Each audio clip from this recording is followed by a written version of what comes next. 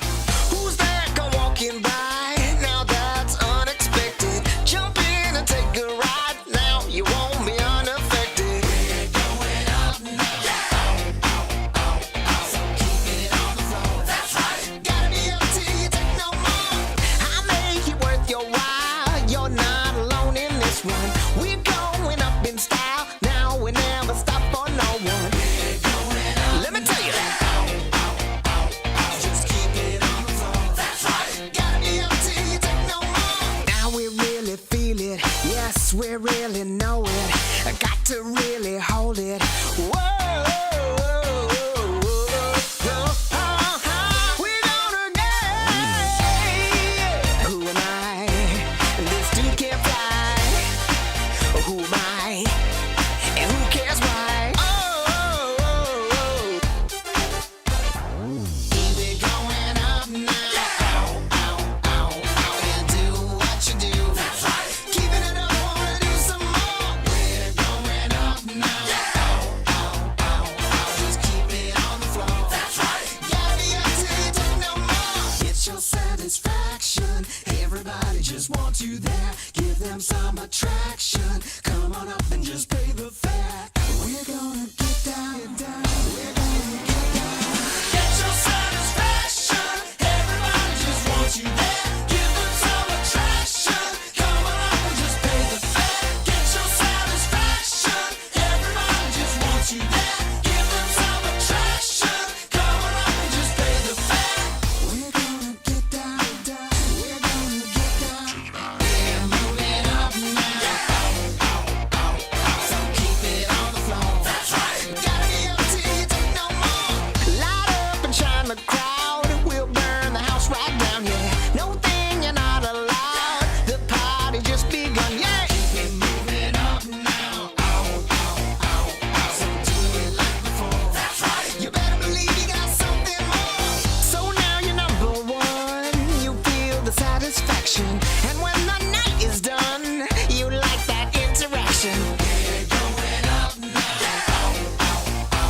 Just keep it on the floor. That's right. Gotta be up till you take no more. We're gonna get down. We're gonna get down. It's your satisfaction.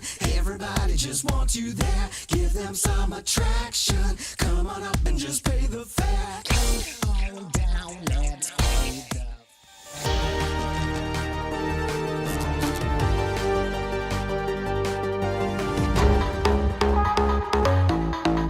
We have it here, the golden ticket to the DHL Super Drop.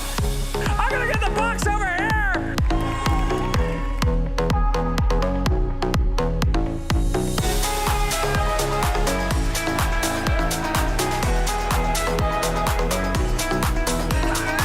Choose your own adventure, man. Are you ready? I'm shaking. Good. That's absolutely correct.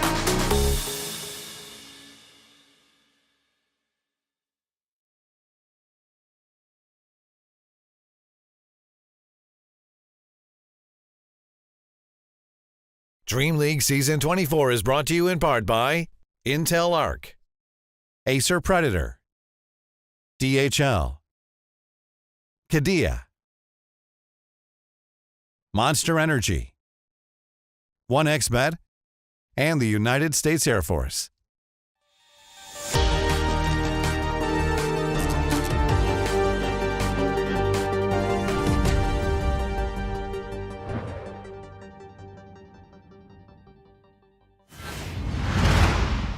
Welcome back, everyone. It is a Tuesday, some day in October. I have no idea what day it is. I think it's the 30th. Who knows anymore? All we do know is that it's day 3 of DreamLeague Season 24. Welcome back, everyone. We're in Group Stage 1.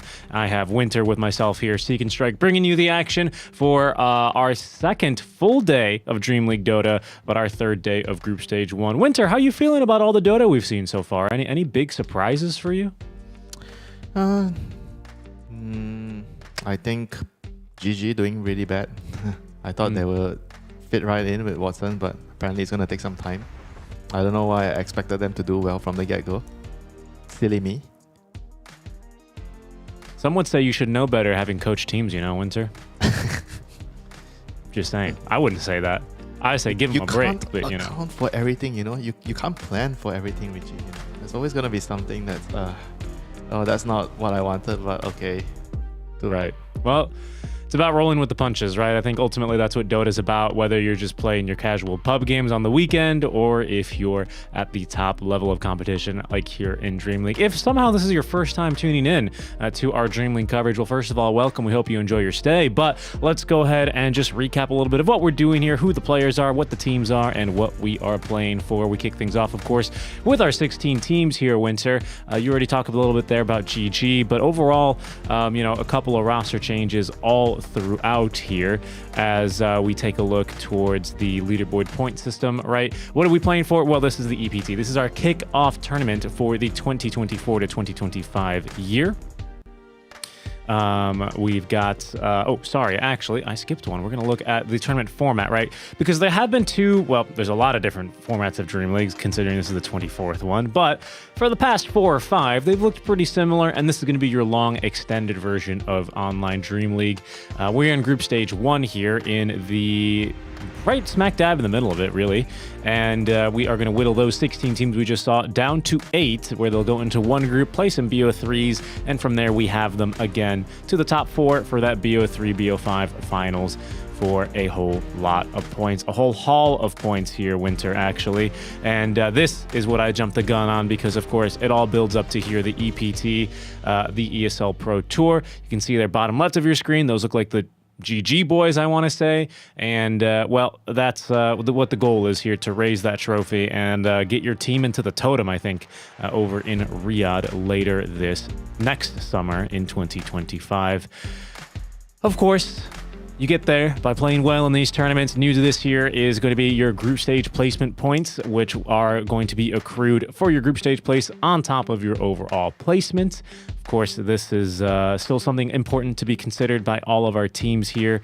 And then we also have money to be playing for, right, as well, Winter. Isn't that always something that is going to be lovely? $1 million here up for grabs total. This has not changed for quite a few Dream League seasons now. And it's always something that teams, especially this year, this calendar is looking absolutely jam-packed. Something that is going to draw these teams to that top level of competition. Isn't that right, Winter? Yeah, gotta find that money, to buy you some sambal. Definitely the best sambal. Village Park sambal delivered by the truckful. Isn't that right? Well, might beg to differ, Burung Hantu sambal. I would be one of those personally, but I think the what is going to be spicy about today, Winter, or some of our matchups in particular, I would have to say that second match that we have here on the Earth stream is what I meant to say. Here's going to be the 4 matches you can catch for us today. We kick things off with Nigma Galaxy versus Avalus. Next up is the SA Derby, as Winter would call it, with Waska Heroic. We will see Waska last today versus Tundra, but then in between we've got Avalus returning for their match versus Extreme Gaming as well. I'm wondering if we can also just take a look at our standings, just so we can kind of put all of this in context before we do focus on our first big match of the day. Here we go. Group standings, Winter. This is kind of where you were talking about. You said you were surprised Gaming Gladiators were doing poorly. I mean, 3-3 is not bad, is it? For their standards, yeah. Yeah, I guess it's not as bad. I was like looking at them after the first day and the second day, because I didn't really see the last couple of games yesterday. So at the back of my mind, okay, they didn't really start off so well because they lost 2-0 to Liquid. I think it was on the first day. Yeah, they did. That was kind of a rough start for them, and well, it seems like they had a mixed results day yesterday, right? Going 3-1, so overall winning, but still at a 50-50 score there across the day. What else here? Anything in Group B that catches your eye, Winter? See, I guess Waska doing so hot, huh? For me, personally. Talon's off to a good start, 4-2. They didn't really look so good in the previous event. Mm-hmm. What was that for them? Was that, were they in Wallachia? Yeah, they were in Wallachia. I see. Well, we'll see how things get going for them. Of course, we've got a lot of fun teams to talk about. There's a lot of Dota to be watching across all 4 streams. Thanks for tuning into this one, where our first match to kick things off, as we already saw, was going to be that Nigma Galaxy versus Avalus game. We see our 2 teams here ready to get going. Let's talk first a little bit about Nigma. Why don't we here, Winter? they've made overall large changes, actually, a lot of big changes for a team that historically has not made any big changes. What have you thought about that so far? I'm pretty happy with some of them. I think I was a big advocate of having Kuroki getting promoted to the coach. I think he has a lot of promoted. I mean, okay, not promoted, so switch, okay? Switch. Sure. Okay. I mean, I always feel like the coach is like you're like the person handling, you're managing the players, right? So I consider it a promotion if you get shifted upwards, because you're on top. You tell them, okay, this is what I'm gonna draft today. I want you guys to play this, and that. Understood. I can certainly see that perspective. Focusing back on the players, of course, as Kuro is there as the 5, we can look towards Bat Chest Miracle, still on this carry role, and these stats over, I believe, the last 90 days, the last 3 months of Dota. You can see it's still some pretty Bat Chest stats overall. Just a fan favorite player always, isn't he?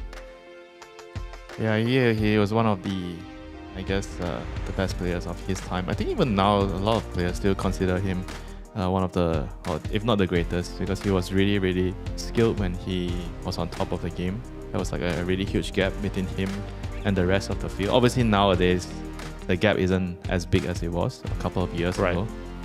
But he was really known to taking the carry role or even the mid role to an extreme level. People can't really get close to what he's doing in the game. For sure. And in case you're just a little bit confused about all these updates we're talking about, what's this promotion with Kuroki? Not to worry, we had some of our top researchers here at DreamLeague Season 24 sit down and, they've come up with a little bit of a video to get you guys up. Nigma Galaxy, the most bat-chest team at the event. Miracle and Samael playing in the same team. Is this their year? With the team struggling for a very long time, they decided to do something drastic and rebuild around the core of Miracle, Samael and GH. Kuroki decided to finally take a step back from playing and is now coaching the team. To fill in the last blanks of position 3 and 4, Nigma Galaxy got the wonderful duo most known from PSG Quest, Noob and Omar. On paper, it looks like the strongest Nigma Galaxy roster in quite some time. In practice, they sadly haven't looked on top form so far, getting a 12th place at PGL Wallachia. Perhaps they need some more time together to really build up some steam. It's a very different team to the one we're used to, after all. I waited 4 fucking years for this day. Guys, this time we're gonna rewrite history. Yeah. This Nigma Galaxy roster is definitely capable of playing amazing Dota. The biggest question is if we will actually get to see some of it. Maybe just a little bit as a treat, please? Hopefully we'll get to see Nigma Galaxy cook here at DreamLeague Season 24. Good to see our unbiased reporters, as always, begging for a little bit of Nigma action here throughout the year. We'll see how things get going for them winter as we take a look quickly towards their opponents, Avalos, who had a very strong showing at the RES event, but then immediately perhaps lost that momentum as they were defeated by their rivals there, Parivision, in their first series. Yeah, not really able to continue their hot streak from RES, but now they still have time. They need to figure out what they have to do, what they need to change, and they can still, turn their group stage around. Absolutely. Still have plenty of time for that. Zeroing in on one player, on one matchup in particular for me is always a big one, is going to be that mid lane matchup, that mid lane player, Stormstormer. You'd like to describe him as kind of a lane dominator. Would you still say that's the case here based on the few matches we've gotten to see him? I think overall, lane dominator is not just the first thing that comes to mind when I look at Stormstormer. It's also the fact that he kind of is very polarizing. He needs the draft to be around him. He wants to have priority in the picks. He wants to see his matchup. And sometimes it's just not possible, So he's not as flexible. I think if you're comparing him to his counterpart here, Sumail, I think Sumail is also quite similar in that regard, but he has a bigger hero pool. I think Sumail also shares the same characteristics where he likes to be prioritized in the draft.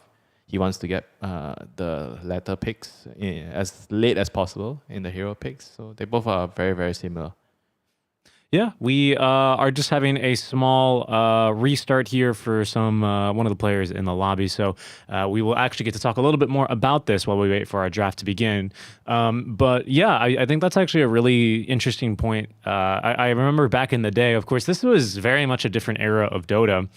Back when, of course, EG and Sumail won TI, lifted that Aegis over in Key Arena.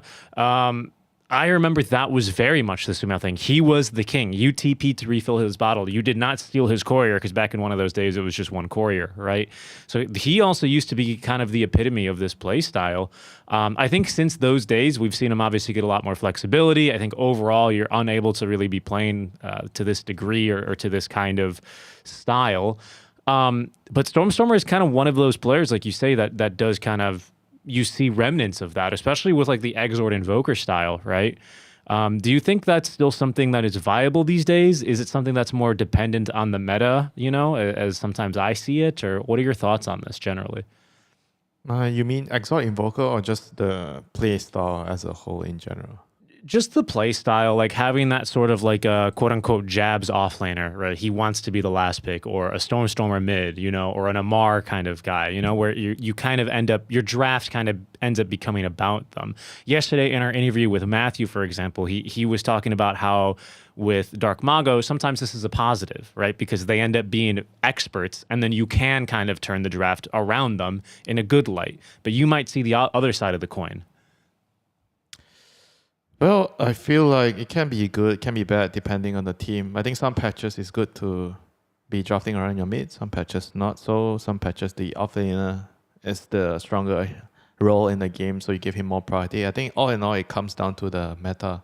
What items are strong? Because the items will affect which heroes are going to be strong, right? If the aura items are good, then your offlaners are going to have very high priority in the draft. If, say, like Witchblade or whatever mid item, I think Diffusal, when Diffusal was really strong, or some other mid item, then the mid heroes get a lot of priority, you know. So it really depends on the team, the meta, and sometimes, because if you look at the team dynamics, some mid players, they are more sacrificial than others, right? So they don't really need the priority. And if you look at their side lanes, if he has a side lane player that's greedy, that can carry the game, then why not? You know, you have a sacrificial mid.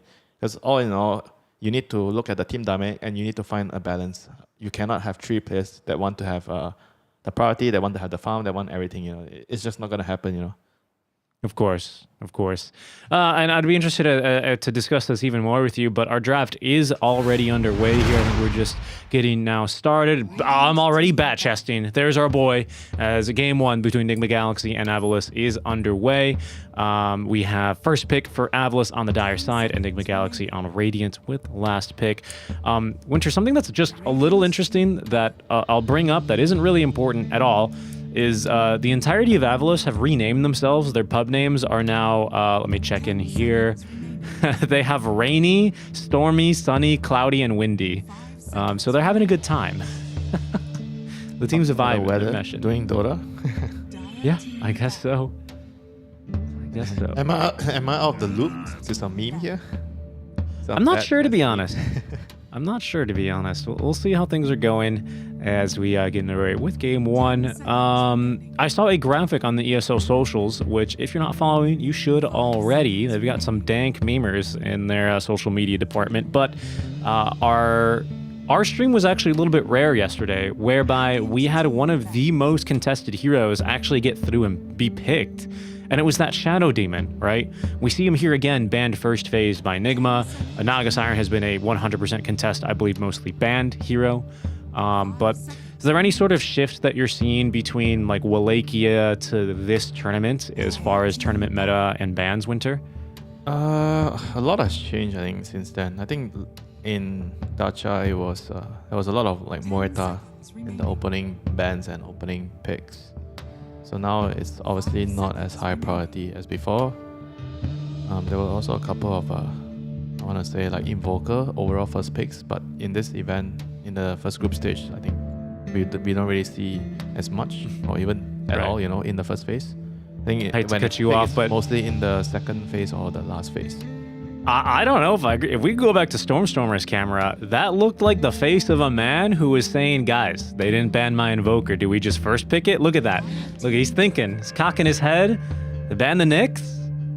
If there's ever a team that'll first pick an Invoker, it might be this team. I agree overall.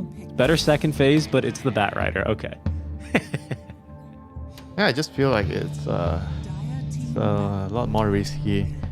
Oh, Open up with, okay, Enigma Galaxy, they don't really care. They are picking Look at- Invoker. You don't want it, we are gonna take it.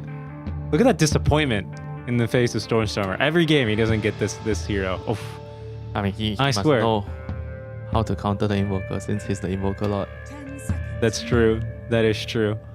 I feel like I did see just a tonal change here. A little bit more of like the brows furrowing just slightly here. We'll see how things get going. Yeah, but the And- thing with Invoker is he's no longer weak against a lot of the old matchups because of the change to the elitist. So he has the spell lifesteal and everything. So he's very, very solid in the lane. You get double Wraith Bands to solve your armor issue and it gives you attack speed. Then the hero is actually really good from start to the end of the game, you know. Like he's just very solid. Like the old matchups that you would think of that would beat Invoker in the lane is something like Kanka, something like TA. Those heroes don't really win their matchup against Invoker anymore because Invoker can just sustain in the lane with the lifesteal. And because before you will get pushed out of the lane, you know, by the against TA you get pushed out by the Cyblades, harass. Against Kanka, it's the Typebringer, harass. You know, you can't really do much against Sustain. that. But now it's very, very different. The matchup is totally different. And I don't really think he has any bad matchups. You know, it seems like he can actually just lane against anyone. I And agree. he's useful throughout the game. I agree, and it's crazy, right? This kind of shift in Invoker kind of identity, I think, is extremely highlighted by the fact that even with water runes and with additional TPs and people getting free TPs now when they die, you know, this hero still does not build bottle like ever, right? So I think that just really shows like how much to stay and how strong of a laner he wizard actually does is. not need water. That's sir. true. That's true. They just need Coke Zero. Sumail, he has been absolutely gaming on this hero as well. It's his most played hero on Dota 2 Pro Tracker. 8 matches in the past 8 days. Winter, he's only lost 1 of those games. Constantly going for a Quas Wex build, so that's what we should expect. Quas Vex built into the. Usually you see Witchblade, but I think some games Mage Slayer is really, really good if you're playing into. I think it's very good into like something like Earth Spirit. I think I saw it Agreed. one time yesterday or a few days ago. Yeah, against like a heavy magic damage hero like Earth Spirit. It's actually really nice to get Mage Slayer. That's what I'm seeing here as well. Actually, Sumail played a pub 2 days ago where he did go first item Mage Slayer after the treads and the double Wraith Bands, of course. But yeah, you're completely right. The double Wraith Band, Richie. It's Nope. the key. Those double Wraith stats Band. are necessary. But you're right. It was versus the mid Earth Spirit with a Batrider against a Batrider as well and a Gyro, so plenty of magic damage coming through there. It just makes That's you gonna be tanky, you know, with the magic resist as well. It's not just about the dot damage with the Mage Slayer. So we're gonna see the Moreta as well here. I think Moreta is very good into the Batrider. It makes it very hard for him to initiate. I mean, if you are expecting him to come in, you can just cast your silence along the way, slow him. Even if you don't stop him from getting the lasso, but if you slow him in the right area and you stop his teammates from coming in with the silence, more than enough, it's gonna win you or at least turn the fight around. So they banned out that Puck. I was going to say the other popular hero I see a lot on Dota 2 Pro Tracker against mid lane invokers is the mid Pango, or you go for that magic tanky build with like a primal Earth Spirit like we talked about. But no, it'll just be the Pangolier for Avalus, which of course does have a little bit of flex, right? That might be an off lane here. I mean, we saw it from was it Paravision? They picked a Pango and a carrier. Their Pango could go anywhere, and then the carry is Monkey King, so all their cores can go any lane. So it's very hard to draft against that. Indeed. Yeah, indeed. So just a little bit of team fight and that powerful Wow, okay, ulti. this- Wow. This is very new. Indeed. I love this hero. I mean, to if be you were honest with thinking you. about this hero, you would be looking at Liquid, right? Because Liquid has been one of the few teams that actually use this hero. Yeah, or Waska. No, I'm sorry. What team is Panda on right now?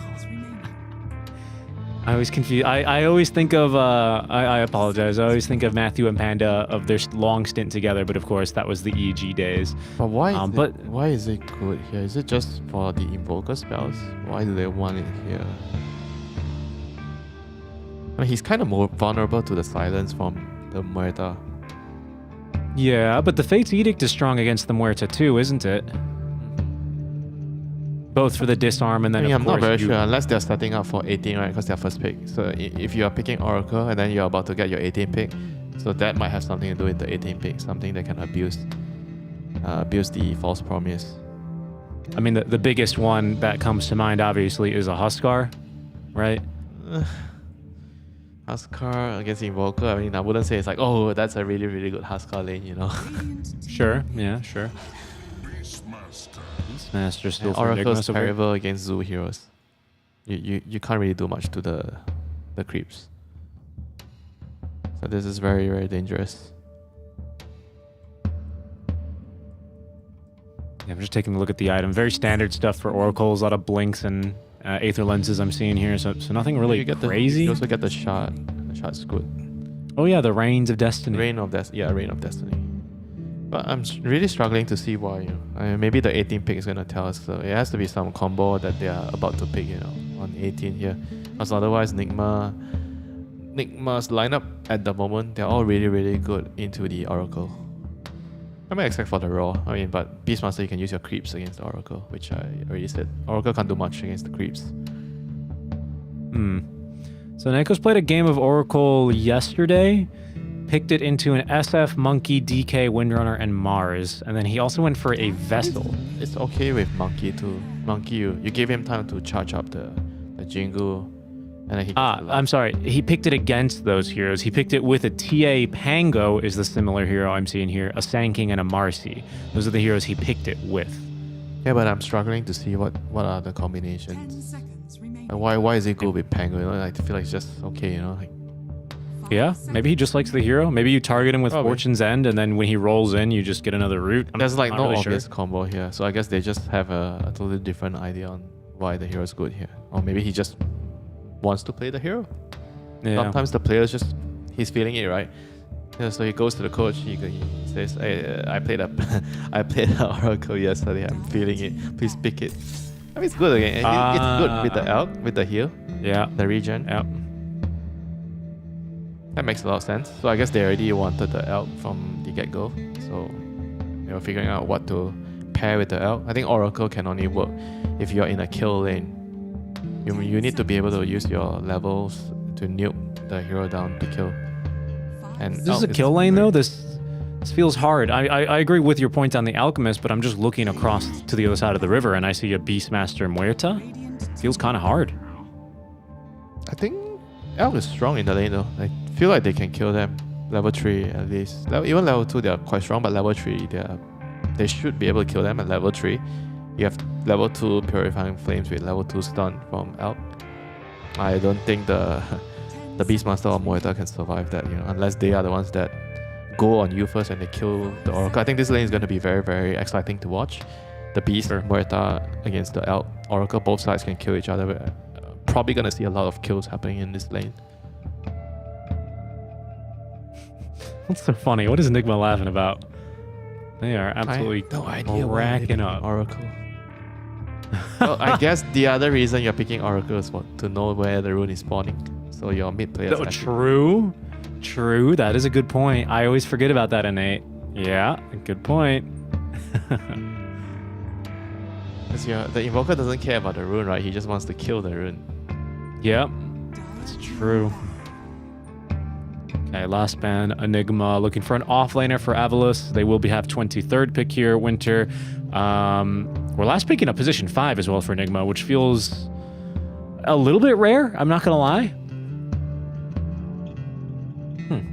Anyway, looking for that offlane without knowing the potential hard counter position 5. Take out the Darkseer.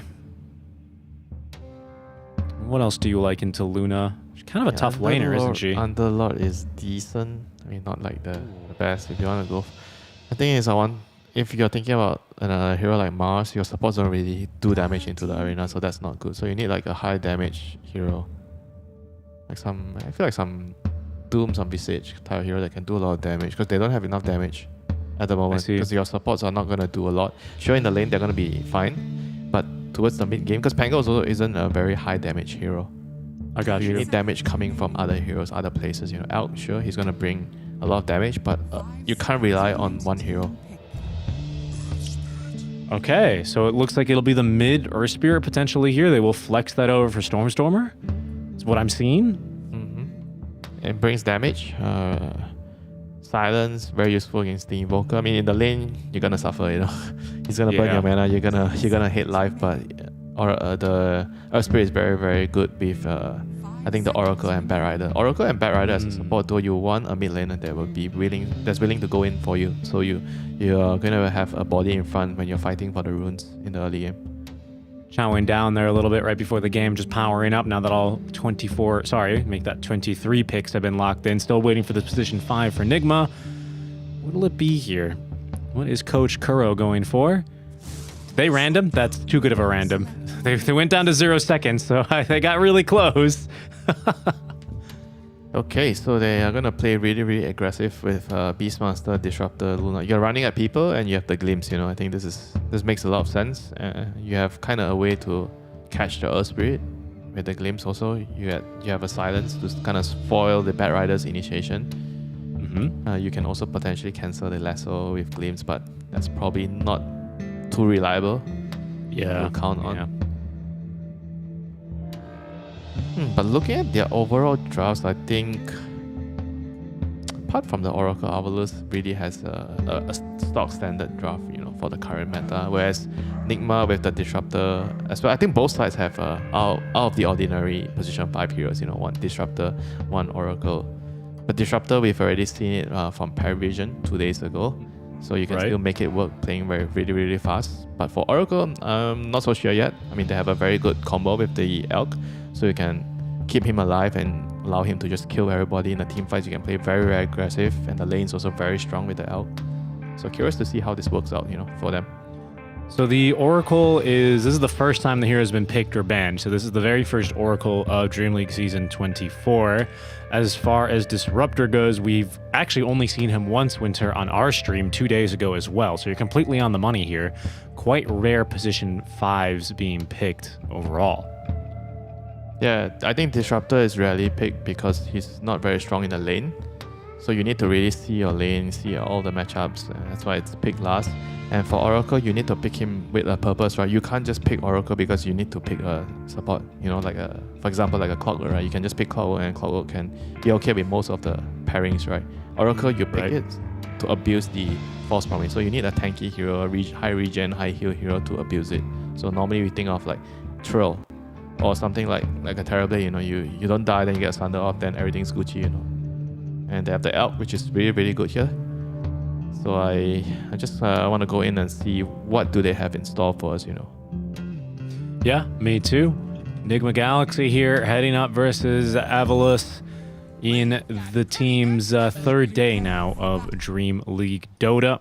We've got Avalus sitting tied for 6th place alongside Nigma Galaxy and Nouns Esports. They all share a 2-4 scoreline, looking to try and break out of that bottom 4 elimination zone here as they get underway with their 4th match of the tournament. Thanks for joining in for our coverage here, folks. Glad to have you.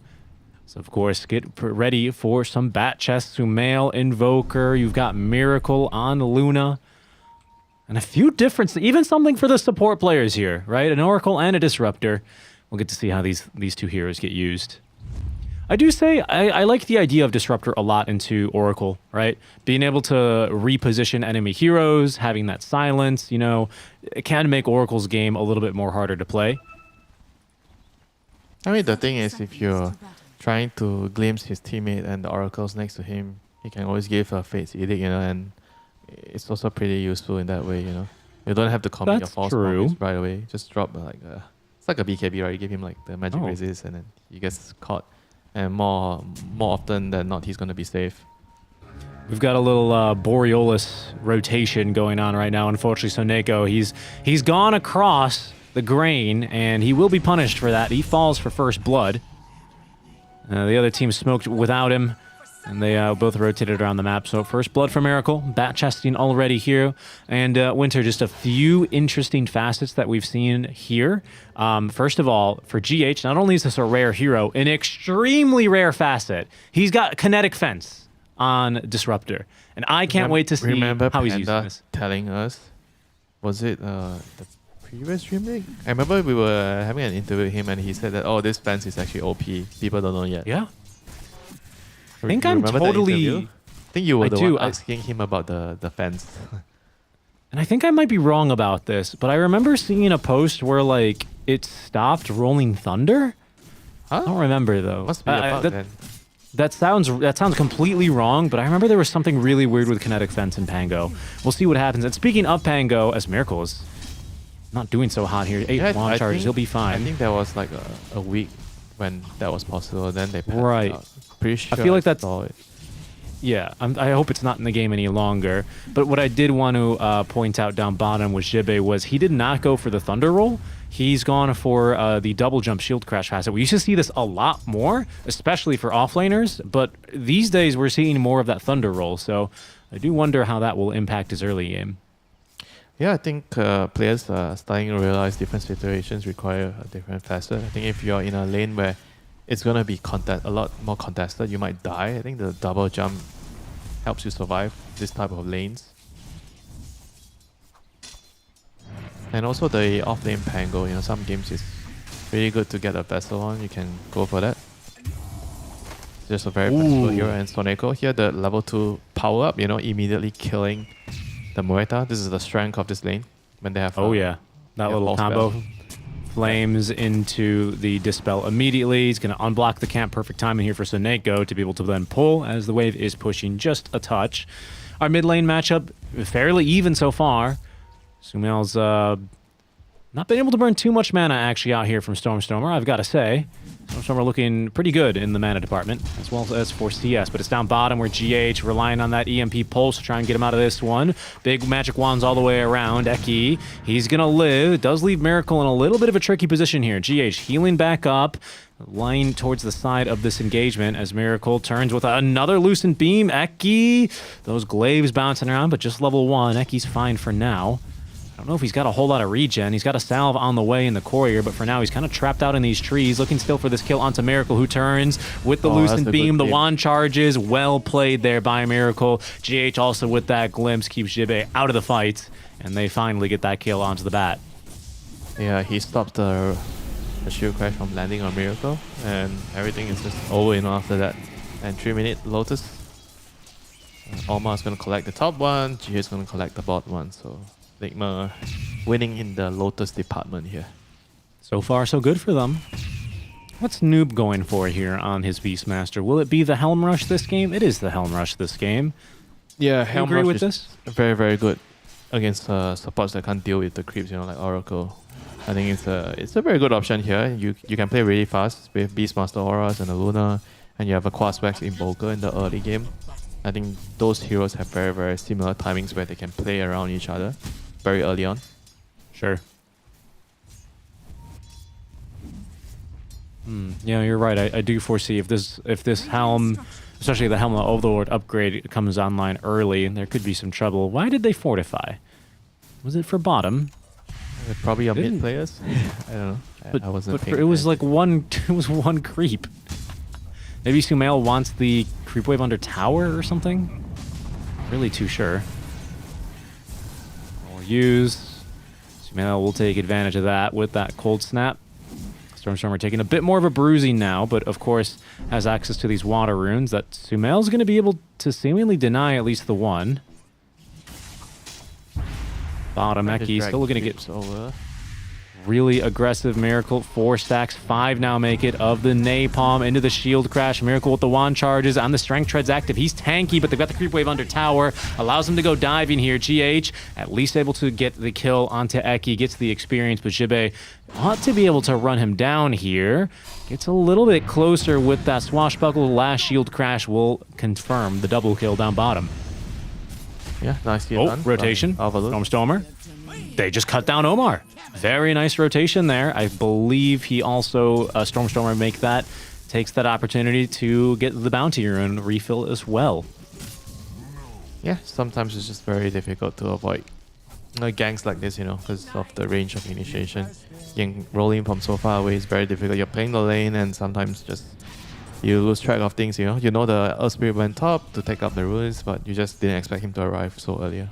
And they have a lot of setup from the Elk and the Oracle.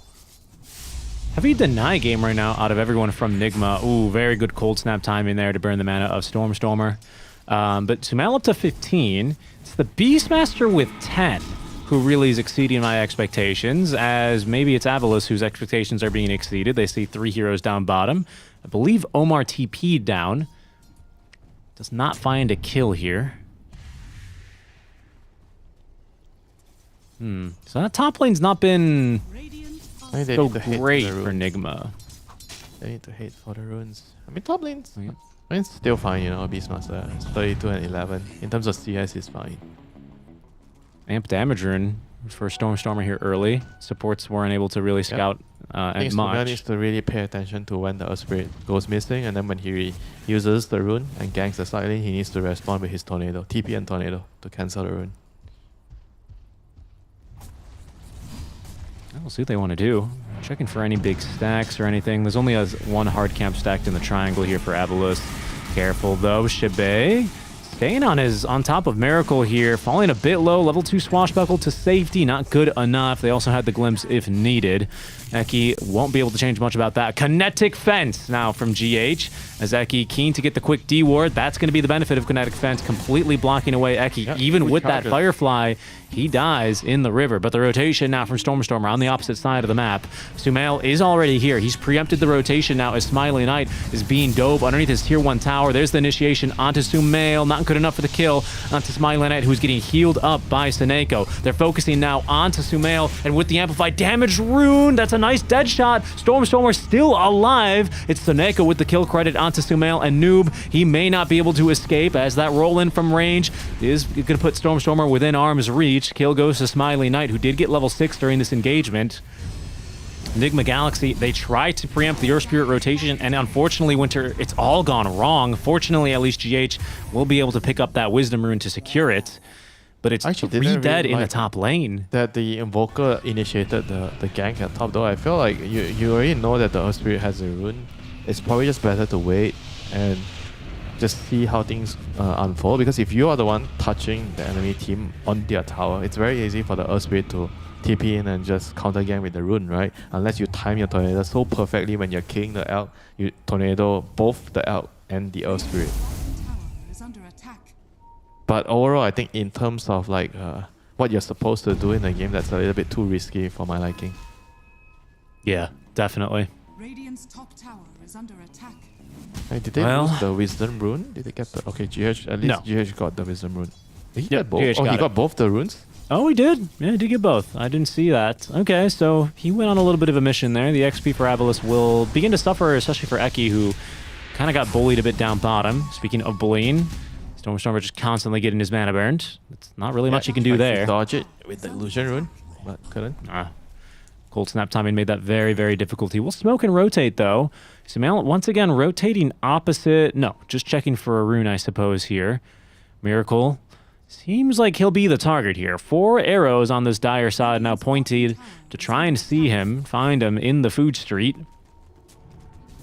Did not see those arrows down bottom. Ward planted. Should have seen at least the creeps aggroed away from the camp, but Avalos will not go diving that far out of the way. Instead, it's going to be Nigma who find the carry. They've already got the creep now going in. Kinetic Fence, even denying him of the bounty rune. That's cruel and unusual punishment. The Centaur Conqueror getting in there here to continue the lockdown as they hit him with the Kinetic Fence. Roar's going to be committed. So Neko's got to get in a lot of healing here. Doesn't have the ulti and cannot save the life of Smiley Knight ultimately. But the counter initiation as Nigma Galaxy find themselves in a bit deep. Magnetize here onto 3 heroes. So there's just not going to be enough follow-up. In comes Shibe. This is regular Rolling Thunder now. The stun onto Sumail prevents Noob from dying here as Shibe is still going to be kicked down by Stormstormer, who got one last boulder smash before Sumail killed him. But Sumail is still having his support here to play with. Nice job here on that Fate's Edict. It'll allow him to dodge a little bit of damage, but back into the calling he goes here on this Pangolier. Dives into the low ground. That's a really big shield here. So Shibe, he's fine for now. Still 182 on that shield, and he will live. Just a better initiation there from Nigma Galaxy, right, Winter? They even defend, quote-unquote, defend the bot tier 1 tower by making that aggressive move. But they were just ready, you know. You can't TP him one by one against Disruptor. He can send one hero back, you know, and then it's very difficult. He sent the Earth Spirit back towards the mid lane, and the fight became really, really difficult for them after that. He couldn't keep the Magnetize going on. Shibe is going in. Yeah, I mean, I guess they don't have Roar, but there's still 4 Nigma Galaxy heroes here. Deadshot out from Omar securing things, as that was an enemy center or a neutral center conqueror. I thought it was Beastmasters though for a second. They're giving chase now. They just want vision now on a Seneko. Can they reach him with the glimpse? Doesn't seem like it. Tornado just off the mark. They will continue to chase. I mean, they've already got this top tower. Finally, they reach him with the glimpse. Seneko is going to do what he can here to save himself, but against 4 heroes, he will go down very easily. A crazy hero when you have this sort of small little advantage on the early game and you're chasing people down, you know. Seriously. You always get the +1 kill all the time. Yeah, it's a tough death for Seneko, right? Because he kind of leads them exactly where they want to be anyway. They're already on top of and destroying this tier 1 tower, with Miracle joining the push just to make sure that tower falls as quickly as possible. That's the tier 1 top and mid now taken out for Nigma Galaxy. Seems like this small timing for Nigma that they've really hit it here, Winter, as we get a quick pause, but just over 11 minutes in, 10-8, what was looking like a promising start with the Earth Spirit has not been looking so hot since this kill on the Smiling Knight. They have to kind of sit back and try to farm on the Elk. I mean, you're not fighting into the Beastmaster with the Helm right now. I think even if you have Roll and Magnetize, it's not that easy to fight into them because they have like the silence from Disruptor, the silence from Muerta. All these 2 hero kind of makes it very, very difficult for Earth Spirit to roll in and do his job, you know. Like either one of the silence and then you're screwed, you know, as the Earth Spirit. Sure. And even like you said, that glimpse has been troublesome previously. Yeah, they just need to chill a little bit until you get I think at least BKB on the Elk. I feel like he needs to just sit, get Radiance, Dagger, and BKB. Just wait.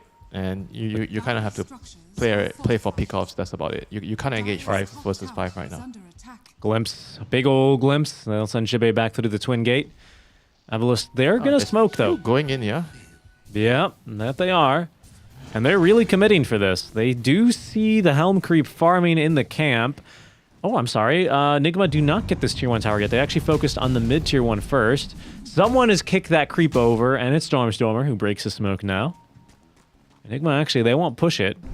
Instead, Sumail, he will go hunting on this bottom side of the map. Maybe he's just being a bodyguard. No, he's hunting. I mean, he knows that the Pango is here, right? Because they glimpsed him back towards bot lane. So he should be looking for the Pango. He knows he's stuck here.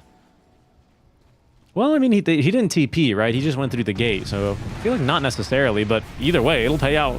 Shibe, he's going to have to tank the smoke gank. Deadshot misses. Tornado there from Sumail, though.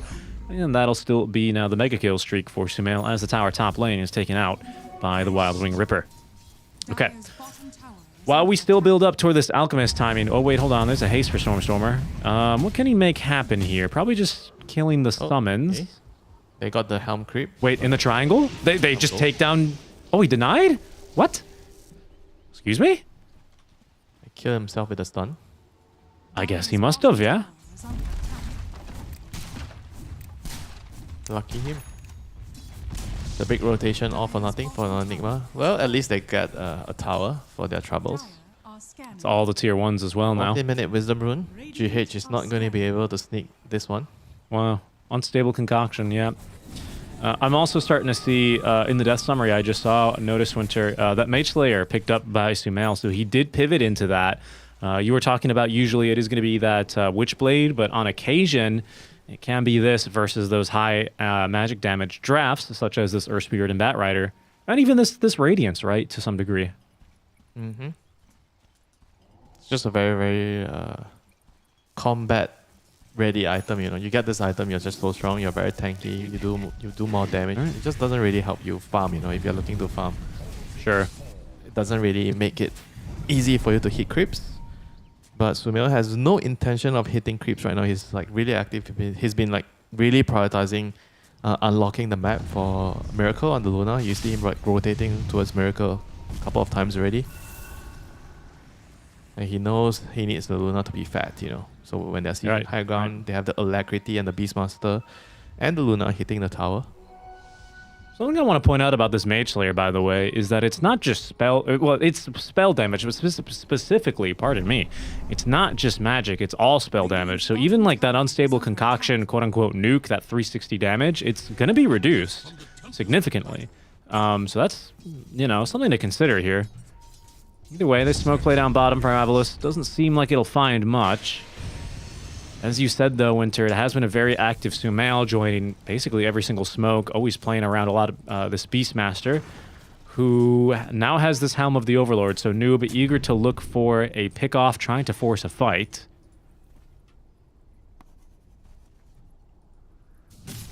Avalos is just doing the right thing, you know, dodging and just trying to get more items out. It's almost... I was wondering if he actually should just get the dagger first so they can actually have more opportunities for pick-off, because at the end of the day, he needs Blink, BKB, and Radiance.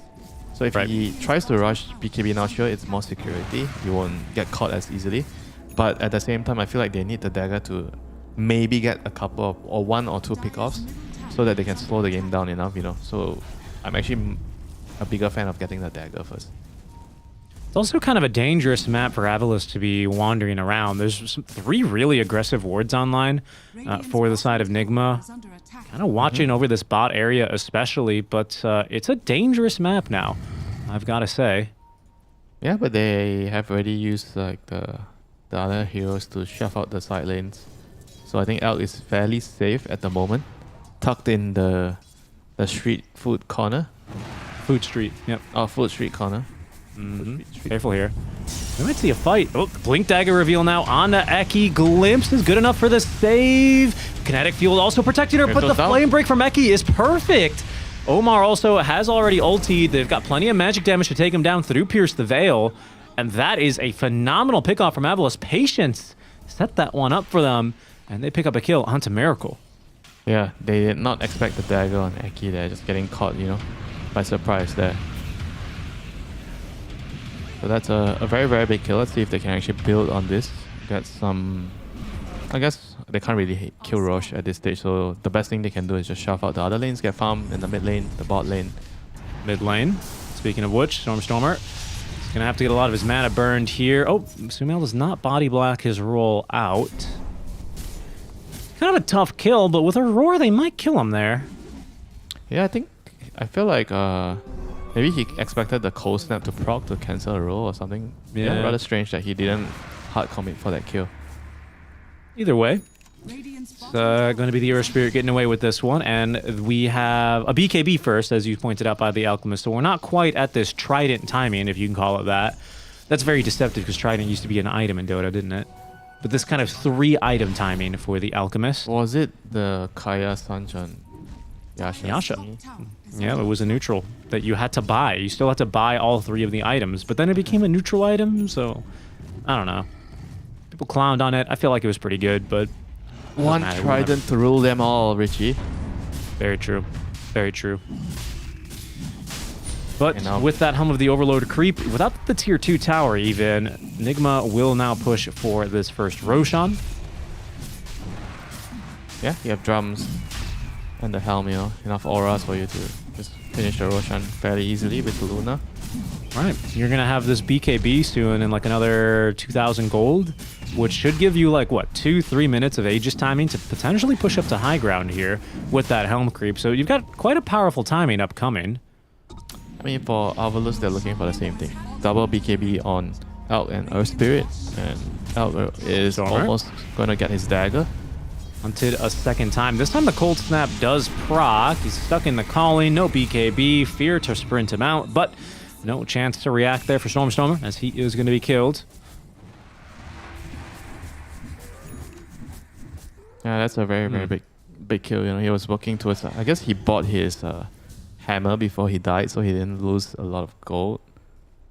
But still, you know, slowing him down. Radiant's middle tower is under attack. Shibuya's been a bit quiet this game, actually, now that we're clicking on him. I mean, he had the one good fight on that one Rolling Thunder top to kill the Luna, but he's had kind of a difficult game. I think he's just switched up his item build as well. I believe we saw Orchid first, and especially with that Oblivion staff, I can't imagine it to be anything else. But now, with 1,300 in the bank, we're going to make a play towards that Blink Dagger. Your thoughts on this?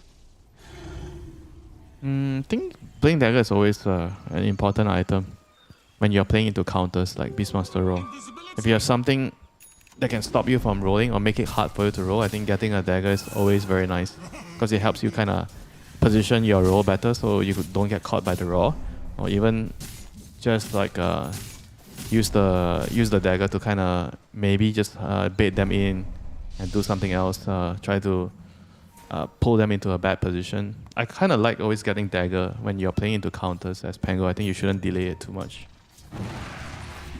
Speaking of counters and how strong of a game Miracle has been playing, you know, we've seen a lot of Alchemist into Lunas, right? It's just a hero that will be able to outfarm the Luna, and then you hit a spike earlier than Luna, being this BKB Radiance Blink Dagger timing we now have. How important is this timing now for Avalus, and what do they need to do? Like, what do they need to do with this timing, Winter, to try and, you know, take control of this game?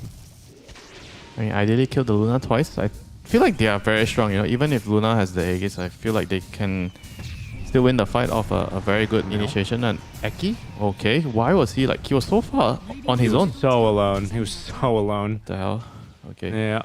I guess he kind of lost contact with his teammates. Right. Still 2.5 minutes on this Aegis, by the way, for the Luna. Luna, who is also not that weak either, right? Has BKB about to be flown to her now. It's on its way in the courier.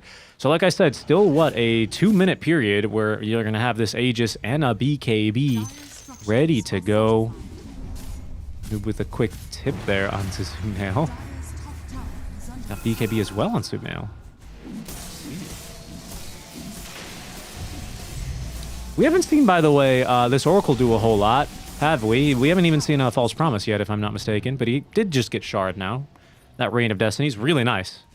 Really, really nice. No, shard. they're going to push high ground just about the same time as Stormstormer's going to finish his BKB. He's going to have it now. Rolls back in the fountain to get it even quicker. This is going to be huge. They need to Force smoke blink it's on the daytime. bat. They need to smoke and initiate. Seems to be ready to go. There's Either the doesn't need a smoke. initiation. No smoke, no glimpse either, but they do save the Luna for now. Okay, tier 3 tower has dropped.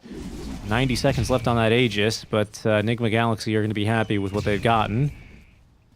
That was an interesting... I guess they really felt forced to make that play, did Avalus, because they didn't have Chemical Rage. I don't really know if they could have taken a fight.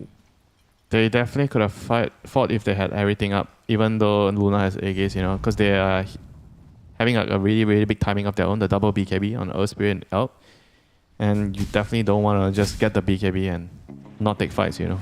So they were very, very eager to start a fight. Even if Luna was carrying the Aegis, if they killed her inside the base and she respawns with the second life, there's a huge chance that they kill her 2 times. A second time, yeah. Tornado from Sumail, just to push out the wave with that spicy meatball. Winter, if I'm not mistaken, we also see Noob about to finish off a Pipe of Insight. So you're going to have a double BKB reveal on your Luna Invoker, on top of a Mage Slayer Invoker, on top of a Pipe of Insight. Will Avalus have the damage here? I'm kind of concerned about that. Yeah, me too. I feel like they should still have some damage from right clicks, you know, from Elk. I mean, that's like physical damage from Pango as well. Okay. It's going to really come down to the initiation. Can the Bat Rider get the right jump, you know? He's going to be very, very critical if they want to win the team fights. I think you want to either lasso the Disruptor or the Muerta. Get the easy kill on the backliners first. I think he was making a play for it. Regen Rune spawns up top, bottled by Stormer. The entirety of Avalus, I mean, I gotta say, they definitely recognize they need to start this fight with a pick-off. They've always been positioning behind Eki, ready to try and make these jumps in.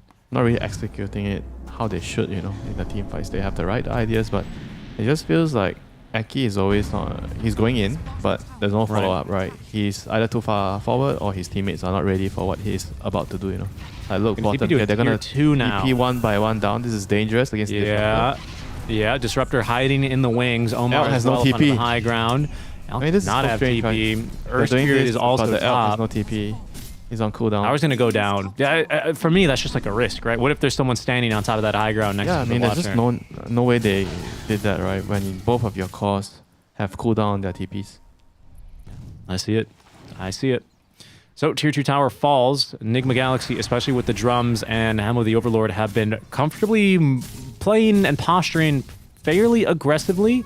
They haven't really looked for any crazy fights, you know. They made a few smoke moves around the map, sure, but no ginormous fights here. And as the Aegis is reclaimed, and during this downtime, Avalos, they will now move out of the base. Let's see what they can find. Ward on the high ground is going to actually scout them. He wants to start a fight. He wants to But start it's kind of a bait. Smiley Knight. Yeah, he's got the team behind him. Does get silenced. Trying to hold on to this BKB into the fear. He's still healthy for now and gets the blink into safety. It's Neko instead, who is on getting surrounded by the creeps. Okay, Miracle gets the BKB off. They couldn't permastun him. Smiley Knight, though, still able to get through Noob. Noob, who did not get off a roar here, by the way. Pierce the Veil active now for Omar's. The first kinetic fence of the fight will come through. Samal, his BKB duration is also wearing off, but we're fighting under Enigma Galaxy Ward. Eclipse already used here as well, so Neko being held at bay by the fence. Now Miracle, he is going to be left behind. He tried to hide deep in these trees. Instead, he is going to be left out. The calling is not going to really change that, as Soneko gets the kill there. Snowstormer kicking the corpse of the Luna out of that fight. Smiley Knight still active in the fight, cleaning up now as Eki gets the kill onto Omar. Nobody dies in that engagement, Winter. We didn't even see a false promise. Just felt like a better jump from Avalos, who were in position to react. I thought they jumped on the wrong hero, you know, when the Oracle showed himself in the middle of the fight. He was trying to use his Fate's Edict on Elk initially. I think this was the... I mean, this is after it happened already. Sorry to cut you off, Winter. I think they're getting a pick off here on the Shibe. Nope, he actually gets the... Oh, no. Very good patience, actually, on GH on that glimpse. Sumail and... Sorry, Sumail and GH, pardon me, put together the kill. You were saying, though? I agree with you. I thought they were going to jump onto Soneko immediately. Yeah, it was like... They should have probably seen the Oracle, and he came up, he tried to face Edict the Elk, and he got sucked in by the EMP, and they decided, okay, we still want to go on the Elk, and then they paid a huge price, you know. They couldn't kill the Elk, and then the Earth Spirit plus the Pango rolled in, and they just made it so difficult for the rest of the heroes, you know. I think Beastmaster right now has to be thinking, do I need a dagger to solve that problem, you know? Because he needs to be able to reach the Oracle. Or a BKB, maybe? Like, what are you thinking here? Because now there's an Orchid on Shibe, so this problem... So I don't know. I don't think I like it so much. Because he needs to be able to jump and initiate for them. Kill the Oracle. Or even the bat, you know, because the bat is like a very, very dangerous target. Because you don't want the bat to grab one of your supports, you know, especially the Disruptor. So that will make the fight very, very difficult for you. So you want to be able to jump on those two heroes, either the Oracle or the bat. Preferably the Oracle. So without a dagger, how are you supposed to do it, you know, on the Beastmaster? Even if you go BKB like you suggested, but you still need mobility to get in and find him. Sure, I see that. I mean, this offering just feels like they just want to go high ground and just... Whoa, Eki, his smoke breaks. Noob, he's going to get caught here, and there's no support nearby. This is going to be a solo pickoff. GH... not near enough. Pipe of Insight, I mean, they make him work for it, and actually Sumail with the EMP is going to make sure that no one else from Avalos can really continue fight. Another very, very big kill. Another kill on the Beastmaster, you know, 2 times in a row. They caught him. Smiley Knight, he takes the jump in. Look at this. They kind of baited him. They've got the detection as well. Jibe with the kill on the GH. Oh, GH died for the ward there. That's so unfortunate. And now the tower is going to go down to boot. It's time for so bad to actually just go back and farm and wait for the Kanda. I think you need to wait for more damage. Good Force Staff. Really just flawless timing there by Eki. Shocking he didn't get swept up by that tornado, but perfect timing really for him. And Roche is up, Winter. They've taken the tier 1 tower. I think the Galaxy, I don't know if they'll be able to contest this in time. Again, they don't really have a ton of damage, I have to say, on Avalos, though.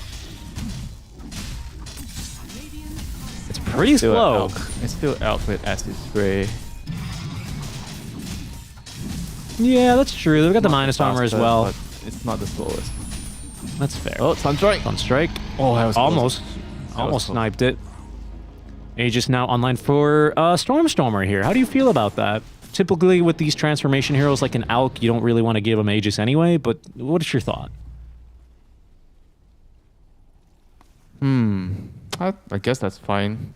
Maybe I would have still preferred to put it on Elk if I'm in a position where I can siege. I think I would Sure. consider that. But right now, because there's still like 3 tier 2 towers outside, so maybe they felt like they're not going to be able to press the advantage onto the high ground anytime soon. So it makes a lot more sense to give it to the Earth Spirit since he's the one rolling in starting fights.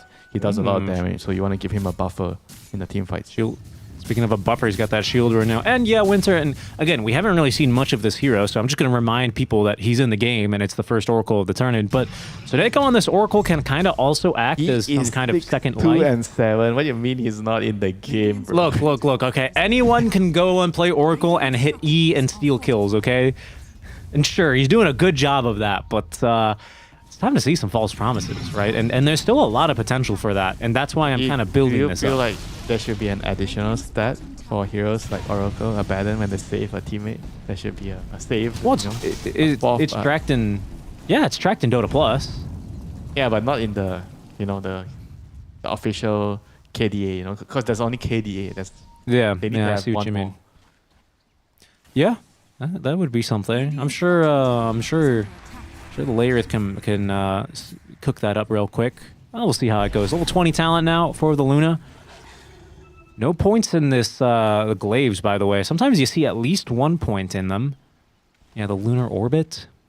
Yeah, actually very, very surprising. He has actually gone for all stats this time. Because usually the way you consider getting stats or the spell is if your carry to carry matchup is against a melee hero, you want to have the glaives to protect yourself. When you don't get it, you go for all stats, it's because you are against another range hero. But here he's against Elk, So it's rather strange that he's not even going for any points at all. Not the single point. Yeah, fair enough. Winter, we've hit a bit of a lull now, passing the 30-minute mark. 13 to 15, and Aegis now on this Earth Spirit for still another 2.5 minutes.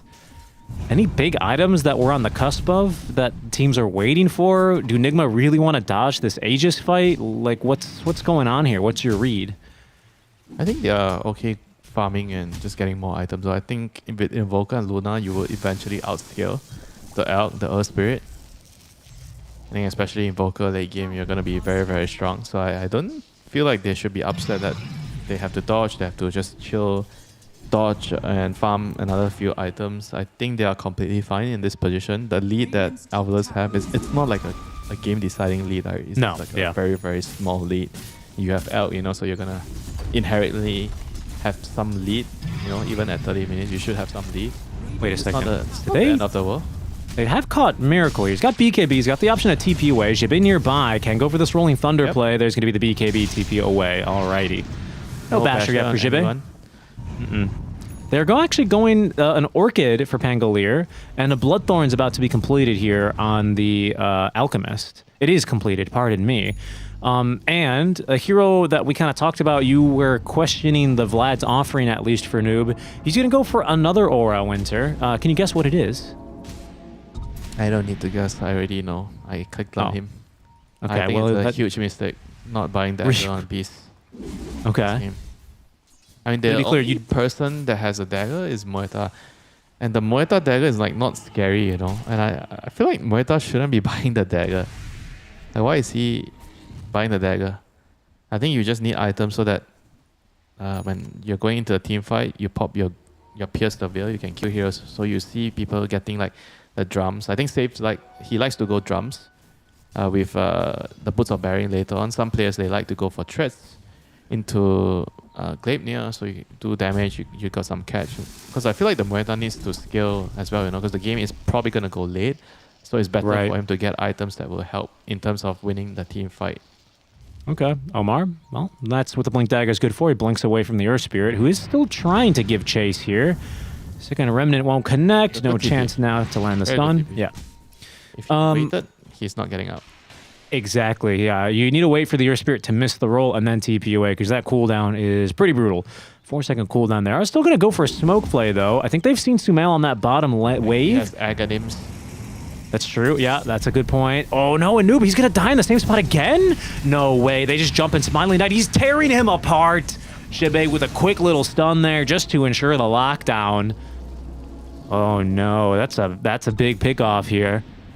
Yeah, Aegis has been reclaimed already, but we'll see now what Avalos can make of the space. This is definitely going to cost them a couple of, I guess at least bare minimum 1 tower in the mid lane here, or even they're gonna go high ground at top, trying to drag the wave away with the golem. But golem's gonna die. Scanning. Radiant are scanning. And this On is scanning. not looking good for Nigma, the last like 10 minutes. They weren't really able to convert the advantage they had, utilize the Beastmaster, and snowball. They're pushing. And now they're defending their high ground. They're knocking on the door. They're ringing the doorbell.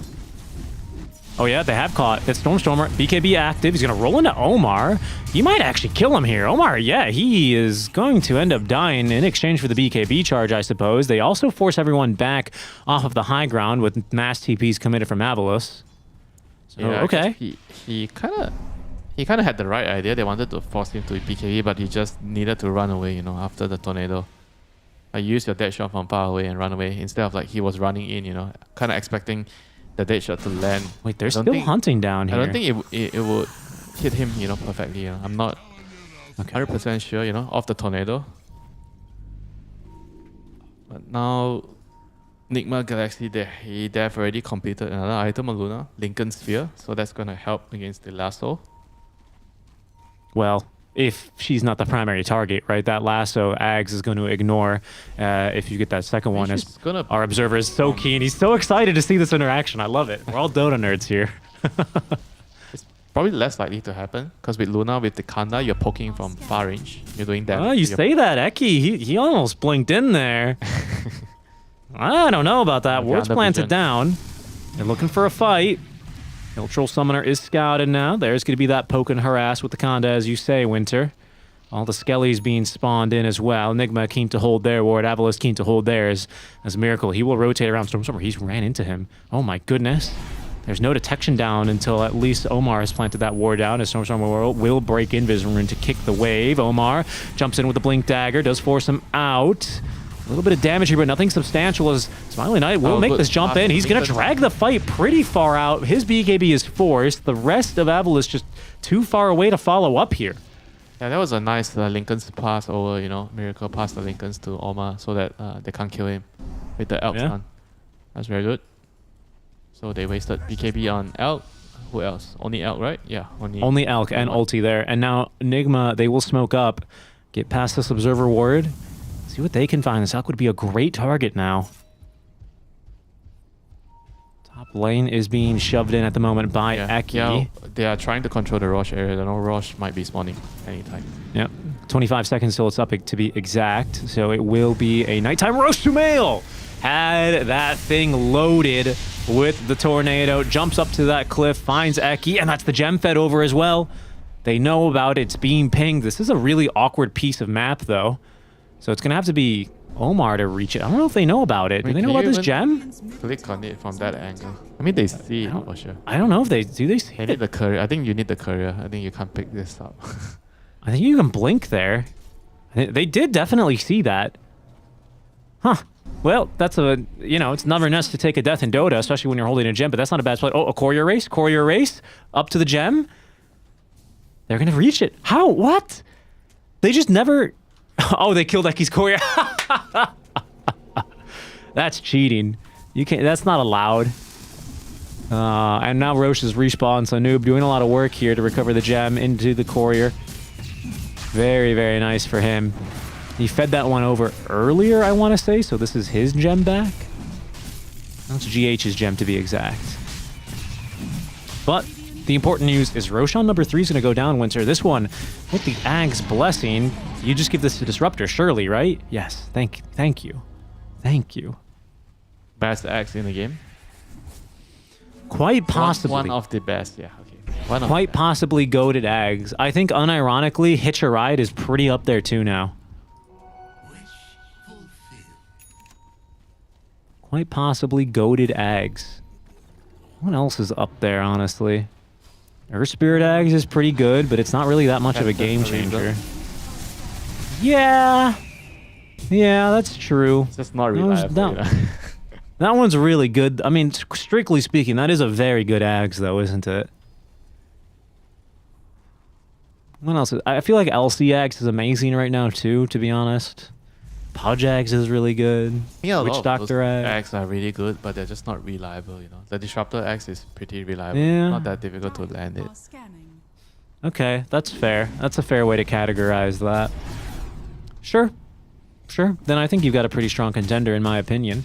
We'll see how he puts that to use now, but we'll have to keep that in mind. Silences and now mutes, and we might get to see it put to work here as the dead shot off the mark here on a Stormstormer. Still getting caught, but Smiling Knight, he's actually found Miracle in the river. Smiling Knight still trying to do some damage, but slow to a crawl. Stormstormer not making the jump in, and that's already the Aegis removed. BKB is being popped all around now as Noob on the high ground. He's going to get stunned up now as well. He does have this roar that he's holding on to. Now unleashes that onto Smiling Knight. Another fence here to keep Smiling Knight in the river as they continue the stuns. But that is the Aegis removed out from underneath Miracle.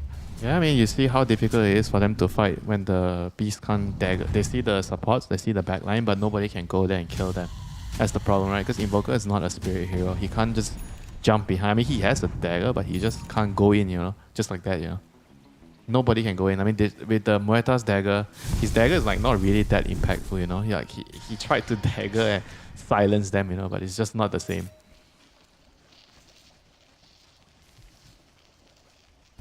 And it's very, very difficult to fight, you know, the more I look at the team fights play out for Enigma Galaxy. Hold on. Another initiation. Quick to get the D ward here is Stormstormer. Smiling Knight underneath the tier 2 tower. Does get that big blink in, and he's right on top of the Beastmaster. BKB is ready, but Smiling Knight, he's going to hold on to that for now as the kinetic fence kept the Alchemist away. Another jump in, and that's the catch on to the Luna with the Axe Scepter. They didn't drag her all the way uphill, but they do take her far enough away from the team to make the jump on in. Stormstormer with the BKB active before the Static Storm. Miracle is down. Dead for 90 seconds, and this team fight is looking really good for Abylos as they're on top of the Beastmaster again. The stuns, the silences, nothing Noob can do. Shibe kicking off the fight with the triple kill as they're even looking for the King, diving up to the high ground. They need to get these tier 2 towers before they can break that tier 3, but all of a sudden, Winter, this game has broken wide open with these pickoffs from Abylos. Yeah, Enigma just having a very, very hard time, you know, finding the openings, you know, to initiate the team fight. But for Abylos, they have a couple of ways, you know, they have the Earth Spirit to roll in, they have the Elk, they have the Bat Rider to initiate, the Pango can also initiate. There's just multiple ways of starting a fight, you know, and it just made things a lot easier. They have a lot more opportunities. And that double also just kind of ended the team fight, you know, after he got 2 heroes. Radiant's top tower has fallen. Like, there was just no way for them to fight, and the Luna had no BKB there. It was still on cooldown. Such an amazing fight. Abylos now unleashed into the base, and they will be leaving this high ground, having scarred Enigma Galaxy's high ground here. Mid and top barracks both destroyed. 42 minutes in Winter. We have really shifted the pace of this game. So Neko with a Shadow Blade, by the way. He's had this for a while, just rotating around the fights. He's in the game too. We got to remind you, this first Oracle of the tournament. He's here. 6-2 and 11, by the way. I mean, now how are they gonna find him? You know, the Beastmaster needs to carry a gem and find him. Oh, he has been. I mean, GH bought him one, but now it's been stolen for the second time this game. He's got another. They have 2 gems? They have 2 gems.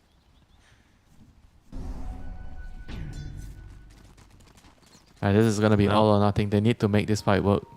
They have to somehow try to find the Oracle with their sentries. You know, the Disruptor has dagger now. Who did he feed the Ags to? Did he feed? He gave it to? Oh no, they see Stormstormer. Hold on a minute.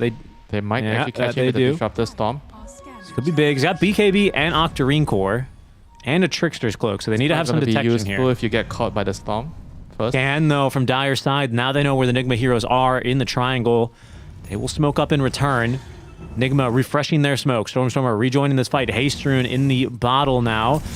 Jibe, they're just going to make the blind jump in. BKB for Eki. They're already on top of the Beastmaster. Noob, he is down. No buyback for a minute. Sumail going Raging in Fury Invoker mode, but he's not going to be able to do anything. And Miracle fighting as best as he can. Actually, these glaives are starting to really hurt. The first Oracle ulti of the game, 45 minutes in, saves the life of Smiley Knight. That condemns Miracle. He dies again in the river, and Sumail, they're on top of him as well. Eki, he's holding on to this gem. Sumail, he might not have a way out, and Stormstormer is giving him absolutely no quarter. 3 cores killed just like that. Smiley Knight does find the Muerta as well. And Winter, this game might just be over here. Yep, that might have been the nail in the coffin here. I mean, it was a good attempt. They tried to smoke out twice. They were trying to look for the Oracle, but it was just like way too difficult for them to find him. I mean, at least they tried, you know. They tried to surprise them, backstab them, put a high ground ward. But it was very, very difficult. I mean, every time the Beastmaster, he gets jumped by the Elk. Like, I'm pretty sure the last 3 fights in a row, he got initiated on, and there was no way that his team can save him. I don't know how big of a difference this made, but I was questioning. Smiley Knight bought an Axe, and he fed it to the Bat Rider, which refunds you the money of your initial Axe, which then gave him enough money for a BKB on the Bat. That's how he had BKB so suddenly. That's pretty cool. And now Eki, look at him. He's waiting here. He's got 2 heroes. Pulling them out of the fountain, back into the fray. An all too familiar sight here for Noob. As Nigma wiped off the map here. It's only Miracle for 9 seconds until he respawns, but that is it. They throw in the towel. Avalus, they take down Nigma in game 1. Yep, GG. Like Avalus, they showed Nigma how they should be team fighting, you know, like with their initiations. They were really, really good at identifying who they have to focus, who they have to catch. Multiple occasions they got the Beastmaster right away, and they were able to actually, you know, just win off the team fight, because you kill the guy that has auras, he dies from like full to nothing, and after that it's very, very easy for you to just follow up with the team fight, you know. And whereas for Nigma, they just really need to figure out what heroes to pick for Noob, you know, and Oma as well. I think both of them, they were not really comfortable with both their heroes, the Muerta and the Beastmaster. It's nice that they try to pick the meta heroes, but at some point you need to really consider whether your players can also play the hero. Yeah, that's true. Yeah, unfortunately not Noob's most impressive game. I think when we look at these highlights, though, what you will see is a highlight reel of Sumail in this early game that really built up a lot for Nigma Galaxy, right? I mean, that's why I was, to be honest, pretty shocked that Avalus were able to find a comeback into this game. They had their timings, you know. I felt like the early game with the Helm, after the Helm he had a pipe. I think that was like a really, really big timing for the Beastmaster to kind of rally the troops. They even got the first Roshan, so I felt like they had everything, you know, Richie. They had everything they needed to kind of force and try to push up high ground. And after they got the Roshan, the Beastmaster just needed to identify he needs to buy the dagger. That is all. And they play around the Blink Roll and initiate and find kills, you know. They just couldn't find the important kills, you know, the backliners of Avalus, the Oracle, the Bat Rider, and every single fight, the Bat has been the one, you know, to find the pick off, you know, and he just made it very, very easy for the rest of his team to follow up. And Elk as well, finding the Beastmaster a couple of times. And it was just like Oma and Noob couldn't really find any move, you know, in the team fight. So I was mistaken there as well, by the way. In that replay, I did see it was actually the Refresher Orb. That was the new standout item, not the BKB for Eki. But again, those funds coming from that pretty late game Axe purchase. Fun game, man. Avalus, they will win game number 1 versus Nigma Galaxy and start to break that tie as they attempt to claw out of the bottom half of that Group A standings in our Group Stage 1 here for Dream League. We're going to go to a quick break, Winter, but when we return, we'll have our second game between Nigma Galaxy and Avalus.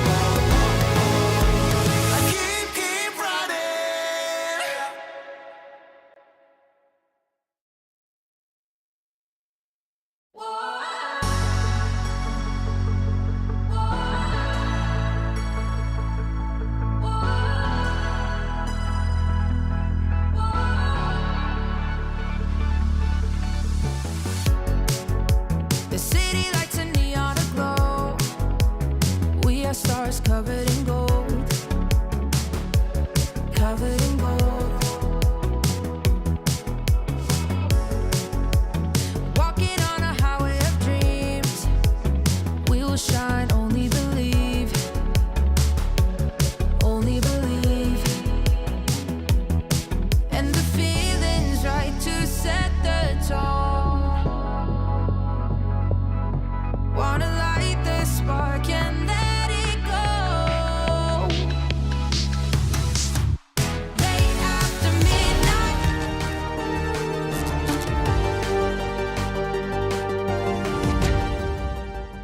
Welcome back to Dream League Season 24, everyone. We are back, about to begin game number 2 between Nigma Galaxy and Avalus. It's Avalus who are leading 1-0 as the Alchemist overwhelms the side of Nigma.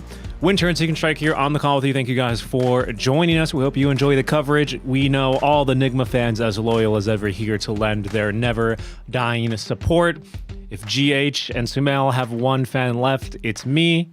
Yada yada. Winter, how you feeling about this iteration of Nigma now that we've got to see them once? Not very impressed. I think they're gonna need time since Noob had to switch roles, from mid to off lane. So we know how that usually goes. It's gonna take some time before you settle in. And some players take 1 year, some players take 2 years.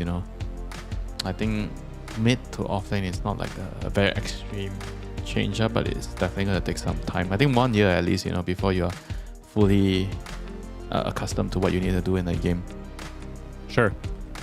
Yeah, I mean, I think especially kind of recognizing the game state and learning your intuition on item builds, what you need to end the game, thinking about it from that perspective, right, can certainly, it comes with experience, right? It comes with making a lot of mistakes in the past, and you remember when to not do them and why was it wrong in the previous game, So it comes with time. You can't rush it. Some players, they have a lot more talent, than other players, so they tend to get certain things a little bit faster than other people. But in general, all these things, they just come with time, There's no easy shortcut, there's no other way around it. You just have to grind, you have to play games, you have to lose because you made a bad decision and learn from it. Talk to me a little bit about what you thought about Kuro's drafting style, right? As the coach here for Nigma Galaxy, we saw the second Disruptor game. This one, unfortunately, now is going to cause the hero to go 1-1 across Dream League Season 24. But what did you think of that draft overall? I think the draft was fine, I think he had a very clear idea. Sure, it's not very normal for you to overall last pick a support Disruptor. But he had his idea, on why he wanted that, and I think he was also worried about the enemy picking Luna at 18, so he I think maybe wanted to block pick that off as well. I think as long as you have a reason of doing something, sure, Yep. Why not? They just lost because of a bad place, it's not because of the draft. No, I didn't want to imply that at all. I was just wondering what you thought about the draft because, Winter, our second draft, already live. And, well, let's go ahead and see what we have going for game number 2 between Nigma Galaxy and Avalus. This time, Avalus, second pick on Radiant side, and Nigma Galaxy will have that first pick overall. So this is the last ban of the draft upcoming. Alongside that, Phoenix and now a Bat Rider. We have let do a Sand King so far, is the most notable hero for me, Winter. Are we missing something? Sand King, Enchantress. I guess nobody did someone leave out Enchantress last game? Someone left the King's Chalice in front of his camera. Unfortunately, we can't see Sumail. What? Huh. Sniper, really? Okay. I'm surprised. I'll tell you why I have that reaction, Winter. I thought this was dead hero now. I'm not gonna lie. I think the hero can be picked only as a core though. That's what I felt. Support sniper is definitely not good at all. What kind of a core? Mid? Safe lane? Mid. Is he flexible at all? Okay. Mid. But as a counter matchup, you see your matchup, then you know that sniper's gonna do well in that particular lane, then you pick it. I don't know much about overall first picking sniper because IDC. He's not Invoker, where you don't really care about any of your matchups. Sniper cares. 5 seconds remaining. Actually, let me think about it. Which lane, if you're going mid, it feels like you should be able to lane against almost every single of the top tier mid laners right now. I mean, I think certainly in- the Puck that comes to mind, right? In the past, I mean, Puck is terrible in Sniper. Puck, you just get bullied so much. Right. Right. That's what I'm saying. I think in the past, I think heroes that are good against Sniper are heroes that can gap close, but most of the heroes that can gap close, you lose your lane against Sniper, like the Primal, Tiny type of hero. I feel like it's rather strange, but maybe they don't see any bad lanes for Sniper, so you're just opening the draft with just like a hero that's Invoker where you don't have bad matchup, so it doesn't matter. Okay, well, we'll see how this develops, right? Avalis respond with the Pangolier. We thought it was a mid last time for Stormstormer. It still could be this time, but ended up getting flexed to Shibe, who played a really solid game, I would say. It wasn't really the craziest early game, unfortunately. I think Sumail kind of overpowered any potential rotations from the Earth Spirit, so we never really got to see him connect to really much. Yeah. But it still felt like a fine, mid to late game. It's useful in the draft when you can flex certain heroes. I think especially on this second pick, you don't want to give the enemy too good of an 18 pick, right? Because you have to reveal 4 heroes first, and if one of your cores is always open to be swapped around, or even more than one, like we saw in the Perivision game where they had 2, it just gives you a lot more leeway in the draft, and your captain's going to be very happy about that. So I think it's important to have a flex pick. Some teams, they don't really share any hero pools, between their players, so it can be very difficult when they're facing situations like this, when they have to reveal their lanes first, and they can't swap it, and your opponents can take advantage of it. Highly contested hero. Enchantress makes it on through for Avalis. Yeah, That'll be... Sniper is vulnerable to the creep early on, the catapult wave, and then the creep comes from behind. Dead Sniper. It's a big pick coming through. Ooh, Maybe this is the Bounty. scrap, yeah. Bounty Hunter and Sniper. It's pretty nasty. Not as nasty as Track Bounty them, Tinker. and you shoot them with the, what's the name of the facet? Like ghillie suit? Yep. That's the one where if you shoot from Fog of War, you are not revealed. Assassinate as well from range. Yeah. It's a very early game centric lineup now with the Bounty. They have to try to snowball the game pressure. I mean, Bounty is kind of okay at dealing with the Eng. You follow her, you just see what she's up to, steal her XP, steal her last hits. Right, annoy her creep. Now, Winter, I've got to say, based on pubs alone, I thought this hero was going to be a little bit more popular. This is only the 3rd bounty game of the tournament. Pubs are is there pubs, something? Richie.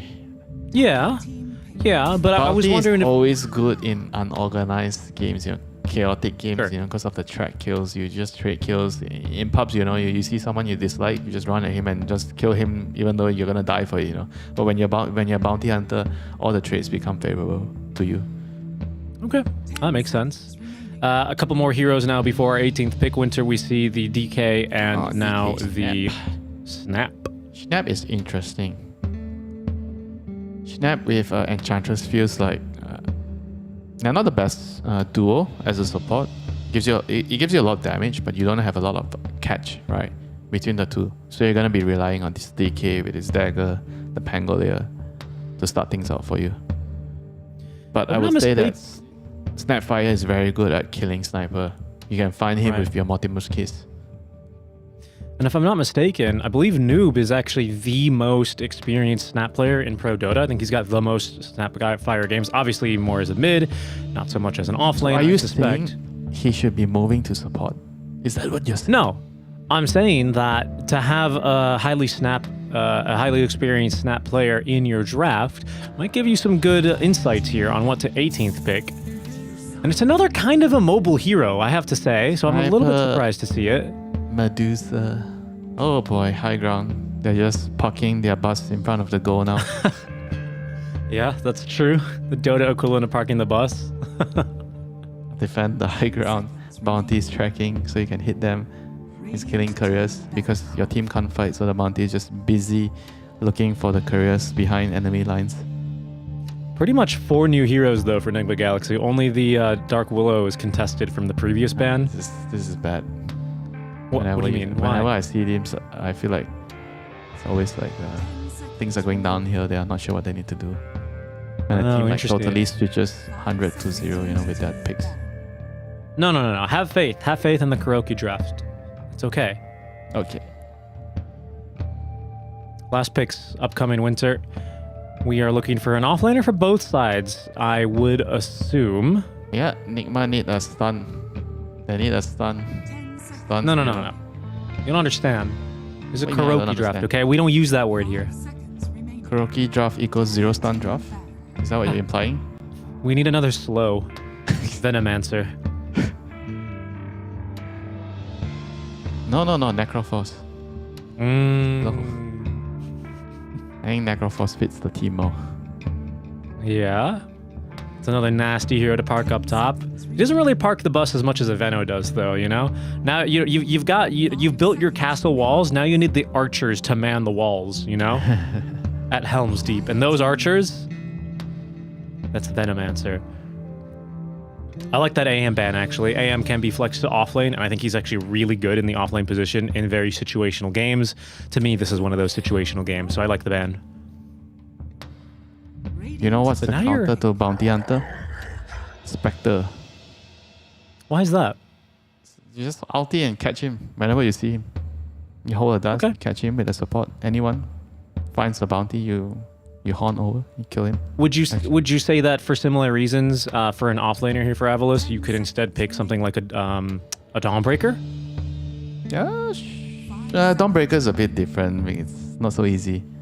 Okay. I mean, Underlord I think is easier to set up that way to catch. interesting. Dawn is better at defensively reacting towards something. Yeah, I hear you. I was just kind of thinking along those lines, because that is something, right, that this bounty hunter is going to bring. A lot of unexpected aggression, unexpected and very sudden aggression. As well as, like, you know, you start hearing a roar from the trees. Oh no, why are the trees speaking dinosaur? Then a bounty stuns you, you're tracked. You know, a willow's all of a sudden setting up the bushes around. It'll get difficult here, is what I'm saying, right? Yeah, so they indeed finish off their draft with a stun. So Richie, there is a stun.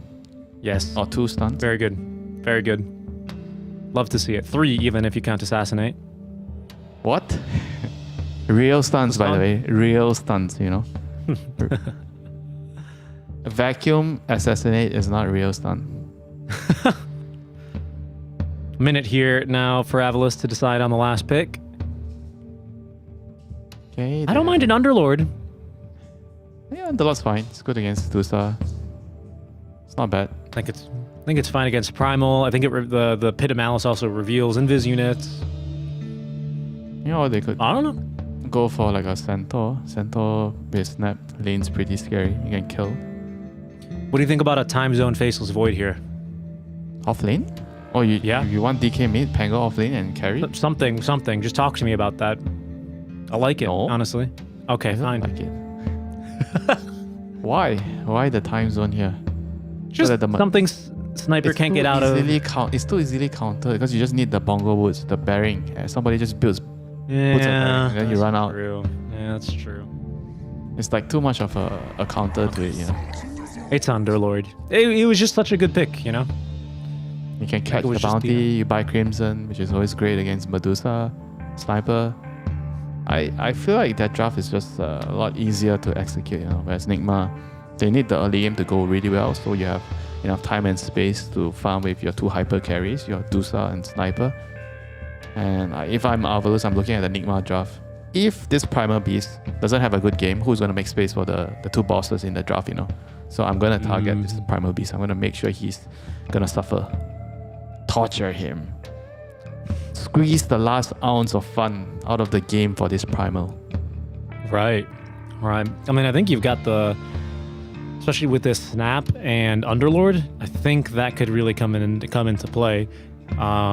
Where I think Noob also has a couple of heroes he gets to chase down and have some fun, right? It's not a very bad Primal Beast game. Just looking at the first few picks, this Pangolier and this Ench especially are going to suffer, right, to the hands of the Primal Beast. Yeah, the early game is going to be very, very crucial. They have to somehow, like Nigma has to somehow find a way to stop the snowball so Primal can get a game and rely on the Primal to make space for like the Sniper and the Dusa, you know. But at the same time, they also need to kind of focus on fighting the runes with the sniper, make sure that he doesn't get bullied. So there's like a lot of things that the Nigma supports have to pay attention. I think the last person they need to take care is the Dusa. I actually feel like Dusa is the one that, if you have 3 babies right now and you have to sack one, I think Dusa is the one you sack in the early game and you protect the sniper and the primal first. So other people would go with much more friendlier compare similes and than sacrificing babies. Winter's like, nope, this is my favorite baby. You can have the other ones. There is always that one favorite child. I have I have 3 dogs, right? But when you ask me which one is the favorite, even if my wife tells you we love them all the same, but when someone is crying, when that special one's crying, we would run over right away. When the other two not so special ones are crying, we were like, he's fine, he's just exaggerating. All right, well, a little bit of honesty out for Winter here over at the start of game number 2. He takes care of all of his dogs very well, I will say, having seen that firsthand. Of course, Nigma Galaxy taking on Avalos here in game number 2. Last time, it was the Alchemist overpowering Nigma Galaxy, who were unable to string together the team fight to get the win. Here, this time around, it's going to be on the back of the Primal Beast, supported, though, by this bounty hunter, 3rd bounty of the tournament. And, well, this sniper, let me take a look here. 2nd pick sniper, but it's been contested in 4 drafts previously. Sumail letting loose already. Firing a few warning shots here on the Stormer. Wait, okay, never mind. It's done. Oh, yeah, probably gonna get first blood. Sumail's running over. I want my first blood. Give it to me. I'm not gonna get it, unfortunately. It'll go to Noob, who is maybe the hero that they wanted to give it to anyway. And honestly, Soneko, okay, he gets in front of the bounty hunter, and I think now he should be safe and sound underneath that tier 1 tower. He went for the scatter shot facet, actually, not the ghillie suit. I'm surprised. I thought as a call you probably just want to get the ghillie suit. Me too, especially with the track in the game. I thought that would have been the move. I guess he just values like having the better fighting spell early game, so he's not so greedy, Because if you have this facet, you can play more aggressive and play for the Medusa more, make space, so you don't have to farm as much. It's easier for you to take part in the early fights. Just taking a look around as well at other stats. Nothing else is too surprising here. So Omar is getting a little harassed out here. I'm actually not sure what the normal bounty hunter facet is. It is normally this. You got him through and through. Oh, yeah, they did. Part of me was looking at some stats. Yeah, he did not respect the Dark Willow. Level 1 Dark Willow is very, very strong. You can't really trade. He was like trying to block the cam, and then he realized he went in too deep. He doesn't have his jump. I mean, Snapfire is very weak at the first couple of levels. You have a very powerful nuke, but whenever you don't have your scatter blast, you have to play very, very defensive. Yeah. And now there should be a fast level 2 coming for GH here. Yeah. Even more damage coming through. He just needs to respect, Dark Willow being the stronger hero at the moment at level 1. Just be careful of how you trade into it. I mean, as long as you're getting your levels on the Underlord and the Snapfire, this lane should eventually be okay. You're gonna free farm on the Underlord. Yeah, you just start throwing your Firestorm onto the waves and things start taking care of themselves a bit more. Was it double jump, by the way, for Stormstormer? I didn't actually see. I know last game we he went saw for Thunderbolt. So he has the very fast rolling thunder.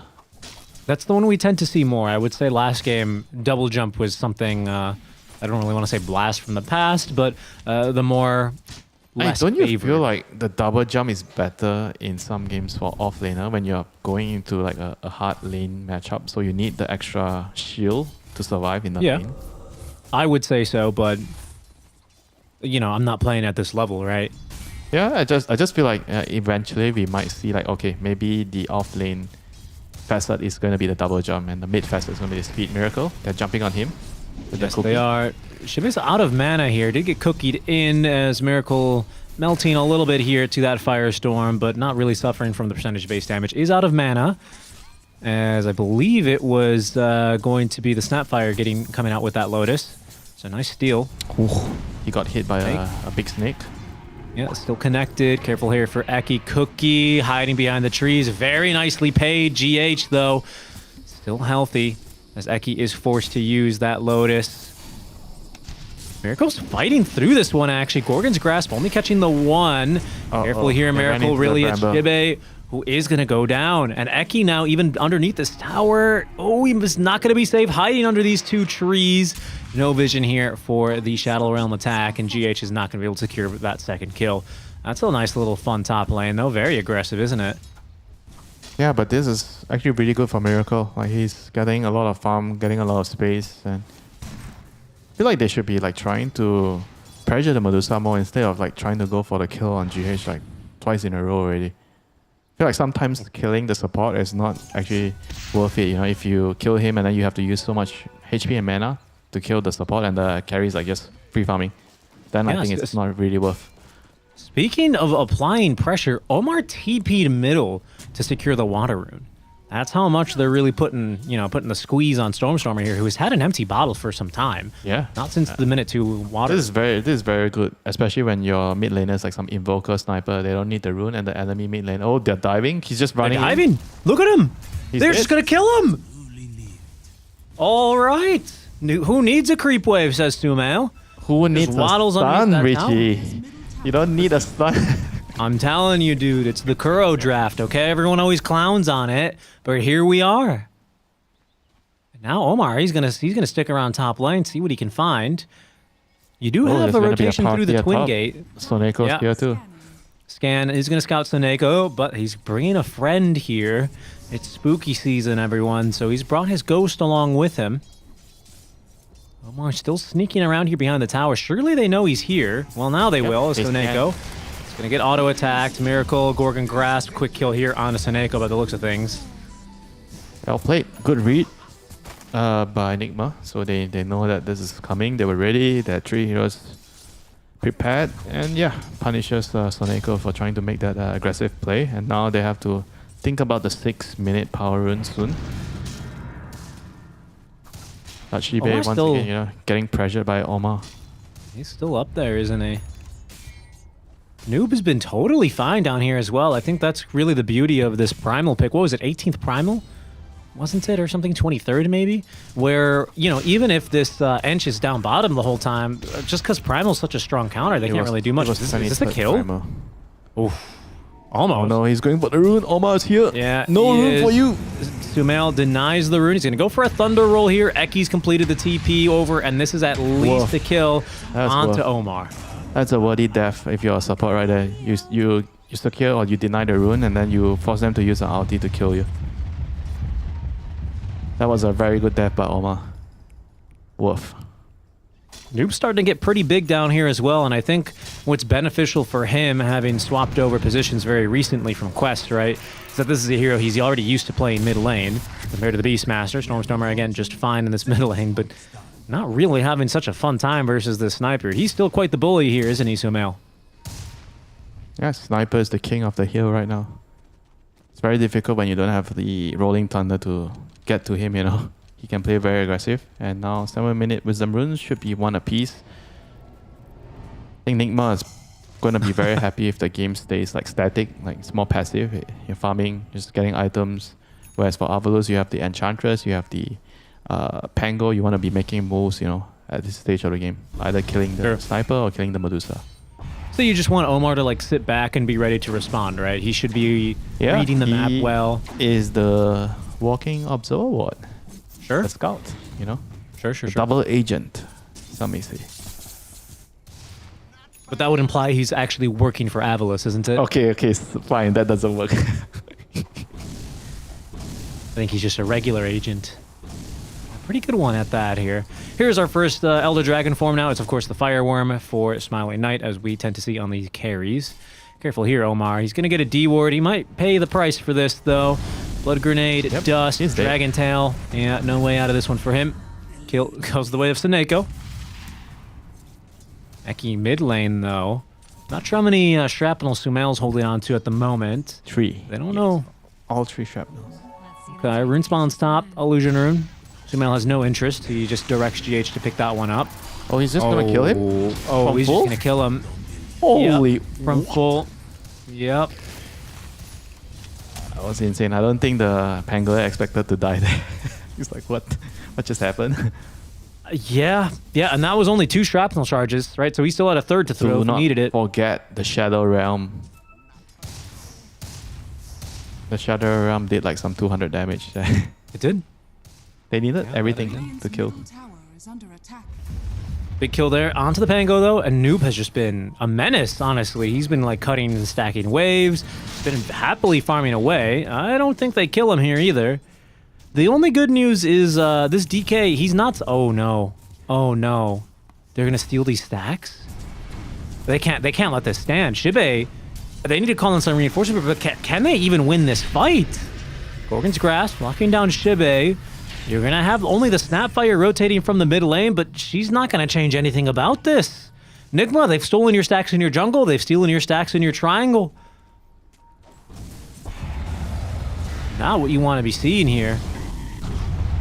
Now Smiley Knight, has to connect on Stormstormer. They have to make they're TPing over. Sumail, he's gonna catch him with a bit of the shrapnels. Third shrapnel chasing for the kill. No vision for the assassinate. Blood grenade onto Noob as well. Smiley Knight still alive underneath the tower. And now here comes the counter rotation. Sumail, he may have overstepped. No shrapnel, no support, and no more HP. He is gonna drop. That's a 700 gold kill now for Smiley Knight. As Noob, he's gonna be the second to go. Nigma, they overextend just a touch and will be punished here by that Dark Rift. Very, very. That was very, very much needed kills, you know, for Avalus. They have to kind of stop the bleed, and that happened. They connected on the sniper. They killed the primer as well. 2 cores down. That is as good as it gets, you know, for your first smoke of the game. Sorry, it's called Fiend's Gate now, but it went just perfectly right, and Shibe is straight back to the top lane to make sure Miracle's not able to put any more harass onto that tier 1 tower. And I was gonna say, like, that's the benefit of at least having this very tanky DK hero right in your lane. He can tank creeps all day. He's kept this tower very healthy. Like, sure, Noob has been able to nuke wave after wave, but Smiley Knight has just been basically continuing this laning stage for the past 10 minutes. Stormer getting a bit activated here. Caution in the mid lane for him, though. It's just Omar and GH. Now it's Sumail here. 2 shrapnel charges ready to go. Oh my goodness, the Bedlam. Stormer on the run. It's bottling up. Lives on 70 HP. He's okay for now. Noob, though, connecting into this fight. Does not have the damage for Senekyo either. Yep, too much heal. Can't really kill the Ench. But they're gonna kill the tower here with the catapult. Seems that way, yeah. They have kisses. Aki is level 6, but no setup here for his Mortimer's Kiss. Yeah, Pango's running back over. So they will not deny the tower. It's going to end up falling. Noob connecting to the mid lane to get that done. He did a good job of doing that in game 1 as well, didn't he? But DK down bottom is also set to get this tower. He actually almost killed Omar with the splash damage. Careful here, though. GH, no, it's just too long of a TP. And so another smoke play. Yeah, they have their level 6 up on both their supports. Avalus still doesn't have 6 on Eki. Edge. 1 creep Smoke away. breaks. Miracle wastes no time activating that Stone Gaze. Heads up play from him. Will lose his stack here, but walks away with his life. Uh-oh. They'll lose the tower here as well. No Stone Gaze. Don't see them trying to defend. It's a really nice efficiency play. Smiley Knight with the same Elder Dragon form. He took that bot tier 1. He's going to take the top tier 1 as well. Okay. Well, now that landing stage has kind of winded up here, Winter, what's your read on this game? I mean, 4-7, net worth lead negligible, but a small one here for Nigma. XP's looking pretty good, and actually, it's looking so good, in fact, that that's going to be the first track kill of the game to Stormer, the second kill. Make that the third, actually, of the game onto this Pangolier. Yeah, GH has been so impactful in the early game until now, you know, setting up a kill after kill after kill. Just very good awareness of where he should be going, playing around a sniper, good use of his spells. I guess after the laying phase, I think if you're Nigma, you're happy. Because as long as the game is static, you can farm on your double carries, Sniper and Medusa. You're gonna be very, very happy for getting that trade off. Whereas if you're Avalus, you kind of want the ball to be rolling a little bit faster, you know. You need the Pango to kill heroes. He's very far behind. He still doesn't have his diffusal. Right. Yeah, he's certainly starting to struggle a bit more, isn't he? Omar is going to try for a kill on a Seneko. with the untouchable, this is rather difficult, actually. So they won't be able to take him down, although they do murder at least the Hill Troll Summoner. There's going to be a Rolling Thunder noob. Oh, he's getting away with this one for now. He cancels the Onslaught a little early. I think he was, maybe, I'm not really sure, trying to end up on the high ground or something. He's going to make a lot of space here. It is a lot of space. Just barely caught his big toe there with that Pit of Malice. Cookie to continue the lockdown, and Shibe is going to find the kill here on rude. that Primal Beast. We have a thief. GH. No, you Actually. don't. Shibe says, no, you don't. You have to get past me. Over my dead body. Yeah, GH doesn't have enough firepower to take down the Underlord from full to 0 all by himself, so that'll go down. There's some big stacks in this triangle, by the way, that have been scouted this entire time by Nigma, not only by this Watcher, but by the ward on this cliff. So once this starts getting farmed, Nigma might make a play in to try and contest this. Here goes Smiling Eye. He's tracked as well, so this is the most obvious move in the world. But I don't think they've got enough firepower here to try and steal the stack. They have to bring like... I think even the Medusa, if they want to steal, he has Manta. Yeah. That's a little bit too late. Little cheeky stun there from the Centaur Conqueror. Kisses coming down. The Terrorize will hit, but it's already done the damage here with the Kisses. That's a big kill. GH had a streak. 400 gold into the granny's pocket. Not bad at all. Yep, very nice. Going to be level 10 soon. So you get your talent, 70 scatter blast damage. Pretty big power spike for Snapfire when you get level 10. Is there any particular reason why Miracle's not going to go for the Medusa Defu build this game? I think it's that it's a Shadowblade Silver Edge. I guess to break the DK, break the Underlord, someone needs to do it this game. Fair enough. I don't always love double invis though. This is kind of the only bad part about having like a bounty Riki on your team. Not really that bad anymore nowadays. I think it's bad before when the sentries were everywhere, because now sentries they are more limited. You don't get so many sentries across the map, so I think it's not that bad. Having double invis is fine. The map's gotten so big, right? Yeah. Hard to keep up with all the sentries.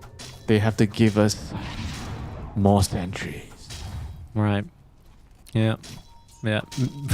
More you don't sentries. sound excited. More sentries so that people can yell at me to buy the sentries? Nope. Yeah. Yeah, that's what I'm thinking about here. Dude, check out these wards behind the tower. This is Omar and GH. They are staking their hunting grounds. That they will. Yeah, up top lane is where the action is right now. You find the person that's going to connect to the team. Correct. Neko's nearby. They still might reach him with this Pulverize. And he's pretty tanky with that Solar Crest as well. Guardian Greaves, he's still alive. Make that the mechanism. And in fact, they bought enough time now for the rotations. Noob, he doesn't get the chance to actually grab this Pangolier. Does onslaught into the river. But he's still going to die.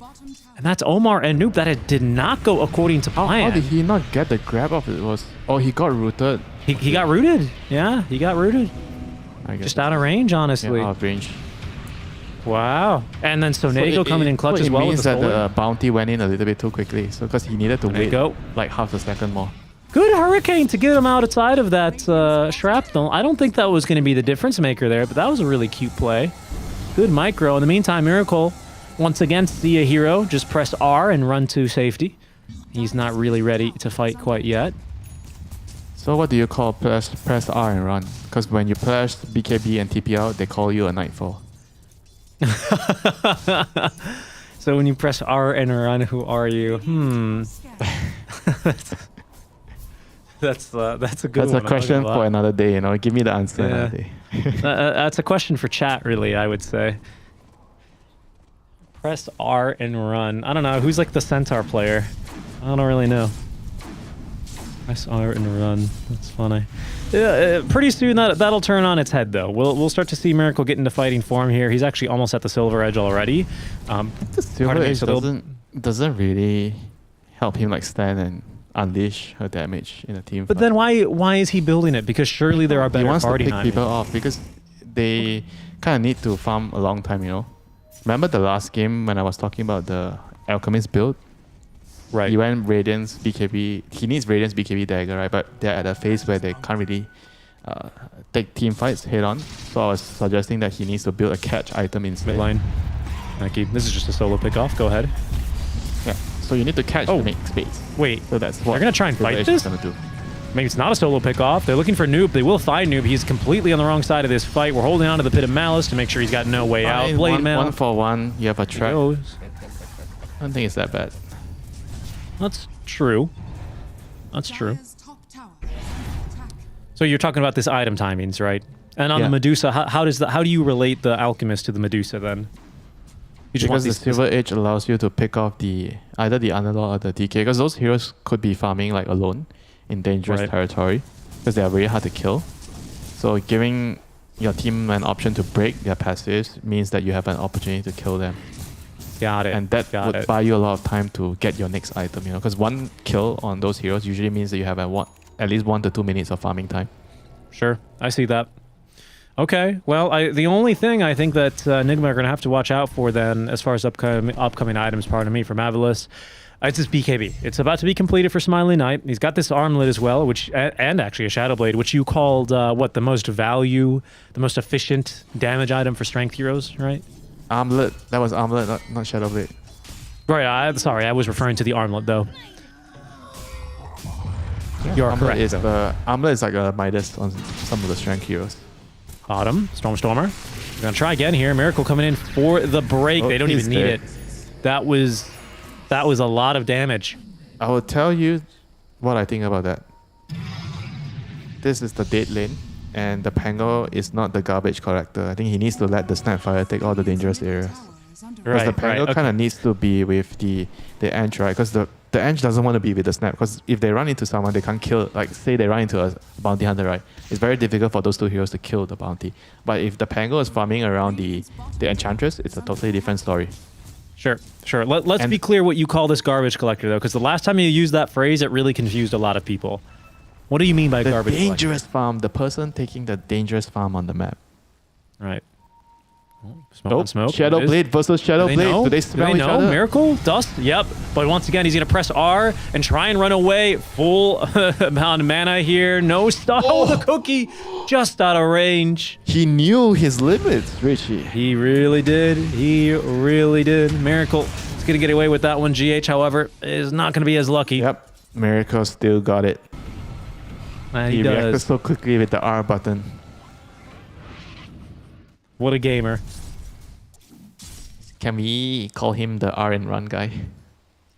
R and run guy. I mean, this game certainly yes, but that's not really what I think about Miracle. When I think about Miracle, I think about the, are you ready for a miracle? And then, the YouTube kind of compilation. BKB start. kill everyone.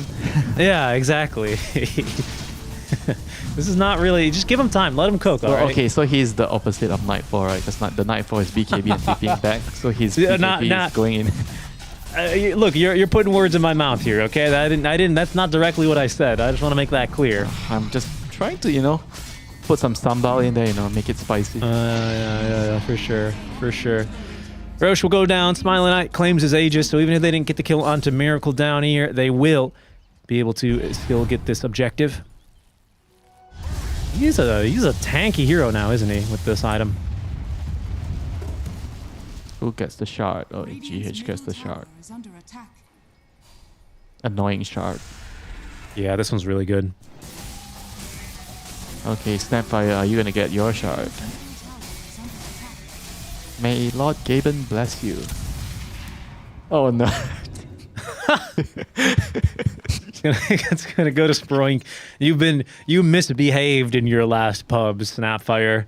Now you will farm slower for an extra 5 minutes until you can buy it. Yeah, it's pretty nice, the 200 damage, 200 heal. I really like the heal, and then you get the talents which work with it. The cookie cooldown, and he actually went for the Multimus Kiss DPS this game. So that works with the shard, with the cookie. Omar once again. Ooh. Oh, they see Very Omar. quick reaction They from find Neki, him. yeah. You Gonna drop pesky down the bounty kisses. hunter. Your Gondar. hunting days are over. See you later, Gondar. Killed off there. He's got a full vessel now, by the way. Keep our eye on that. That's going to be very effective along with the Silver Edge at taking down these tanky cores. Miracle is going to hit him with that break. Will we see the first aggressive usage of the ultimate? Not quite yet, but Miracle eager to defend this tower. Smiley Knight, he'll go into his own Shadow Blade now. Noob feeling very confident here, and he should, because he does have now a BKB freshly delivered. Gondar still out of the fight for 8 more seconds, as there's going to be another break. That's a Gleipnir from Sumail. Careful here, careful here. Not enough regen, not enough regen. Shadow Blade and BKB is going to turn and fight. And now BKB incoming with the ultimate. Stormer from the side. He nearly melted there during the roll as, oh, the Pit of Malice. It's just a split second late. He didn't BKB on the primal when he was initiating. Got greedy. No, he did not. No, he did not. That's true. That is true. Wasn't ready for that Pango roll in. And they pay the price. That could have been a way worse fight, by the way. He wasn't ready for the DK to turn around to fight. You know, DK is like, I'm not wasting this Aegis. Come on. There's still 3 minutes on the Aegis. He turned, he popped his stun, popped his BKB. And the primal was like, okay, I'm dead. Yeah, ended up being a bit difficult there. Silver Edge completed now for Smiley Knight, so he's going to get stronger and stronger here. Continuing to scale up, but Nigma, they're still looking for a fight. They're itching for one here, Winter. They think they're very strong with this Gleipnir. Noob still has his BKB and ulti ready to go again. What can they find? Seems like right now just maybe the courier of they the Snapfire. see the Pango again. Oh, they're gonna get him. Yeah, looks like it. Omar setting up for it. Stormer did zip away just for a touch, but with the Gleipnir into the roots, there's just no chance for him to escape. 900 gold kill here. Was he being the garbage collector again down here, Winter? Yes, he was. He just needs to give it to the support. Snapfire is really good at collecting the dangerous farm because you can use your nukes from far range. Yeah, especially now that she has Shard, right? To just clear waves. Yeah, I mean, it's just the perfect hero to collect the rubbish farm. I gotta say, it's one thing to be good at Bounty Hunter, but I think what would you call this? Not a very flashy aspect about being good at bounty is placing down wards and getting vision for your team. Very sneaky ward that's going to scout anyone placed by Omar underneath this tier 3 down bottom. Hold that thought. Omar dying again, unfortunately. He is the ward right now, Richie. Yeah, he is the heroes ward on the map and he dies for it. Very true. And Omar, while he does die there, he also has a ward nearby the Stalwart statue. That's the top Ancients area on this Radiant side. So even though there is a gem out, Nigma still have some pretty good vision overall on the map. Oh, Smiling Knight. He is smiling in the shadows right now. There's a sentry. He's right outside the sentry range. Oh, so fast there on that Shadow Realm. That'll get GH to safety. Very, very nice play there. Quick little break courtesy of Miracle. 20 seconds. Still hunting here, Smiley Knight. Yeah. Sumail's going to start popping him here. 15 seconds now on that Aegis. Smiley Knight. 4 staffed away. Pit of Malice onto 2. There's a butterfly up for Miracle, though. He's also up to level 20 talent now. So now his R and run is even more powerful. I'm sure Richie, he's going to R and kill everyone in the next fight with his butterfly timing. It takes time for him to power up and BKB and he's tricking you, the first 2 times he uses the R to run. This time he's not going to do it, You think he's going to run, but he's going to kill you. Shibe, running. Self Pit of Malice. Still no BKB for Noob. They're holding on to their utility here for now. That should allow Shibe to get out of harm's way, though. Yeah, heroes down bottom here farming for Avalis.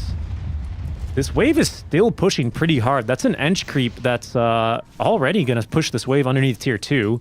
So Nigma, they're going to have to repair their lanes. The Shadow Blade brothers are running into each other again, Richie. Not they are. Missed connections here, though. They're not going to really know about each other. Or are they? So Noiko's here with the gem, by the way. You see the Medusa illusion. Smiley Knight looking for the right hero, but only sees illusions here.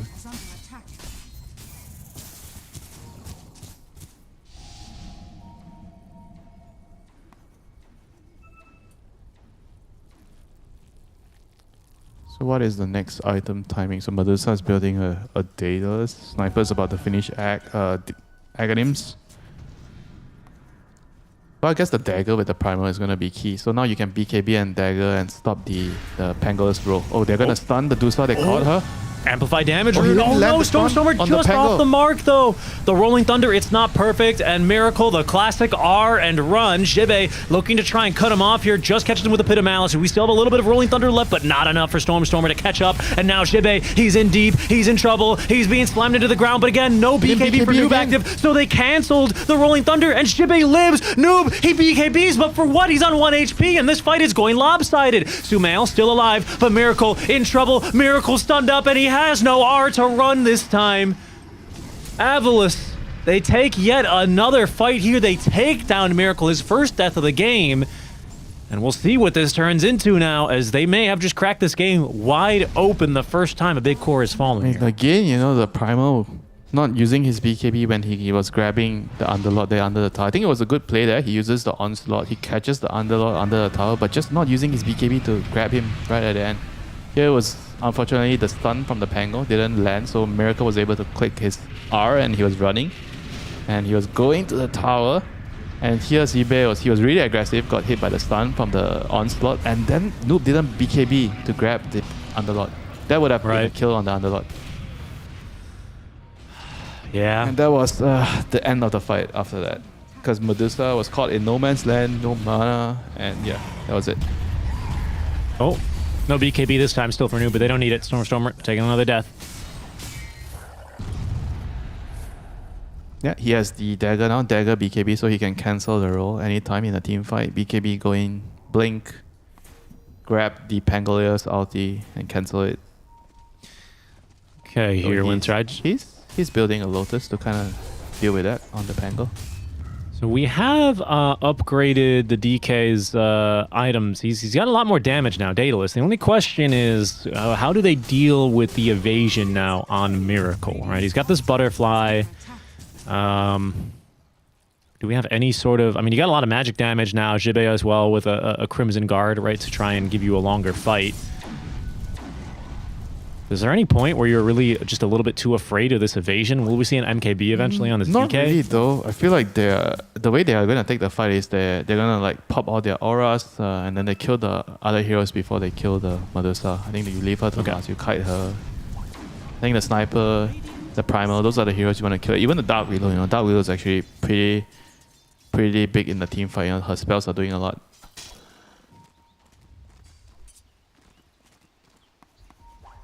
I mean, you could maybe go for a Halberd to deal with the Dusa later. Well, for now, it's the MKB queued up as smoke breaks here. Omar getting out of harm's way in time, but there's vision set up now by Avalos. Miracle looking to flank from the side here. Gotta be careful, though. GH has been caught first. Noob, this time, he wastes no opportunity. The blink initiation with the BKB active this time, Winter. Miracle, he's pressed R as well, so there's no more initiation for this fight for Avalos. Shibe, he's stuck in a bit too deep. So Neko, he's on the wrong side of this fight as the Terrorize will connect. Two heroes down just like that. Miracle, Bat Chest with both of these kills. As Enigma Galaxy, even without vision, they set a trap. Perfectly, basically encapsulate and surround Avalos there. Very nice jump. Hold on, very good jump and so much damage, you know, but they were able to kill the DK just like that. Thanks to the information, the bounty hunter scouted them and they were able to get a really clean jump on the Primal Beast. That should be gem fed over as well, if I'm not mistaken. I think DK was holding on to that. Yeah, there it is. It's on the deck, so for sure someone else picked that one up. Probably Omar. Yep, in the middle of that fight. It just feels so bad, right? You get that high ground ward up and you feel so confident. All of a sudden, your DK gets jumped, and this is going to lead straight into Roche, isn't it? Yeah, not much they can do about it without the DK. It's just going to be high ground defense after this. They do have a pretty good high ground defense. Underlord, Snapfire, Enchantress poking at you. This is going to be a long one, Richie. That it is. But their high ground is also pretty solid. They did go again for scatter shot, right? So you're not going to get that permanent vision with regular shrapnel. But you do have illusions to tank tower from the Medusa. A primal to counter initiate there. I agree with you, though. We are in for a long one. I think we were in for a long one no matter what. Medusa, Sniper. Yeah, Medusa Sniper versus like a Snapfire. Underlord. Underlord high. You know, it's just... be a bit It's a lot of high ground defense here. Tormentor taken down in the meantime by Avalus. Now we have our roll up for the Pangolier. And there's Daedalus now for Miracle, so the damage is only going to really start ramping up more, especially with that Nemesis Curse Miracle currently has access to. Sumail's also taking a Nemesis Curse here. 2 glass cannons. Very apt. It's gonna be up to Stormstormer to kind of deal with the sniper though. I think the sniper is a very, very key target. The Medusa, I feel like you can afford to ignore her and just leave, because she's not gonna be like killing everyone without the help of like the primer and the Noob. You need to deal with just runs right into the middle of the wave, down to half HP before he can get the BKB off. We'll be able to get back to relatives. No, he's going for the TP, and he's fine. He'll live. Oh, no crit. No crit, no luck there. Oh, Jibe. He's going to actually be able to find Sumail. Sumail running back down to the river. Gets the 4-stat from Omar. Miracle ready to press R and run as he's trapped inside of the Pit of Malice now, but he's actually tearing into Shibe. Shibe's the one to tank the break. But Smiling Knight, he's going to be zoned away. Doesn't want to run blindly up that hill as Eki from behind with the kisses. In goes Stormstormer. He's looking for more heroes now on this roll. Pretty good control. Miracle, he is completely isolated, and that's the Aegis taken out from underneath him. Noob, he has no BKB, but he does have a Pulverize. Miracle, he's going to need some support now as Noob, he jumps in. He actually gets the damage of the control onto the DK. He's melting Eki as well as Smiley Knight dies as well. Miracle stands his ground. He lives to fight another day after the Aegis is reclaimed out from underneath him. And they have scattered Avalus to the winds. That was a great first catch there, but I can't help but feel they stuck around a little bit too long there, Winter. Yeah, they overestimated how strong they were. I think without BKB, the DK just can't stand and just deliver. Even with the BKB, the primer can just pulverize and grab you and stop you from killing Medusa, right? So I think they just got like over greedy there. They killed the first life, you killed the Aegis. You just have to accept that that's as much as you can get and you have to just back off. This is something that's easier said than done. You know, in the heat of the moment, you think that you are going to seize a huge play and take control of the game, but you kind of just have to back off, you know, after killing the Aegis. You know, it's not an easy decision to make during the game. Yeah, in the heat of the moment, you're bat chesting. You just killed Miracle 100-0 just like that. Yeah, and he already clicked his R. You know, he doesn't have. He didn't have anything. He couldn't R and run on the second life, so I definitely understand why they make that calculation.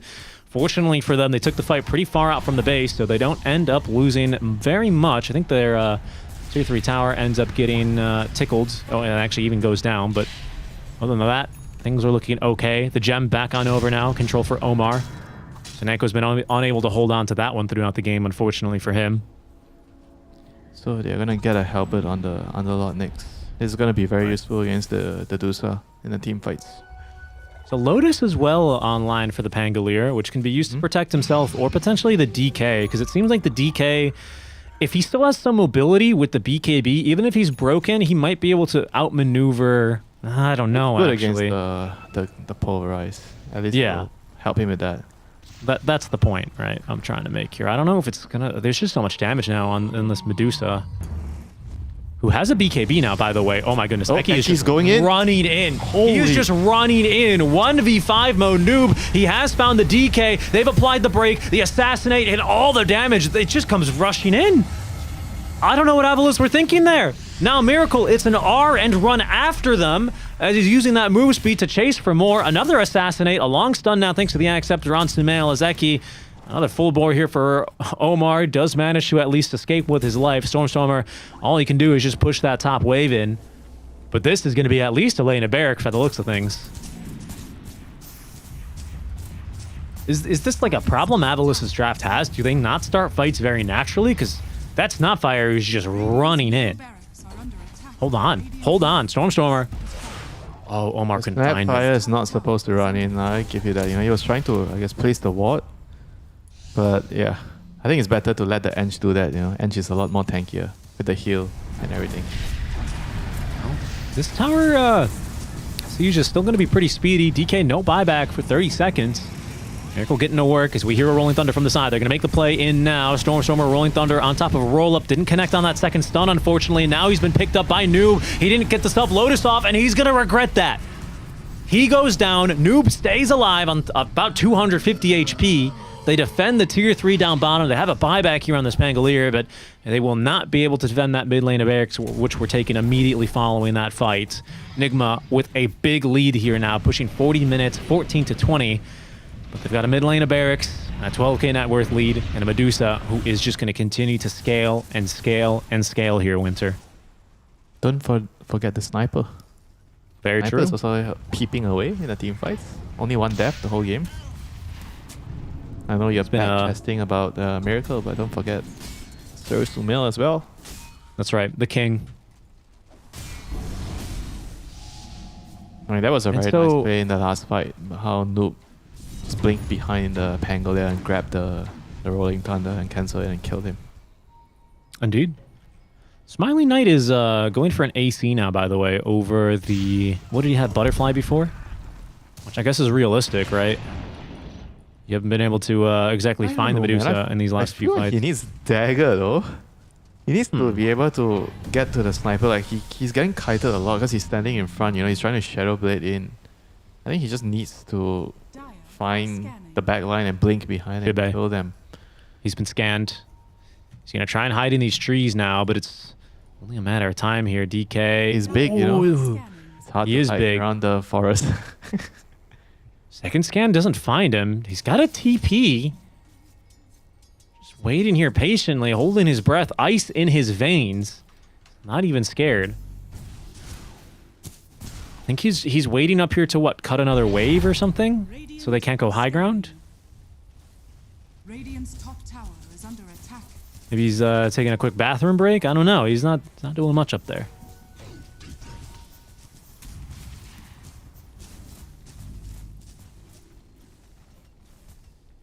I think he's just like trying to not show because he doesn't see the enemy heroes right there smoke, so he just doesn't want to be in the lane. He's just waiting for them to reveal themselves. There he is. Okay, he moved again. I was afraid he was going to get an abandon for no XP here. He's fine for now. Haha. Very funny, Richie. He's seen Stormstormer, but I don't know if he knows the DK is here. Uh-oh, this is looking troublesome. DK, he scouts the TPs. Quick stun here on a Stormstormer. Smiling Knight, his Shadow Blade has expired. Make that Silver Edge. Initiations are coming in now. The fear, the terrorized noob. He grabs the DK. Stormstormer's already dead, and Miracle pressing R to try and lock down that stun. Support coming in from long range. Sumail finds the kill, so Neko able to just TP away, but Abalus, all I can say is lost in the woods. I don't know. Such a crazy position to find themselves in. Yeah, that was really well played by Noob, getting the grab onto the DK instead of the Pango. He knows that the Pango is going to be dead for sure. So grabs the DK, make sure that the DK can't BKB TP out. Just gets themselves another core kill. And this should be another lane of Rags here. Right. DK has no buyback again, 60 seconds. Yep. Still no buyback available. Enigma Galaxy getting ready to push through this bottom wave. Got 2 more carts as well.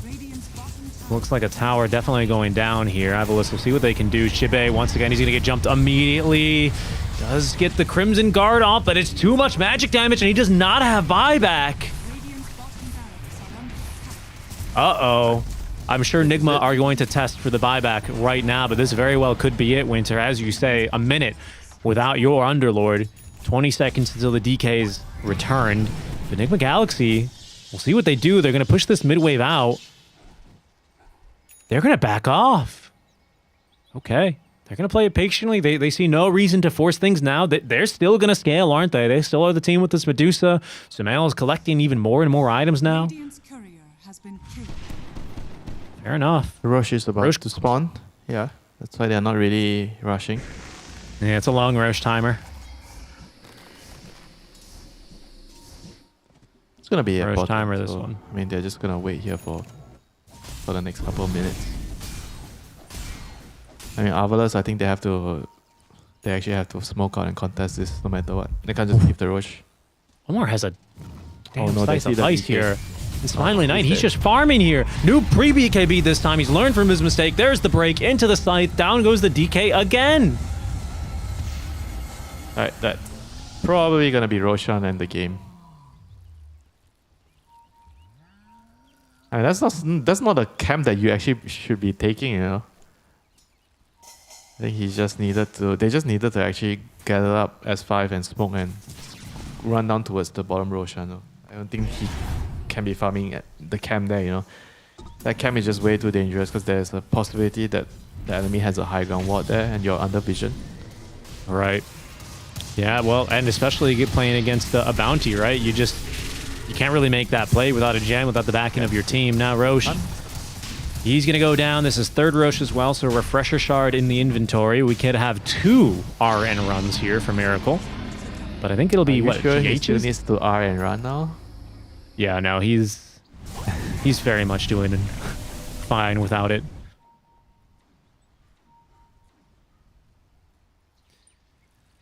Smiley Knight picks up the fireball. We'll see if that makes any bit of a difference as... Oh, no. He doesn't have buyback either, Winter. They have just been on the feed train, it feels like, for a few minutes now, man. Yeah, they were in a good position. They couldn't really capitalize. They got into a couple of bad fights. Primal did well, got a good jump, and that was it. I think everything started in the Aegis where they killed the Medusa one time and they tried to kill her again, and then they lost that fight. They lost all the heroes, and the game just kind of spiraled out of control after that.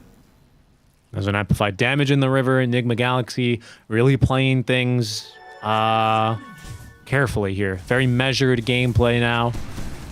As they will back off. They won't go on this wave. They'll go on the next one.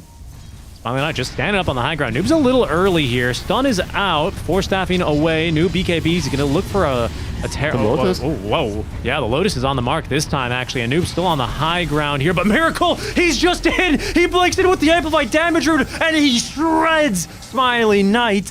I'm bat chesting so hard right now. Miracle just does it himself, man. Noob baited them out. They reflect the Scythe of Vice here, but this is going to be at least Megas, if not the game. There is no buyback whatsoever on the side of Smiley Knight, and I think now Enigma, they know they're in. They've taken down Seneko. GH as well, set up for that one.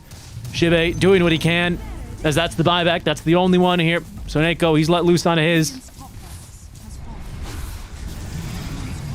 The reflection on that Scythe of Ice, but it's Shibe who's in real big troubles this time around. Stormer gets off the Rolling Thunder. Good damage, really good damage there.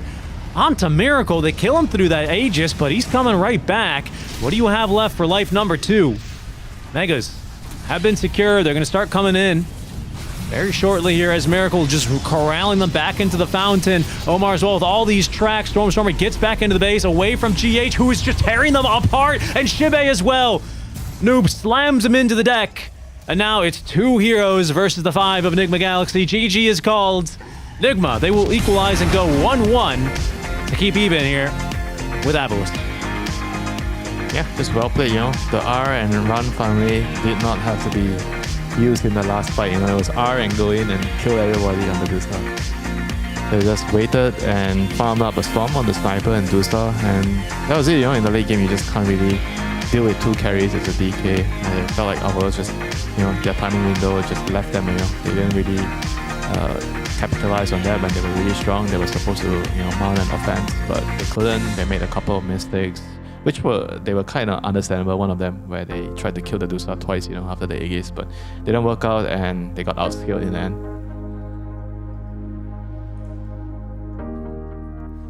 That they did. Ended up being a bit difficult there, right, for Avalus. Felt like they were really in it until, as you say, that Medusa truly got online, and there was just like a turning point in Miracle's gameplay where he didn't have to be the guy running away from those fights anymore. He could turn, stand his ground, and look to try and did just chase down enemy heroes. He looked really good. A flawless game for him. I think for me, Winter, this game was a huge difference as far as the support impact from Enigma Galaxy as well, right? GH and Omar absolutely tore it up in this early game. Yeah, both of them, they were making a lot of really good moves around the sniper. They were enabling him. They were bullying the Pango. The Pango like got killed so many times in the early game. Felt like that was a huge difference maker, enabling Sumail to get his items, be really ahead of the Pango. And I think Stormer suffered the most in the early game. He kind of got shut down very hard this game. Yeah, even Noob, I think quickly rectifying his mistakes, able to really make things turn out a little bit more even here in Winter. And we end up basically with an even 1-1 series here as Avalos eventually cannot outscale this Medusa. They are going to go even with their rivals here, Enigma Galaxy. We're going to go to a quick break, and when we return, an interview with someone from Enigma Galaxy.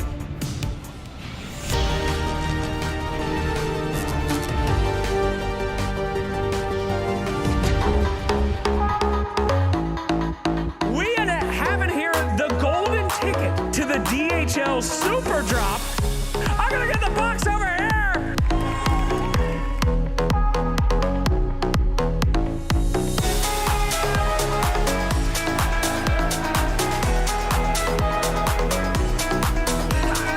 Choose your own adventure, man.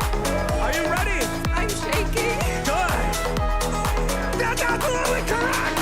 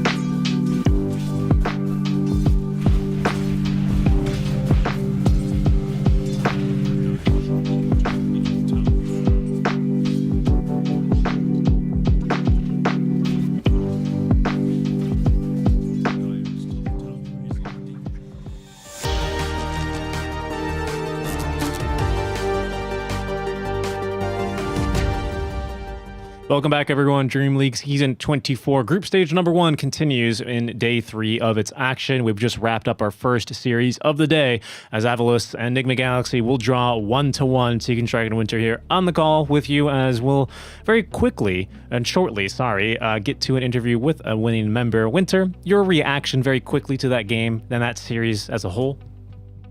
Well, Enigma, they redeemed themselves, after the first game, especially I think Noob had a pretty bad first game, but second game, he made a couple of mistakes, but after that, he kind of rectified it. He was able to get a couple of very good jumps with the Primal. He got the Pango, he got a couple of very key kills for his team, and he remembered to use his BKB after not using the BKB in the first few fights, and it cost them those fights, but he made amends, and they won the game. Yeah, that's very true, right? As they say, it's always important to learn, improve, and to learn a little bit more about the insights of Enigma Galaxy, we have ourselves an interview with GH. Hey, GH, thanks for joining us, man. Congrats on the 1-1. How you feeling? Hello, how are you guys doing?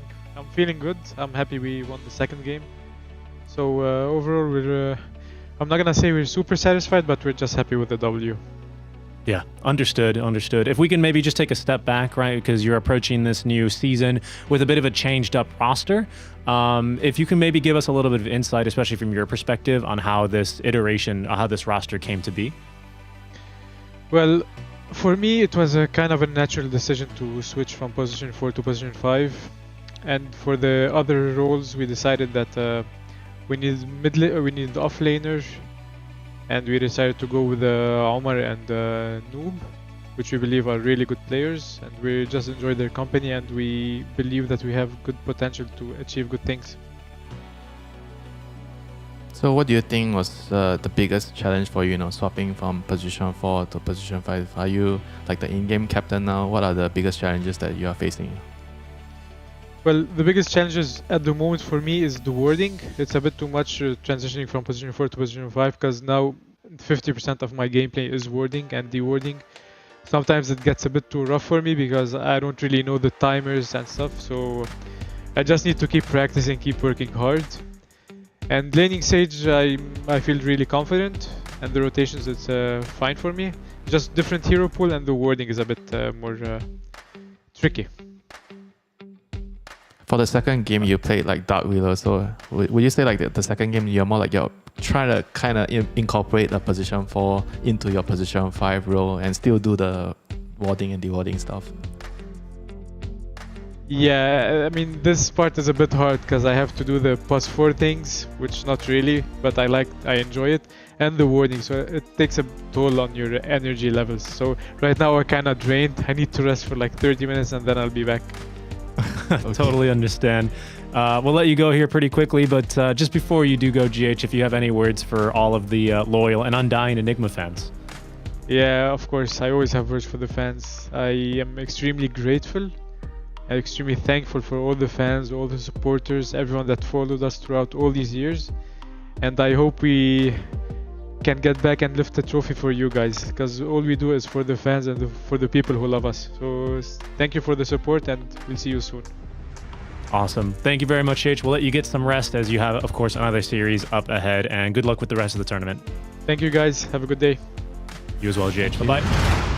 Lovely lad there, being able to get his insight. Hopefully we get to get some more interviews as well with Enigma as well, right? I think it'd be really interesting to hear what their perspective is, especially with Kuro having changed from, I assume, this long-standing voice of the team now to the coach.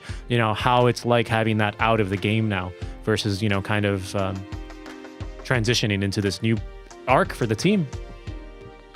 And it's probably going to be very natural for him, because I think even before that, even though he was the captain, but he kind of did a lot of the coaching stuff for his team as well. Try to look out what your opponents play, try to come up with the strategy, try to, think of what's best for the team, not just what's best for each individual player. And now he doesn't have to play, so it just makes it easier for you. You take away some of your responsibilities away, and you try to focus on the things that could help the whole team. Yeah, and that's going to be our series. Tied up nicely in a bow there. Enigma going through some changes. Avalus, not a new team, but still putting the pieces together. At the end of the day, both teams need to step it up here as we take a look at our standings. They're just not going to make the cut here. In group stage number 1, only the top 4 teams will move on. And for now, if you're batting below 50%, it's not looking so good for you. So we'll see how things get going as they will soon begin the second half of their group stage, and the games are running out. For us, we are not running out of games for today. Don't you worry, folks. Stay tuned because we have the South American Derby coming up next. It'll be Heroic taking on Team Waska after a break. We'll see you soon.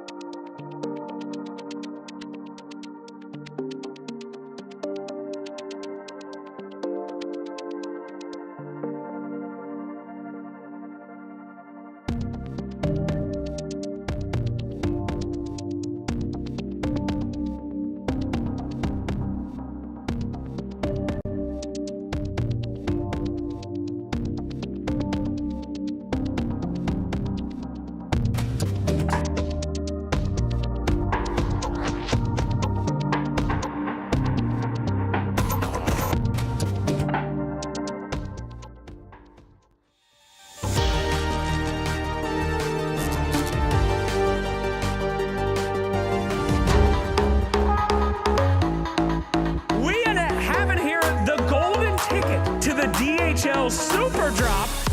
I'm gonna get the box over here.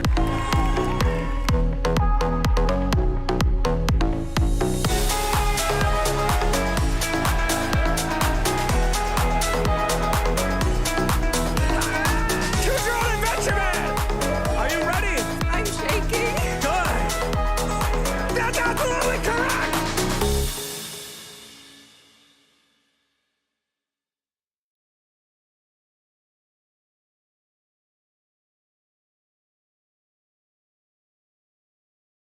DreamLeague Season 24 is brought to you in part by Intel Arc, Acer Predator, DHL, Kadia, Monster Energy, 1xBet, and the United States Air Force.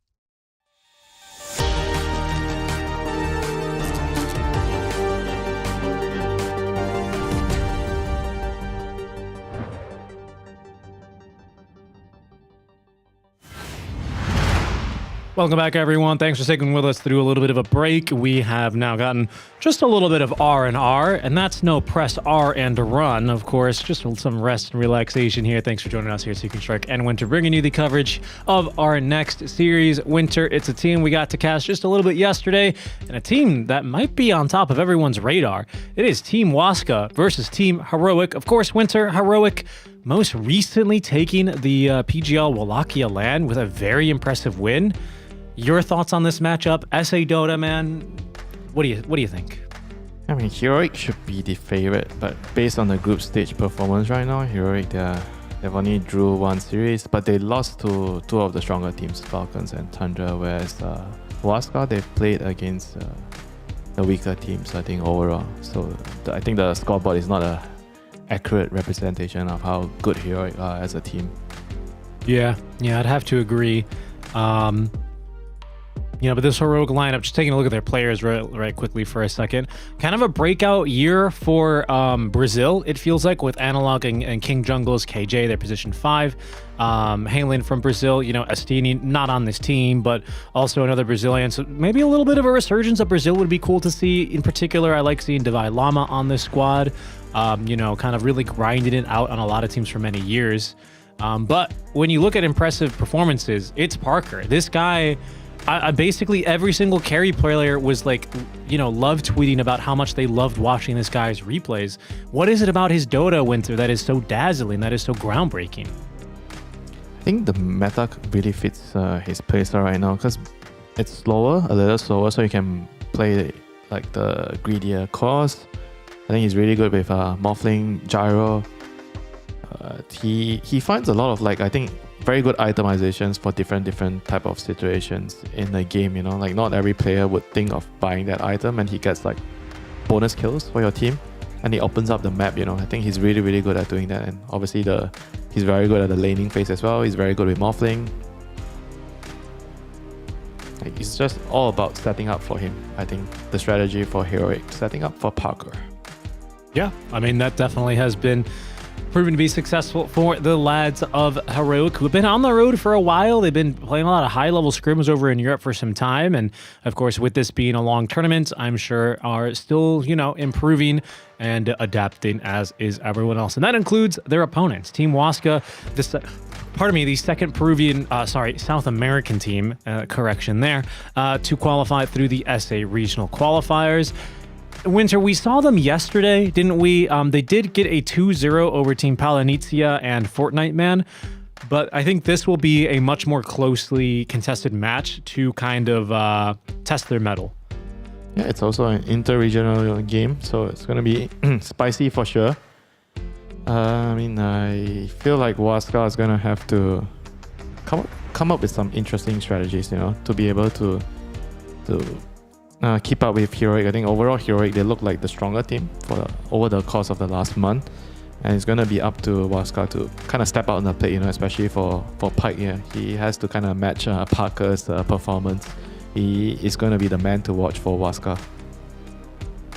Yeah, I mean, he was a pretty standout yesterday as well, right? But very carry versus carry heavy matchup within a region and a couple of teams that know each other very well, I'm assuming. Probably scrimmed back during the TI qual days, and of course in the run up to this tournament where, let's just remind everyone, right? These quals happened before a PGL Wallachia, so Heroic was the first team to qualify through SA region, but already kind of perhaps holding their power level a bit now. We'll see what they will unleash on each other. But for me, it's always really interesting to see these inter-regional matchups, especially for a region that is, just geographically speaking, still a little bit more isolated from kind of mainstream, super really, high-performing teams in Europe, because they tend to have their own sort of quirks, don't they? Yeah, I think usually during inter-regional matchups, you're gonna see like some maybe not so popular picks and bans. Maybe you understand the opponent's strategy a lot more, so you tend to know what's under their sleeve or what's up their sleeve. So you know that against this specific matchup, they're gonna do this, they're gonna do that. So we might see something off meta, maybe. Hopefully, it'll be interesting for us and the viewers if something out of the blue is being picked, and we just want to see that interesting strategy work out. Definitely. I think what I most look forward to, and something that I think that SA, when you kind of look at the players and the standout players, especially from this region, and it's a lot of carries, right? At first it started with Hector, Costabile, right? And then, oh my goodness, who was the carry for Evil Geniuses when they had the SA team? Why is his name escaping me right now? Also Morphling and Terrorblade God. Now it's Pike, right? You've had a lot of SA teams kind of have to learn to play around these very I'm actually thinking about HFN. players. You remember HFN? Okay. Like back in the day, the guy the guy who uses the A click to try and destroy the items, but he doesn't hit the item. Yeah. I remember. Oh my god, that Purge clip of him freaking out when he dropped like a Battle Fury on Jug or whatever, and Purge goes, that was the dumbest thing I think I've ever seen.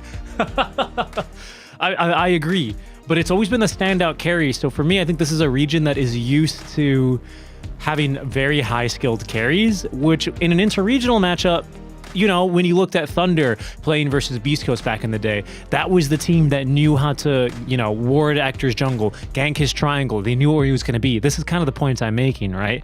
Perhaps SA is going to be its own kryptonite, and we'll have to see how things are going as our first draft is now underway. Winter Game 1 of our SA versus SA matchup.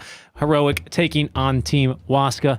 It is going to be Heroic with first pick on Dire side, Waska last pick on the Radiant half of the map. Small, already dipping into that reserve time here. Yeah, so everyone bans the Tiny against Waska. No Tiny for Dark Mago. No, sir. That is not a hero you want to let through. Matthew El Gotito, captain drafter now for Waska. Talking with their coach, trying to settle things here for the match.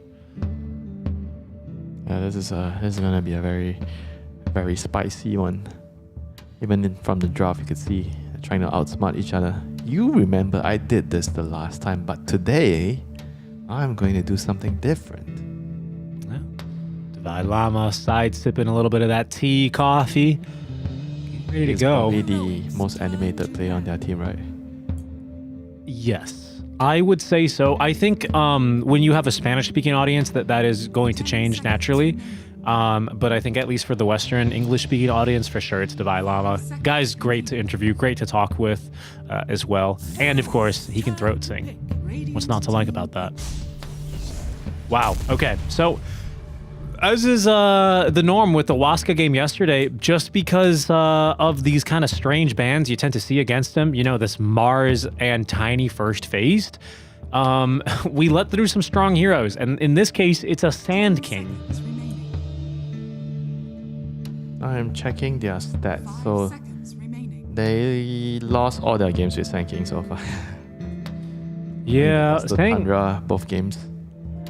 Sand King has he's the fourth most contested hero overall, pardon me, at least when I refresh the stat page. But he's been banned 26 times, picked 14, so still banned more than picked. I will tell you, from the carries perspective, they usually like Sand Kings on their team. Sand King is a very annoying bugger. He defends the towers and he kind of forces the enemy to bring a lot of heroes to deal with that annoying bug in the game, right? So it gives your carry a lot of space to farm because of that. See, I mean, and that's how Heroic like to play, right? That's how they found success previously. Primal. Okay. A lot of Primal for us today, huh? This is not a very conventional opening, but like I already said, this matchup is going to be very interesting because both teams are going to probably pick something out of the ordinary, and Primal Beast opening is already... It's not like a crazy opening, but it's just not common nowadays.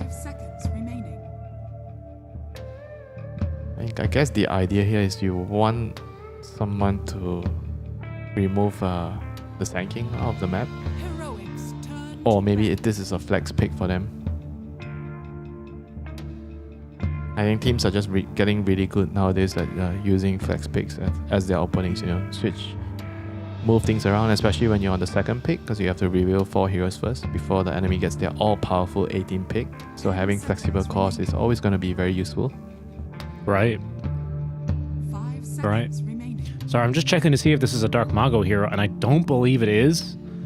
From my glance at his Dota 2 Pro Tracker page, it doesn't seem to be a Dark Mago it's like hero. Not a flex for them. You're saying it's sacred. I mean, yeah, from the public available data, no, it doesn't seem to be a flex. I think it's going to just be an offlane for them. Wow, I can't believe Shadow Demon made it through as well. Shadow Demon Primal Beast, oh my god. You already have that tank, that's the disseminate combination. You run in, you put the buff on him, and he's going to deal a lot of damage. I mean, not the greatest synergy in terms of like when you're trying to kill a hero, because Primal kind of wants to insta-destroy the hero that he grabs with Pulverize, so you kind of prefer something that does more instant damage, like a Snapfire, Phoenix, or even a Lion for that matter. Like Shadow Demon does damage slowly, it ramps up, you know, it does a lot of damage, but it takes time to ramp up. Right, you'd like something like a, I know what you mean, like a Skywrath Mage that get some burst. I mean, that hero, I love playing that hero, but that hero just... It's just sad, you know, you bring that hero up, I just think about it and I realize this hero is never gonna happen, you know, even though now the position 4 is all about getting the Rod of Atos, but you're just not as useful as the other heroes, you know, and you're very, very volatile. If you feed a couple of times, then you'll be very useless in the game. When people get BKB, you're like kind of gonna be useless as well. You don't kill creeps really quickly. Sure, you can use your concussive shot to push out waves, but other than that, the hero just gets too countered by the BKBs and like pipes and everything. Sure. Lion, on the other hand, not so countered, and you can deal with the Shadow Demon illusions. Potential dangerous illusions with like Luna, etc. And Lich, okay. This is a very interesting hero right now. It's very good against the Primal because you can use Gaze to cancel the Pulverize. And you're also very good at bullying a melee hero like Primal in the lane with your Frost Blast. Yeah. You have a lot of slows too, right? Which is going to decrease his DPS. Yeah, but on the other hand, you're playing into Shadow Demon. So you can't really cross shield the target you're trying to save if he's purging the target. Right. It's not very reliable, is it? Nope, it is not. Kind of love the teams collecting more waters. Matthew just trying to stay locked in here to the draft. Everyone's throwing stuff behind him. Oh, this is a hero that's rising in stock, the partner. With the what's it called? The Siphoning Ward? It's a very powerful is that the facet. one we're seeing? Yeah, that's the one, right? That's right. It's a very, very powerful facet right now. It basically just gives you so much of regen, HP and mana. Like it's very hard to trade in the lane. You would never imagine Pugna being referred to as a bodyguard now. You have 330 move speed in the lane, and you can't really trade into the Pugna when he has the ward. And you can't use spells, you know. If you're a Lion, like you can't trade, you know, because he's gonna be nether blasting you, and you can't use your stun because it's just not worth it. You have to try and kill the ward first. Yep. Just Siphoning Ward is the facet that allows you to it restores mana and health based on how much damage you deal. Why does he get both? Ward. You know, even if he gets health back alone, I think it's already very good. So I'm sure we'll focus on that in the lane because I've never seen anyone take Rewards of Ruin, which is the one where you get like 0.5% of spell amp per tower. Yeah, nah.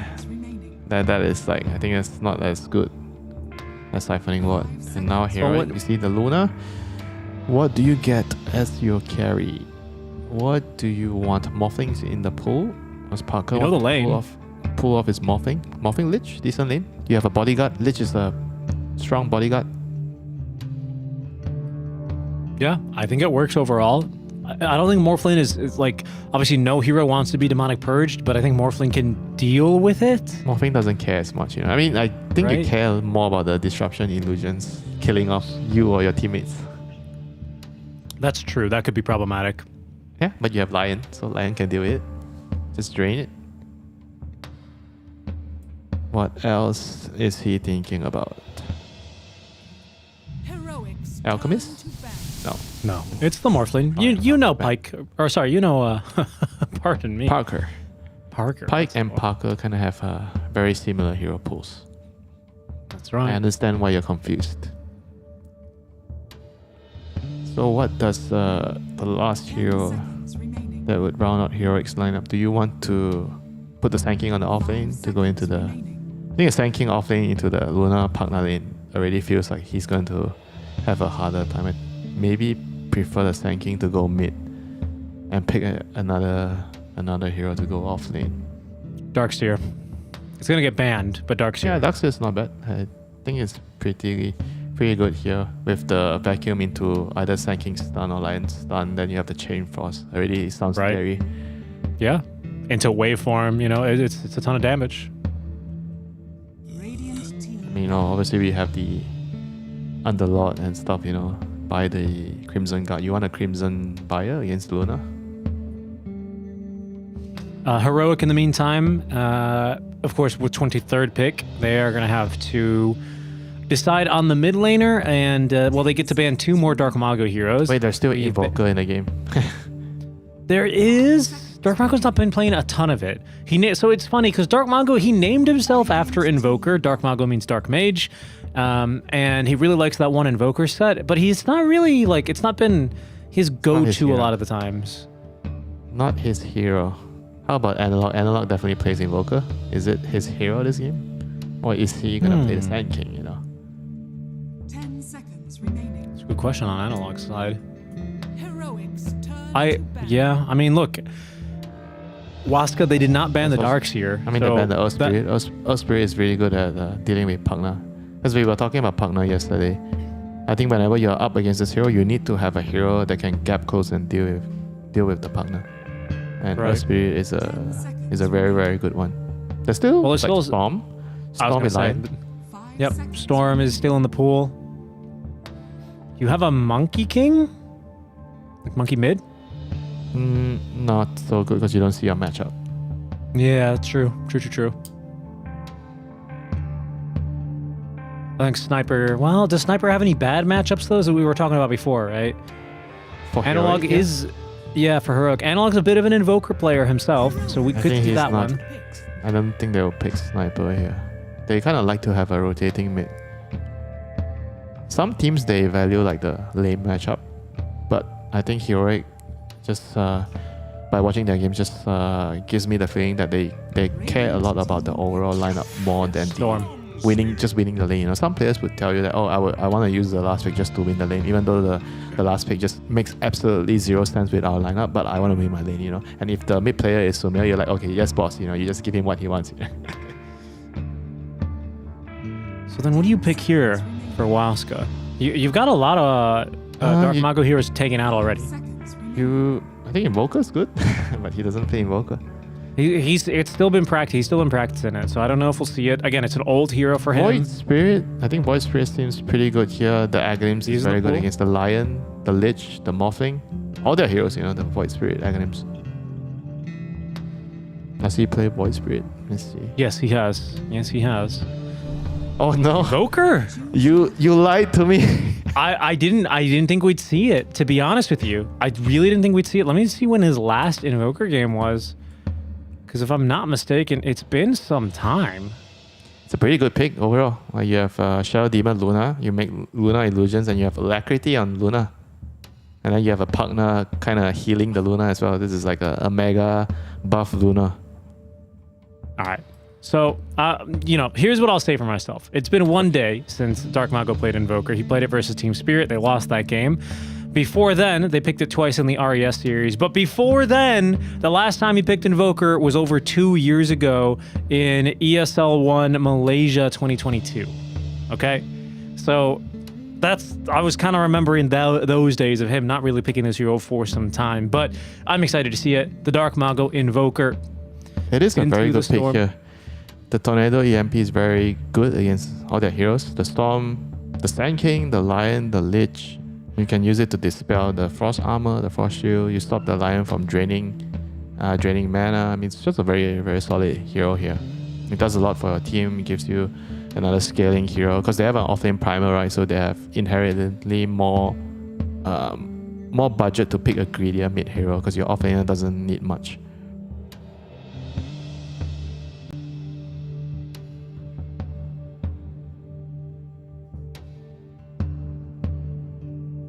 I also like this Invoker pick a lot. He's good at the hero. He's historic for him. Like I said, I knew this set. I know this Dark Mago set. Repeat that. You said what? He's good at the hero? He's good at the hero. He's named after the hero. I remember him iconically for... He's got... Oh, right. No one else can see it but us. He's got that... I don't know what it's called, but that dark purple set, you know? And he loves that one. And this is literally... He named himself after this hero, after this set. Of course, he's going to play Quas Wex. But I'm excited. Game number 1 of our South American derby, as Winter likes to call it. Lines and circles being drawn all over the map. A derby one time, and then you just keep reminding everyone. I like to call it a derby. Pretty sure I just use it one time in a SCA game. Blacklist against Excretion. I call it a derby. He called it this SCA derby, and it made me laugh. I think it was Eastern Europe. I don't remember. It was probably SA. Here we go. Oh, hold on. He says, good luck. And then Parker says, I am sad. Parker says, I want to have fun. Don't kill me. Thank you. That's what he said in the chat. Every morphing player says that, right? Don't kill me, and then proceeds to farm for 20 minutes and kills everyone in the game. Pretty Classic much. Morphing players. Pretty much. Don't kill me. I'm so weak at level 1. I'm so weak at level 2. Spare me. Let me hit some creeps. Parker says, I'm the best of my house? And Sacred replies, the best, like the most ugly.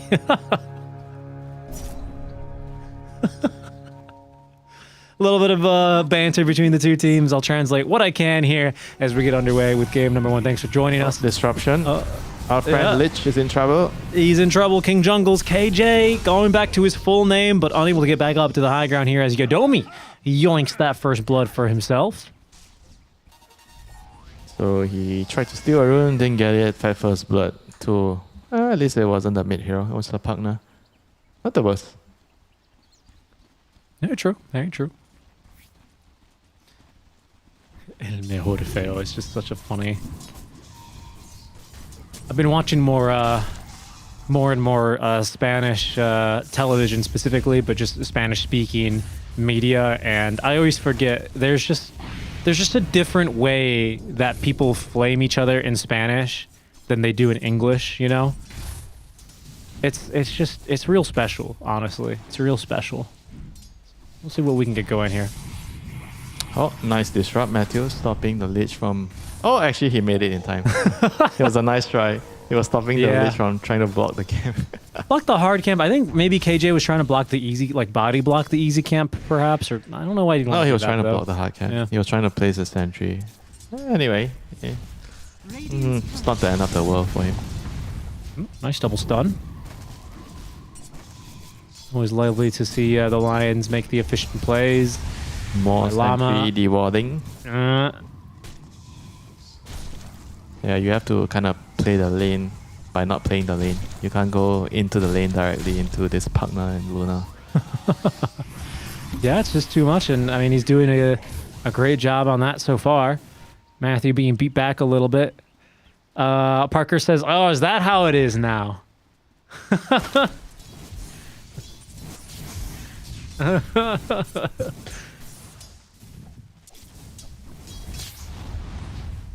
Are you playing like translator game right now? It's gonna be Oh, a waiting little for him bit. to- I mean, my Spanish is good enough for that kind of translation. if we break out the Brazilian Portuguese, I'm completely lost. But the Spanish, I can keep up. I'll keep up a little bit. Is Dark Margot keeping up in the lane? I was actually about to say, right, because I saw him deny that water rune. He's doing just fine, 10 and 2. Parker said, "Look at that! Look at that beauty." I think he like denied something or something like that. Oh no, it's the banner. He's talking about the banner. I don't know. I don't know what's on that banner. Looks like someone asleep at their computer chair. Yep, 3 minutes. Lotus is about to spawn. Really just having a nice time. And he's also playing like one of the sweatiest carries, you know, early, where you're just like always playing with your HP, adaptive strike, you know, it's all chatting casually.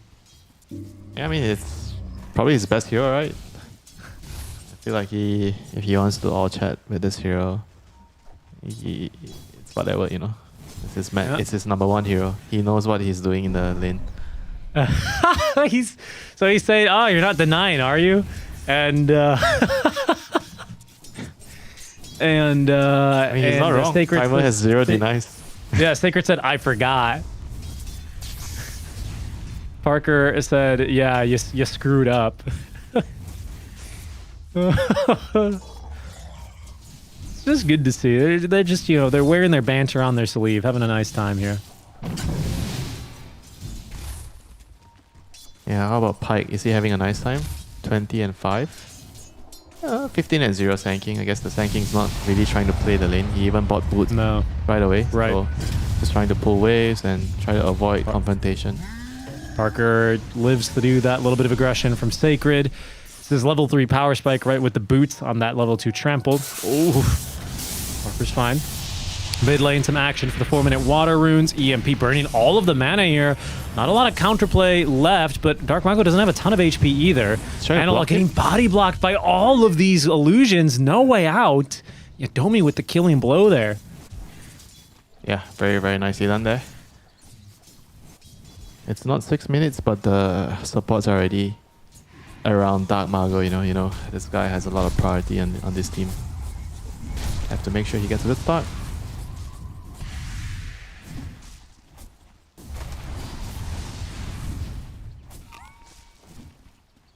And so far, so good, right, for this Invoker. Up to 10 denies now, so he's going to get even more experience. Oh yeah, I actually keep forgetting about that. Gets XP from the denies, 25%.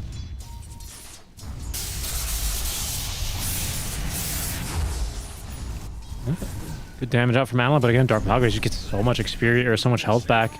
Boots delivered. He's going to be going for the power treads. In this kind of a game, do you think you would consider the Mage Slayer, or is this just a Witchblade game for our Invoker? I think Mage Slayer is definitely good into the Sanking or Storm. But if you're having a lead, like you want to be aggressive, I think then you go for the Witchblade. Okay. I could see that. I was wondering how you thought about that. That makes sense. It's also to me. the build up, right? If you feel like they have a lot more physical damage, because Witchblade you have the chainmail, so you get armor. Right. Alright. But if they do more magic damage, then Mage Slayer seems like it's the more efficient one. Okay. See what Dark Mago wants to queue up here eventually. Power Tread's being delivered. 6-minute rune spawning in shortly. Still level 5 for Analog, and he's not really that close to 6. He's not going to get it off of this wave anyway.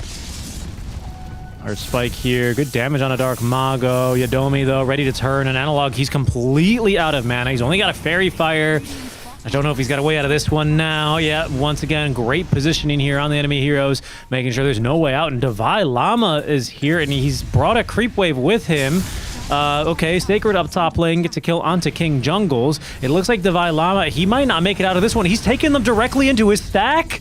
Yadomi gets the kill. Oh no. And his stack is going to be stolen. Team Waska, this is going to be quite the lead. Pike's even here to steal some of this. Oh, this is... Is what we call the perfect start. You are not going to get a better start than this. No. I mean, and this is the opposite of the perfect storm, right? Analog's a 0, 2, and 0.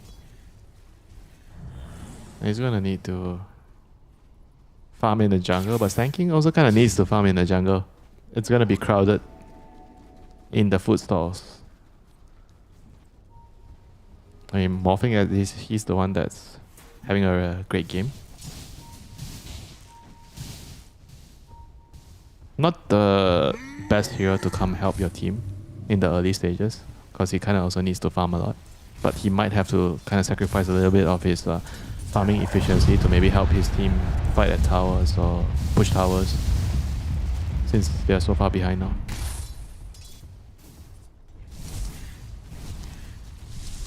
Yeah, I mean, again, with this Invoker, like, it's just kind of, he's shown to be the scary hero early on, right? Where he tends to very strongly counter any early rotations. Yeah, and you have the Pugner on top of it. Look at the tower. The mid tower, 7 minutes with the first catapult wave, it's almost down. Yeah, that's a good point. I think it will go down. They're going to fortify here, but yeah, the Nether Blasts are not going to stop. We have ulti, or Ball Lightning now for the Storm Spirit, but he's going to be forced to use so defensively to make sure he doesn't get all of his mana burn. Matthew, he's secured the the amplified damage rune, as Yadomi secures the tower. This Pugnut doing so much work here. Dark Mago, he's going to look to apply some pressure up top lane. Parker's up to level 6. He's playing his music. I'm sure he's having a nice time. He said, please don't kill me. I'm sad. And, well, he might be very sad here if an Amplified Damage Invoker rolls up on him under a Ghost Walk Pike as well. Through the gate, they find their man. EMP to kick things off, trying to stop him from waveforming. He waveformed earlier when he was farming. It was on cooldown. He is going to drop. I think now... It's getting messy, Richie. That very, it is. very messy. Might be time for him to sit up here. He's gotta lock in. Dire's top tower has fallen. They are gonna have to try to find a way, you know, like to come back into a game. Like they have to try to group up and fight with the Morphling at some point. I mean, Sand King's not buying daggers, so he's just interested in clearing his stacks right now. Space created by the Morphling, though. I mean, they needed this. Bro, if your Morphling is the one creating the space... Look, I get it.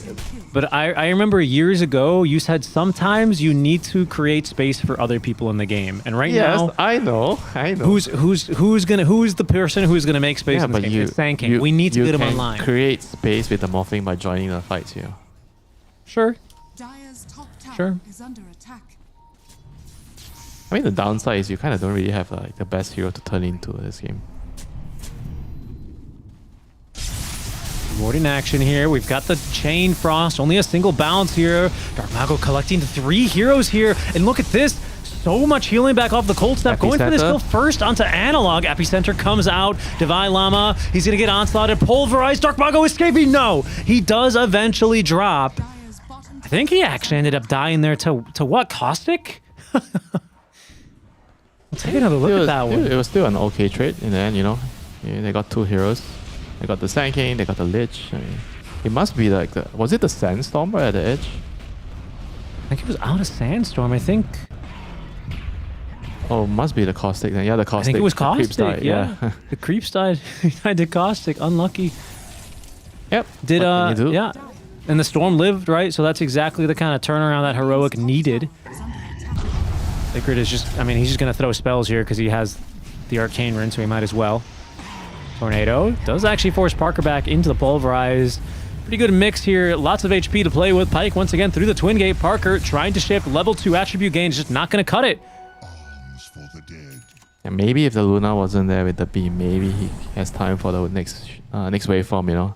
But good place there by Waska, bringing the numbers to kick out the Morphling. The Morphling is like trying to push the waves very, very dangerously because he realizes that the map is very small.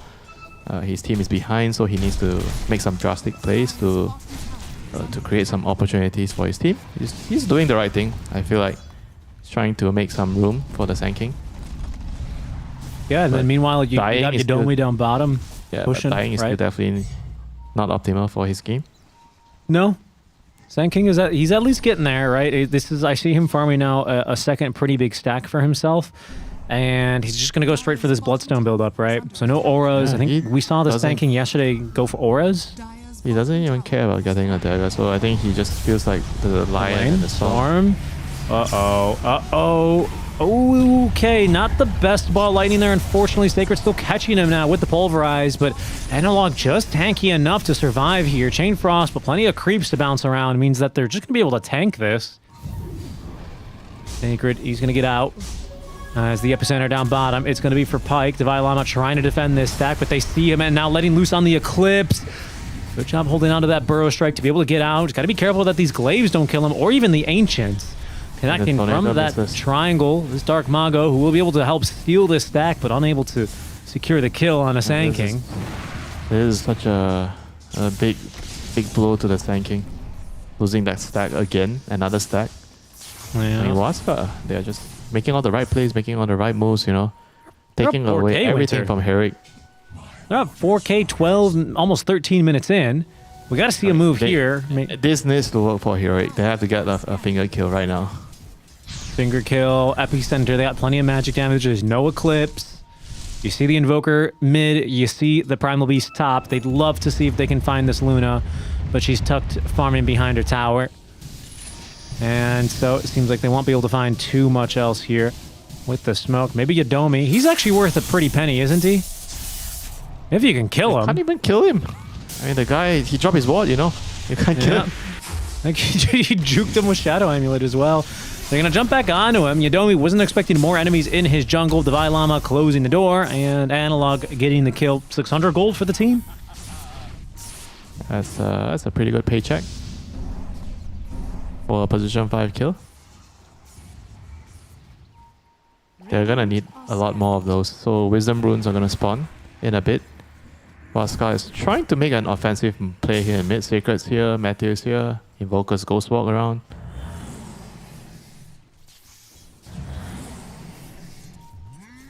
Seems like no one is going to step up, you know.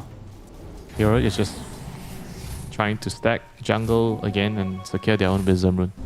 They're just happy to play it slow until the Morphling's ready to fight. The Morphling, on the other hand, even though he's died twice in a row, but he has a pretty good net worth, you know, with the Midas and everything, you know. Mago. Hunting again. They've seen Sand King trying to recover farm. EMP perfectly predicting his movement. Not like he had much more mana anyway. Matthew as well. Oh, they've got so much damage. And look at this with the Mage Slayer. He's got no... Oh, he's still alive? No. Will tick down eventually. Pops to the Demonic Purge. Space, I guess. Parker's got a Midas. For Parker, it's not too bad. He kind of tanked a lot of spells. Wasted some time. They're gonna lose this tower. Lich is just gonna do his best to delay and slow things down. Yeah, he'll try, but the problem is this Nether Blast doesn't care. Pagna doesn't care about the shield. Now, this hero feels like he's a very, very strong hero right now. You win the lane, you can't trade, and then he takes all your towers so quickly. Right? Yeah, he's like the support SF, right? What? Support SF? SF? Yeah, because support SF, like, he wins a fight, and then all of a sudden he takes towers, right? Okay. Because with the lasting, what's it called? The facet. The lasting presence. Yeah. I didn't say he's like... He's not support SF. When I said he's like support SF, I meant he's like a support version of what SF does after he wins fights. He takes towers. I get it, you know, it's just like, I feel like it's just a... I didn't say he's a support Shadow Fiend, okay? Look, you don't need to air out all my pubs where I'm testing out crazy things, okay? I'm not airing out your pubs. I don't even know you play support Shadow Fiend. 60-minute rune. How did he catch him there? How did he catch him? Dark Mago finds his man, Yadomi. Look at the heals on that ball lightning. Schofield, he does have his shard now. I mean, this has to be like one of the best heroes against Storm, I think. You put your ward down and you can just stand in front. Then you just heal. I don't think I've had the pleasure of playing Pugna into a Storm in particular, to be honest. Divine Llama, he's got Bloodstone ready to go.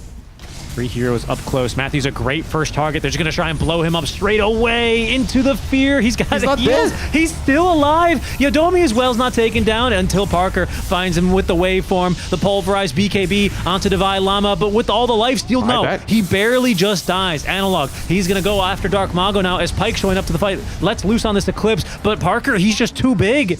He's tanking through all of this. He's going to take down Dark Mago, and now the BKB's ended from Sacred. No mana to play with. 21 charges. Going to try and turn for this trample, but he's got nowhere to go, Winter. He is going to die. 2 cores dropping here for the side of Waska as Heroic hold the tier 2 tower. Yeah, that was a very, very nice fight there. I think it all started from the stanking, you know, he doesn't have dagger, he was hiding in the trees, he channeled his epicenter, he initiated just like that, and he gave them a very, very good opening to throw their finger, throw their chain frost, and get a good trade, you know, and even the buyback, you know, from the Shadow Demon. So that was a huge, huge win for Heroic. Very good fight. Yeah. And you just... Pike just kind of maybe expected to get a better Eclipse there. Maybe it would have helped them clean up 1 or 2 more heroes, but just couldn't get enough damage in and just had to run, you know. There's no way he could have done everything on himself. For sure. I think, you know, Matthew going underneath the tower, I think he was looking for an aggressive disruption. Just wasn't ready for that kind of a response. I think that's going to be the one fight where he goes, okay, you know, this game, the tide has shifted a little bit. It's time to play a little bit more defensively, right? Not so aggressive with the SD positioning. He's just this kind of hero, right? Where you see him, you kind of have to jump this guy. Yeah. At the end of the day, it's still Shadow Demon Luna, you know. It's gonna be like a long game.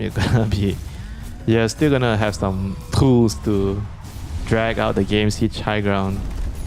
And now Heroic, the other ones on the prowl. They just want to fight. They feel good, and Dawai Lama just wants to lead the charge again. Yeah, these towers go down so quickly. The Whisper though. of the Dread, so it does a lot of magic damage here. Dire's top tower has fallen. Radiant's middle tower is under I attack. like that KJ is actually rushing the shard. He's buying the shard. Shard's really good on this hero. Shard dagger, and he also goes for Pavis first because you need the energy booster. Because you don't have enough mana, and your innate works with percentage based on your max mana, right? So the energy booster is like a lot of value on this hero. I didn't know that. Well, now you do. Free lesson. All I want is just a plate of delicious nasi lemak. Thank you, sir. Rush is pretty low, 3rd HP here, Winter. As Heroic, they do manage to get a foothold over this area. They're gonna smoke a second time under, not under reward, it seems, thankfully. They're gonna try and reposition here. Tense. Luna is trying to finish the BKB. He's just a couple of 100 away. He wants the BKB before the fight, but I don't think he has time. Heroic, they are flanking around from the side here. Oh, Schofield smoke has broken. Ward's underneath. They lift up the storm. They're going to break a little bit of his mana. Oh my god! But he's just dead. They bursted him. And now Divine Llama, he's going to try and heal through all of this. Actually doing a lot of healing with that Epicenter. Bloodstone active, but not enough to tank through 3 cores. Down he goes. Does Storm just disappear? I believe that was a Luna, Decrep, and a ton of magic damage. Wait a minute. Hold on. Parker's going in. Sacred, careful here. He's going to actually get trampled on a little bit. Tornado to make a little bit of space. For now, Sacred's alive. Schofield holding versus 3 as they're going to decrep him and do as much damage. He's not going to stop sucking, though. he was gonna drain until his last breath. Oh my god. That was the best. That was the best scene of today. I mean, what else are you going to do, man? You're a lion. Oh boy. And all the while, Roche, he's just going to mend his wounds down bottom. Whoa, careful there. Analog almost got caught pushing a wave. I hope, yep, here's Lion's last stand.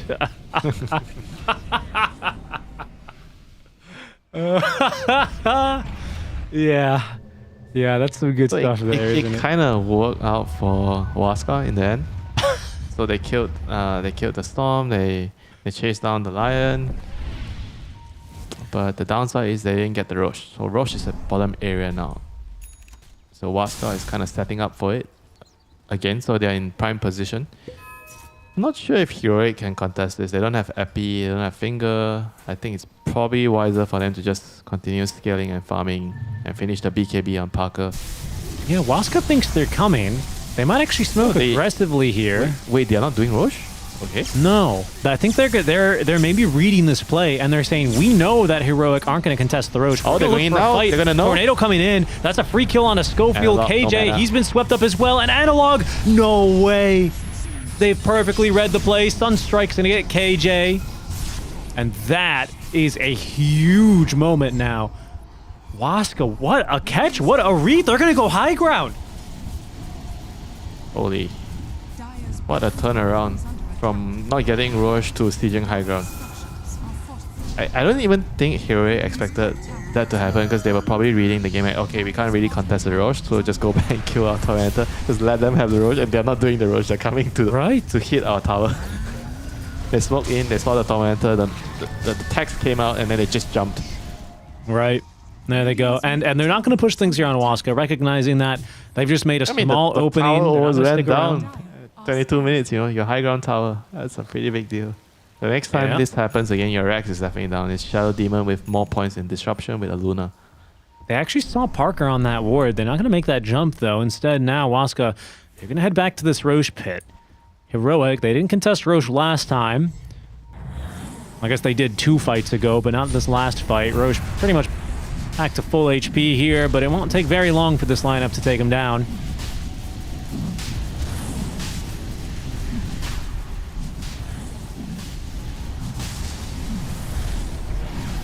Well, how is Parker doing? He has BKB done, so he needs to get his Phylactery next, Kanda.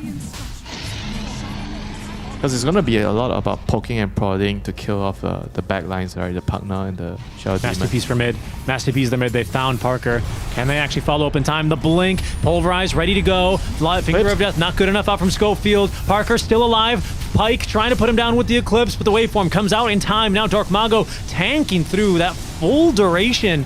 Chain Frost. He will live. Schofield, he can do nothing but drain. Unfortunately, he still dies all the same. Both supports are going to be the ones left behind. Waska, they're going to need to tend to their wounds here, but otherwise healthy, alive, and able to continue fighting after claiming that first Roche. Yeah, not the worst, you know. It could have been a disaster if they lost Parker there. He managed to TP out by the skin of his teeth. And the game goes on, you know. Keeps his item progression going. I think the moment he gets the Kanda, that's going to be a huge game changer. For now, he needs to just keep farming first. Storm is about to finish his BKB. Pretty big item. Because he needs to deal with this shamble of bones of a Pugna in a team fight. You saw what happened in a team fight. If you don't kill this guy, you're not killing his teammates. Yeah, it's been a bit ridiculous here. And I think even with BKB... Okay, so wait, so how does this Pugna facet work? Do you need to do damage? So if he's BKB'd, your ward doesn't do damage, so you don't heal, right? I assume that's how it should be, but... Because it says based on... it's damage to HP and mana. Yeah, so you're not going to make him tanky even if you don't do damage, understood? Yeah, but at least he has a Glimmer and Solar Crest now. Even if that's not useful, he can use those to protect himself. Parker is out here. They might try and pop Yadomi. He's completely alone. They're going to make the jump. Glimmer Cape. No chance here. Schofield looking too far away. Schofield. No dagger. He's got dust. Look at this. He is baiting them. And this might just work out. Tornado. No way. Into the Fog of War. They've seen their man, though. Parker. He's got BKB TP, but Sacred not in front of him. Parker, he's going to shift. He's going to do what he can, but I think his hands are off the keyboard at this point. he's scratching his face.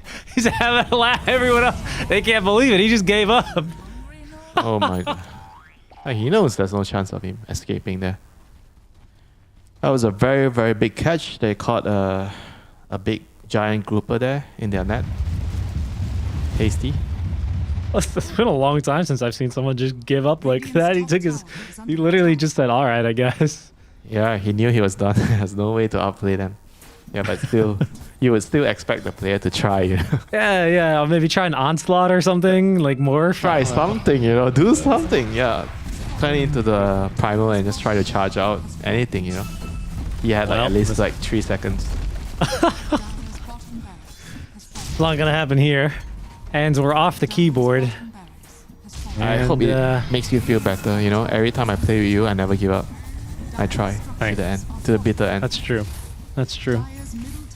Winter, you know, sometimes when you play with me in my stack, you turn into Captain Winter. You get a little scary. Well, your friends seem like they didn't mind you, so I just... Winter doesn't join the Discord, so we're all in the Discord having a nice time, just yappa. We're just yappaing, and then Winter will be like, ward here, fight here, smoke, go, go, go, go, go. And we're like, oh my god. A little scary, dude. Okay. Epicenter here. Let's go. Yeah. Yeah, let's see what they can get going. Divine Llama ready to go in. That's a nice jump on the pike, but the blink, or there's no initiation, and Divine Llama, he's been ran over here. He's getting trampled in his base. He will drop. Chain Frost bounces down. Good for the kill onto Sacred. Buyback out from Divine Llama, but he doesn't really have much to offer here. Pike stuck on the enemy high ground. He is going to go down. That's just the first life, though. Heroic setting up for round 2 as Yodomi doing what he can here. He still actually has his Nether Ward down. Matthew with 2 kills here. Through the Disseminate, Parker does take down Pike on that second life. Parker falling low, can't do any damage to Dark Mago because of this darn Pugna, but Waveform will eventually do the trick. Parker on a double kill here, and now the buyback from Divine Llama allows them to catch Matthew. Stuns are continuing. Matthew doing what he can, almost gets this kill on to King Jungles, almost onto Parker too by the looks of things, but he is going to drop. 4 dead just like that. The Parker 1v5, it's online. That was a huge fight. I mean, all the heroes did a lot of damage. I think the biggest damage came from Lich actually with the Chain Frost, around 4,000 damage. Ooh. Insane. He got a really big bounce. Got a very big connection. Yeah, and the little fast forward there ended up just being a position where Luna was kind of isolated from the rest of the team. They're all falling back because of that Chain Frost, like you talked about.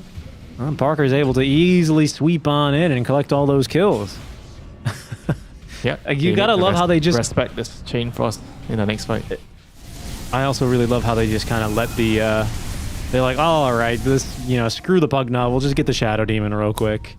Yeah, and now Parker has his Daedalus done, so he packs a huge punch. You know, Daedalus with the level 20 talent. Did you see that? Did you see that Lich just blink back? That was a bit of a close one. They didn't catch him though. Gets out with his life. And they have to be very careful now on Waska. As Morphling is online, he's very strong. I mean, once the BKBs run out on their cores, right, I feel like they can't really fight at all into this Lich and line. Parker, they find him. Oh, they're trying to bait. Oh, all right. Well, it's not going to work, unfortunately. Good effort here, but Parker turns with the BKB. He is very tanky. Going for the TP out now. I can't believe it. They didn't save a stun. I mean, they thought he was on the high ground. I think they didn't see him. It was actually a pretty smart waveform. Like, you would expect the Morphling to wave on the high ground to TP, right? But then he waved to the low ground and TP. I guess so. Either way, Parker, he gets away with that one. Them. I think this is Divine Llama. Nope, getting the blink away.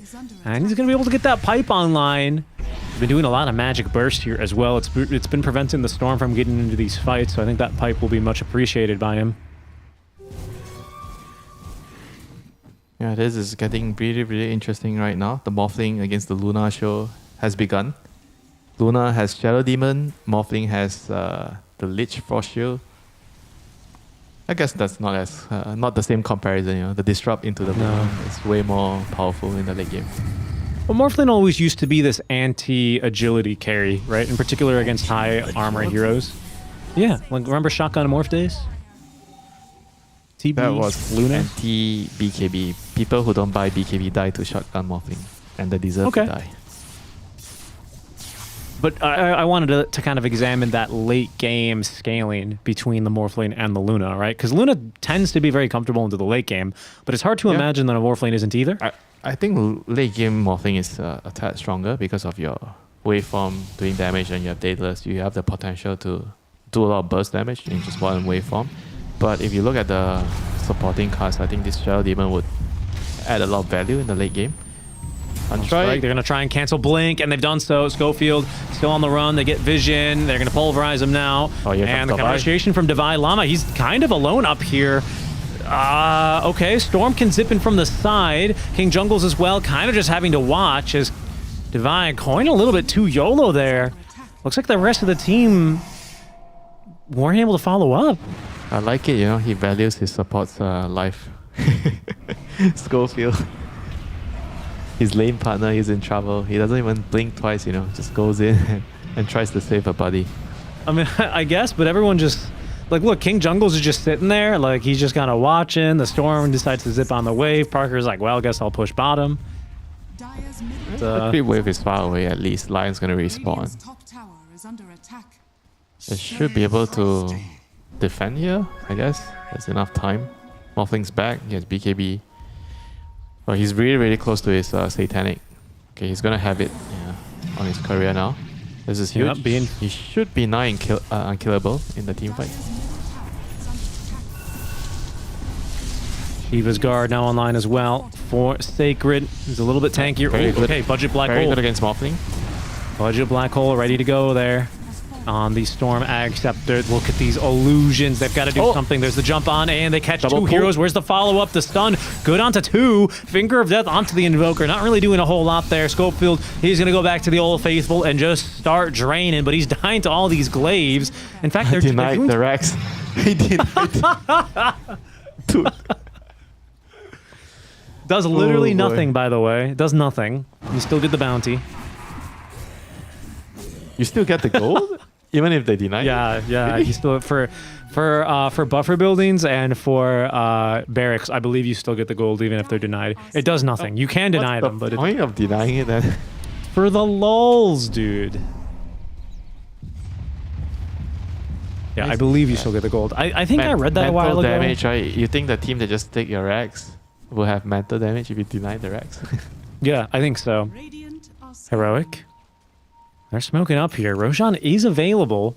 Waska trying to protect the flanks here. Oh. Look how far out Pike is. Yadomi, he breaks these smokes. Divine Llama, his smoke breaks as well. They're setting up wards in the middle of the lane.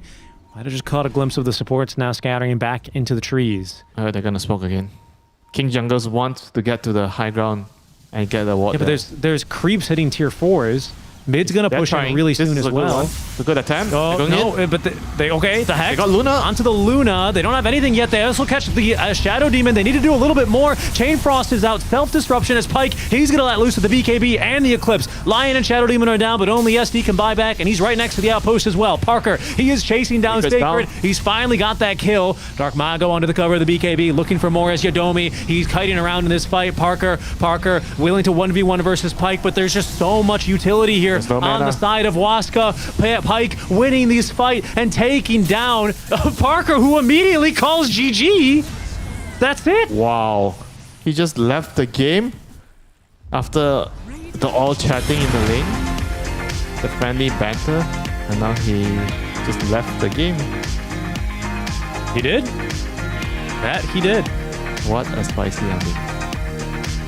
What a spicy hiding, but take nothing away, from Waska. That was a very, very patient play in the last fight. They waited, they bided their time, they baited with the Luna, he went out, and when they jumped him, they had the appropriate response with Sacred, just putting his body in the middle, just protecting his carry, saving his carry, and the Morphling eventually just ran out of juice, he couldn't really finish off the last couple of remaining targets. He got kited, he doesn't have enough mana, and he just got killed, by the Luna. Dude, I also think that was an especially frustrating last fight for him to take because he knows he has damage. He knows he can tear apart these heroes, but he's getting kited around. He's getting kited by this Pugna Decrep. He's getting kited by the solar, not the solar crest, sorry, the Glimmer Cape. That maybe should have gotten a Revenant's brooch for that, for the Pugna. Yeah. I mean, it just ended up so... but to GG like that, a spicy ending for a spicy series, isn't it, right? The SA matchup is going to go the way so far. Team Waska. We'll take a look at some of these highlights, especially that last fight I'd love to see again because the game ended so abruptly.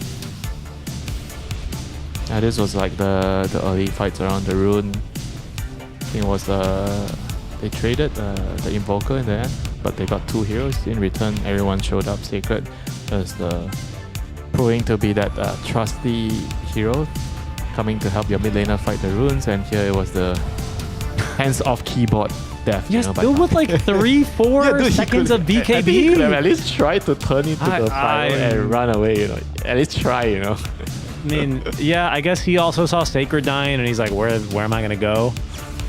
Yeah, I mean, I think he wasn't in the right headspace, you know. Let's just put it that way. Right, and then here's the last fight again. And again, just how frustrating of a fight is this? He was like for using Parker? his BKB, he got kited, he didn't have a target to follow up, then he got He's hit gonna by lose his TNT. mana here. Yeah, lost half his mana. Waveforming, couldn't kill the partner. Then he got purged by Shadow Demon and he's like, I'm done. He's getting cold snapped. You can't win this 1v1. GG. Yeah, I mean, that kind of sucks, you know. It's completely understandable why he got so mad. I think he was more mad at himself, you know, for not choosing the right targets and wasting his BKB and everything. And hopefully he's not mad at his teammates and he's going to be able to come back stronger in the next one. Yeah, it's a spicy game one here that results in a victory for Waska as they continue to extend their lead over their fellow SA qualified team, Heroic. We'll see what happens here for our second game, folks. Do stay tuned. I think it's going to be a spicy one. We're going to a break, and when we come back, game 2 of the SA Derby.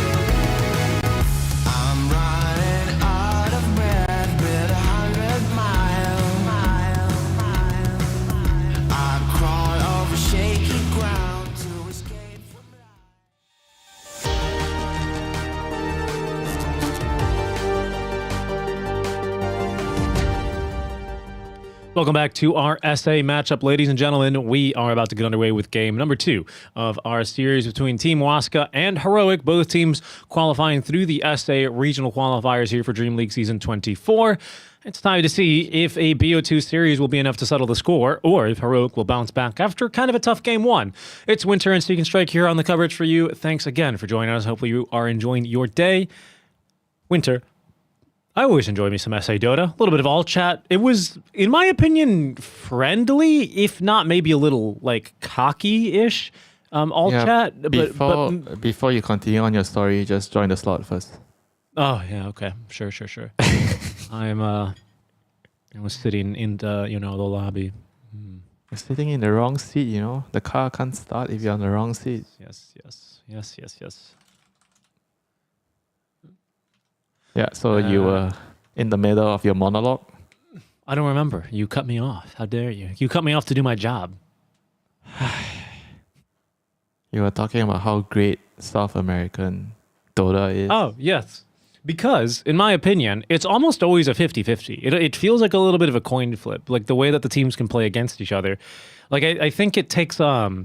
It's because it's a huge risk. Like, realistically speaking, it's a pretty big risk, the move that, in particular, was it first or second Roche, where instead of actually finishing a Roche, Waska smoke and then contest the... the Tormentor. They were the hitting Tormentor. Yeah. Right? I think it was very fair for Heroic to think that the enemy is doing Roche. They can't contest Roche because their ultis are down, so they hit Tormentor. I think it was a very logical play by them, you know. But Waska kind of...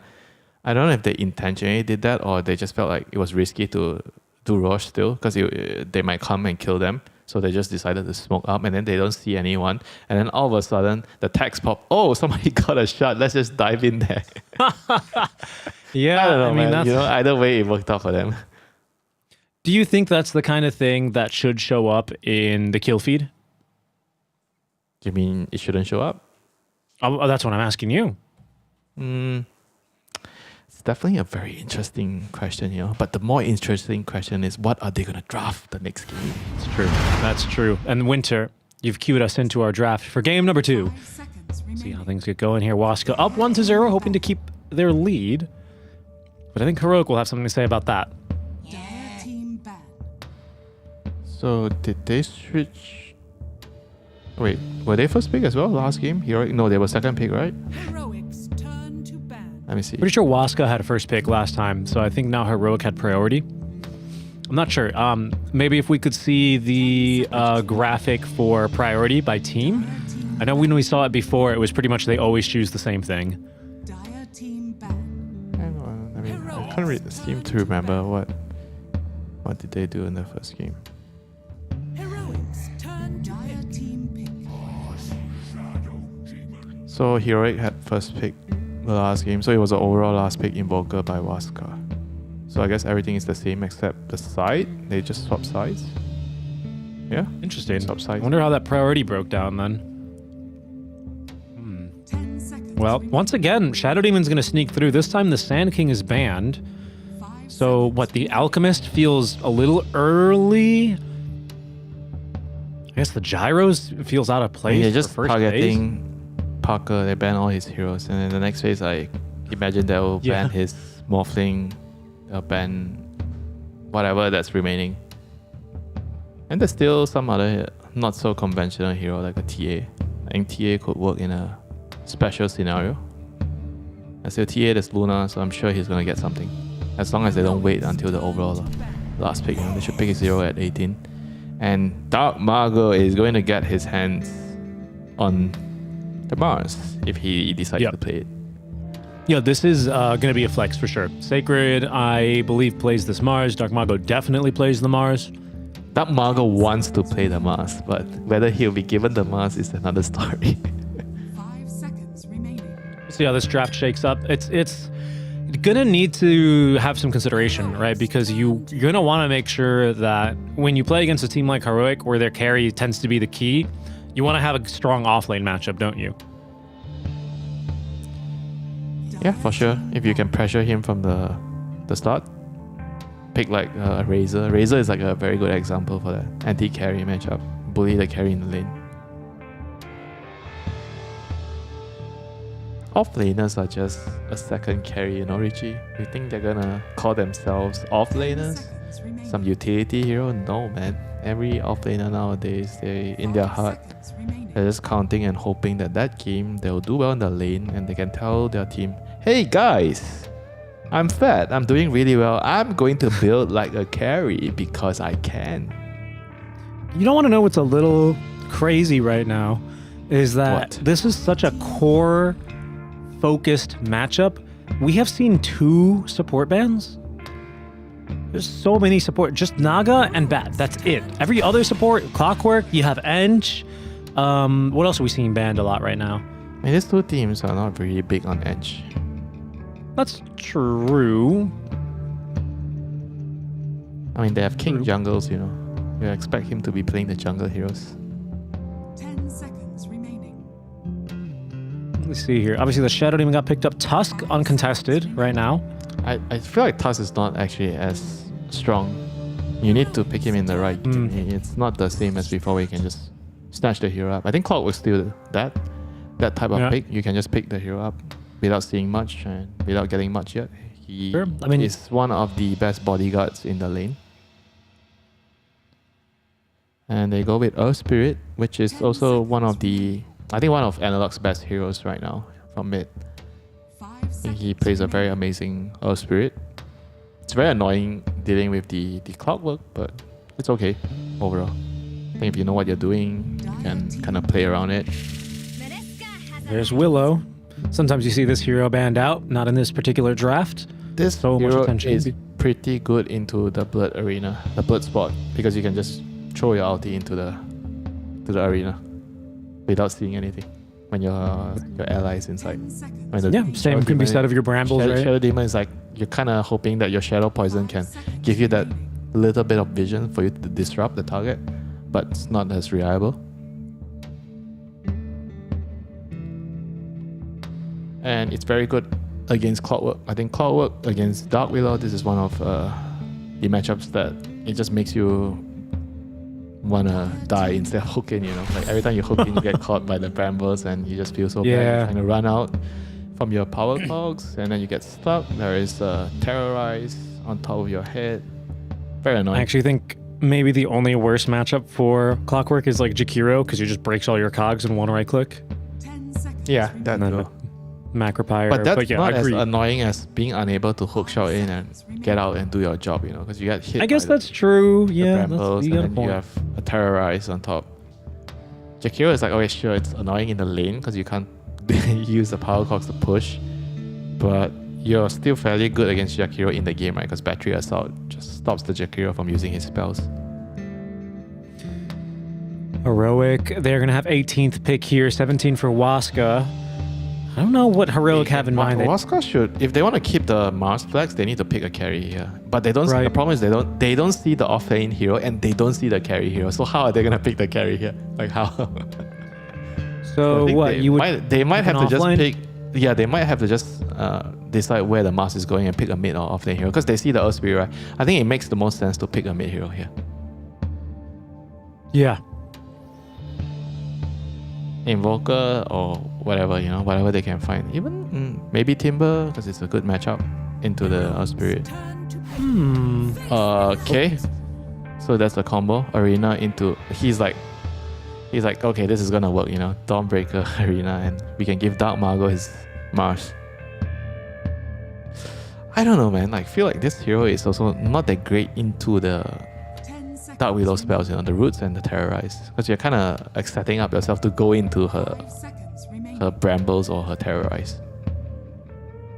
I mean, if you're on the offensive, sure, you hook shot, you have the Dawnbreaker out coming down or the Arena and you follow it up, that would definitely feel great. But if you're not on the offensive, you're trying to save a target, then it might not feel so good for you. Right. So this is a hero that Waska only picked once before. They picked it a month ago in the DreamLeague quals. Low-key very good now. I think the hero is pretty strong after the recent buffs. Okay, Sven. Interesting. Very, very interesting. Why is Sven good here? You don't want a range hero against Mars Arena. I guess that's one of the reasons. He has armor, blow up. so the armor is good against Dawnbreaker because Dawnbreaker deals a lot of physical damage with Starbreaker. Right. It's got move speed. Kind of makes sense, but I'm not so sure. I'm not really sure where Sven sits on the carry list right now. I mean, a lot of the carries are already banned, but there's still Luna.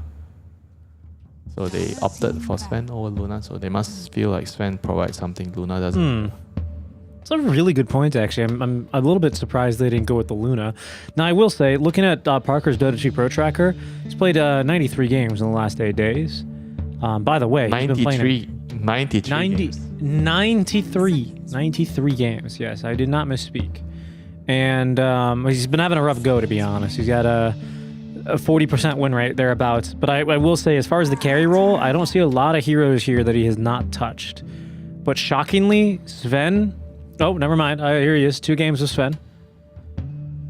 Played it just yesterday, actually, and lost. So he's Mask of Madness, Echo Saber, Blink, Harpoon, BKB. Okay.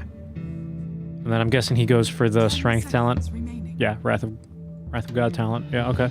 Yeah, what does Sven need on the offlaner? I think he needs. I feel like does he want to have an aura carrier, like someone to keep everyone alive, so that you don't have to use your BKB so fast. I think with Sven, you're so reliant on your BKB, right? So if you have like another frontline hero that can kind of, drag their attention away, so you don't have to commit so quickly as a Sven. Because once you're in, Sven, you're gonna pop BKB, you're gonna fight. Maybe they need another semi-carry on the off lane. I think they can afford it because Spirit Maid gives you a lot of room. So they ban out the Doom, which is a great semi-carry. Outside the Doom, there is still a Razor. I also think Sven has he's got a couple of matchup problems. Like anytime you see this hero, it feels like there comes a point where in some matchups, he just can't really fight mano-a-mano versus the enemy carry. He's not that guy. Like he wants to blow up the rest of the team and then fight, fight the carry with his team. And that's why he needs another carry on the offlane. I agree. That's what I was getting to. I completely agree. And honestly, Luna is one of those heroes, I think. I see Luna all the time into Sven, and I think he struggles as soon as Butterfly comes out. You pop Luna. the glaives, you don't die to the Sven, and that's it. The Sven uses BKB, he has to run, and that's it. Fight's over. So I completely agree with you. And the Sven is very weak against BKB piercing stuns. Dawnbreaker has a BKB piercing stun. Clockwork has a BKB piercing stun. And when you're committing onto a hero, Dawnbreaker is using ulti on you, maybe with Aghanim's, then what do you do as a Sven? You have to run, Yep. This is actually looking like a pretty hard Sven game, not gonna lie. Yeah, I mean, I'm trying to think of these position 3s. Like the only carry hero that comes to me in the offlane is Night Stalker, but I also don't think it's a very good Night Stalker game. I don't like Night Stalker Namars. Am I wrong? You can't fly out to that arena. You lose the vision in the day that you normally get. Or sorry, you lose the vision in the night. That's what you normally get, right? That's a big advantage of this guy. Sounds like you didn't mind, though. Yeah, it's very tough. Look at his face. He doesn't know what he wants. Oh, does he? Okay, Visage. I was gonna say Visage or Slardar. It's not like a very big gotcha pick or anything. It's okay, I think. Yeah, it's still a good hero. But you don't have the best lane partner because you have a range hero with you, Dark Widow, with Visage. Yeah, that's true. Maybe, yeah. I don't know if Venge is super pickable, but maybe it could have been Avenge. Doesn't matter. Yeah, but at least the better carry matchups are already banned. So Medusa is really great against Visage because you don't get the charges when you do damage because you're doing damage to her mana, so you don't get the stack up. And I think we're just going to see Luna. Yeah, probably. Not many. I mean, they go for the more durable DK, which I think also makes a lot of sense because Luna is more easy to kill in the lane against a Visage. You die a lot more easy. With DK, you're more durable, you can withstand the Soul Assumption poke. So hopefully you can survive the first couple of minutes and then you get your raindrops and you're gonna be fine in the lane, because you have to be able to live until the 3-minute mark when you get to buy raindrops to block the Soul Assumption. Right. That's just unfortunately how you have to play the lane. You might also need to consider getting a salve because usually you don't buy salve on your supports. But I think in this particular matchup, it's quite good to buy a salve on whatever support you're playing, just so that you can tank a couple of Soul Assumption hits and then go back and salve up and come back to the lane again. Because the cooldown is way too low, your tango region is just not gonna cut it. So, I mean, is this something you like? I know you weren't a fan of that double ranged lane, but you have 2 melee cores to back you up. There's this Mars, who doesn't really... I don't know, right? It's... What are you thinking here? I'm not really sure how I feel about either of these drafts. Mostly because the Sven's untested for me. I think both drafts definitely have their, question marks.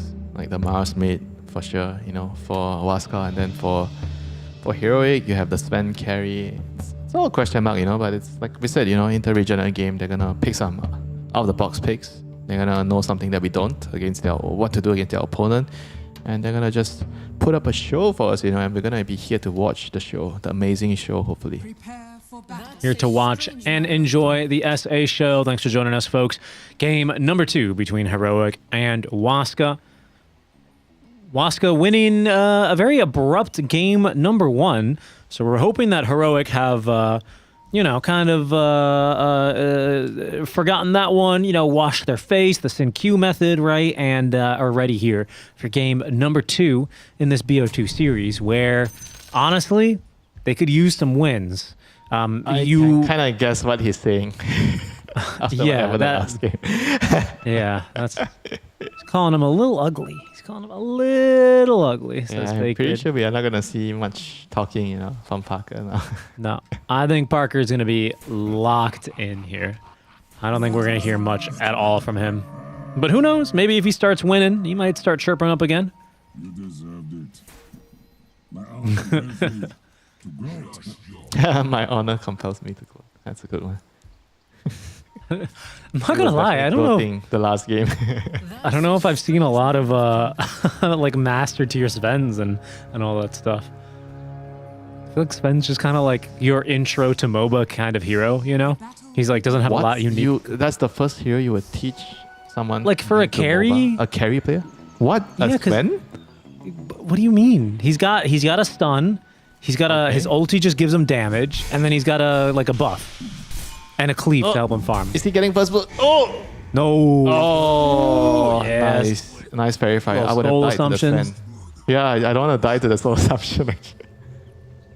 Oh yeah, sorry. You get money from that now, right? You get more money. Death toll. What, you disagree? Yeah, so you don't think hero. So I would be teaching anti-mage because anti-mage is the most traditional carry. Yeah, it's not the easiest to play, but I think for AM, you kind of have to you can't fight during certain periods, which makes them bad. Like, I would not want to teach someone a Battle Fury. Yeah, but you're going to be teaching, the guy is learning how to play Dota. You're going to be teaching him how to last hit creeps and when to last hit creeps first, because AM is the best hero to learn that. You're not going to be telling him, you need to show up, twin gate, you need a TP, you need to rotate. You're not going to be teaching him that. I just think Sven is more fight mode, right? Which is a better way to introduce someone to a MOBA if they've never played. Really good cog action here.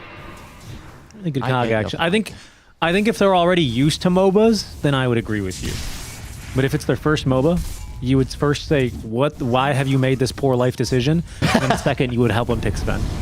Okay. Yadomi. He's in trouble top lane. More cogs, blood grenades. He's going to go down to the right clicks of Schofield.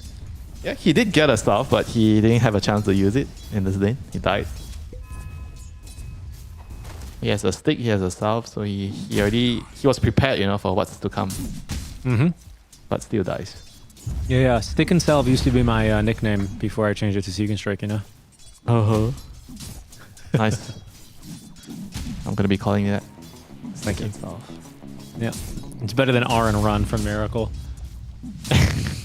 This mid lane actually pretty good for Dark Mago. This top lane though is looking pretty tough for Pyke. Throws out the stun, 3 bars of cell phone coverage. Yeah. Yes, and Yadomi, he's gonna go down as well. Is there enough mana for Soul Assumption? I think it's a pretty heavy ability. Oh, no mango, double null. No mango. He has double null, no mangoes.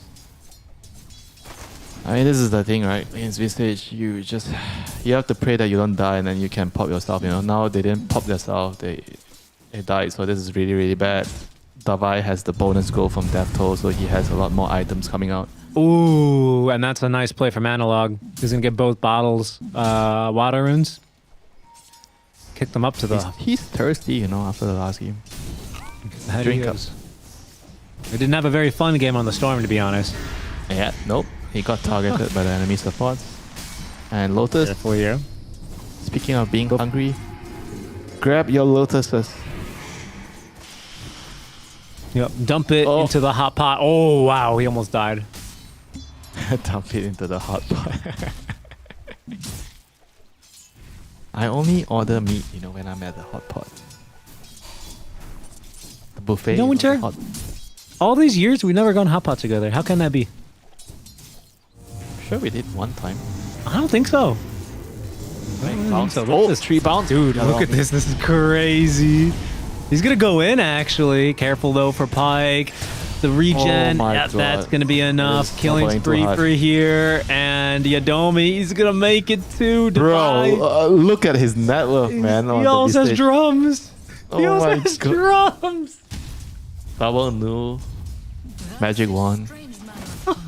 Drums halfway there. No, he changed his mind, right? He sold. Wait. He sold his items.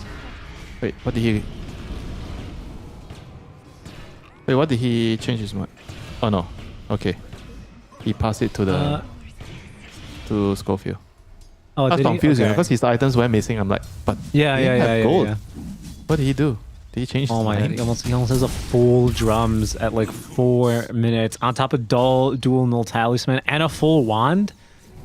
Yeah, this Sometimes is you the see like second carry that they needed, right? This game, because Right. this plan is not I going mean- to carry the game. with this kind of start 4-0-1, hard to get much better.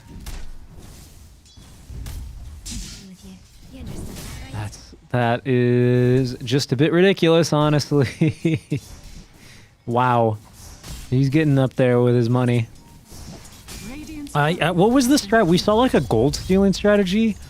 I remember they paired something with Visage to just stealing. not gold stealing, but was it? I don't remember. It might have been. So you track. Yeah, that's what it was. And then they would track and kill, and it was just like gold stealing. All right, Gold extra gold generating. generation. Bounty does steal gold though. Yeah, but not not for the Visage, right? Yes, I understand. For himself. Oh, disrupt. King jungle. Yeah. He's got a Lotus, 9 wand charges, a nice stun there, but they're going to stop that Starbreaker in its tracks. Matthew doing good work here to return some damage onto King Jungles. Mid lane's actually fairly even. I thought this would have gone worse, honestly, for the Mars. Hold on here, Sacred. Okay, another stun into the Starbreaker. Nothing interrupted this time. TP is incoming. That's the darn Visage, dude. That's the darn Visage. What? But he doesn't Device have here? any charges. What can he do? He's going to need some more damage. That's 4. That's another kill. You bet your bottom dollar that's drums. And Devi, he's going to make it another. Oh my god, he got both How about kills. we need to see the money. We need to see the money. He has Let's see 4,000 net worth at 6 minutes. Oh my. That is silly. And you know what? I respect the move, not even bothering to gate, just going straight in for the TP play here. Absolutely. Makes this trade so well worth it. He collected his taxes in the bot lane, you know? Did you see Parker? He didn't even try and run away there at the end. He just went for the last hit. Knew he was dead. I mean, and it works out. Priorities. Analog rotates on through to make Now, sure he gets look more at what money. Devi is doing. He's waiting. He gets his level 6. He pops his birds in the bot lane, and he wants to just go around and fight for the Wisdom Rune. I think this is a very smart move. I think this is going to be really I hard. thought he was going to fight the Wisdom Runes. You know what? Who's going to fight mid, though? Dark Mago is making his first rotation. He manages to sneak through the towers here, still under that smoke cover, but they will instead make the play for the Lonely Dark Willow up top lane. They need some support here, because they're going to end up losing the tower with the wagon down, as in go the Visage Familiars now. Sacred getting kicked away, the slows, another Soul Assumption, good enough for the kill. Dark Mago comes in now. They actually have Vision still here, thanks to the Familiars. There's So one that more Soul Soul Assumption Assumption. doing some work. Another one ready to go. Dark Mago ticking down low, Oh, he's dead. magnetized, refreshed, and Oh, I think the he's gonna regen. drop. Oh, the regen! Oh, the regen! Oh, my God. he lived. He lived on a hair of regen. HP. Thanks to the regen, that would have easily been another kill for Devi. Catapulting his net worth to 5,000 if he got that kill. This is So- insane, you know? Both offlane towers go down, by the way. Yeah, that actually is very surprising considering how the laning started for the base. Right. He was dominating the DK, but he still gets the tower. I mean, he's got drums. Yeah, he's got drums ready to go. So space created for Parker. Space also created here for that DK. We'll see how that plays out, Winter. For now, trouble for Analog as he finds himself pinned to a tree in the mid lane. 4 heroes trying to take him down. Dark Mago now might be in a bit of trouble as the Earth Spirit finds an Comes the angle to Dawn. roll away. Here comes the Dawnbreaker ulti. Sacred joining the fight, looking for Schofield, who's isolated and on the wrong side of the map. Schofield will drop. Good trade in the end for Heroic. 1 for 1, yeah. Getting the mid for support. Anytime, any day, and Dawn used ulti, you know, so... I mean, if you look at Heroic, they don't really have too many long cooldowns, you know. I guess Earth Spirit It's a pretty long cooldown, but he's gonna have it in 10 seconds. He's also going for a vessel this game. Is he? Okay, no, just a urn. Wait, no, urn. I think that was another soul assumption. Not a kill with soul assumption, but I think it was another toll of the dead. And so this Visage, 5,000 gold. He's got full drums. He's resummoned familiars. He's going to take this tower, I think. A bit low on mana, but I don't know if anyone can stop him.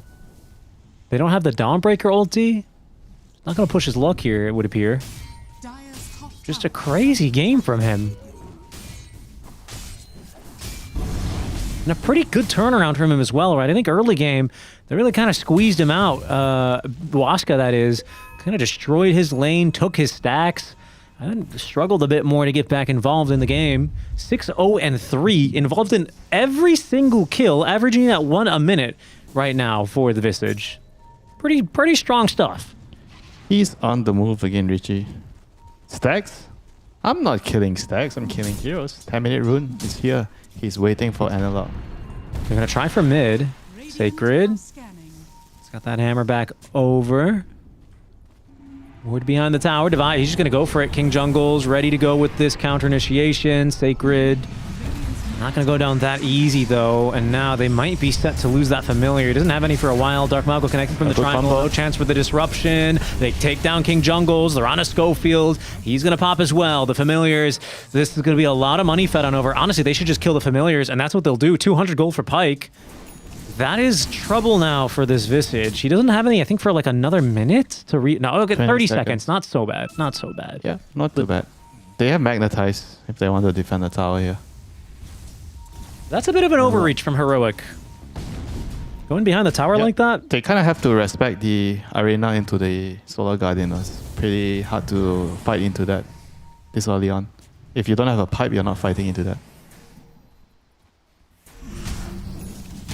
And right now, Secret is actually rushing Aghanims. Pretty good, as said earlier, against the Sven. But you see some of the Dawnbreakers, they actually go for a Blade Mail early game. Just so that it gives you a little bit more fighting power. Like rushing axe means that you're not actually that strong until you get the axe. Yeah, these familiars are fresh though. One taking down, a hook shot connecting onto 2 heroes here. Terrorized though to counter initiate. Yadomi didn't get hit by that one, but now the Magnetize collecting 3 here. Careful, Matthew. Has this Finger of Death. Magnetize refreshed onto him. Schofield, he might be able to reach and poke him down here, honestly, and I believe he is. A nice stun from Matthew, though, to prevent that, as Sacred with the Starbreaker. Still not able to collect on that kill. Eventually, he'll go down. Magnetize refreshed again. Careful here, Devi. Might be in a bit too deep. The Spear pushing him back and eventually claiming his life. That's a big kill. 800 gold into the coffers of Pyke. He's happy now. All that bullying you did to me in the lane, it's all back now. This feels a little forced, honestly. I like the kill onto the clock, and then I think you say, okay, they don't have arena, they don't have any ultis, let's take the tower. Yeah, they should be actually just hitting the tower instead of like the Willow kind of felt like baited everyone in because he wanted to finish the. I think he wanted to kill the lion with the Shadow Realm right click, but his team is like, okay, Schofield's going in, let's go, I guess. Yeah, kind of getting dragged into that one, and now the tower stands. After all these years watching this player, I've learned something important about him. When he does his thing, you just need to let him do his thing. You know, if you are his teammate. Who's that? Don't get dragged along by Schofield, you know. Like he's one of those players where he either makes a very insane play or he just makes a bad boo-boo, you know, and then you just have to let him die alone. Yeah, I mean, he's no stranger to that. You know, he's known for that on the Shaker, I think, especially. Sometimes he'll just like walk over and echo slam a camp and you're like, oh, did he get a kill? Did he just throw the game a little bit? It's always like a little 50-50, you know? That time, unfortunately, didn't really work out for him or his squad. But they still have a nice net worth lead. They still actually have a spin. I don't think Parker showed up to that fight at all, did he? So he's still feeling very comfortable. Getting up there here for the net worth, and the items still coming online now for Heroic. Get up to level 12 here. Sanj on top of the... oh my goodness. Excuse me? English? Echo Saber. Okay. He's splitting the echo? Oh, no. I'm not sure. It looked like he was trying to do He something. has 3 ogre clubs. Right? Is, What? Huh? that's I also saw something a little Maybe funky did in he his just inventory. forgot to split and he bought the like quick buy, bought the wrong item or something?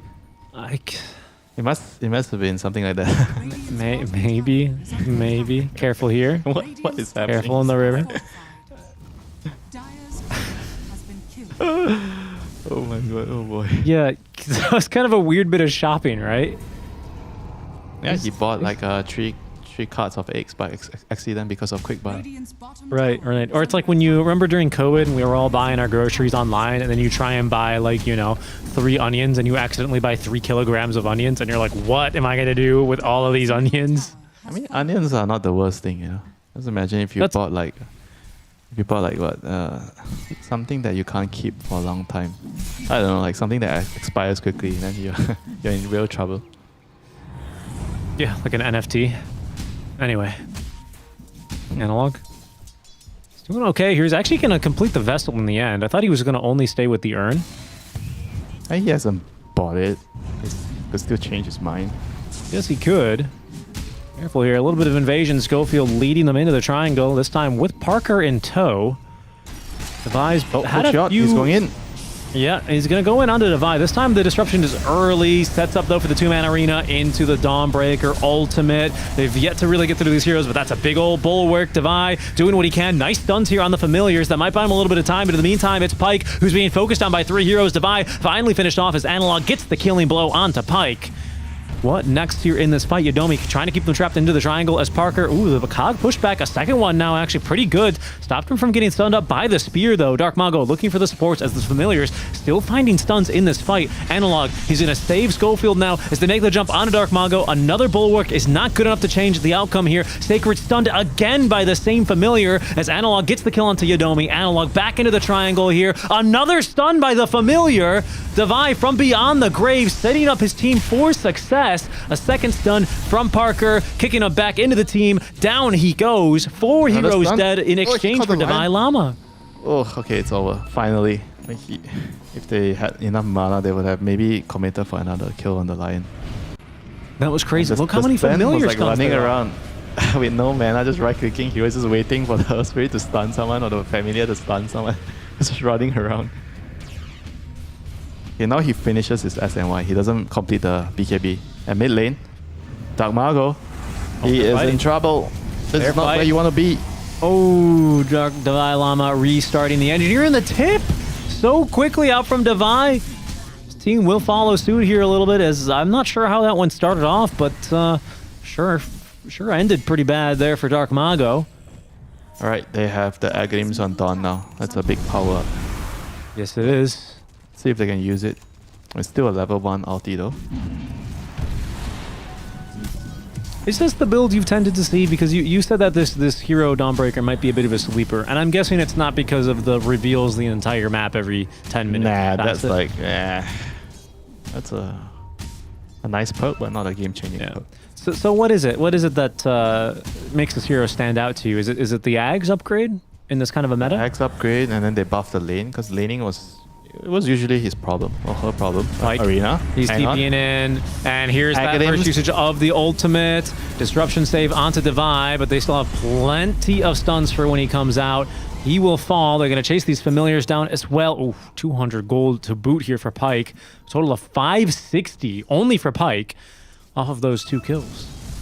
Yeah, this game is not close to being over yet, you know. There's still a lot of fight in Waskar here. The combo with the arena and the Solar Guardian, very, very scary. And you add the DK, being a dragon, hitting you from inside or outside the arena. It's a lot of damage.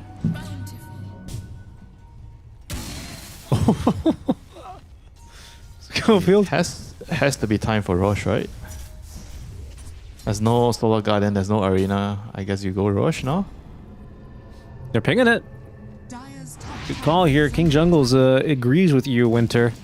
Really, they've only got Finger of Death, even a hookshot coming off cooldown now, but they're going to need the team to gather around. It is the full Vessel, by the way, here for your Analog.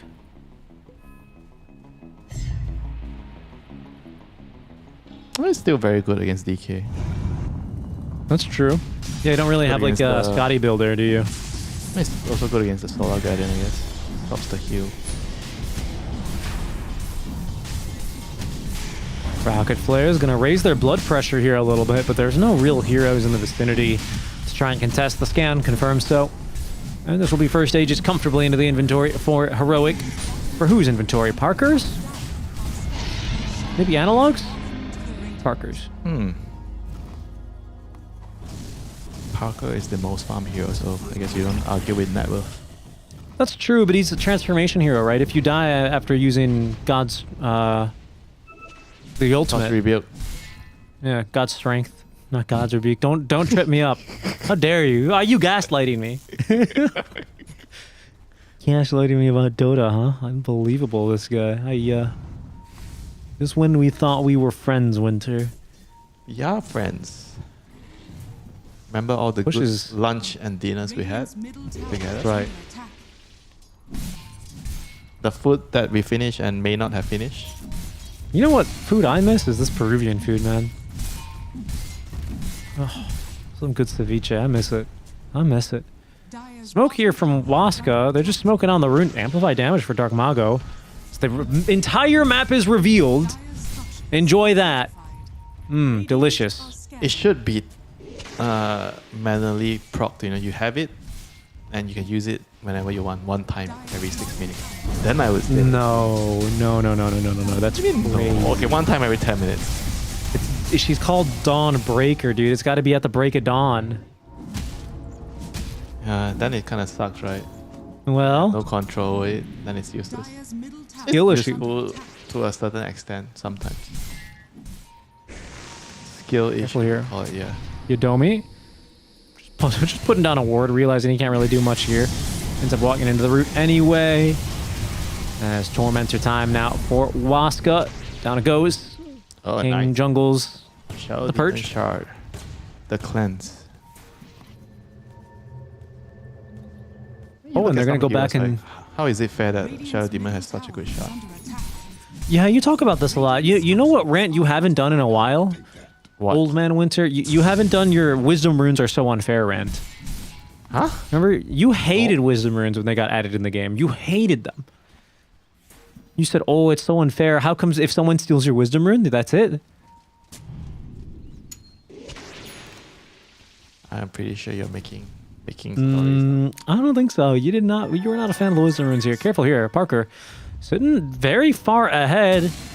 Waska, they're going to try and go around him. They scouted Divine Llama, pinned to the walls of the arena. Stuns coming through, buying a little bit of time. And from outside the arena, King Jungles, he still gets the disruption save. Yeah, he Dark faced a Mago lot. falling a bit low. Divine Llama still alive, actually. Hookshot blocked by the familiars as he is still on the run. Eventually, Yodomi will catch him, trapped inside the cogs. He dies. In the meantime, Parker unleashed in this fight. Oh, the spear just barely latching as Sacred catching a root, being caught by the rolling boulder. A 1-for-2 trade. Parker unable to get really on all the heroes he wanted, just finding the Lion and then the Dawnbreaker. A mad dash there by Divine Llama, but honestly a really nice initiation from Waska, who try and go around that fight. Just a bit outplayed there by King Jungles. The MVP is definitely King Jungles. Placing the ward, getting a disrupt off, and just... I mean, he still died, you know, on Davai, but it took so long to kill him that eventually they got a better trade. Parker kind of clean house, you know, after that. Yeah, I believe the kids these days, they call that space. Space for Parker to buy an Aghanim's, right? Yodomi, on a TP away. Unlucky, no chance, too much magic damage. So do you want to see Superman's Sven mix? Oh, he's buying a dagger, so I guess not. Yeah, I think he just wants dagger here. Yeah, he lived so long here, did Divide. I mean, honestly... And that has to be the play of the day. Observer. For now? That one was pretty nice. Game, okay. I think he wants to get probably Gravekeeper's Cloak Shard pretty soon now on this Visage. I think that they are going to continue diving him like this. Having that extra bit of save, I think, is going to go a long way. Yeah, you see sometimes players just get it on their own when they don't... Yeah? I mean, you're not going to get it from the Tormentor because you're so rich if you're having a He good could get game. it from the next one, but that's going to be in 7 minutes. So yeah. Nah, I think he has Parker to just, fight. okay, he's just going in. Eats a Scythe of Vice. Sacred's going to be able to get around. There's going to be the Harpoon into the Guardian is stun. up still. Parker, you madman, just making use of this Aegis. 20 seconds left on it remaining as the Familiars are going to block that. Hook shot. Dark Mago is in. Connects here's two gonna be a onto the big one. spears. In comes the Dawnbreaker ultimate as well. Lion Sun is good for the kill. Onto Schofield. Parker trying to fight through this one. Aegis released in 10 seconds, but they're going to claim the life of him now. Divine Llama has also taken a dive, and it seems like, yep, with the spear perfectly timed into the stun, even the Familiar swept up. Finger of Death. Disruption save here, buying some more time. He's going to be cogged up to the high ground. BKB TP away. Do they have the damage? Indeed they do. 3 dead on the side of Heroic. A good attempt there by the Shadow Demon, but King Jungle scouted, and he's going to be killed off here as we do jump into our replay. Wow, that was such a big combo by Dark Mago and Sacred there, catching 3 heroes in the arena. I think that literally just ended the fight, you know, even though Sven had Aegis, but they just couldn't fight here anymore. They caught like 3 heroes here, they killed the Familiars, they killed the Visage. Starbreaker, stun, stun, stun, stun. And Sven was like, I'm stunned, guys. I'm stunned, guys. Guys, I'm stunned. Yeah. Where is my Shadow Demon? I mean, he got here in the end. He dodged the finger damage, but not enough. I guess for me, where was the Earth Spirit? We needed some stuns from Earth Spirit.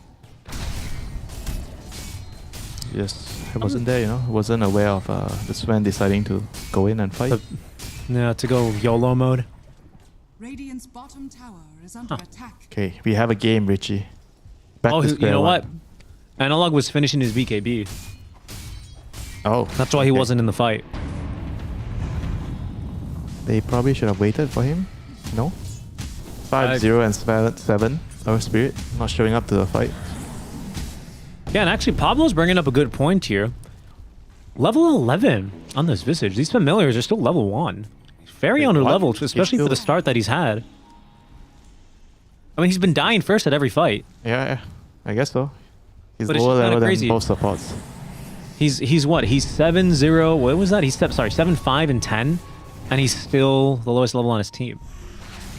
Yeah, I By guess like the kind of a lot. The faster should give him more XP when he kills heroes too. Okay, well, let's not go too crazy here. Pyke, he's gonna eat a stun. Solar Guardian coming through. Analog will BKB. Hook shot. Who's it caught? It's got the Sven as well as the Willow. They didn't have a good combo this time. No, but Yadomi still managing to run away. No way he gets away with his Industry, right? No way he gets away with the Industry. No. Okay, they've got detection. Sentries planted. Dust. And done and dusted is Yadomi. So what have we learned, Richie? Huasca can't win without the combo landing. So they can't fight if Dark Mago doesn't want to fight. Yeah. I mean, that's always been true of any team that Dark Mago's been on. Well, at least they only lose a Clockwork. Oh, holy, the Clockwork almost has Crimson Guard. That's going to be huge. He does. He's Crimson Solar. Okay, initiation is in. Once again, onto Divine Llama. Disruption save. Thanks to the ward planted in the middle of that arena. Another sick play here from King Jungles. Will it make a difference? In they go now. They're going to find Matthew. Divine Llama finally passes. But now, even without BKB, Analog trying to fight. Spear misses. It actually catches still onto the Willow. So Schofield's going to go down. Parker, he's in on this fight, but he doesn't have God's strength here. So Pyke just walks away from him. Big silence is connected onto everyone. Sacred is going to be able to get out of this one as well. And it's only a Lion dropping for 2 supports. Once again, I think Heroic kind of getting the worst of these trades. It's like how you demoted Davai to a support. Sorry. A Lion for 2 Hey, look, he's still level 11, all right? King Jungle's just hit 13. I mean, at this and point, Schofield is level 14. At this point, the SD is like gonna be more useful than the Visage. I think you're really right on the money there. Without the shot, he's actually just dying too much. You know, when you're getting focused so hard, he actually needed to get the shot earlier. Oh, that was a big crit coming through on that Daedalus. So a little scary moment there, I think, for Parker. Put the fear of the dragon in him. Okay, please. Late game, the dragon is going to fear his own illusions. You know, I think the disrupt onto the DK late game is going to be very big. Divine Llama's so under-leveled that Wisdom Rune gave him 2 levels. It's level 13 now. Level 2 familiars. I hear you guys talking about my levels, you know. Careful though. It's Roche time. Huasca no. Right now, it could spawn top lane, so they're going to look for a fight, and they find their man. Spear Arena combo from Dark Mago. It's perfect. It's on the mark, and the hook shot! It's caught Analog as well somehow. He's going to have to BKB and try and run for it. Divine Llama holding his ground here, up here, and that's a lot of damage, actually. We get another kill here out from Divine. They've taken down Yadomi. Sacred, he's going to be taking a bit of a bruising here as well, but look at that blink initiation from Matthew. Just finds a stun on Analog, sets up for the Dragon Tail now, and Pyke just beating into the Earth Spirit. Disruption save from King Jungles, as once again, Matthew doing his stand and suck move, does at least buy a little bit of time, and guarantees the kill onto Analog. Terrorize onto Dark Mago. It's good, but is it good enough now? Out of mana on the Visage. Dark Mago, he's going to escape. Will he pop to that Shadow Poison? No. He's going to be just fine. Demonic Purge, not enough damage in the fountain, although pretty close. For the first time, Dava is not the first hero getting target on, so he gets to do damage. He's happy. No, but the problem is that time it was the Sven, and fight looks pretty hard without him there. It was still, I think it wasn't the worst at the end of the day. They got a couple of kills. Visage is happy. Did he lose his shot? I thought he bought the shot. I think his career died with the shot. Yeah. Yeah, I guess it did. Yeah, he had a shard. He had this courier in the middle of the fight. I always forget that you can, like, Lion Stun can stun up the couriers. And so that's what happened in the middle of that fight. It looked really funny. So unlucky not to get that kill onto Dark Mago. Dawnbreaker, so they Dawnbreaker time. Yep. Dawnbreaker time. The entire map is revealed every 10 minutes. Oh my goodness, Dark Mago's got a refresher? Does he have enough mana for this? 250, 500, nope. 350? Nope. Don't even try to do the math. So what, that's 850 mana, so he can't spear. Well, he's got Soul Ring, right? You have to count the BKB and another 50 or 100 mana. Yeah, that's true. Yeah, that's true. So 100 mana. It's not feasible. So 2 Soul Rings, 340 mana. You gotta wait for the Lion to give you some mana in the middle of your combo. He's good. He's good. As long as he remembers to Soul Ring, he's good. Your Soul Ring basically covers the cost of admission there on that refresher. Yeah, but you don't want to put yourself in a position where you have to use everything precisely, you know, for the mana. Well, that's Dota 2 at this kind of level, my friend. Roshan, he will go down. Aegis on line for Pyke. Heroic, will they reconsider this smoke? It doesn't really look like it. In fact, Schofield's gonna do his thing. He's gonna get absolutely murdered. King Jungles, he's not really sure where he should go. Finds vision. Oh, but it's Dark Mago who gets the ability for the jump on in. It's just gonna be on a King Jungles, but that's a big kill. Schofield's popped back and already completed the TP in. Analog decides, yes, this is the perfect time to fight. There's gonna be the full Crimson Guard now affecting the entire team, as that's a dieback from Schofield. Matthew's gonna die as well. He's gonna buy back. Parker doing what he can, but he cannot fight into the Dawnbreaker ultimate as Dark Mago gives chase. The second Arena of Blood out from the refresher, as that's the dieback now onto King Jungles. Pyke comes out the ultimate victor here with the double kill, as Parker's gonna drop. And if this is anything like game 1, we might get a very decisive GG call here momentarily. Matthew, once again, he goes down, but he sucks all of the mana here. Analog, he does not have enough mana to roll away. He's desperately trying to get the bottle sips in. Pyke didn't have any mana either to Dragon Tail, fortunately, but Analog still gets caught by Dark Mago all the same to make 6 dead total on the side of Heroic this fight. 6? Hero? Oh yeah, the double buybacks. Your math is on point, Richie. Today it is. Usually it's not, you know, every time we are going for the bill and we are calculating about your share, your math suddenly just turns off, you know. All right, whatever here. But Winter, you know what looks off? Heroic. They are not coming together here. I mean, we also talked about how the Sven seemed like a peculiar pick, right, into those heroes. We felt like it would be having a really hard time. I mean, we expected them to last pick like another carry, but they went with the Visage, which kind of... He was doing really well in the beginning of the game, but when the game is just going on, he's dying left and right, and he can't really carry the game on his own, and it becomes the Sven's burden alone to do all the deeps, and you have the Dawnbreaker ulti, and then and then you have the hook shot to stun you. Right. I mean, let's just count the amount of things that Sven has going against him this game, right? You got a lot of lockdown on your line, who's also sucking your mana, right? You have the Dawnbreaker ulti, which is giving them what 60% evasion for how long is this duration? The evasion is like not even the biggest deal. The biggest deal I feel like is the stun through BKB with the Solar Guardian. He can't fight, you know, like he has to run and he gets stunned, like it's over, you know, your BKB duration ends, you're gonna be killed by the Lion and the Clock. And even the Mars stun. Mars stun and Arena with the Arena cutting vision for the rest of your team who can't help you out. You have DK who's hitting like an 18-wheeler right now, just absolutely running people down. I mean, and what is the rest of your team offering? I don't think Analog's had a bad game by any means, but I just don't think it's really Earth Spirit's, you know, he's not that guy at this point of the game who's going to be able to give you all this damage, right? Yeah, maybe if the Vistage is a little bit bigger, you know, if he didn't die so much in the middle of the game, you know, with all those fights going badly. Maybe they could have countered on him, but right now the Lama is just another aura bot. Doesn't really do a lot of damage. That's true. The damage has not changed, but his survivability sure has. He's got Pipe and Crimson Guard. He has now his Ag Shard as well. His Courier respawned, thankfully. I agree. It's not going to help on the damage front, but I don't know what fixes this for Parker. Ags? Rapier? Like, what does he need to do to win these fights? He's even got this darn Nemesis Curse for the Glass Cannon. He needs a Silver Edge? I feel like they also need a Silver Edge to kill the DK. Yeah. They need so many things. Yeah. They need a fight to go their way. The Shiva is going to help for sure, you know, from Earth Spirit. So right. Oh, by the way, I wasn't done listing all the things that are making Sven's game hard. You have a Solar Crest and a Guardian, a Crimson Guard on your Clockwork. You've got an AC as well on Dawnbreaker. Right? Like, everyone's got something to say screw you. Matthew with the Ghost Scepter. It just feels like too much. The heroes, they're being recalled. Look at this rat. Look at this rat. They're coming in. But I think they know. They know.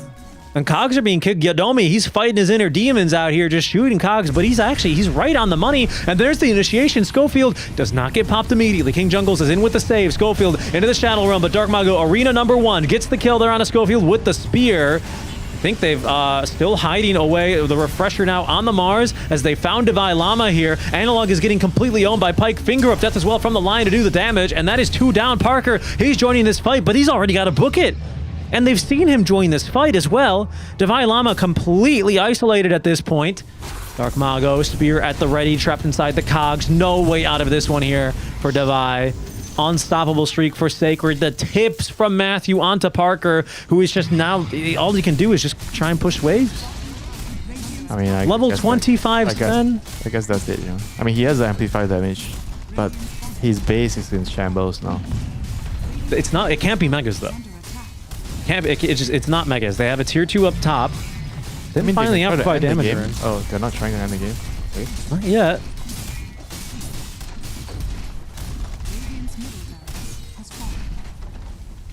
I mean, this is why we gave the Sven a question mark. Like he just can't really enter the fights. So difficult. Yeah. Especially with this many tools against him. They're going to settle with 1 tier 4 tower as the respawns come through. Parker's going to see the DD rune though. Amplify damage. Okay. Doesn't have guts. One last for Richie. One last for gut strength in 16 seconds. He's showing on the wave though. He's showing on the wave. He's TPing right in front of the wave. Just gets away with it. This man is insane, I tell you. That was such a ballsy move. I mean, the game literally ends, you know, if he dies there. Oh yeah. Oh yeah, it does. I think that's how he likes it though, you know? All those TA players always living life on the edge. You know, a TA player friend of yours, always 100 HP, blinking in with refraction, trying to kill the enemy carry. Oh my, we have double Scythe of Ice now, by the way, on Dark Imago. 3 hexes, sorry. Yeah, look at your NA math not working there. Forget about Lion. Yeah, well I said 4 because I thought Lion had a refresher, but he doesn't obviously. What, Lion has a refresher? In what world Lion buys a refresher? No, that's what I'm saying, I agree. We are in accord, as Puck says. Look at this. Once again, Parker, he cuts another wave. Still not TPing back. The high ground siege is coming.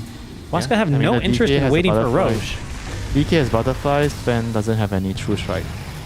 And there is, yeah, and Sven just does not like to build MKB here, does he?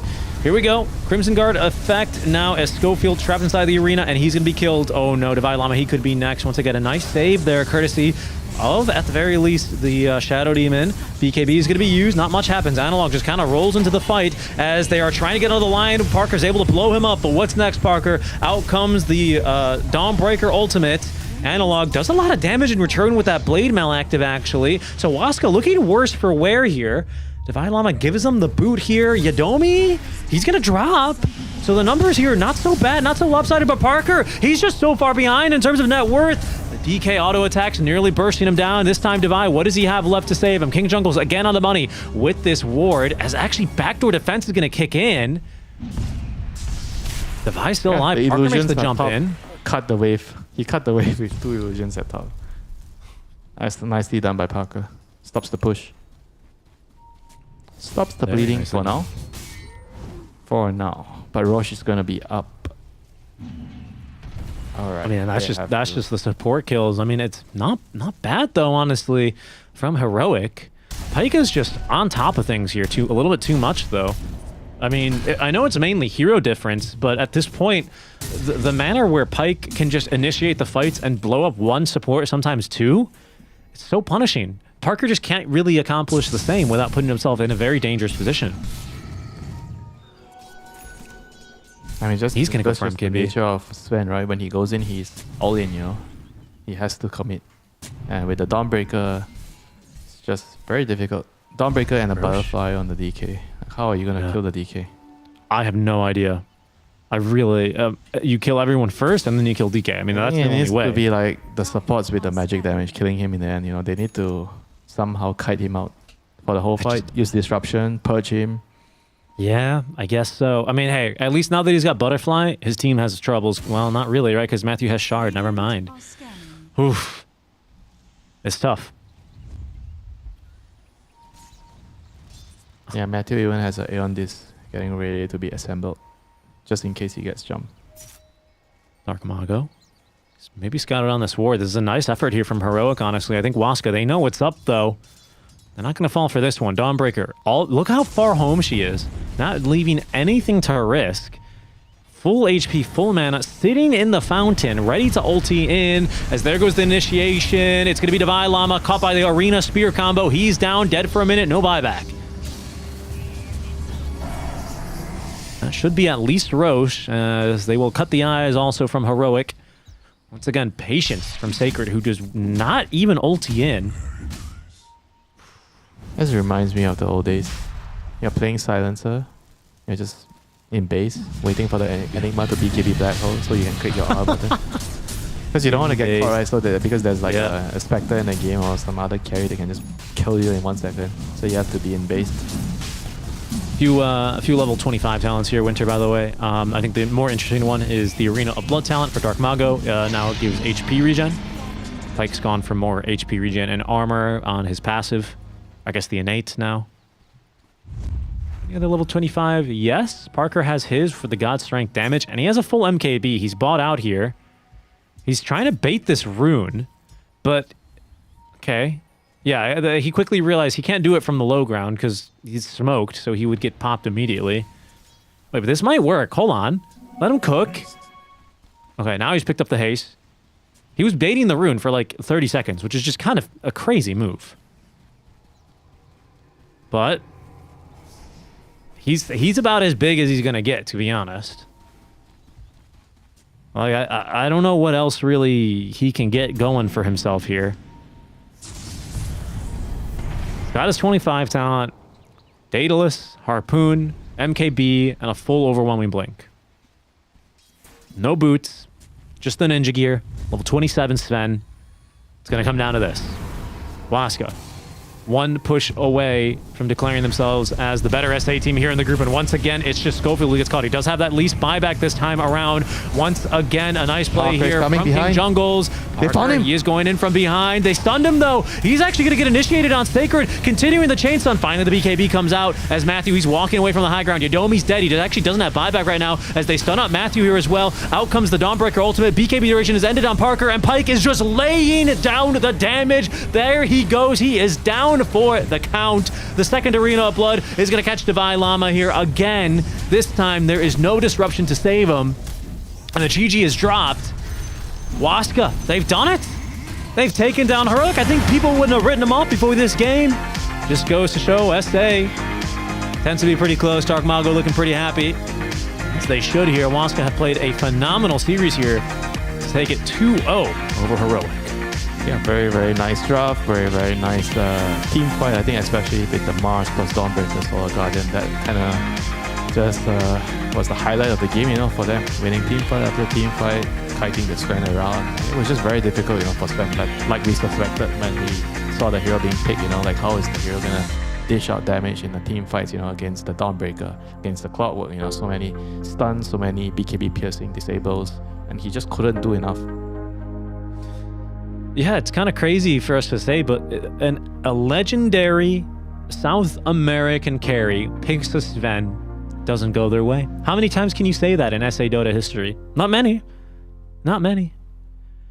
But yeah, I mean, they kind of had the early game with Davai Lama, like getting kill after kill, free lane, God, you know, got another couple of kills. He was so fat, but it was just like, I think in the this mid play. game, This one. the misplay and the items, you know, he really needed to get a shot so he could survive the team fights, because they're gonna focus him so much, and sometimes he just doesn't die right away. But if he had the shot, he could reset and take the fight again.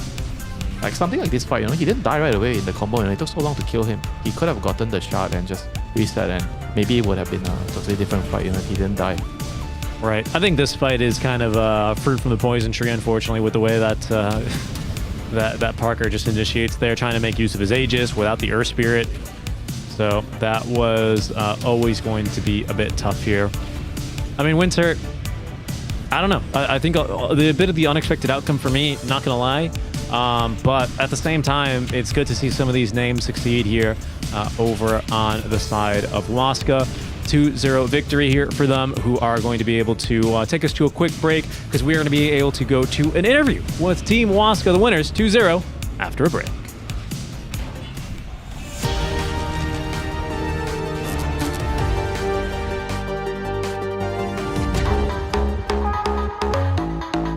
We have in here the golden ticket to the DHL Super Drop. I'm gonna get the box over here.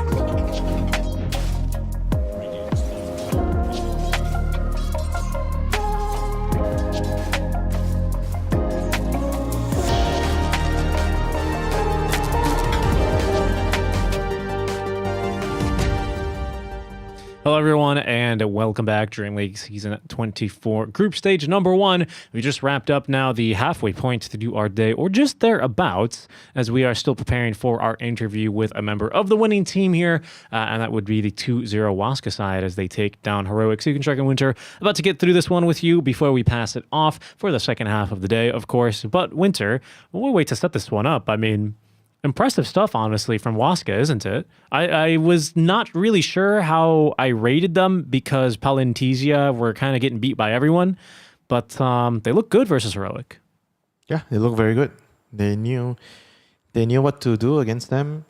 They knew their opponents, the picks and bans. They were a little bit different from the meta, but when it came down to the execution, at least in the second game, the team fights, it was on point, you know. The Mars Arena, the Mars from Dark Margo, I think especially, definitely like the MVP of the game. Just too many good setups, too many team fights that he just got a good jump on the right hero, and with the Dawnbreaker Solar Guardian, there was just like no way the Sven could have entered the fight to do anything. You know, he was just having this a million amount of net worth, but just couldn't use it to kill anyone in the team fights. Yeah, seriously, I think especially like one way you can kind of counter these like excessive pick-off heroes is like just overwhelming team fight. And for Sven, just no way for him in there, honestly. And you got to feel for Parker. Frustrating day for him to start off like this. But, you know, on the other hand, Waska continuing to see, you know, how strong they can really do, especially considering how strong of a start they had. I believe they started off the tournament with a draw versus, what, Falcons even, right? Yes, Spirit. Team Spirit. Yes, that's right. Yeah, they drew AR, beat Heroic, and then Spirit. That's correct. My apologies. Yeah, so they are going to be currently sitting quite pretty. And it is already time for our interview. Let's go ahead and see who exactly we have over from the side of Team Waska. It's Pike, right? It is Pike? Yeah, sí, soy Pike. Okay, so we do have Pike. Welcome, Pike. Congrats on the win, and thank you for your time. Pike, you've been now playing with the team, I think, for around a month now. I wanted to ask how you're feeling so far with the rest of the team. Bueno, Pike, te preguntan de que has estado jugando con el equipo un mes y cómo te sientes jugando con el equipo. Ok, bueno, primero agradecerte por las felicitaciones y nada, bueno, con el equipo, como dices, estuvimos jugando un mes, me acoplé bastante bien, creo que en los scrims. Ahora como a las 2 semanas empezó a ir un poco bien en los scrims y el ambiente es bueno, ¿no? El ambiente es bueno, me gusta como que ese tipo de ambiente y me siento bien jugando con ellos. Okay, he says that, as you said, he's only been a month playing with the team. He feels like he's been adapted really well. He really likes the atmosphere of the team environment, and after 2 weeks of playing with them, he thinks that he's adapted very well. Okay. Winter, any question here for Pike? So what would be the secret for the team's success in the group stage right now? You guys have been doing really well in the first group stage so far. What do you think is the key, you know, that allows you guys to play so well together? ¿Cuál crees que es el secreto del éxito que han tenido ustedes ahora en la primera fase de grupos? Les ha ido muy bien y quisieran saber a qué atribuyes tú quizás el éxito que han tenido. Yo podría decir que un poco el tema de draft. Tuvimos un poco de complicaciones en el torneo anterior y en este tuvimos como que acoplarnos mejor en temas de draft y obviamente hablando del tema de gameplay y como que conectamos bien, ¿no? Y yo diría que es por eso. Okay. He says that it's mainly because of the draft. In previous tournaments, they really didn't figure it out, but right now he feels really confident on the draft, and also the gameplay has improved a lot. So he says that's why they're doing so good on groups. And going back to the draft, does he have like any input? Because he's just like playing the team for 1 month, right? Does he give a lot of input in draft to help them get a better lineup? Pregunta si es que hablas en el draft, si es que tienes alguna especie de voto o tomas alguna decisión en el momento de draftear, porque como eres nuevo en el equipo, o cuál es tu momento en el draft. Bueno, sí, la verdad yo me gusta acoplar mucho en el draft y ellos me escuchan, ¿no? son como que el drafter principal es Matthew con el coach, pero yo también como que me incluyo y en varias ocasiones ya que me hacen caso, por así decirlo, y salió muy bien. Y como que me tienen la confianza en el tema del draft. Yeah, he says that Matthew and the coach are the ones that normally do the draft, but he does speak up and they hear him, and he feels really good that they listen to his input, and sometimes it has worked really well. And yes, he does speak up a little bit on the draft, even though Matthew and the coach are the ones that normally do most of it. I see. I think unfortunately, we have to move on with the next matches already. I think we're behind schedule. So thank you again, Pike, for your time, and buena suerte para los que siguen in the next matches, man. Muchas gracias y suerte en los siguientes partidas. Gracias a ustedes. Thank you very much. Thank you. And yeah, that's Pike, the carry here. Shout out to the translator as well, doing an excellent job and making sure that we can always get a clear one-to-one kind of viewpoint on what the teams are kind of talking about and thinking about, right?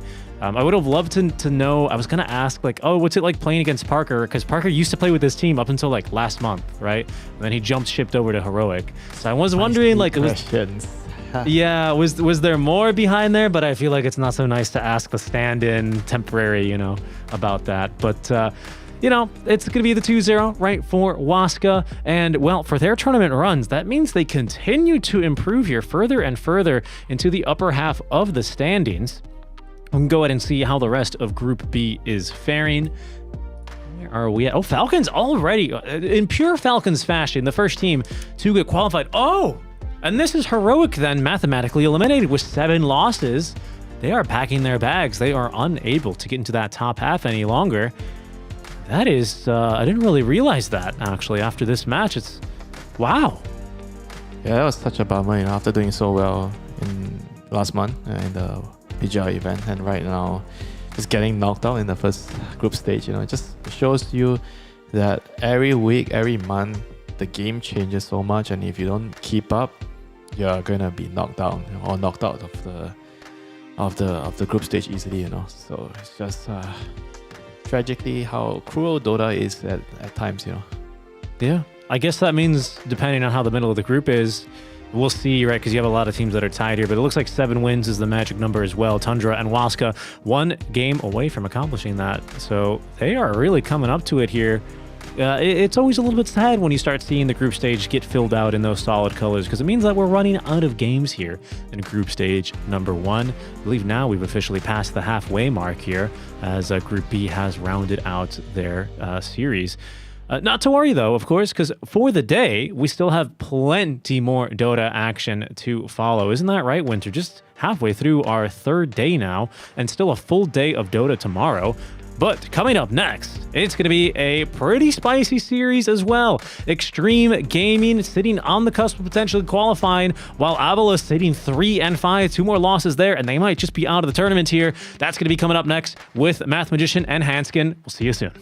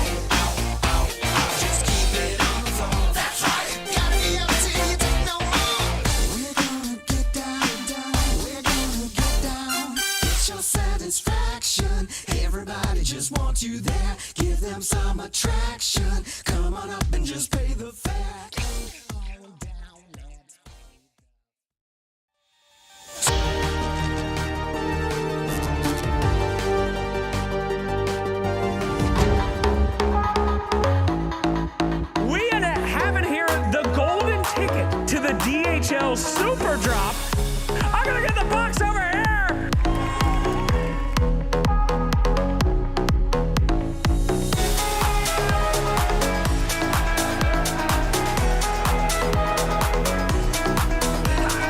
Choose your own adventure, man. Are you ready? I'm shaking. Good. That's absolutely correct.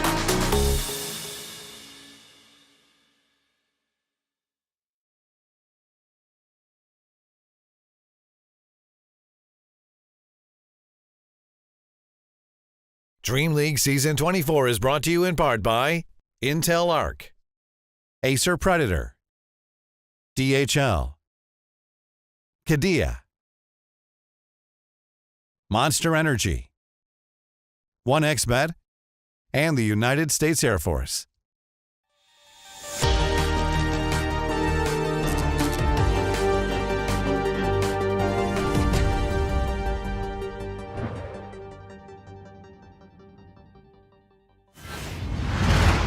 Hello, everybody, and welcome back to Dream League Season 24. Hanson, we both matched. We both have these cool black pullovers. Oh my goodness, we didn't even try this.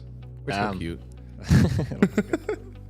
So today, guys, we got ourselves a nice series ahead of us. It's Avalos and Extreme Gaming here, and we saw a little bit of the Avalos team already. They had a few 1-1s, and then the 1-0-2 to top team in the division. All in all, as we said, for a team that came through in the Western EU qualifier is really picking up steam now. This isn't exactly disappointing for them, but we know given what they have accomplished so far, they just want a little bit more. Yeah, I mean, I think these guys have a lot of potential. They've shown it recently as well, you know, winning that LAN against Paravision, who's currently topping the other group, I think. Oh, Yep. that's the same group. In the same group, yeah. Yeah. So, yeah, things have been looking good. Obviously, just sitting at 3 and 5 currently, and no shame in that. But if they want to really, like, make sure that they go into the playoffs, they're going to need to pull some wins out here. Oh, yeah. And one of the best parts is that for the rest of their games, they're playing Extreme, which is 5-3. They have Gaiman, who has actually, struggled a little bit, but coming back up. And then Bet Boom also sitting even. So Extreme is probably the hardest one that they have coming up here so far. And this is no pushover snack at all. Yeah, no, for sure. Extreme, they haven't really played anything since TI. This is their first tournament, and also with the new roster as well, right? Since TI, they have changed their post 5 and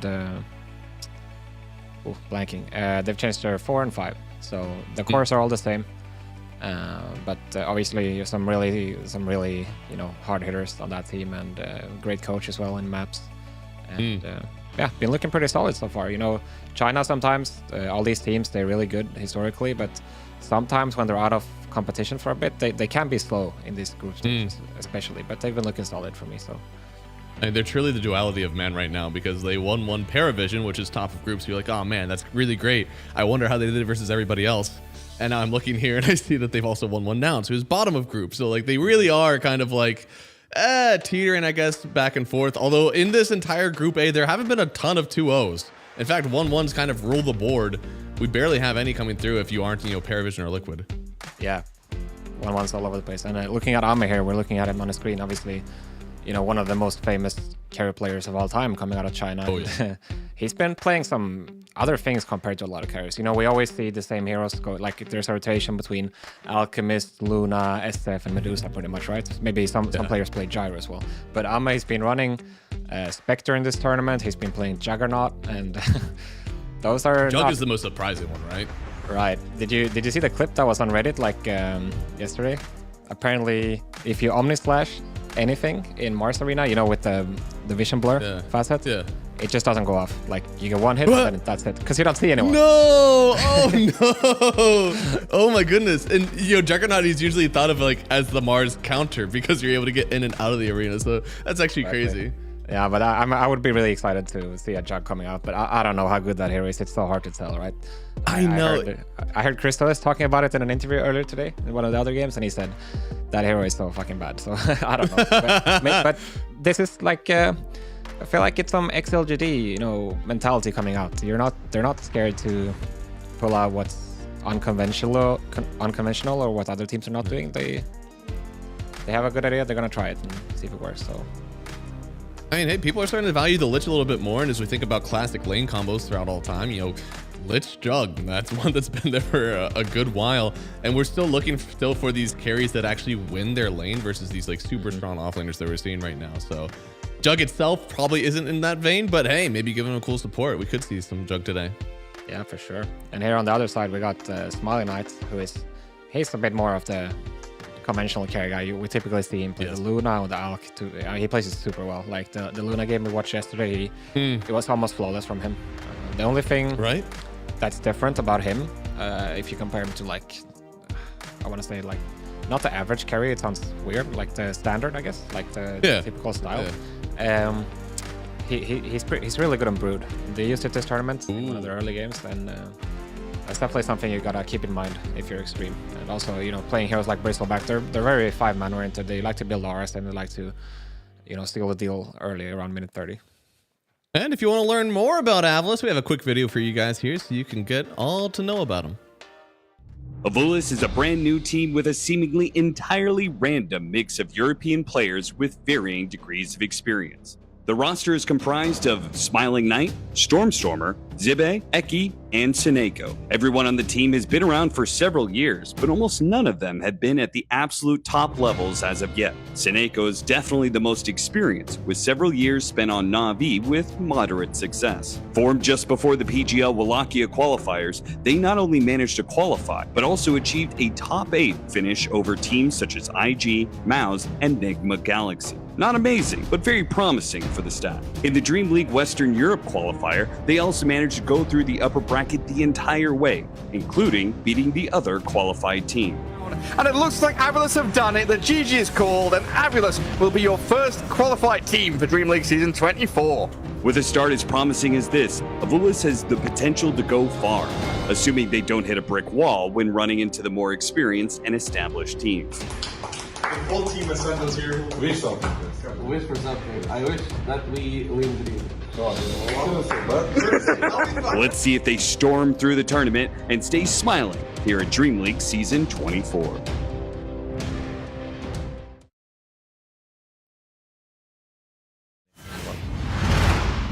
Yeah, no, on the cake that was either, you know, the weird purple boys from McDonald's or Eidolons. And I will probably go with the Eidolons. I think that makes more sense. Yeah, no, those are definitely Eidolons. You know, me and Steve, we go way back. He always tells me I'm so fucking good at Enigma microing. If there's one thing I can do, it's that. You know, like I might not be as good as anyone else at last hitting or whatever, but I can micro my Eidolons. So happy to see his team embracing that and giving him an Eidolon cake. I mean, that's going to be something to embrace as we get into this draft.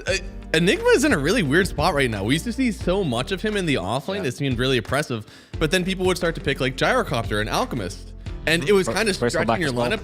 Yeah, and Bristol. And like these things that like weren't actually meta, but like they did really well versus the Enigma. And now those heroes are all meta. Those heroes just get first pick and immediately the Enigma game is just gone. Yeah, right. I think, yeah, exactly. I don't think Enigma is like in a terrible place in terms of like his own toolkit, but it's like you say, it's just so hard to make use of.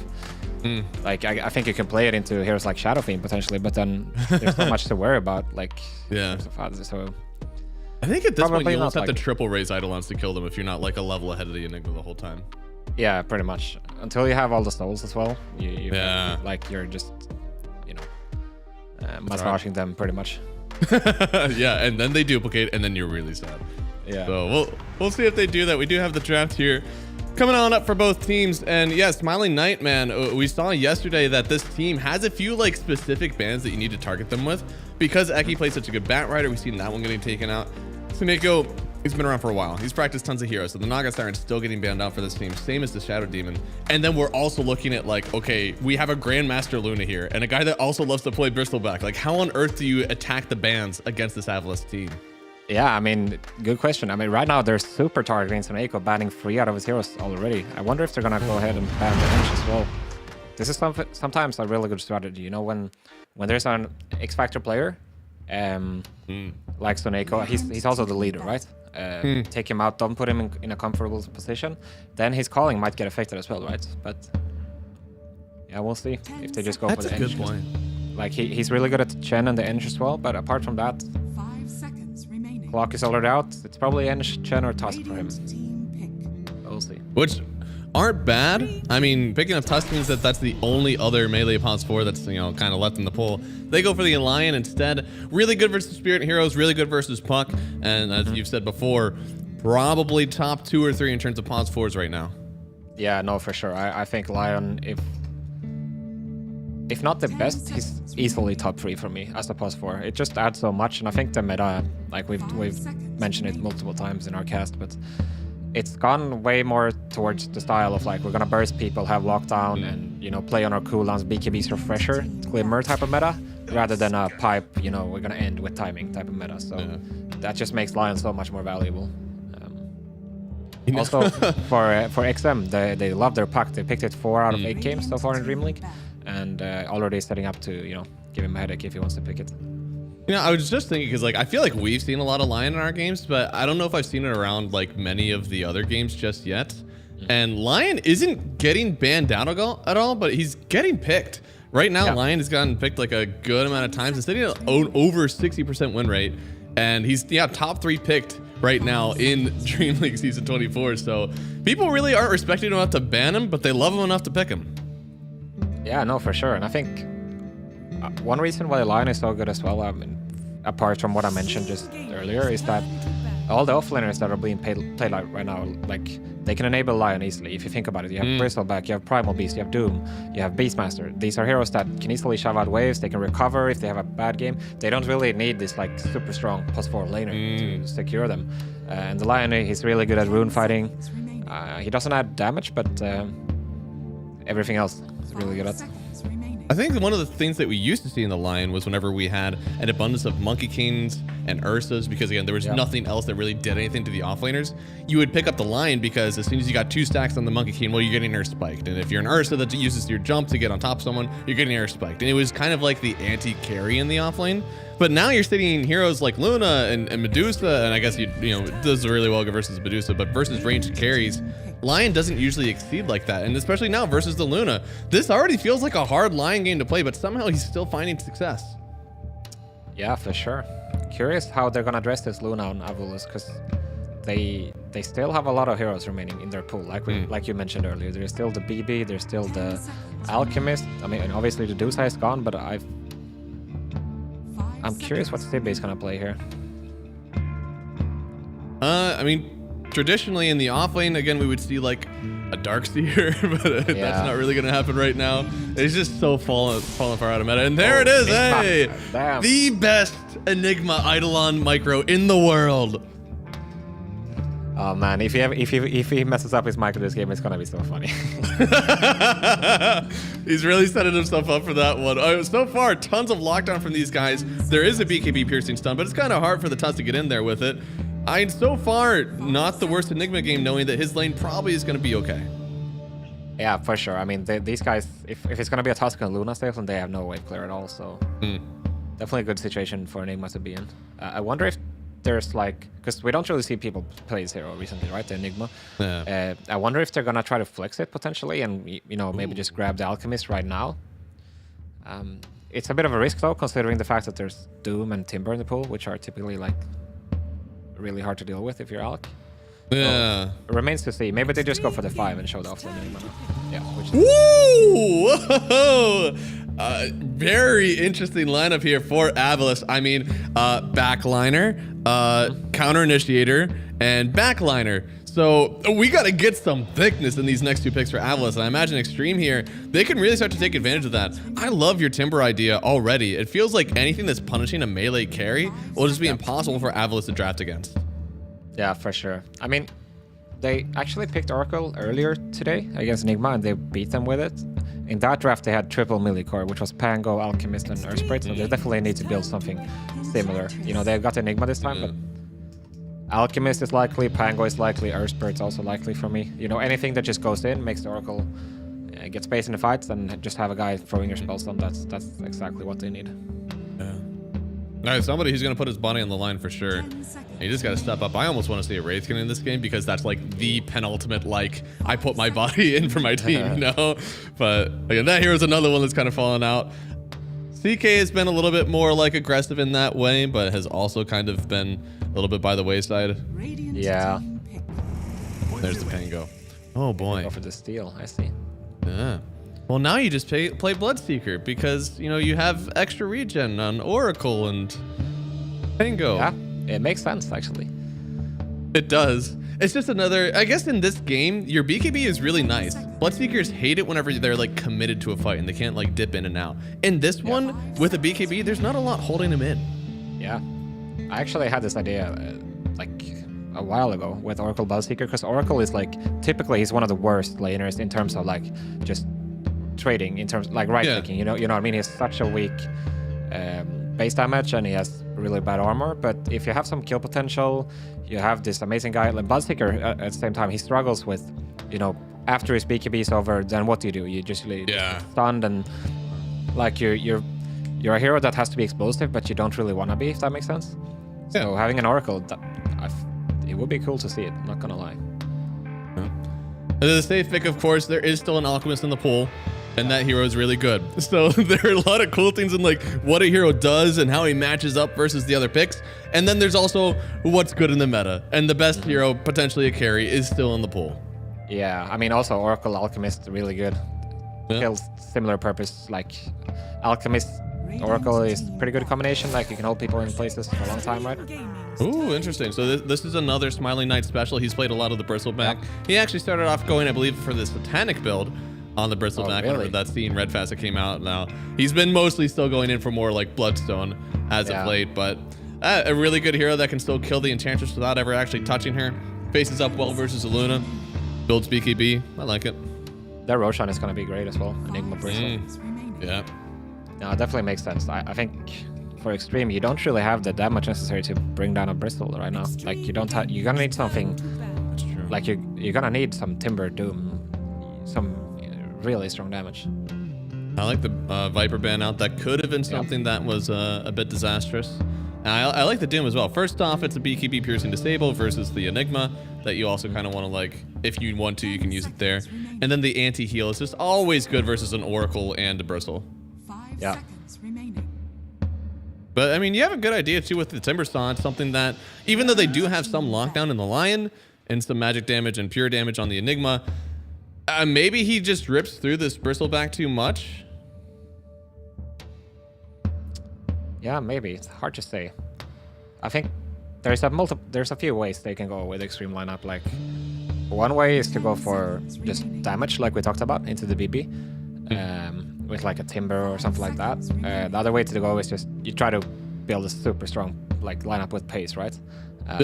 And that you can either put the Pango in the off lane or put it mid, and then you just go and you play a game with Aegis. You like snowball your Ench and Pango, take a bunch of towers, get a super fat Luna, play Aegis, and that sense, it's not about killing the BB. It's more like we're gonna push you down, and you're gonna have to stop our Luna basically. Are you more incentivized to play pace whenever you're playing against an Enigma and you don't really have any counters to the Black Hole late? Yeah, I think so. I mean, not in the sense of like we necessarily have to end this game super soon, but you have to make sure that you're the team. You're ahead. Roshans. Yeah. Because when you're playing as heroes like Enigma, Doom, things like this, having an Aegis just solves everything, right? Because now all of a sudden you can't go and focus this guy first. He's gonna hit your towers, and then what do? People used to do that all the time with a Faceless Void. Sometimes you'd see people pick up the Slardar versus him, and it wasn't the greatest lane sometimes, but it always secured an Aegis for you, and it made the game really easy to play after that. So Avalus, what's this gonna be? Okay. Primal. Okay, makes sense. I love these last two that we rounded out here. Just two melee heroes to step in front, very big, can get saved out, and with this Primal, you're also solving a little bit of your lack of damage coming through as well. Yeah, you can also do the thing where you just stop the Rolling Thunder. Yeah, that's true. You take them completely out. Yeah, the problem is, I wonder how that matchup changes now, actually, because it's not something we're going to see every day, right? And now with the new, the super fast roll that everyone is taking on Pango, it might not be the easiest thing to do. Yeah. Let's see. And the Monkey King to round it all out. So I do believe that means it is the offlane Pango going into Smiling Knight here. Gonna be the mid Monkey versus Stormstormer on the Primal. And that has typically been a favored matchup. I know that sometimes we'd see maybe like Malrine types go in, try to cut that wave behind the Monkey, but at least for the first few waves, you might be pretty sad as a Primal Beast here. Yeah, no, for sure. I think this monkey pick is really strong, so oppressive. And XM, he's known for doing these. Like, he goes for the sniper into the puck, he goes for the viper into others. You know, he loves to play this oppressive type of role in the game. And I think combined with the Tusk and the Enge, it's like perfect setup for him to play aggressive. And facing these supports like the Lion and the Oracle, it's not the easiest task to respond, especially when you're in such a disadvantage already in the main matchup. And then on top of that, you've got an Enigma, so I think putting a lot of pressure on mid this game is going to be great for XG, and then, you know, roll it from there. Monkey can just play mode Mulreen, jumping all over trees, or top one if you will. You just go and make sure that Avalus, they don't get to build this 5-man ball, because if they do, they still look scary. Yeah, I feel like we're seeing like the raw hero power of Avalus versus like more the itemization prowess of Extreme Gaming, right? Because like Avalus, they've got the raw HP, they've got the abilities to really make this game feel easy, but Extreme Gaming, they're going to be more reliant on like barriers and auras to keep themselves healthy, and then like as you said, a huge map tempo to try to like keep those items flowing. Yeah, for sure. I mean, you're going to have Enge creep pushing waves, you're going to have Pango one-shot waves, you're going to have Manta from Luna, and then you just have so much pickup potential. So if Avalus, if they don't get to the point where they can simply walk to towers or 5-man in an efficient way, if you know what I mean, like get Roshan, go into tier 2s, etc. If they have to play scared, basically, I think this game is going to be hard for them. But yeah, it's going to come down to the early game. And playing scared, something we've talked a little bit about already with some of these teams. Now, Avalus absolutely is not a team that plays scared. Even when we talked about like Palencia, they would come in, they would play like up to the level of the people they're playing at. But Avalus, they've beaten these people already. You know, they feel that confidence already flowing through them. So I won't expect them to play very scared, but we do expect them to maybe make some, you know, calculated smoke moves behind this Bristle, and hopefully get some like really early fights going for their team, because once BKBs come out, the game gets a little bit weird for both sides. Yeah, I know, definitely.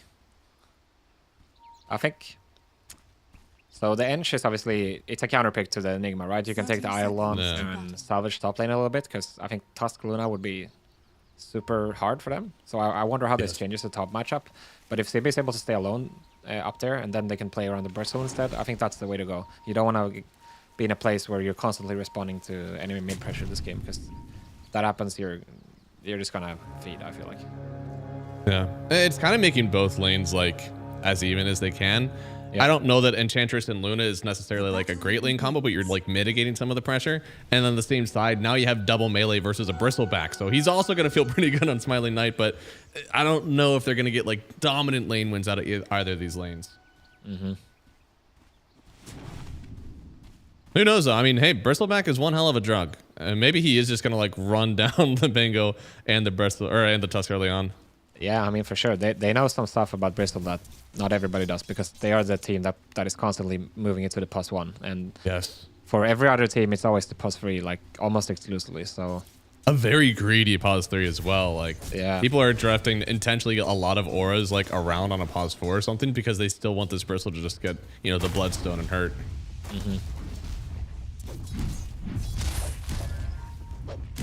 Storm, right? This is going to be pretty difficult. You think of like sometimes Primal can be okay in these matchups because he has the Onslaught to get him out, but it's not the greatest thing when it's literally a 1v1. Like, you can get out, but there's no support that's going to eat up some last hits or anything like that. You just, you know, kind of stop.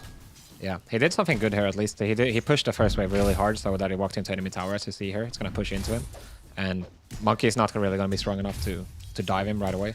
But as you say, this matchup is only going to get harder over time. Like when Monkey picks up the boost, maybe Normal Venom, it's not easy to play Primal. And so far, not going too bad up here for the Enigma, as you said. Yeah, no, he's moving them back and forth. They didn't even actually try to enchant one of the Eidolons, it seems. Yeah, interesting. Wonder what that is about, actually. Because I feel like they're pretty strong. Beautiful micro. Yeah, no, I mean, this is I didn't even think about it whenever you said it, but it makes a lot of sense. Even taking away, you know, 1/3 of the Eidolons, maybe even building up some more for yourself, that feels like the best thing you can do. And there it is. Yeah, and they get maxed health as well, which is really annoying, because Eidolons typically, they don't have a lot of health, but when you add max health on them later on, they're really annoying to deal with. Yeah, so gonna be looking top to see if they're able to win their lane, and then bottom as well, because Taneko goes down first. The Oracle having a bit of a rough time. As he said, not the strongest laner. He has a hard time trading with right clicks. And when you don't have some sort of other setup spell, your QE combo, it falls a little flat if there's nothing to follow it up. Yeah, I wonder if the Oracle had something to do with it as well, that they decided to just swap the offlane to double melee, right? Because they feel like they're not going to be oppressed so much, at least not from the Oracle, you know, to begin with. Yeah. So, I mean, it could be a problem later if they can't deal with the BB, but so far it's looking good, even getting the first blood like we saw. Yeah, I mean, the level 3 timing for the Oracle is going to be when things get a little better. Unfortunately, it is a pause 5, so sometimes the levels are a little lacking.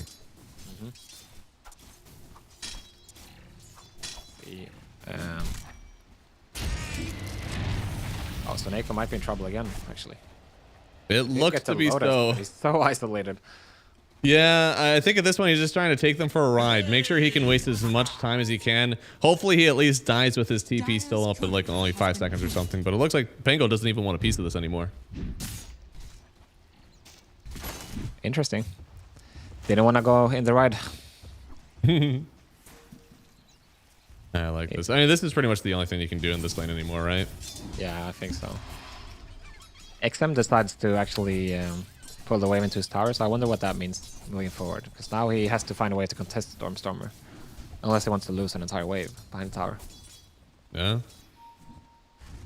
If he's got enough damage, maybe, you know, CSing under tower isn't the worst thing in the world anyways, but he's really trying to get the best of both worlds. You know, he doesn't want to give anything to open up for Stormstormer. For sure. I mean, so far still, bottom is looking okay for Avalus, but mid lane is really... Yeah. XM almost has the same amount of denies as Stormstormer has CS. I know. That's really rough. That is the monkey conundrum here. Did the monkey even go for, like... Yeah, no, he's going to go in for the Orb of Corrosion, so he's going to keep on trying to make this happen, and I imagine that's going to use for some rotations as well. Yeah, no, the Corrosion is so good on monkey, because you get added armor, get added attack speed, and... Oh, they're going to go on TMing here. That's a little bit hard, but right now with all these Eidolons, it's not really difficult for the Enigma. Just that stun and the nuke, and they make sure that the healing never really, you know, synthesizes there for the Enchantress. Oh, Stormstormer in trouble. No stun yet, 4 seconds. Oh, and there it is, trying to trample him. They need to make sure that he doesn't get the stun, and there it is. Gets a full heal almost. Now they're coming in with the Tusk as well. There's a lot of damage to start, and they actually do have the damage to turn around on the monkey here. Now, this is a little bit difficult for the monkey because if you do remember, if he's not careful with his Jingu stacks, he could get them purged actually by the orb. True. Yeah, for sure. I mean, that was a close call. Obviously, just having the full wave there, no glyph available. He just gets the heal up and eventually he dies for it. Oh, we see Stormstormer actually making the first rotation here. Which is kind of what you want to do as a mid laner who has a really rough lane. You want to go in and get these kills, but the Enchantress started under his tower and he still won't get the kill. And even worse, Eki could go down here. Fairy Fire used. Looks like 2 more right clicks needed. He gave him the bottle charge, and now they can actually turn this one back through on the Tusk here. Give this one to the Stormstormer, and he's, you know, getting back in it now. Yeah, really nice bottle usage, but now he used every single charge. He's really gonna need this rune because he's sacrificing himself a lot already in this game. Not that it's wrong, but he's sitting at 14 CS. It's not a great deal. Yeah, no, and he got the favored bounce, so he's the DD now for him. I don't know if he's gonna be able to do anything with it. This is hopefully just to heal him up, I guess. Yeah. Definitely fortunate there. He's struggling, but I feel like he's doing the right thing. It's not an easy position to be in, right? Like you're gonna have to find ways to recover and also be useful in terms of rotation because at some point the monkey is gonna have this corrosion and he's gonna just be jumping around the whole map. He's gonna TP respond to everything that Stormstormer does as well. So yeah, I mean you only have 2 options. It's either going to be take stacks or rotate. It looks like for right now he's gonna take the DD, just hit some stacks. Which counts almost like double in some ways for a Primal Beast, since your W is based on your physical damage. Here comes XM. He was thinking about going for the Wisdom potentially, but slides against it. No information available. Yeah. Would have been a little bit spooky. No reason to throw away a great game that you have on the monkey right now for a dangerous play like that. Yeah, no, for sure. The worst thing you can do when you're headless... Yeah, sorry, go ahead. I just saw that there's actually mana boots on Smiling Knight. I feel like we just saw yesterday it was Tread's Null on the bristleback that we saw. Yeah, this is like everybody has varying takes on this, right? I'm a big believer that the Arcanes, the nerf is like it warrants not building it anymore, but some players they don't simply care. They just feel like Arcanes is the way to go still. Obviously, it's still a good mana item, but yeah. I mean, at that point, it is basically like, I don't want the attack speed. I just want mana. And even if mana boots only restored 20 mana to me, I would still be getting mana. so that's what I'm going. He's gonna play against Diffuse on Pango as well, so that could have something to do with it. That's true. It looks like right now, these rotations are starting to start up. So far, the net worth isn't so bad for the Primal. He's kind of in the game, but what he really wants is to get a kill on Ame here, and barely connecting on the Earth Spike now with the Hex as well. Stormstormer's got to get something going here with the Pulverize, but the Monkey is in, and there's way too many heroes around Stormstormer here. They brought the boys to protect Ame, and although they'll put Stormstormer on the high ground, he'll hit them because he honestly did want to die there. He did not want to get trapped on that high ground. Yeah, I mean, I appreciate that they're trying on AK and Stormstormer, but it's just so hard, right? Especially to Monkey. But even if it didn't have a haste, it's like the chances of you getting punished are so high. Very high. And XM here, I mean, he is going to be a menace. This build with the corrosion, this is the textbook, like, just hop around the trees, continually slow people, scout for your team. Like, they want to be early pressured. He wants to answer everything Stormstormer is doing. For sure. And with this early lead that he has on XM, I wonder what his build is going to be, because that's also something that is not super straightforward. I know a lot of people are going for the Gleipnir, but that has obviously been nerfed quite a bit. Yeah. We saw a Battle Fury once, but that's not going to happen for mid. Yeah, not for the mid, right? I think it's between Gleipnir. I mean, you have 4 items, actually. There's Gleipnir, Mage Slayer, Diffusal, and Echo Saber, I think. So you have quite a bit of options. So thrown to the Wade side. I mean, what do you think it'll take for an Echo Saber to be good in these games? Hard to say. Like, I guess if the Harpoon makes sense later on. I don't know. It's not really an item. I guess so, yeah. I feel like sometimes it's almost, if you're not playing against an Axe or a Legion Commander, something that you need the stacks right away, it's like very hard to make happen. Yeah, no, I agree for sure. Doesn't give you the farming tools. It's like a good fighting item, but I feel like Diffusal would be pretty nice as well. Just double dip on the mana burn. And then the upgrade into the Disperser, like Disperser to Harpoon is very one-sided. Yeah. Oh, I can't trouble now. Oh. Yep. Gets away, and now, I mean, they are trying to kind of get on here, take away some of the stacks from Ovilus, but so far, I mean, nobody really takes stacks right now on the Extreme Gaming side. All they can do is really poke at them. Yeah, nobody on Ovilus is going to take them either, right? Ooh, that would have been a nice kill, but there comes the Tusk. They're always protecting their cores right now on Extreme Gaming, and it's paying off.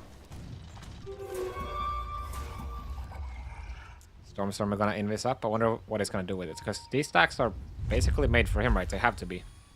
This is his recovery, but right now, putting it to the Enigma on Stibbe. Yeah, that's the best Eidolon micro in the world right there. Most people would lose their Eidolons to those Ancients, but not him. Not Stibbe. All right. So I mean, right now, dude, it's actually astonishing that like Enigma has had like a pretty decent lane, and they're letting him farm while Stormstormer is trying to make this happen. It looks like with the stun, they actually could get 2 kills. Another snowball save on Finger of Death. If I had a nickel for every time I've seen a snowball save for Finger of Death, I'd have 2 nickels, which isn't a lot, but it is weird that it happened twice. It is weird indeed. Why does that always happen? But no, seriously, Stormstormer, he gets the perfect timing to show up here. XG, they're just about to make the move with the brand new Diffu, and you know, in the end, it turns out not going for the stack was the right move. They got a nice it really was. He's actually like, he's pretty much an acceptable net worth now. He's bottom core, yeah, but oh no. Just as things started to get good, I think he has a TP in to help him out. There's no way. But you might just beat both now. Yes. I think they only take Eki, which is best case scenario, right? Yeah, I mean, super worth IMO. Like, save the Primal. Oh, yeah. It's actually starting to recover a bit now. No, he's definitely like, it feels like he's back. I want to like be careful when I say that because I feel like if I say that he dies right afterwards, but I feel like he's back. Yeah, he's considering the start he had, he's pretty much back. And now he really wants this. They want to go. This is bold. He doesn't have any backup though, no way he can do it. Yeah. I mean, surely this is a blade mail game for him as well, right? But he, oh no, I guess his game was so delayed for a while that he just wants to go in for the BKB. Yeah, I can see why. Like, the BKB just helps so much. If he has it, he's not going to die to anything, I feel like, for a long time. And that's also going to help him, you know, do that trick where you stop the Rolling Thunder from Pangolin. Yep. But yeah, I'm always a fan of the blade mail into Luna, especially. Yeah. That's one of the strengths of Luna. You think about like why Luna is so great and what Gyro does well is that they both have an ulti they can use early. So blade mail just completely nullifies that when you're playing into a Primal Beast. Yeah. Like Luna, when you play this hero, when you're like 6-dotted, it's like you go into a fight and you throw a kettlebell on a keyboard. That's kind of how you play Luna. and then if you have a blade mail against that, you're just gonna mess him up by his own accord, I guess. No, it really does. It happens. Usually you get one free a game where like Luna is like hitting all her buttons and then all of a sudden she dies and she clicks the little death summary. It's like, oh, I did 1,000 damage to myself from a blade mail on my right clicks. Exactly. I forgot who it was. I think it was Liquid. They had a strategy into Luna where they went. I think it was Primal Earth Spirit where they're custom. And they went for double blade mail instantly. Yeah, closing the gap always really good. I mean, that's the reason that Spectre used to be like the Luna counter because you would always go for the blade mail and go for that, which is another hero that I feel like, as you said, they've been picking it up. And Spectre, tactically, it looks very good versus some of the cores we're seeing right now. For sure. Radiant's bottom tower. Game. Oh, right now, I mean, fair bits. Yeah, go ahead. Yeah, it's as you said, like everything is like really tapered down a good bit. We just had the Wisdoms come out, no real fighting for them. Like both teams seem happy with their farm. We're kind of in it for the late game on Ivalice, right? Yeah, kind of. At least you want to play on this timing, right? You get the Ags on BB, you get the Bloodstone on him later on. Oh, Eki in trouble. Hey, he used a Wukong's for you. I'm so proud of you, Eki. That's the diffusal as well for the monkey, so just holds him in place much longer in the Wukongs and so much damage.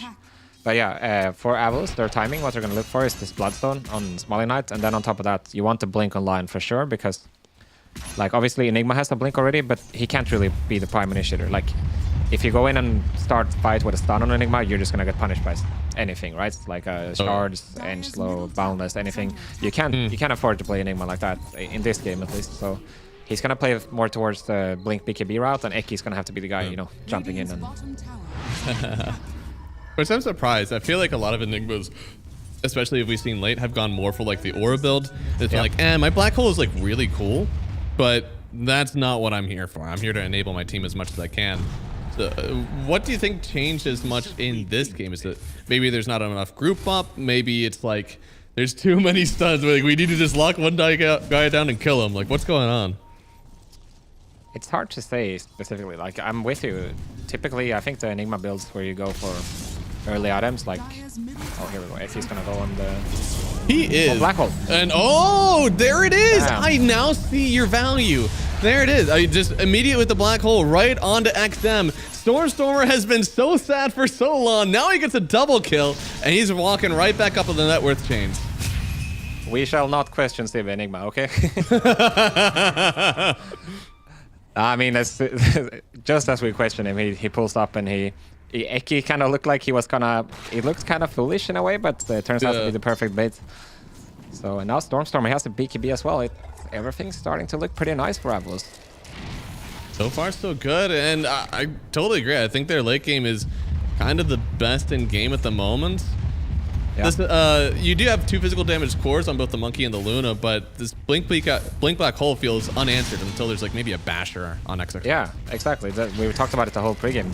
They need to play pace, they need to play Aegis this game if they want to have a solid way of dealing with it. And right now, the game is not speeding up in the way that they want it to. Like BKB on Stormstormer is available.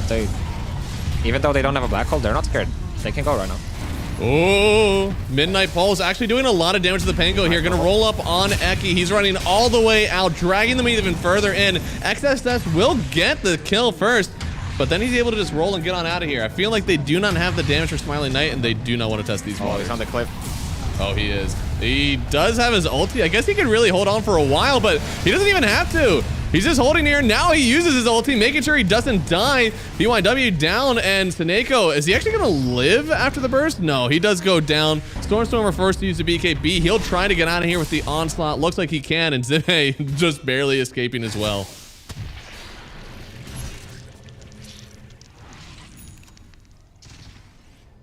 What a funny fight, actually. It really looks like they're going to be able to get the Pango there, but unfortunately no air spike available. Yeah, there's a lot of just bouncing around. This was a little bit, I don't know, ambitious sometimes. Using that Pulverize on somebody who isn't Pango kind of opens up the rest of this game. So you can see he just immediately pops up the roll now, knowing that there's nothing to stop it. Yeah, I mean, if they had one more stun for the Pango, chances are he just dies to the BB, slapping him 2 or 3 times, and then at this point it doesn't look so bad for Avalus, right? But the BB, he just doesn't have anything to hold him. Zube definitely is going to fall there, so... They want to punish, though. Eki coming in. Yeah, no, he's got the stun to start, and, you know, this Blink on Lion definitely putting in the work, as you said, or, sorry, it will put in the work. He's got it coming on his courier now. This is definitely kind of hitting the timings that you said they wanted, and BYW, he'll try to escape here, but a nice bird from Seneko. A little bit of damage, but it's turning into heal. Maybe he gets away from this one. Yeah, unfortunately for Eki, he didn't have the blink available just yet, so he couldn't get the tusk there. But anyway, nice punish on the Pango. This means that they can now essentially just claim this overtime for free. Hopefully. I mean, right now, hitting all the times they want, and is how good it is as an Aegis game for Extreme Gaming. That makes it just that more valuable for you on Avalus. Sealing it away, potentially even giving it to the Bristle to siege towers. This is exactly what they want. Yeah, for sure. I mean, right now they're hitting the timing where they are going to be able to just walk down as 5 and go for the tier 2s. But we'll see. I mean, obviously, Luna, his farm is taking off soon. Like, he's going to start out from his Bristle any moment. He's hit that spot where he has the Manta, can just shove out the waves, and honestly, Master Mana kills neutrals really fast. So that's always going to be a concern for them. But at least them removing the Aegis, not having that for the dire side. When Seba has this BKB, it's not an easy thing to fight for XG. Anytime they commit, they're going to have it in the back of their mind. Lots of black holes. Yeah, no, I mean, BKBs, I feel like this timing is going to hit a little bit harder for Avalus since we have 2 BKB piercing disables on the Avalus side. And yeah, they didn't get a win there. Yeah, no, it feels like they should be able to run down. The only thing, as you said, the split push is much, much happier for Extreme Gaming. They have the Luna illusions, they have the Monkey King, and honestly, even like the Enchantress creep doesn't do that bad. Yeah, honestly, every single one of their heroes is fairly decent at split pushing, and this is nice what they're doing right now. Just getting the Tormentor right away. This is typically something you're looking to do. If you get the advantage, you want to steal that Tormentor off, right? So just making sure you got it, and then you don't need to worry about that side of the map for at least 10 minutes. So what happens now? You're a team that has the Aegis, but you don't split push very well, and the other team has so much split push opportunity. How do you deal with this as a team that still wants to get objectives? I mean, you have to decide right now. Are we going to go hit the tier 2, or are we going to control the mid wave? Right now, every time XG gets the mid wave, it's so much information for them. And look at these Mantas, he's going to get it for free, basically. So now I think they go for the smoke, but it's not like they're trying to do the thing where like they're gonna push us 2. Oracle is backing up the BB down bottom, and then they're gonna try to set up kills. And basically, there's no way for XG to punish. Tianming, he's doing the walling, if you will.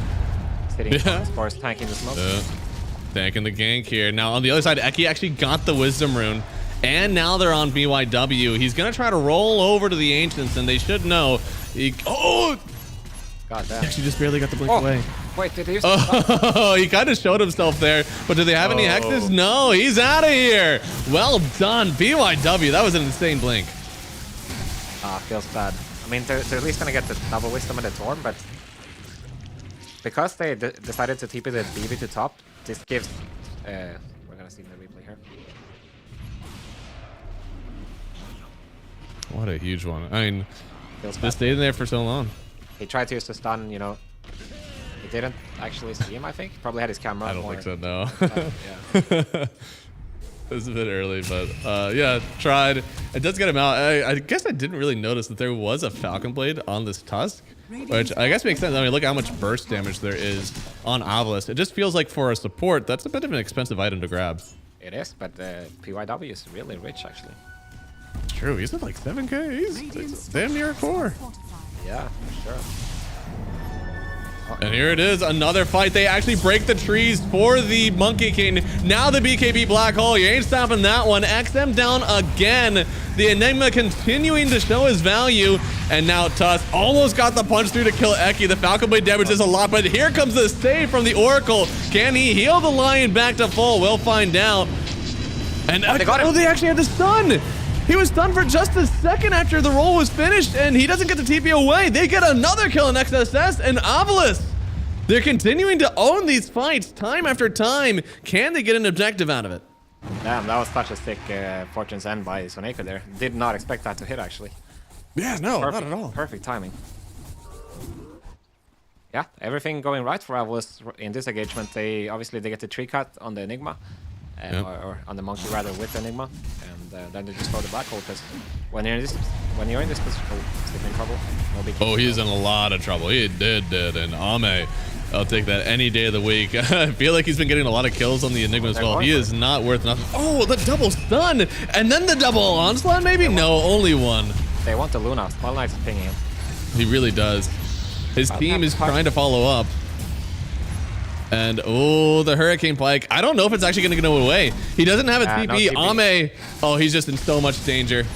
Stun will connect. They're going to give this one over to Smiling Knight. He's got another kill. So far, they've split the map a lot on Extreme Gaming, but they're losing heroes over and over again. It feels like the XP is starting to turn way in favor of Obelisk. No, for sure. I mean, you wanted to know how you're going to deal with the split push, and Eki shows us what's up. He's just going to go catch them all over, right? Yeah. It's crazy to see. I feel like if I'm the line doing this, I blink in and then I die, and my team is still on the other side of the map, but their communication is so good. Like, they know when he's actually going to find something. He's not really fishing in just like a random spot and going in blind. Like, they have a pretty good idea when something's going to get caught. Yeah, no, for sure. I mean, Eki, he's showing us time and time again why he's so good on these heroes. The Lion, the Bat Riders. It's something you got to consider if you're playing against Obelisk. Mm-hmm.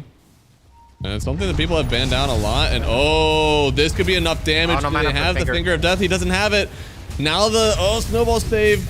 And then the bottle to try to get him. Oh no, a crucial mistake from this Obelisk side. That was going to be a free kill on the Monkey, but now he turned it around. The roll through as well. They'll get a kill on Stormstormer here. Oh, unless that's a false promise. It's pretty good for now. They're even getting a lot of damage onto the Monkey King here. If they kill him, the Wukong's goes away. But Stormstormer, he'll die before they get revenge on the Monkey King, and he heals almost everything he needs. But Tian Main, think he should be another casualty of war here. Yeah, no way you're getting out on this edge with so much damage. Oh, that was unfortunate. That Eki was just a little bit mana short of the Finger. Just didn't have it in time here. I don't think he has a shard either. The EMP maybe would have gotten the mana more in time. XM didn't even pop the BKB because he was pretty much just assuming he was dead. And then after the snowball came out, I was like, oh, like, we can actually turn this. Yeah, nice Oracle save in the end as well. I mean, it doesn't save Stormstormer's life, but it gives them enough time to clean up these supports at least for Smiling. Yep. That doesn't come out, they're just gonna walk away, and then Smiling Knight has no chance of picking up his kill on PYW. And a 7 kill streak on Stormstormer. Oh, the turntables, man! I didn't realize he had gotten that many kills after his laning stage. Yeah, and we shouldn't understate how hard this is. Like, this game has been insane for him. You know, Stormstormer, he's kind of known for being like a PMA guy. And I feel like he's not the guy to tilt in this scenario, where I could think of plenty other mids who would just like not give up, but they would lose faith, right, in the game. All right, top 3 tilting mids that would not be able to handle this sort of game. Go. You would actually answer that? No, I would not. It looks like, starting off with the Wukongs here. They have Smiling Knight in, and I think the shards.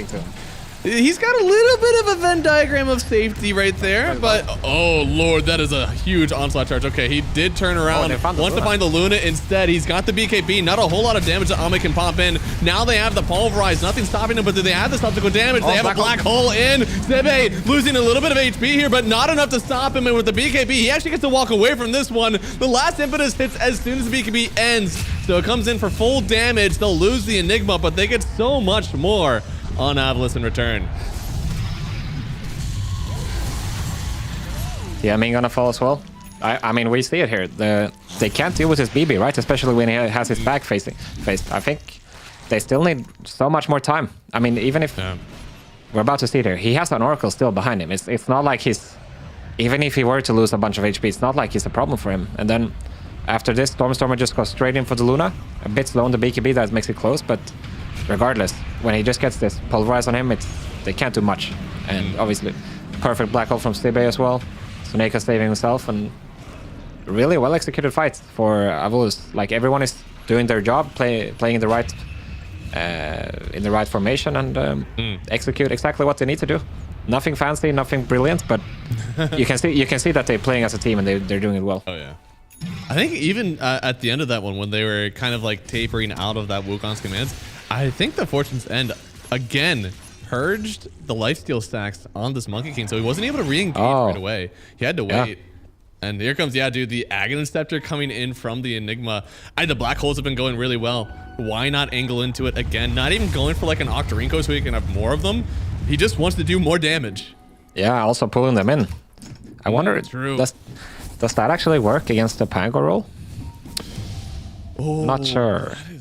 I feel like it shouldn't, but yeah, it shouldn't because you're spell immune, but also like you are moving. I feel like if it doesn't, I don't know. All right, XP going for the smoke here right now. They want to use this black hole cooldown. Oh, they do. And well, with the blink, and they almost kill Eki. He's trying to get the force. I'm just insta dead. With the BKB. The Fortune's End saving Eki at the very last second, but can they actually heal him back up here? They already killed the Luna. Eki does end up dying for his sins, but well worth it, the trade for the enemy carry. Holy shit, did you see how fast that Luna died? It's insane. Oh man. XG, they're really trying to make use of this black hole cooldown, but they're not strong enough, man. Like, Luna, he has no BKB. What? Even if he has one, they're just gonna onslaught him or black hole him. I mean, this time they don't have it, but there's still a Lion to worry about. There's so much for him. And it was all, the Luna died with 1100 damage from Quills, and then the rest of it was just like magic damage from Primal. So like, kind of facing two completely different scenarios, and there's not really one item that even fixes those things. Maybe a Mage Slayer, I guess? Maybe, but it's like... It's not a Mage Slayer for you. Maybe support? I don't know, but... True. I need you to disassemble that Falcon Blade to pick up the Mage Slayer instead. Start punching that bristle.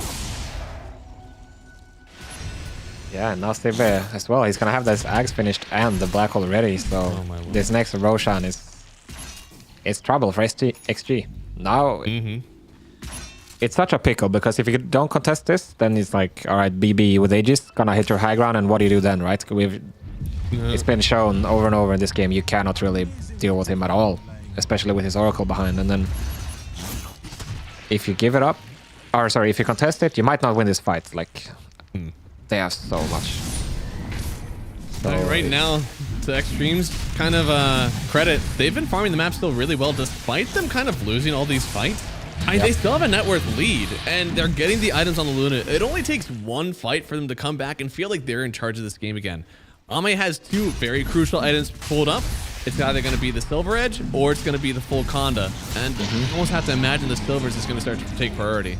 Yeah, no, I think so. I mean, the Conda, it loses a bit of its merit when you have so much sustain on your lineup. Like, you got Bristleback healing with Oracle behind as well. So the poke is not going to be that meaningful. And, I mean, they have the lead right now. But the problem is not going to be whether we have gold or not. The problem is going to be, like, can you put enough map pressure to prevent Avalus from going into your high ground? Or if you let them into your high ground, can you actually stop them there? Because I don't know what you do against his Bristle. You have to find his Oracle some way. Yeah, AoE magic damage and relocation, and BYW is going to try to find the relocation, getting the Aghanim soon, but still just barely missing the gold.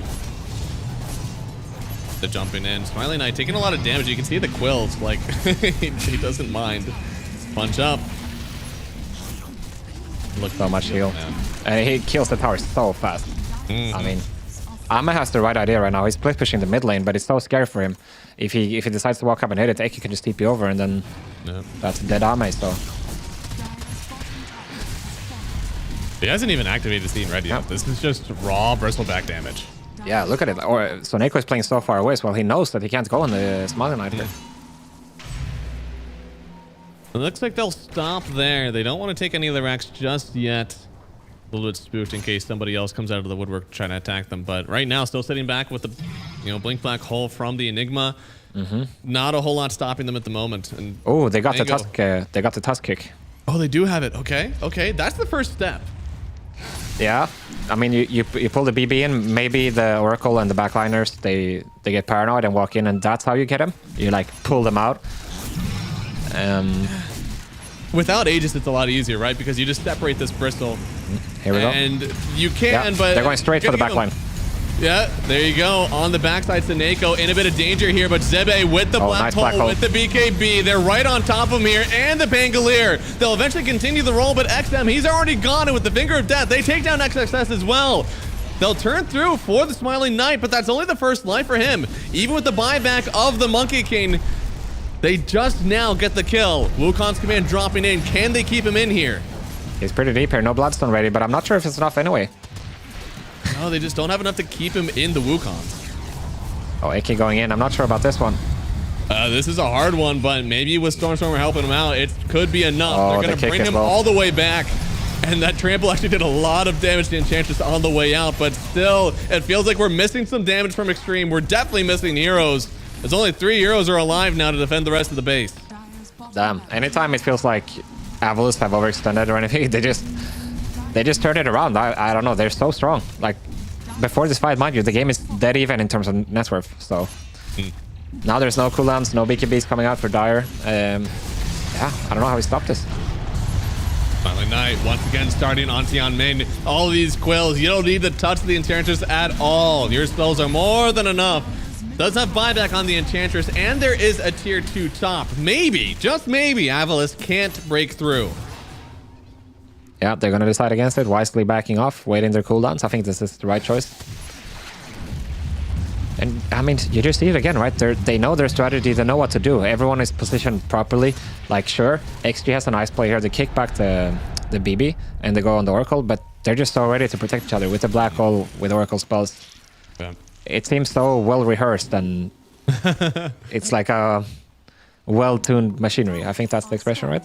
A well-oiled machine. A well-oiled machine. That's the one. Tuned probably makes more sense now. I feel like well-oiled is maybe a bit like of the old version. A well-tuned machine probably makes more sense present day. Yeah. So far, though, I mean, I as you said, I like the idea of like separating the Bristle. And usually when you see that, you're trying to kill the Bristle, but instead they're just like, no, I need that guy gone so I can kill the rest of their team. Yeah, I mean, the problem is, if you're gonna go for the BB, you need to be damn sure you're gonna kill him, right? Because what happened in the top fight earlier, just around this spot that we're looking at right now, they used the Wukongs on him, and after that, it's just okay. You have no fears if you're Avalus. So if you come for the king, you better not miss. Oh, through the shards. Okay, they're so good, and plays like that are really well tailored, but like, there's no damage. You can't kill him still. There is no damage. It feels really rough for the supports. Thankfully for Extreme, like they are still hitting their spells. They've given themselves the best chance that they have. They have really nice vision here. Yeah, they have super good vision, so this could be a place to fight. But you still need to find this Oracle. You can't give up free black hole as well. You can. Oh man, he did see the Enigma. But they're still not able to take these fights. And every time they know on Avalus that like Extreme is around, they just reposition again and put the Enigma exactly where it needs to be. I love this line that they're drawing right now. I can't really see who's doing it, but just go top. Make them come back. Because like, you don't need to take this fight in this full vision, right? Make XG react to you. And this is exactly what they're going to do. If XG wants to, you know, balance this trade out, they need to do the same to bottom. But that's such a scary thing playing against all these initiators and this strong BB. Yeah. Thankfully, they do have the split push, so they can handle more waves at once, maybe on Extreme. And they have a Luna, so they pushed very, very fast. But do not underestimate the Bristleback. He puts out Damn. And now Eki starting to fight out for his team, making sure that nobody else black hole coming back. Here it is, the black hole right on top of the Wukons here. XM is getting dragged on in. Now he's a victim of the black hole, but he turns up to Zibe. He actually gets the kill now. Fighting in his own Wukons has proven useful for now, but Smiling Knight, he's not done. They get another kill on XM, continue to tear through XG, and they'll sacrifice an Enigma for 3 more heroes gone. Damn, so decisive. It's exactly what you want if you're Avalos. Like, just go in with the black hole. What do you have to fear? If you kill this Luna in it, like, first of all, the Tusk cannot save you, right? Smiling Knight is just gonna go bump him, and there's no way the Monkey's gonna do it all on his own. So I love the decisiveness. Every time Eki goes, it makes sense, right? He has the whole team backing him up. It's like there's never any doubt. Was this right or wrong? They look so confident. Oh yeah. They're just like mind readers. They know exactly how Extreme want to take this fight, and they're just like continually countering it. And really impressive right now from Avalos. As we said, Extreme still looking one of the top teams in this group. Avalos a little bit low, a lot of 1-1s, 1-0-2, and they're taking it to Extreme. They're swinging as high as they can go, and it's working. Holy shit, it's working. That's Megas minute 38, 18k lead after having an insanely hard early game, especially for Stormstormer, man. Like, especially for Stormstormer. Oh lord, it was hard. And now BKB popped, and with the finger of death, they eliminate XXS before he can even get his roll off. They did punch him into the fountain, but the fountain, it hasn't killed him yet. Now they shove him back in. They finally get the kill on Storm. 1,300 gold going to the surrounding participants of this kill. For the rest of Avalos, they just want to get out. You don't want to have to buy back now. Don't throw anything away. They'll lose 2 heroes, and they'll back and regroup. Stormstormer is getting a bit too hot. He had to take a swim. Yeah, we listened to the call. We went into their base. It's our team that was bad and didn't follow us. Yeah, right. It's between the 2 of them. Oh man. Smiling Knight also obviously going for the right-click build on the BB. Makes a ton of sense with his Satanic, Daedalus as well. Yep. And that's why, like, I swear, whenever he used to play this, like, at the very start of these patches, whenever we saw the Scene Red come in, he did try out the Satanic, and it was like, it was an interesting idea, but at the end of the day, your lifesteal with Quills matters so much more to you, especially in games where there's no natural break, right? There's no Viper here, there's no Hoodwink, it's all your Quills until there's a Silver Edge out. Yeah, for sure. I mean, at this point, I think he's so confident he's just gonna go able to right click, but in the early game, it's exactly how you put it. It's just about walking around, dodging spells, making sure you get quill stacks up. It's kind of like old school Batrider, where you just napalm people, make sure you're alive. Octarine, and you just like bump. Yeah, but the difference is you cannot get targeted. Like if they go on you, they just heal you more, right? You just kill them faster. True. So. Right now, his build looks pretty much perfect. There's not a whole lot of room for him to grow on it. He's already sucked up the Aghanim Scepter. So it's just a matter of, if what he wants to replace for his boots. Or he goes even more in for it. He's, team, I'll help you out. He'll upgrade to Grieve so he can just upgrade the mana, that mana flowing. That would be funny, actually. Yeah, it's basically Moonshard, and I guess Bot probably the next one, but they might not have to wait for it at all. No, probably not. I think they're waiting for this Roche that's coming up in 1 minute and 20, and then it's go time. Is there anything from the Extreme side that changes the way of these fights? It feels like we're missing a lot of damage. I mean, the break on Luna is definitely important, but that's not the only thing we're missing from this team. No, I think you have to find ways outside of fighting them heads straight up.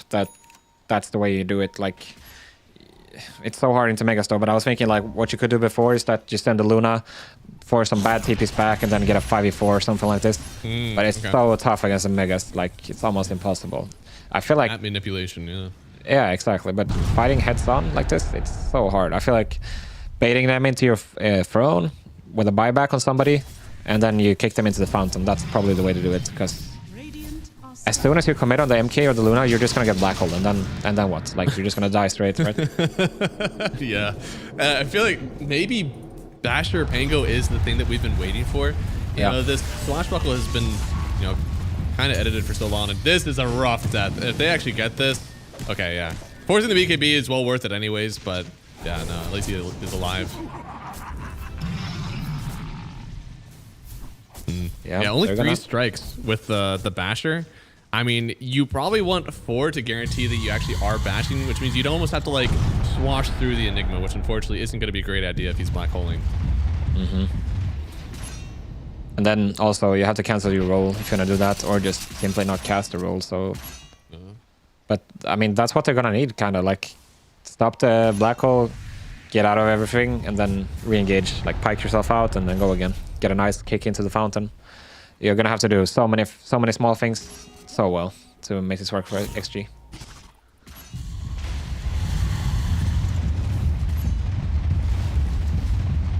Right, Roshan has respawned, so I think after this it's gonna be go time. Let's see. There is currently no smokes on the side of Avalus, so they don't have that to work with. Go for like a jump afterwards, but seeing how the game has been moving so far, I think they're just gonna be content sending up Smiley Knight, and everyone basically sits outside the ramps, outside the base. Right. Oh, that's a refresher Enigma as well. Ooh, that'll be really, really hard to fight into now.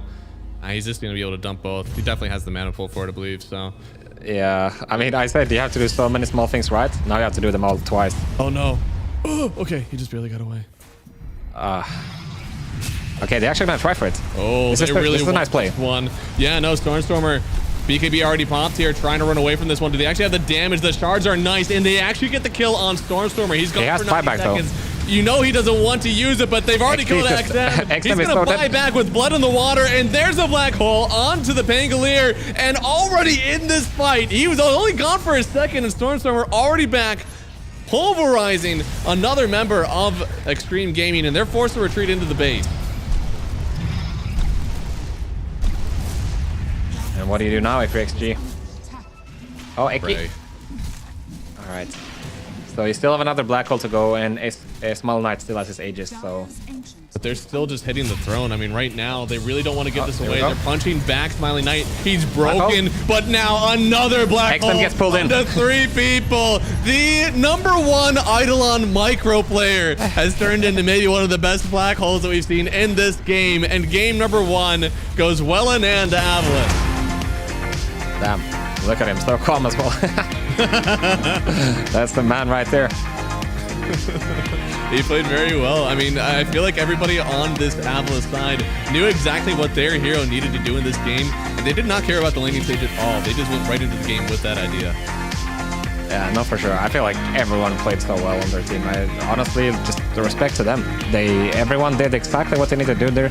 Obviously, some small hiccups here and there, but in the grand scheme of things, they did what they had to do, and especially Stormstormer. I feel like he pulled out big time in this one. It's not easy. It's so tough. I mean, if this was a pub we're watching, the mid laner, he left the game, 30 minutes ago. So. Yeah, no, it would have been a little bit tilting, but instead he's able to hold on, which is very impressive. I feel like, as you said, like sometimes, especially from the mid lane, where it's like, for all purposes, that was a 1v1. There wasn't a whole lot of rotations into the mid lane, so his loss was really like, he felt it on his own to come back and prove like how good he actually was in this game, and he definitely did it. For sure. I mean, XG, they did some good things as well in this game, but in the end, what they needed to do to make this game like really competitive is they had to play so much faster. Like they had to stop this BB, stop this Enigma from hitting their timings. Like they just weren't able to snowball the MK, right? Like they had to do some plays. They go for wisdom runes, but not give them the stacks for free. Get that mid tower earlier so that you can control the map. And in the end, they didn't bring enough resources to combine with the monkey. The only really time they did. Yeah, look at this fight. It's just so hard for them. Luna just dies right away. Yeah.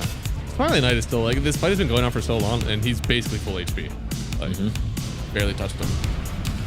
Yeah, the only really time I feel like XG, they did a proper play together, to try to make a lead happen is when they went on bottom, if you remember, in the very early game. And then Stormstormer shows up at the perfect timing. He just onslaughts XM as soon as he goes, jumps down on the BB, and then I feel like after that, they were kind of in dodge mode for the rest of the game. They tried again once more top lane later, but they go on the BB, and they needed way more action to happen in this game. You cannot just dodge in Dota forever and expect to win. It's not 3 years ago, Yeah, it feels really hard to do it. Like, if you're the one that got 24 picked in the mid lane, you're the one that feels more pressure to go and split push the map because your matchup is so terrible. Whenever you are the one that 24 picked, trying to get the best matchup, trying to get the best game for yourself, then it feels really bad to be the one that ends up having to split push because you can't play into their lineup. Yeah, for sure. Really good. I mean, they had a good plan as well for Avalos, how to recover. Stormer, just chilling around, getting some stacks here and there. But just always having a proactive mindset. It's not gonna, he didn't go like, I'm gonna farm my way back into this game. I'm gonna be proactive regardless. I have my wind lace and I have my brown boots. I'm gonna play, you know? I'm not gonna give up. I'm gonna play, man. Oh, we hope to see that mentality as we get into game 2 as well. Guys, we're gonna go to a quick break and then we'll be back with the second game of the series, see if XG can stay on top or if Avalos gonna break even after this series. We'll be right back.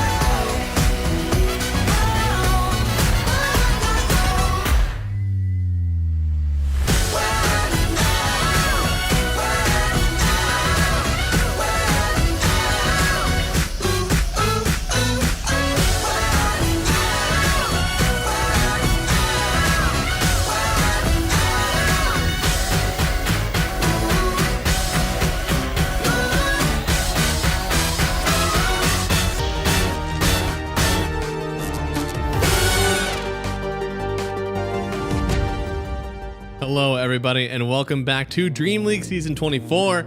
We're in the middle of our best of 2 right now with Avalos and Extreme Gaming.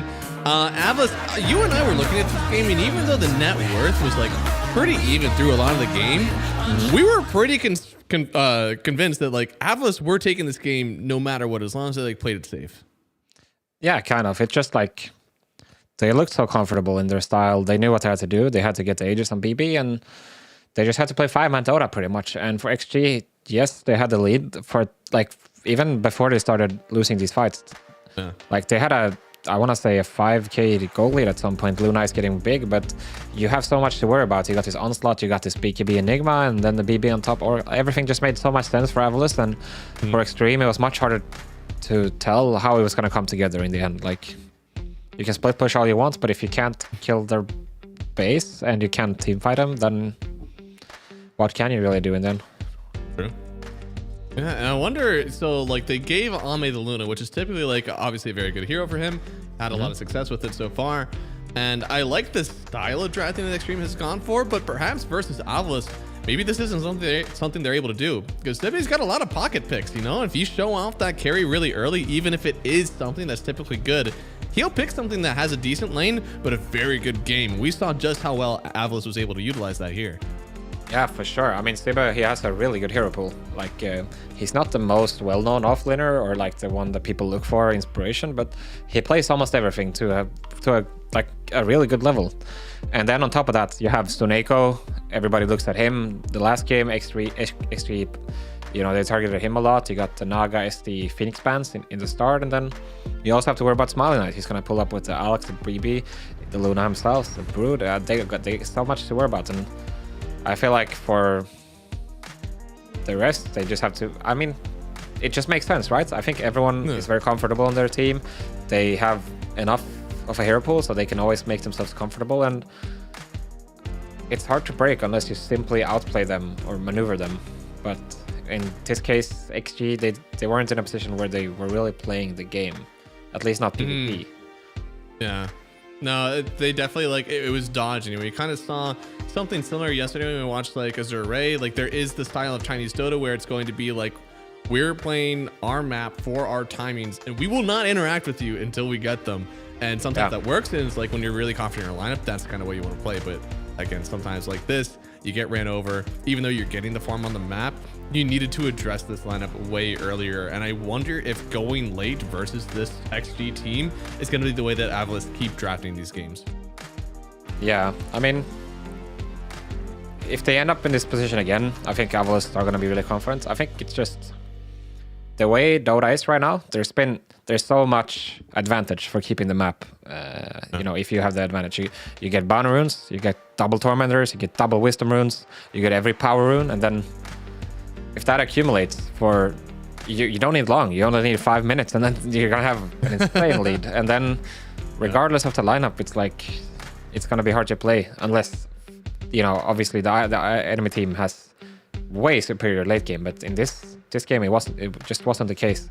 If they want to go late on X3, they need to draft way more heavy on the team fights. If they want to go early like they did in this game, they're gonna have to perform in the early game, and they need to put the pressure to Avalos.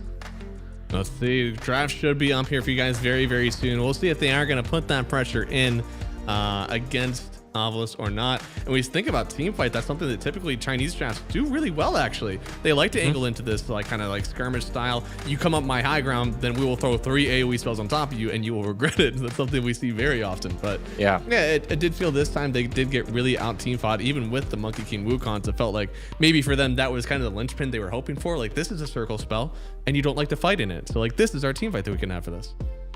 Yeah, I mean, the problem is you just have a better circle, which is the Bristle like, he's like a blob. He's just gonna exist in there, and then if you can't hit him, then what? So I think another thing, if you wanna, okay, they go for the Enigma ban. I was gonna say, I think they should consider the Lion ban.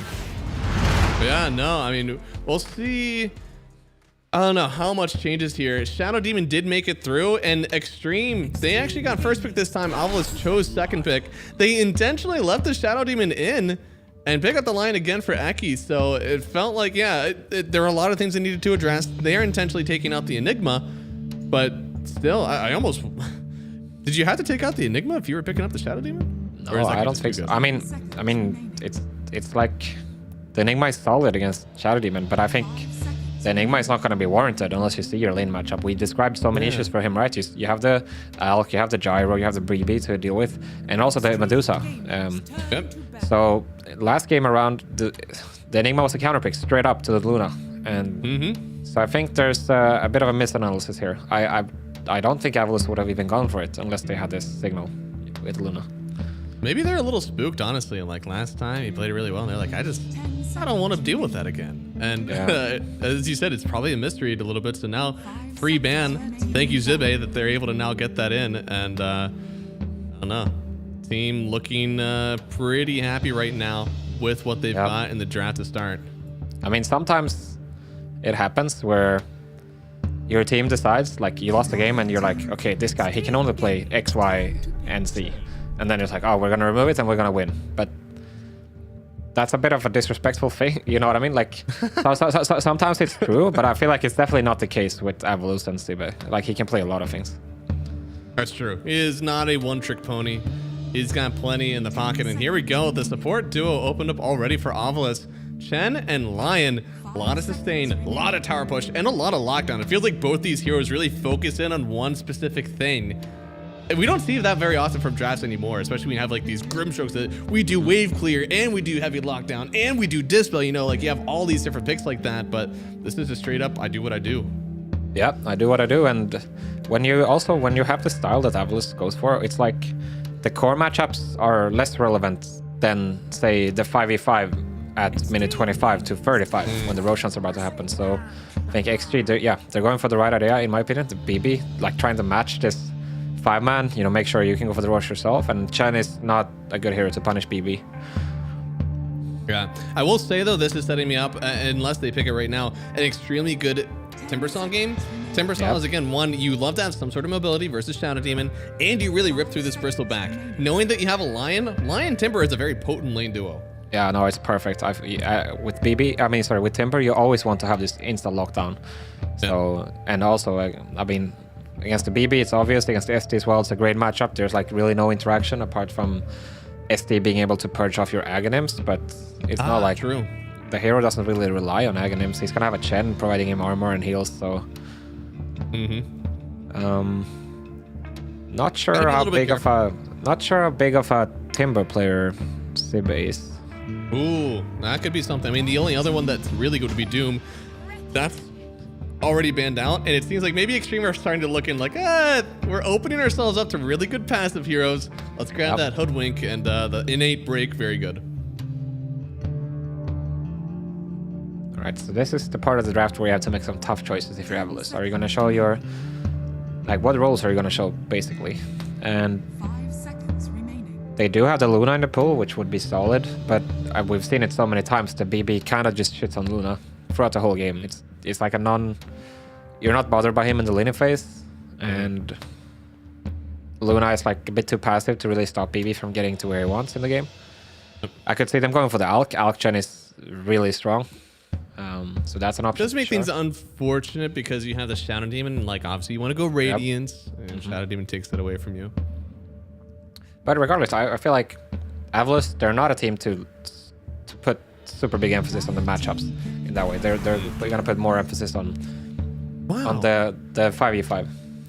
Another hero that I feel like versus the Shadow Demon can feel a little bit weird sometimes, just because, again, your illusions feel so strong versus him, and also the break provided by the Hoodwink. What do they want out of this DK? Is it more just the Blink Initiation versus these two heroes? Yeah, I mean, the Blink initiation is nice. He can do a lot of damage to combine with the Chen later on in the game. But for sure, early on, it's not going to be a pressuring hero. The upside of having DK against BB is that you're not that bothered by minus armor stacks or like physical damage stacks. So you can just pretty much sit and chill, enable Chen to go jungle, play runes, or go through the gate, play like this. So, but with that said, you're gonna need somewhere that the Chen can be useful. Otherwise, having the DK just chilling there is only going to enable the BB to get his game as well. It feels like we're getting a conflict as build as well, because from what you're saying, like you don't care about the armor, that would insinuate that the DK should go like, you know, Armlet, maybe a Silver's Edge, then Daedalus, But then versus the Shadow Demon, that means that he gets those items when he makes your illusions, and then you hurt a lot. So it's kind of going back and forth, but I think as long as they find some sort of other answer to the Shadow Demon, the DK can make that build and really run this game. And Dawnbreaker has a lot of heal. I don't know if we're exactly helping that, but there is no Doom and Pull, so this heal should be unmatched right now. Yeah, for sure. They're going just for the straight up beefy boys type of vibe, and can make sense. I mean, at least you're going to have potentially double blink coming out for DK and the Dawnbreakers. That's one way to deal with the Shadow Demon. It's just going to be a matter of, can you find him? Can you get around this BB? And right now, a little bit stun light, all things considered, from Extreme Gaming. I imagine a little bit of lockdown should come out from this next pick. I'd like them to pick the mid laner here and at least pretend that this Bristleback could be going into the carry role. Yeah, for sure. I mean, if you think about what XM has been doing good with lately, it's been the puck, it's been heroes like this, and you don't really want to play this into DK Lion. So yeah, he goes for the Invoker. Pretty solid pick. It's a bit light on the damage, but at least it provides the control that they need.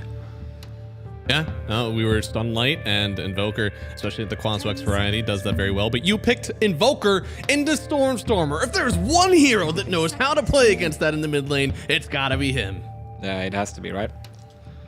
So they go for the puck ban. I assume the next ban will be Earth Spirit for them, which has been one of his best heroes in this tournament so far. Yeah. Super annoying for Invo to deal with. I wonder if I love this. If there's ever a Spirit Vessel game for Invoker. This should be it, right? It definitely feels that way.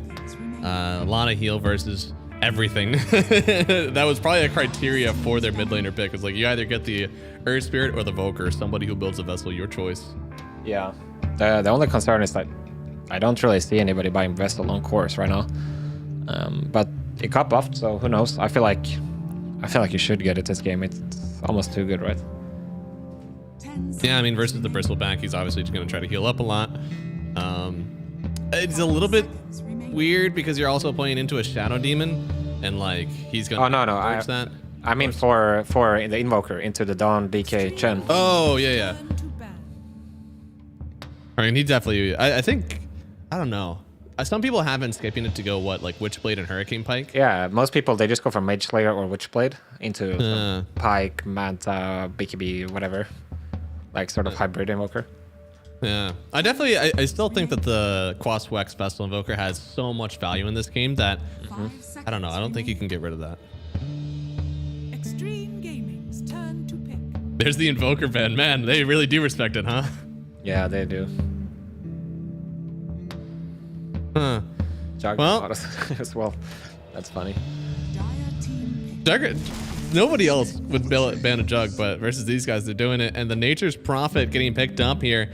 A hero we've seen first picked by plenty of other teams. Now on the 23 set. What do Avalos respond with? I mean, I'm not actually too sure about his Prophet, because I feel like Dawnbreaker is typically one of those heroes that are fairly good into Prophet. Woo! Yeah, I like what I'm seeing from Avalos. Like, I was gonna say Dawnbreaker against Prophet, you have a lot of ways to punish him, like in the lane especially, you just go on him. But regardless, like later, Prophet's gonna TP in somewhere, you got a Storm stepping in and a Dawnbreaker to follow up. So it's not necessarily straightforward for Ame to have like this overwhelming map presence this game.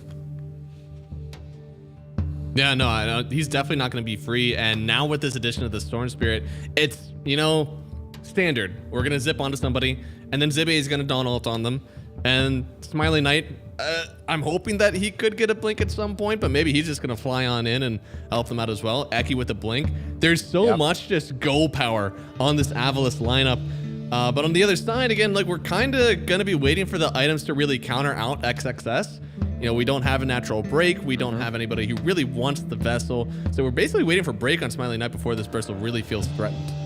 Yeah, right?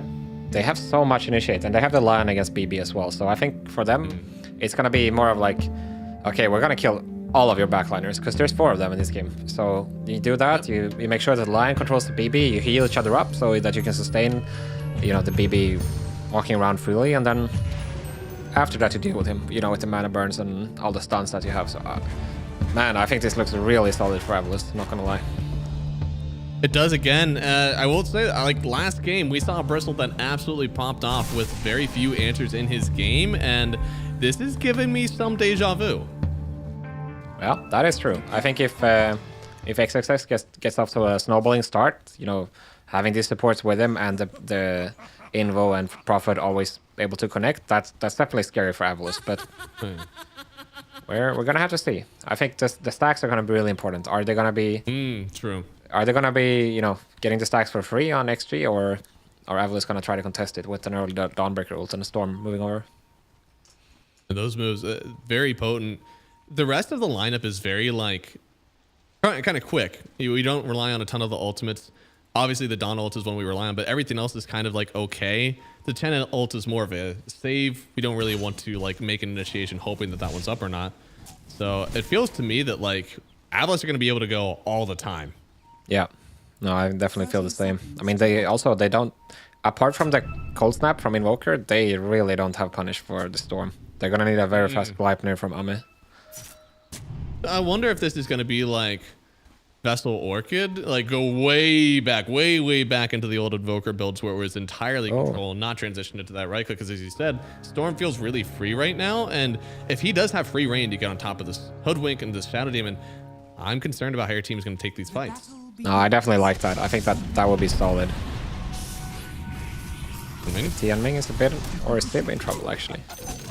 It's hard to tell. I mean, Eke's trying to get this. Yeah, the team is coming around though. It's one of these supports is going to go down. Who's the first one to fall though? And Tianming, I think he is going to escape Zibe. He wants this so bad. They get the kill. Eke's going to fall afterwards for second blood, and Zibe is still in danger at this point. Your life is valuable, Zibe, but maybe not here. He might just want the reset. Get all those resources Roshan back. maybe? Oh. I'm surprised he didn't try to go for Roche. Oh, there it is. Getting the kill. Actually forced another TP down here just in case he wasn't getting away, but it still does have 2 kills going the way of XG. Yeah, all things considered, not the worst for XG, because just the fact Sibe has to show up so late to the lane, and obviously they get the double kill in return. So, I mean, a pretty neutral trade. Man, the facets right now on Chen are insane. Having a free mana burn creep to start if he really wants it is just wild. Yeah, it's so nice. I remember getting these heroes trade a lot with mana. I remember getting super flamed when they just released these facets. Like, are you brain dead, man? Why don't you go for Alpha Wolf or something? You know? Alpha Wolf. Yeah, just because you get the aura, right? Whenever you want. But I think the Stater facet is super strong. Like, I've actually seen even like Dooms. I've seen Dooms turn around lanes completely when they shouldn't have, just because they have that Stater creep. So no, that thing is busted. Oh, for sure it is. And it's the nice thing about Chen right now as well is that these creeps scale over time, which was always a problem for him earlier in Dota. As you look at like the damage output here, we're expecting a lot of control from the Invoker, so he's not really going to be offering the damage. Hoodwink, it's going to take a while for that hero to kind of pump out the damage. Shadow Demon is control. Like, we're really relying on this like damage output from both Ame and the Bristle. Yeah. If we do get the auras and like all of these creeps rounded up here for Avalus, I think it's going to be really hard for XD to even do the damage they need to kill these heroes. For sure, and I mean, they just have so much jump and stuff to throw at him, right? You just go on him and send everyone in, and you get a disruption. But then what? Like you're gonna get Dawnbreaker ulted, even if you have a BKB, and you're gonna have DK smacking you. And he's smacking hard. BYW forced to jump into the trees already. And so far, the laning stage going really well for Avalus, and you can see in this mid lane, Storm is dumping right now, and I'm quite surprised because it feels like, you know, Tornado EMP should really be keeping him at bay, but he does not care. Yeah, Storm are playing really well on the Storm right now. I mean, yeah, typically you see Invoker as a counter pick to Storm, but this time they decide to go for it themselves. So as we see Tianming going here. Yeah, and only got 1 stack on Eki. Oh, he didn't even get a stack on Eki before he banished him, so could be close. Needs to get, I think, 1 more stack and he could have the damage. Oh, he got it. It's not enough though, I believe still. No. Looks like he will be fine for now then. So pretty good there. Only going down to like, you know, even 50% HP.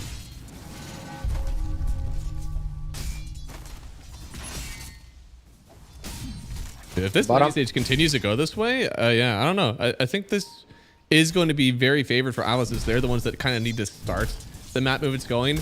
But as we talk about the late game and how important it was in the last game, is the late game favored for Obelisk, or is this Nature's Prophet Bristol? Is that a duo core that actually take them into the late game now?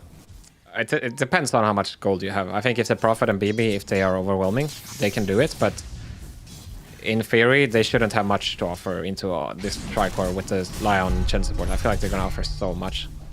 Like I can see if you get to a timing where you have like double Gleipnir and the build you mentioned on Invo, this game they can roll this game. But I think playing an even game is gonna be tough. Like this Chen, he's just gonna make everybody so strong, and this Storm is not gonna have any worries in this game going later. Like once he has, you know, his Witchblade Shard or Kaya Shard plus a BKB, he really has nothing to worry about. He can just go in, decide literally who am I gonna kill, and he'll do that. Ooh, Stormer. Pretty low now, trying to dodge with the vision, but it's not enough. They get a kill thanks to rotation on the Hoodwink. Very well done there, as I feel like this mid lane, especially with how much it's been going in favor of Storm, needed some help. For sure. And also, this is one of the upsides of having the BB into DK, because the DK is so passive, he cannot pressure, so the Hoodwink is free to leave whenever he wants, and he does just that and picks up the kill on Stormstormer here. Really nicely done. Now this Bristleback actually just going ahead and cutting the waves down here. When we have a hero such as strong as the Bristle, cutting feels not really like a flex at all. And oh, Eki definitely dying here. 3 heroes down to the spot side. A lot of rotations from PYW. He's just getting all over the map because he doesn't need to help XSS. Yeah, this is definitely the right thing to do. And what's going on with this wave at the bottom? It's such a big wave, like in the jungle over there. Amaze about to clean it up now, but that was like double range creep, 1.5 creep wave. Holy moly. Oh, so, getting him back into the game for sure. Oh, Stormstormer has rotated. He has. Before 6, mind you. Yeah, a lot of quills. The volleys, I would say they're kind of feeling the pain right now. Oh no, Eki. Oh man. That feels bad, man. And now, oh, this could feel even worse. Stun connects at the very last second. Eki actually saving Storm. Storm decides he might still want to die. We'll find out. Yeah, looks like, yeah, with Sneko, they should have enough damage for sure. Such a weird set of moves here. Going over to the Bristol. All this started because Hoodwink was going all over the map. Wow. Yeah, not the most typical rotation from Stormstormer there. I mean, doesn't really work out. His game is super slowed down right now after this amazing start. Getting killed at once, and now he's basically a full level behind XM. Yeah, and still tossing out some spells here. EMP connects, but is this going to be a 3v3? Is that what we're doing here? The scary thing is they have Prophet ready to connect as well at any given point. Storm is not 6, so... Oh, Wrath of Nature up as well. Oh, but if they get level 6 on the Dawnbreaker, that could even the tides. Good, but Smiley Knight is getting the Wisdom here. This is huge. Ooh. Wait, Amos scanned. Is he gonna go for the TP on enemy wisdom? It looks like he is. Yeah, he got it. He goes for it. Has a TP as well. He can get out of here. You have to monitor the runes whenever you're playing against the Nature's Prophet, or else that'll happen all the time. Yeah. Imagine if Smile Knight didn't get that one. That would be super rough for Avalos. Much better feel to the early game from XG right now. The laning stage very much in their favor, thanks to these rotations in from the Hoodwink. And honestly, the living from Bristol. Just being able to stay topside and create havoc has really done well. Yeah, for sure. They haven't started to make that many stacks just yet. They have, you know, 1 each in the triangle, but Hoodwink is on the case right now. PYW, of course. And DK's been having a really good time.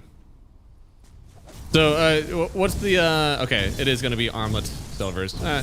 This is a build that we've seen people do like pretty often on DK, not even just versus a Bristleback, just in general. So, the fact that it also has some benefit versus the Quills is, you know, really nice. Yeah, for sure. I mean, this is kind of the opposite Skitter.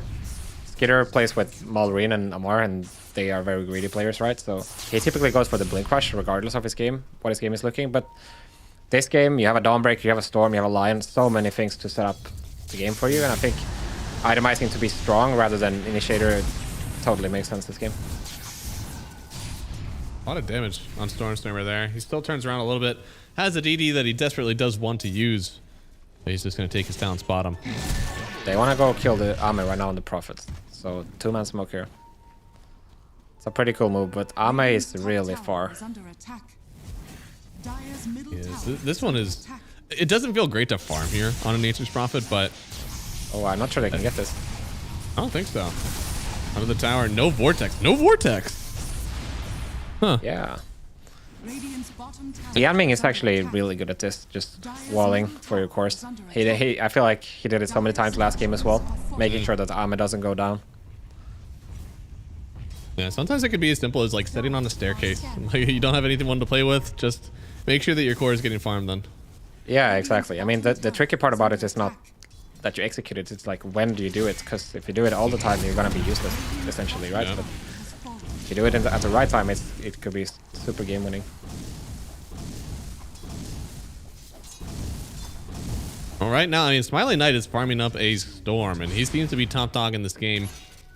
Nature's Prophet will eventually start to like farm pretty well, but that won't be until after we have this Maelstrom and the map opens up a little bit more for him with towers.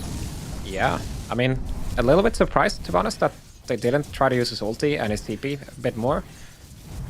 So I feel like, you know, one of the best teams playing Prophet +1 right now is it has to be Liquid, right? They did it 3 times in TI finals, and I feel like you really want to use it as soon as you get it. Just somewhere, get a +5 kill if you have to, you know. But there has to be. The Nature's Prophet is not on the team with the Dawnbreaker, so he can't press R at 10 minutes and get all the map with his ulti. That's actually a funny combo. It's kind of like the Spectre Prophet or the Zeus Prophet. Yeah. I mean, one of the Night Stalker and Dawnbreaker and Nature's Prophet, and you just get a ton of that. Yeah. So Soneko controlling all the treants. That's low-key a counter, I guess. Yeah, they did end up picking the Nature's Prophet into Chen, so it just became another really good Chen creep that he can pick up. Yeah. I mean, I always thought about it like, in theory, it makes sense that you can just counter him by taking his creeps, but the problem for a Chen or an Ench is that you can't be everywhere at once, right? And Prophet can be. Right. It doesn't, like, I don't know. You always want to buy these, like, aura things on Chen. You're not really mobile, so one Sprout kind of ruins your day as a Chen. Yeah. I mean, I have a similar example. When I went to China the first time many years ago, I learned from the Chinese teams because I didn't understand. Why do you keep picking Batrider into bench? It's like, you can break the lasso, right? And they explained to me, well, if your Venge is AFK behind the carry the whole game, he's not playing Dota. So we 5v4. And we have Batrider. And it's like, it makes a lot of sense when you think about it like this. Yeah. Kind of like, what is worse, the swamp or the threat of the swamp? Yeah, exactly. Kind of playing through the threat. Ah, Tianming. Can TP out potentially? He can. He's got a lot of stuff on him. And then the sharpshooter, holy moly. They might try for Stormstormer here as well. He doesn't have much mana to work with. EMP down first, has to cold snap him. He'll get EMP'd, so no more getting away from Stormstormer. Even with this Kaya, he shouldn't have enough mana to get on out of this one. And they want to TP in. Oh, is one stack enough? There it is, the TP in. Ame gets the very last hit, so a lot of gold going to him as well. And so far, XG, they are really punishing the map right now. For sure. And XM, he held his patience there for a long time, enabling Tianming to come over on the SD, and that's what made all the difference in this situation. A lot of Invoker players would have just went for it right away as they saw the storm right there, but he held his tongue for as long as he could. That worked out really well. And almost perfect change on making sure that the EMP actually connected. And now, I mean, starting to see a little bit of a drop on the net worth, especially from Dawn and Storm, who just got caught on PYW with the ward that he has behind here. Now they're going to go on him instead. Still, the ward will stay, but he's dragged away 4 heroes here. Still has the vision. Oh no, to get taken down. This probably makes it very worth Ravelous now. Yeah, that's a bit rough, to be honest. There's no way you can know that the Chen is sitting there behind with a finished mech, and then you lose the ward as well. You don't get the kill, and you feed away your life. Like, he's a level 7 Hoodwink. It's not the... You know, it's not a useless kill. It's a lot of XP at this point. Oh, yeah. And Stormstormer needs a lot to come back, right? Like, he's had a few time's getting gone on. His game is kind of stagnated since he's dominated the mid lane, almost opposite of what happened last time, where he was getting bullied in the mid lane and had to come back from it. Now, it feels like he's the one that's stepping forward after almost winning the mid lane. Yeah, and I really like what he's doing with his build as well. Ever since this Storm Shard got changed, you have so much damage. You don't need, you don't always need a Witchblade. You can just go for the Kaya Shard into BKB, and that's gonna be enough for you to kill the SD and the Hoodwink early game. Because they're not going to have any glimmers or any shards or anything. Oh, it's so good. I don't think they can kill him though, can they? Doesn't matter if they can kill. All that matters is that they get the Wisdom Rune. But they jump in from the Dawnbreaker. Maybe. They're definitely going for the kill here. Dumping. They get the Wisdom Rune as well. XXS. He will not get any other kills. Eki goes down. They should be able to kill Zibe as well with XM following him up. Not sure how you get out of this one. It's gonna be... Whoa, no way! Who am I kidding? Zibe way too good. Holy shit. What on earth? How? I cannot believe that there is no other stuns to take him down. Damn, that was... Oh, what? I didn't expect them to be able to kill the Bristle so fast, but they do. I guess they didn't account for the Dawnbreaker. Yeah. And Stormer, he got the Wisdom as well. Oh, that's pretty so much perfect. Everything going right for them there. They also get themselves... No, they got Ame? What? How did that happen? He got the Wisdom Rune and then they just murdered him. Oh no. What? Oh, I see. So they had the... So they waited, I suppose, for him to TP in. Shadowblade Prophet. Huh. That is so big. Yeah, I mean, he got the Wisdom Rune. Hope it was worth it. Yeah, I mean, he's gotten 2 out of 2 so far, so... Not bad, but that's not what you want out of your carry. Suiciding for Wisdom. And, well, given the way that this game has gone so far, as you said, they need to be ahead in the net worth for XG, starting to falter a bit. As this game goes forward, Dragon Knight getting the Silver Edge, that'll make him a Bristol killer on top of what's already seen right now from just a Lion and a Storm. Yeah. Smiling is going to have such a fast Silver Edge, and it's going to matter. It's going to make the whole difference in killing. They are going to be able to pop this BB, you know? Like, they go on him, follow with the Lion and the Dawnbreaker. The only thing they need is Storm needs to deal with SD. If they can do that, he's going to die each time. It's going to take them a long time until they have any cleanse or, you know, mobility items. Dawn with the Orchid again. This is the second time we've also seen a Dawn Orchid. Now, last time it left a bit to be desired. And it feels like another item where Dawn... it's kind of helping out as like between your ulti timings. Wasn't it Zibe who did it yesterday as well into copy Ember? I think so, yeah. Yeah. And it felt like there was already so much control, which again, we're looking here. Right now, it's DK, Storm, and Lion. There's a lot of control surrounding that. Do you think he's double dipping too much? Maybe. I can see the theory about it. Oh, so they see TME? They are scared though, are they? They are so confused. They have no idea why he is here. That Finger of Death did so much damage. What? All right, time to get out, guys. Yeah, I don't know if you can stay here any longer. Zibe is just going to TP away. Storm Spirit's going to try to get out of here. And it looks like only Eki will fall. Not so bad considering they did, you know, kind of get away with murder there. I mean, this has got to be so frustrating for XG, right? Every time this happens, they lose.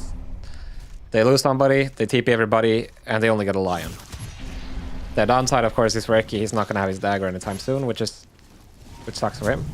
Oh, if they get this, that's so big. Smiling Knight, he stepped forward.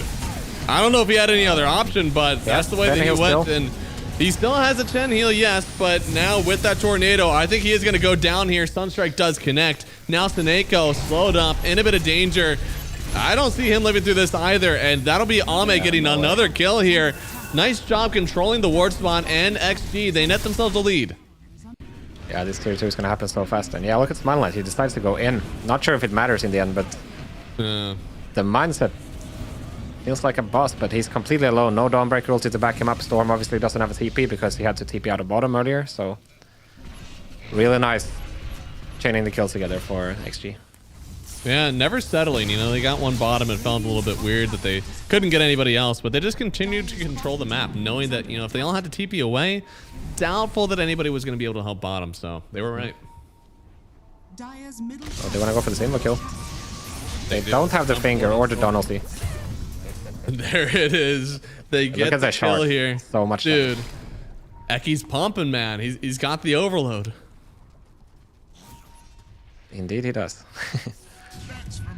So we didn't really get to finish the train of thought on the Orchid Dawnbreaker, but I can, you know, we've been seeing a lot of these strength carries, especially the DK and the Alk. They typically always go for the Orchid right now, which definitely makes sense. Like on strength heroes, you have a bunch of damage, but you don't have attack speed. So I guess in that sense, it's good for Dawnbreaker. He's also a hero that uses a bunch of mana to farm. But the concern is that it's going to slow down his must-have items, such as the BKB this one. Well, if all you want is attack speed, why not just go for a Mage Slayer? That is true. But Mage Slayer is... It's a bit of a... How do I put this nicely? It's a bit of a... A bit of a bait? It's a bit of a... It's not the item... It's not a big boss item, you know? Ah, okay, okay. It's weak, it's soft, you know? It's soft, yeah.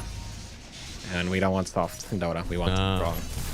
A little bit defensive. The Orchid, that's a killer's item, you know? Mage Slayer is just begging for life. Yeah. Looks like they are TPing away against Nicholas, trying to build the army, but the army might give his team away. This move speed creep is so nice. Look at them moving. Almost 500 movement speed, Chen. Holy moly. He's definitely jumping up there. It looks like he is just ghost walked.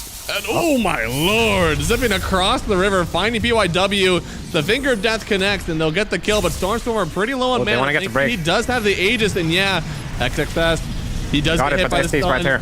Yeah, he's broken, but Tianmin should be able to save him eventually here. Silence up. Tianmin actually just lets him fall. He said, good luck, buddy. I'm out of here. Watching him die, they'll take the first life of the storm, but again, with Aegis, he does not care. Now Tianmin in danger, getting stunned up himself. With the Invoker going down, supports will be next, and this is damn near a team wipe going the way of Avalos. I mean, what did it disrupt? I looked at it. It was cooldown for like 3 or 4 seconds when they went on the PB. Oh, I see. What could he have possibly disrupted? I don't get it. I'm not sure. Yeah. It seems he disrupted it. They're on the gate. You see it? I see. He disrupted himself? Yeah, to scout, and then just on the most unfortunate timing ever. Huh. We praised him so much for always being ready in the right spot, saving his course or tanking for them, but this time around... Just wasn't able to do anything. That's unfortunate. It feels so rough, especially as a support, to just kind of feel helpless in that moment, because they're chasing you down literally from the other side of the map, and you just have to sit and watch. God damn, I mean, this Storm Shard is so good. Like, he's still almost the least farm core, but he's able to solo kill these supports with ease, and just putting the Aegis on him. Now he's gonna have a BKB as well, so it's not like they can do much about it until they get, you know, more items on their own. Yeah, until they get Sprout Leash, maybe that'll be the next thing that really like changes the game a little bit. But they do have Atos now actually on Hoodwink. That's gonna be nice. Nice. Yeah, I don't know. It feels like we're gonna be waiting a little bit before they really start to pop off. Thankfully, there was no tower taken additionally from that fight, and there's still no Aegis, so things have kind of evened out again for XG. Yeah, no, for sure. Ame's gonna have his BKB as well. That's gonna be super nice, obviously, helping him man fight, and the Milner build as well. That gives him so much more damage compared to the Gleipnir. Making a smoke. Could find a really nice kill here on Storm. He's gonna bomb. He just got his BKB. He went in. Dude, Avalos has got some killers on this team. They see the initiation. They're like, come at me. They just go right back through. This time, Stormstormer and Lion beat back 4 heroes of XG, send them back crawling to their base, and they're okay. That was quite a fortunate BKB delivery timing. God damn. I feel like crazy. Everything is going wrong for XG right now. Like, there hasn't really been a single moment where they've really pulled through in this game, right?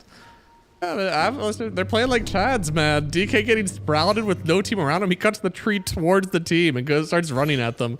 Stormstormer finds out that he's getting ghost walked on. And he's like, I will zip into them under their river. Like, yeah, appropriate to his name. He just smiles and then goes to fight. These guys are crazy, man. They're absolutely crazy. All right, XG still wants to go. They know that the BKB is on cooldown on Storm, and they know that Smiling Knight doesn't have his yet. So this is definitely go timing for them. It is, and already uses stun now. A little bit of a minor cooldown there for the DK. stunned up. No more mana. This could be the turn they need, but he's going to get sent onto the high ground. Another Wild Wing Ripper, sending him back onto the high ground. They'll lose Eki, but the rest of the team here for Avolis just trying to escape, kite out this strong timing from XG. XXS will try to take down. Yeah, dude, he really wants the Chen here. Now the break, the DK, he might have enough. They bought back on Eki and the disruption. It's just not in time. He can only disrupt Stormstormer. Oh man, what a nice turnaround. They're gonna go here. There's no they're taking anymore. More.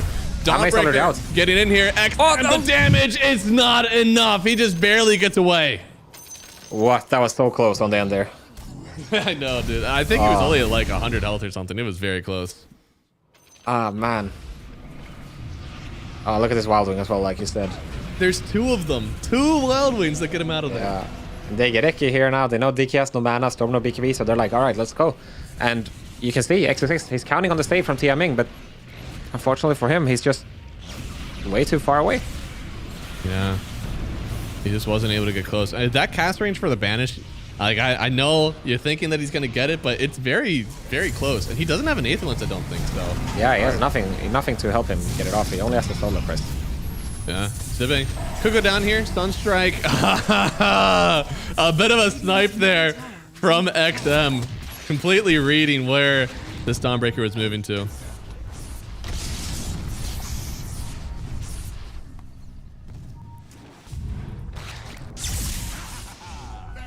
So right now, everybody's pretty much ready. Amas has BKB, everyone on Dire has to BKB as well, so you gotta wonder when is Roche gonna happen, because I feel like... Oh yeah. It's been a while. Yeah, it's actually... It died earlier. Yeah, no, it did. It felt like it was so long ago, but there's still 2 minutes left because they lost the Aegis like almost immediately after using it. Yeah. No, you're right. They used it in the triangle fight. Yeah. But you can see the mindset. They really want to make something happen here. They are gonna need a Chen to connect over though if they want to make this a 5v5. Yeah, and it's weird because we still have another minute before the Roshan could even spawn. It's very likely that Roshan will spawn top, so they want to stay up here, but right now, actually, they are all bottom. There's a Nature's Prophet in this game as well. It's going to be hard to keep all these lanes in check while you're waiting for Roche. Oof. I wonder how we read that. That's so... Like, no way he survives if they get on top of him there. Oh, yeah. Especially with the BKB being on cooldown. And now, Simpe might be... Then he went... he just went to the other side of the map completely. Trying to push out again. Like, they do a lot of split pushing, once again, for XG. Not as much last time. You're looking at Forge Spirits and then the Nature's Prophet, but still enough that these waves are pushed into Avolis often. For sure, but the map has to be so scary playing as this Lion Storm DK. Always with the Dawnbreaker backing up. And here comes the Dawnbreaker right on top. This Banish comes out just in time, but it will give his own life now on Tion main. And they continue to rip through these heroes. Invoker gone. Oh, they're gonna take out the break. He's broken. I don't know if he can take this fight on his own. He has to turn back around, but now the break on Smiling Knight. He's turning back in, and even with his DD, he doesn't feel like he's strong enough to stay in the middle of this fight. PYW will fall. Now the heal from the Chen will keep Lion alive for a little bit longer, but Seneko, he's just caught out. His team really isn't around to help just yet. Does Stormstormer want to make another move? They might not be done. He does. He's coming in with Zibe. This is a dieback potentially on the Shadow Demon. He's out of here. Silence still on the Nature's Prophet. Ame, can he man up on this one? No! He goes down as well. XXS. There's no break available just yet. He still wants Zibe. He wants just a little bit more, and he'll get it. Now it's a 2v1. Oh, he needs to beat a mana. No mana for the Silvers. Gets it now. Silver's break, but he doesn't have the mana for the stun now. So he could just turn this back through. Has to TP away. Smiling Knight. Smiling Knight is in trouble, yeah. He's gonna die. XM. They actually kite this out completely, and the Sunstrike to end it all out. Damn, what a fight. So much back and forth. In the end, it turns out pretty neutral, I want to say. Storm staying alive for this whole fight and BB as well. Yeah, Storm was definitely dancing, but so was this Bristleback. Both of them feel a little bit uncontested right now. For sure. I mean, this time Tiaming, he was ready for the disruption save, but it's on an Invoker. It's not the hero you really want to disrupt that can turn things around like the Bristle would. You see the power of this Lion. He's just man of trading. I know. There's so little mana left on one side. There's literally just 2 EMPs in this game. Yeah. So much sustain as well coming out for Seneko. Obviously, he's going to go down here, but it enables the team to come back in with the Greaves, of course. A lot of sustain from these guys, and it feels like that's giving a minor edge right now to the Avalos fights, just because they're constantly going. Look at this. Unfortunately for Smile Knight, he had his magic wand in the backpack that whole fight instead of a style. So that's why he couldn't have the mana. Gather a lot of charges. Yeah, he just placed it back in, but I feel like if he had it ready, like the Silver Edge, they can probably kill this BB when he's all on his own. Yeah. And that means he doesn't die, and so small misplays there, but overall, fairly even trade. Yeah, I mean, small stuff, but if he does get the stun off afterwards, it means that he just kind of work through the bristle. Yeah, I mean, you don't have to worry about the quills coming out when you focus him as well, so. A little bit deep here on Storm. No BKB, no TP. Should be fine for now, though. Looks like they aren't going to find him. Interesting choice with the Shiva right away on Storm. It's like... Oh, wow. It's gonna remove the heal, of course, and it's gonna give vision. It's like kind of like, I'm gonna find the SD item, but it's not necessarily a damage item for him. They don't really have any magic damage to sync up with it. Yeah, it feels like very enabling for someone of Stormstormer's like kind of killer capacity. Yeah, I would almost like I would like it more if he went for the Parasma maybe, like just straight up damage, because he's so free, right? Or even he could go for even his own Orchid. Yeah, he could. I wouldn't mind that, but I think going offensive would make sense. I mean, it's not like the Shiva is bad. We're talking about min-maxing here. No, it definitely is okay. I mean, a lot of physical damage you can see here with the Nature's Prophet and the Bristles back, so that own armor for himself is keeping him alive. Anti-heal versus the Bristle. Kind of, maybe his goal here is to win the sustain game for his team, because he knows with this Dawnbreaker, with this Chen, as long as you're healing more than them, you can stay in these fights for longer and inevitably kill this Bristle, but I feel like damage does that as well. Pablo highlighted a crucial thing there with the Prophet just hitting 20, getting the Sprout Leash talent. Yep. That's definitely a concern for Stormstormer. So I guess the Shiva, in that sense, it helps him out. But There's we'll one see. Force Staff in this game, so Lion gonna have to get prepared to use that Force Staff on whoever is getting sprouted. I almost feel like as a Dragon Knight, you might end up getting your own Hurricane Pike as time goes on. Yeah, for sure. Been fine enough, and like that's always, especially versus core nature, it's always been a good item. Agreed. Pike seems like it's almost like not mandatory, but it's like it's always in your 6-slot build nowadays in PK. Ooh, the Dominate. Oh right. They just saw everything. Keep forgetting. I feel like if we talk to XG after this game, we'll also be like, did you see it? No. We had no idea that they saw so. Exactly. Stebe is so close to AC as well, but he's gonna choose to play with buyback instead. Me warding, slowly taking away where XG wants to sit for this next Roshan fight. It's tough. And they both have to know this is way past the last spawn that it can get, so they're going to TP away in the Dawn. He's going to start playing the other side of the map, and they're just going to wait and see, do XG actually end up committing?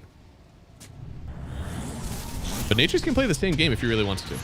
He could, yeah. This fight is so tricky for XG because there's really no... You don't have to go on this BB, right? There's no urgency to defend any towers, or he's not ready to hit the Roshan, it seems. So for Avalos, it's all going to be up still. Can you find the backline? And he wants to walk forward, but you have to guess that there are wards over there. And yeah, Ame, now he is split pushing. He's going for the Revenant's Brooch.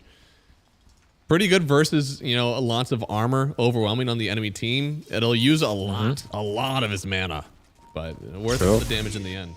It will help him kill the DK very fast. Oh yeah. Means that he won't be light scaling though. That'll be something different. Oh, they're going on the BB actually. Getting stunned up now with the Dawnbreaker. That was a Bristle back, and he's already almost dead. Oh, he's life stealing so much. He's turning back. He's almost full health again. He's actually turning right around on Avalos. Seneko getting the last heal. I don't think he'll get anything else off in this engagement. Now Zibe walking forward, but they've already taken so much damage. Stormstormer with no mana really to give to this one. Gonna get sprouted up on Smiley Knight, and the damage in from Ame. He's allowed to turn back on the DK, and Smiley Knight is done. He's had enough with this fight, and he's getting out of here because XG, they just owned this Roshan fight. Oh man, that's what happens when you don't finish that guy off. Yeah, the SD save. No, that was huge. I mean, anytime you get broken, Roshan. getting to just like turn it away. Roshan killed what? Roshan killed Bristol? What? Wait, if we have that on highlight, that would Okay, let's see. It was the roar. Ah. Let's see. Obviously, TMing in time for the stave now. As soon as he gets to press those death buttons, the BKB and the Bloodstone, then that's it. Holy moly. So you're gonna try to kill him again, but I want to see how he dies at the very end here. It says Roshan killed him. Oh, he killed his Nico and XXS. What? What the hell? It was the roar. Somebody accidentally hit Roshan, and then it just roared. And that would have been for Avalis. Like, somebody on Avalis did AoE damage since they're the ones that took it.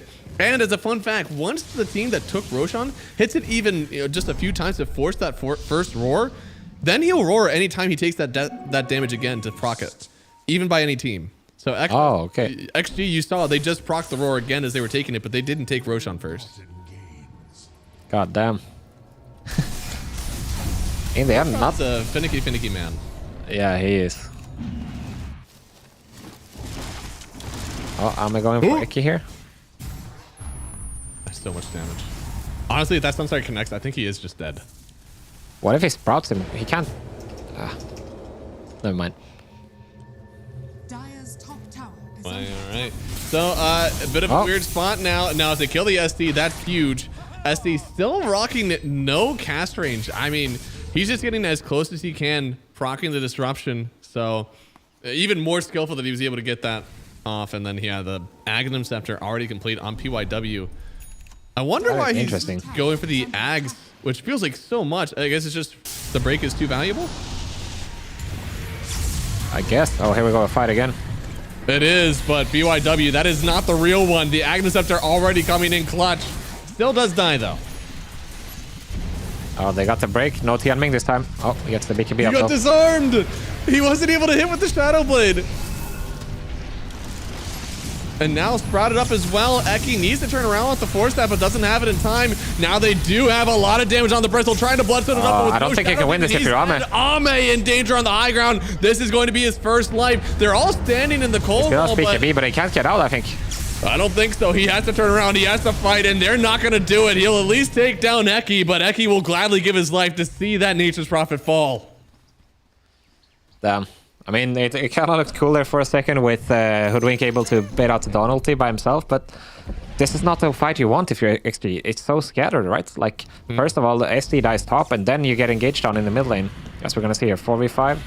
The supports are dead right away, which is exactly what you wanted for Avalis. And after this, it doesn't matter. You get the BKB off or the disarm. It's like, you're still playing 5 versus 3. You got all this sustain from Chen. You see this Lion, he's staying alive, casting like 4 spikes and obviously mana draining everyone, so it's just too much of an ask if you're XG to take this fight like this. Usually whenever you see 2 supports go down, unless you're literally using like, you know, Black Hole and Chronosphere and Fiend's Grip or whatever it is, these huge ultis, that's the only time that it really matters. Otherwise, 9 times out of 10, if you kill both supports first, the fight is won. Yeah, exactly. This is not like how Dota used to be, was that, yeah, you have to deal with the course, but nowadays supports are super valuable and they're also the easiest targets to go for, so it's, yeah, I feel like XG has to be kicking themselves for this. They're making the game harder than it has to be, you know? Like, they need proper fighting. I mean, borderline, you can't make those fights happen without the SD. Regardless of what happened to the Hoodwink afterwards. Yeah, and it's easy to point fingers one way or the other, right? Like, oh, why do you have to die top lane? But at the same time, why do you take this fight after I'm dead? Yeah. It's always like, you it's always knew I was dead. I was dead for so long. Exactly. Storm are going for the Aghanims now. That's interesting because it has potential to do a lot. Like, if you get, there's a lot of combos you can do. You pull them in with the Storm, that sets up a super good Impale, Dawnbreaker ulti, and the Cleave on top from DK. So, oh yeah, it's more fighting happening.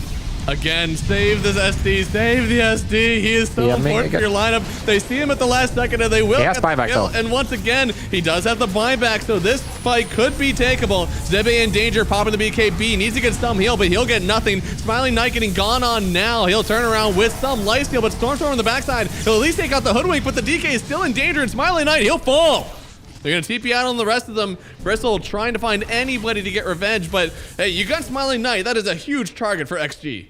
For sure, and that is the fight you want. Like, sure, they get Tianming once more, but this time his team is already, they're in their own triangle, ready to connect. He has a buyback as well, and you see how much a difference it makes when you have a proper fight.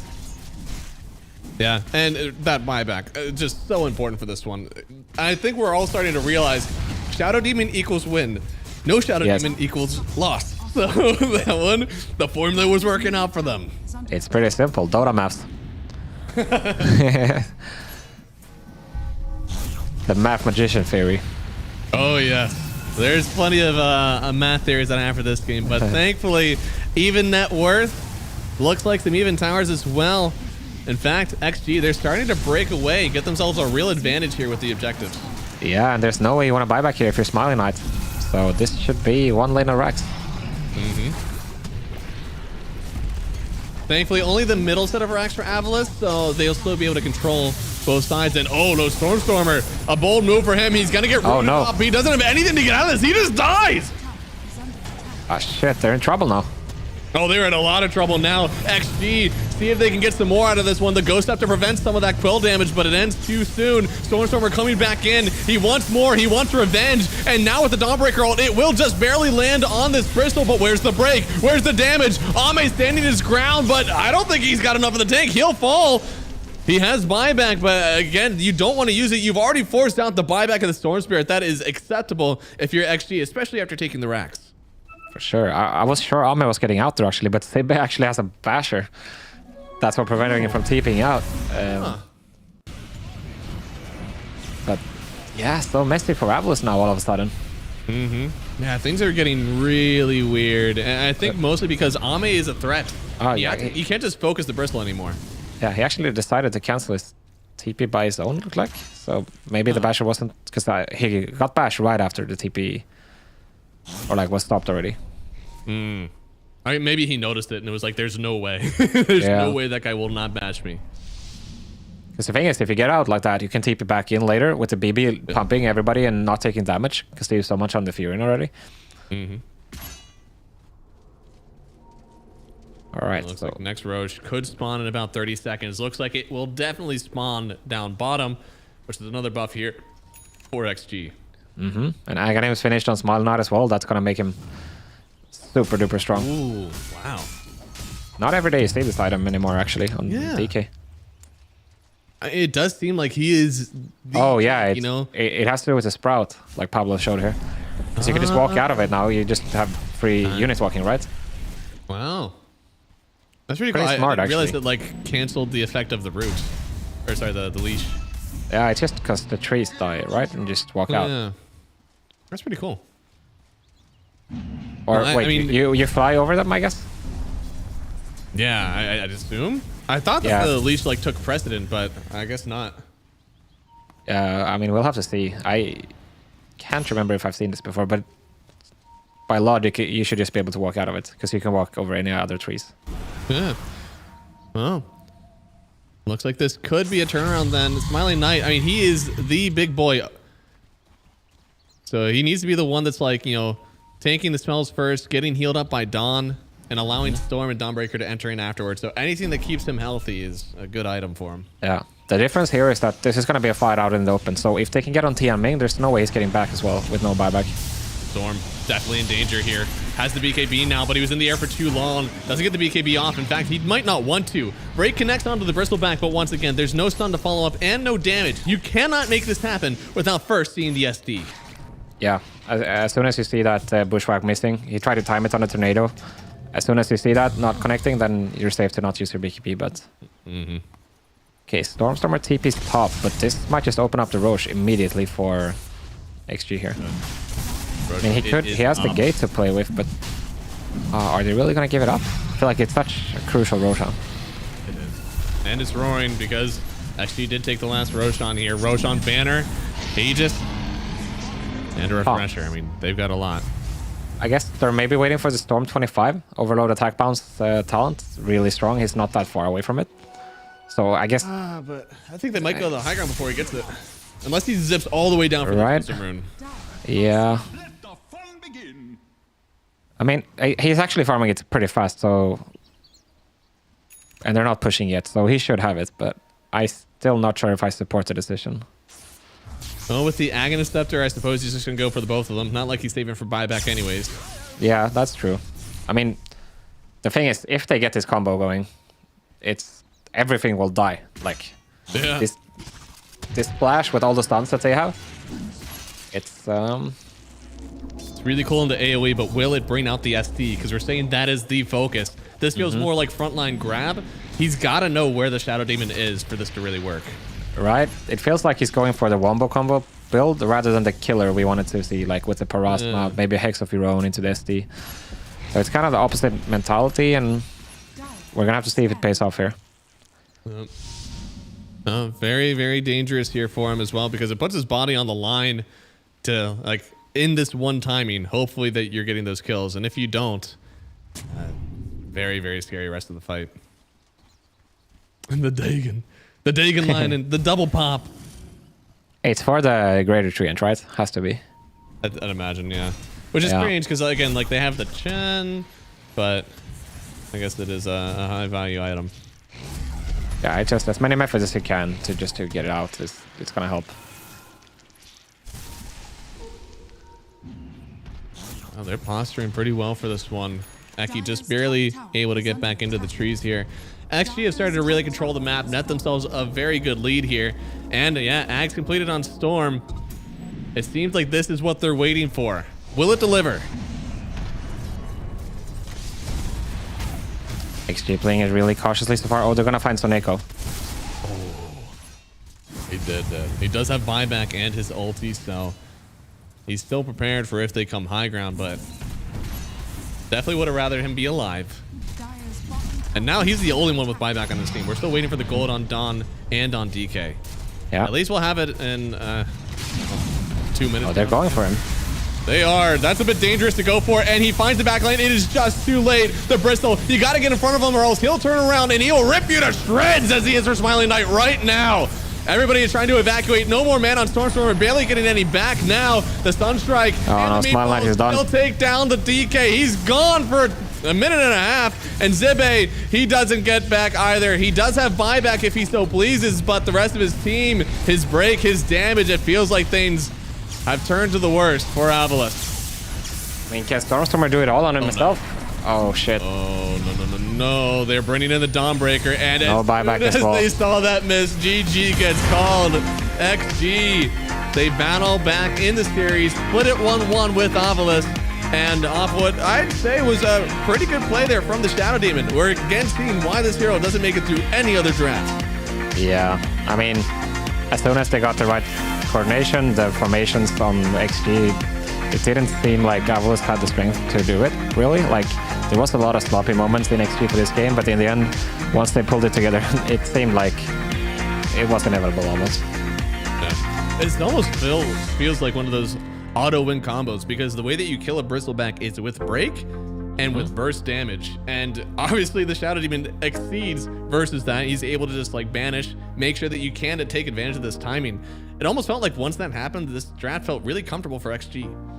No, for sure. And I mean, Avalus did a lot of things right. I still, this game leaves me wondering what would have happened if Stormstormer, I mean, we praised him so much game one, right? It's not like he played a poor game here, but what would happen if he went for a damage build over the Shiva Ags? I feel like just go something aggressive, whether it's Witchblade or Theater Hex, whatever it may be. I think the game might look a bit different, because then you just suddenly have so much threat you have to cover for each other all the time on XG, and it's hard to say if it would make the difference, but yeah, it's a close game regardless, right? Oh, that's true. Yeah, it was close to the end. And even this last fight, just barely missing the Vortex in time. They got the banishment on this Bristleback on the high ground, and they just weren't able to turn it around. It feels like even then, no matter what the build was, he was just a fraction of time late to get into that jump. And early on, like these fights, they were doing pretty well. I think this is one of the first times that the Bristleback was actually able to evade this break, and at this point, fights felt a little bit weird for Avalus. Yeah, and I mean, this is a fight they can win as well on Avalus. Like, it's so close. Yeah, even at the very end there, right? This Bristol is so close to dying. It's an issue of mana there at the very end. We're gonna, and yeah, I mean, no shame losing to XG for Avalus. It's a super close game, and honestly, so entertaining. Absolutely. Yeah, no, a lot of good stuff here from the Avalos guys at XG show why they're on top and why they're doing so well in the group right now. Still only 1-1 for them. I know that they would have wanted to walk away with a bit more, but hey, so much good stuff, guys. We're going to have an interview getting set up for you, but until then, we're going to go to a quick break, and then we'll be back in a few minutes.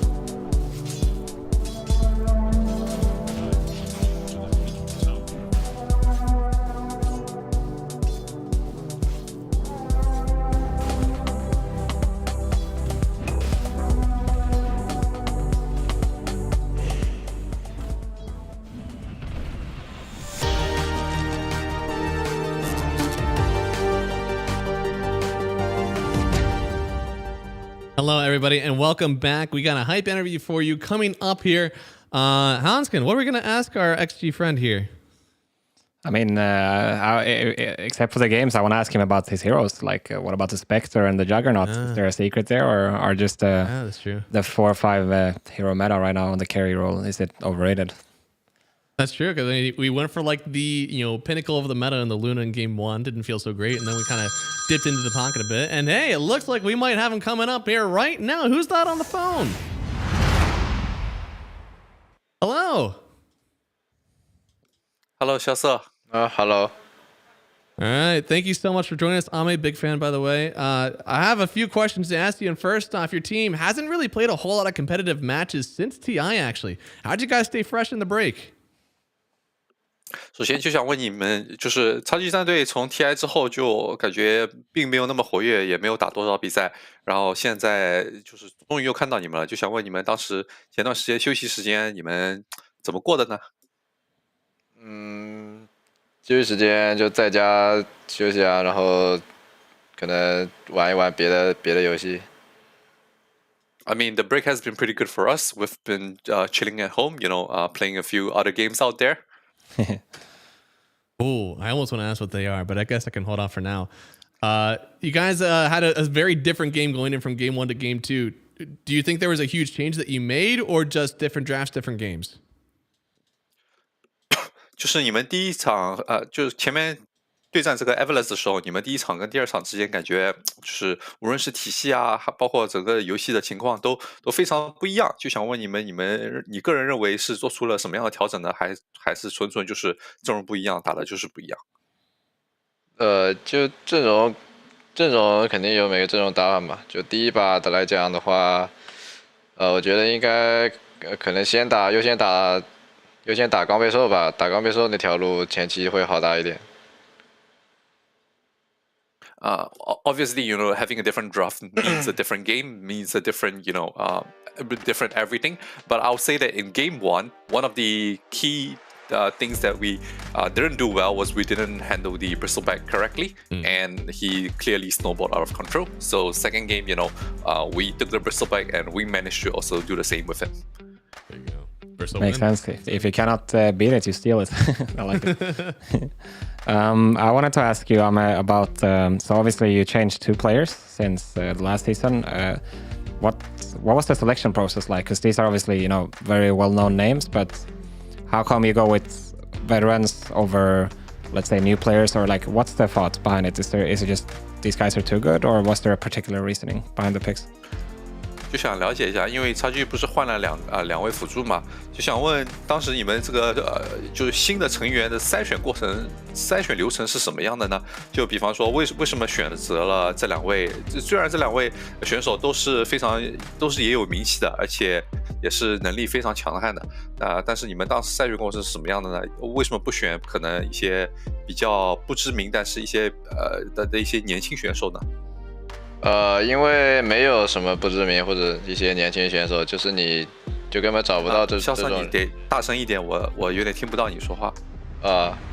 就也没什么筛选过程吧，因为就根本就没有什么年轻选手可以让你筛选。小子兄弟，你得大声很多，我这边完全听不到。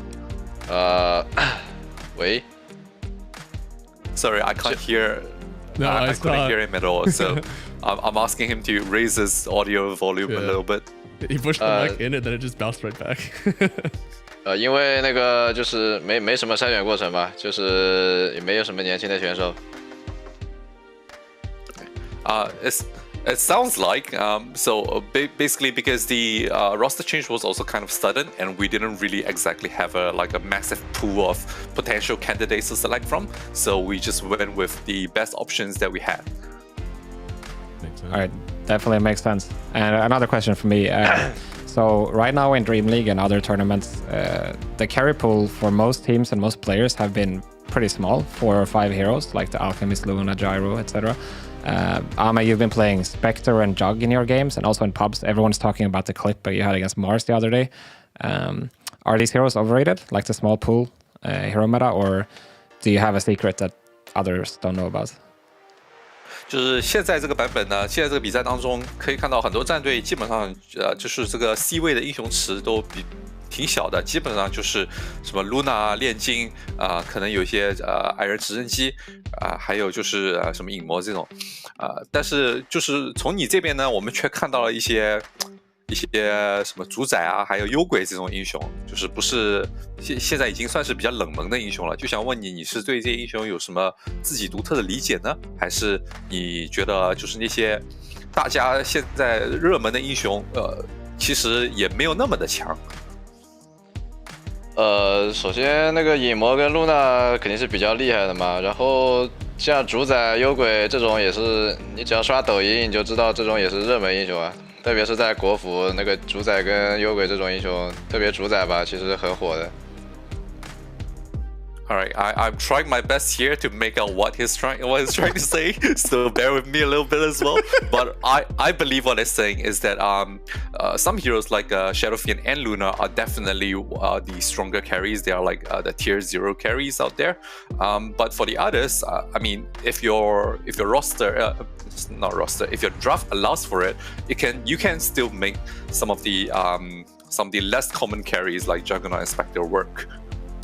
Okay, that makes a lot of sense. Well, excited to see what you can bring with them, and thanks for the answer. That's it for me. Sure. If you have anything. Yeah. No, I think that's it for me as well. Thank you, Ami, for joining the interview, and thank you, Jin, for translating and working through all the audio issues as well. You could have just made up answers for us, and we would have believed you, but I appreciate you sticking through it anyways. Thank you so much for joining, guys. You're welcome. Good luck in the rest of your games. Yeah, good luck. All right. 感谢潇洒。 I would have done it. I tell you what, my laziness transcends all bounds. I definitely would have just been like, yeah, he said those heroes are good. And then thank you so much. A great interviewer helping us out there. And yeah, no, guys, that's it. You think that the meta is cool, okay?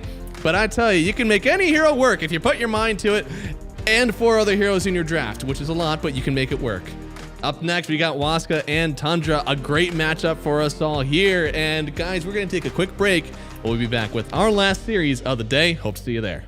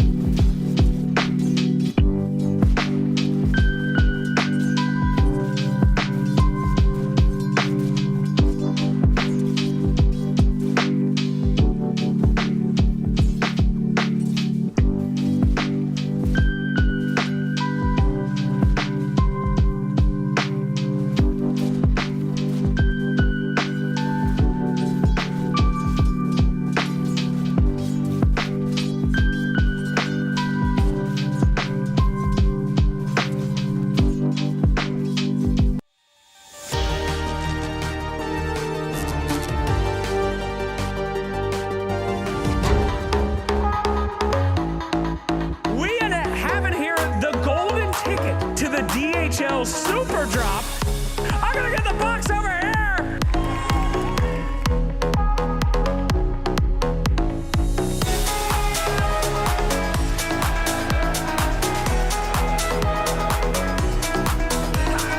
Choose your own adventure, man.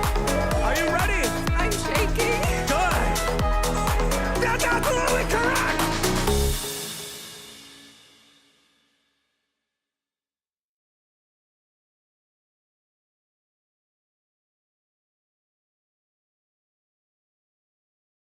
Dream League Season 24 is brought to you in part by Intel Arc, Acer Predator, DHL, Kadia,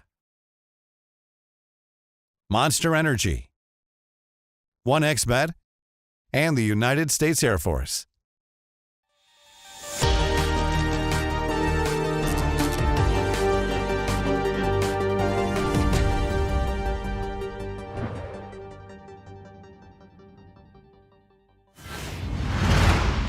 Hello, everybody, and welcome back to Dream League Season 24. We got ourselves our last series of the day. It's going to be Tundra coming up here versus Waska, and two teams that seem to have been on the rise. Now, Tundra, we expect that sort of thing, but Waska kind of coming out of nowhere. We saw a great set of matches from them yesterday as well, but for Tundra, this means a little bit more to them. Right? You know? Apparently, we got the info that if they get the win here, they're qualified to playoffs straight up. So yes. That is definitely a lot on line for Tundra. You know, getting that sorted out of the way, then that means you can try out strategies if you want, things like that. But also, I heard this time around there's EPT points on the line if you win the groups, right? Yep. No, absolutely. You do get some points out for it. So I believe you're going to get points just because you're able to qualify up that high. There are points giving out essentially for all the way down to even 16th place. But yeah, a lot of points as you're able to get into that top 8, which of course would be through group stage 1. Yeah, you see it there. Top 3, even getting some significant points there. Oh, so getting first in group is better than getting 9th to 10th overall. So yep. Yeah, pretty really nice there. Yeah, and also make it so like even with these points, it makes it so that you, even though you might be eliminated from groups, still getting those EPT points makes it so you keep wanting to play as hard as you can in all these games. Yeah, for sure.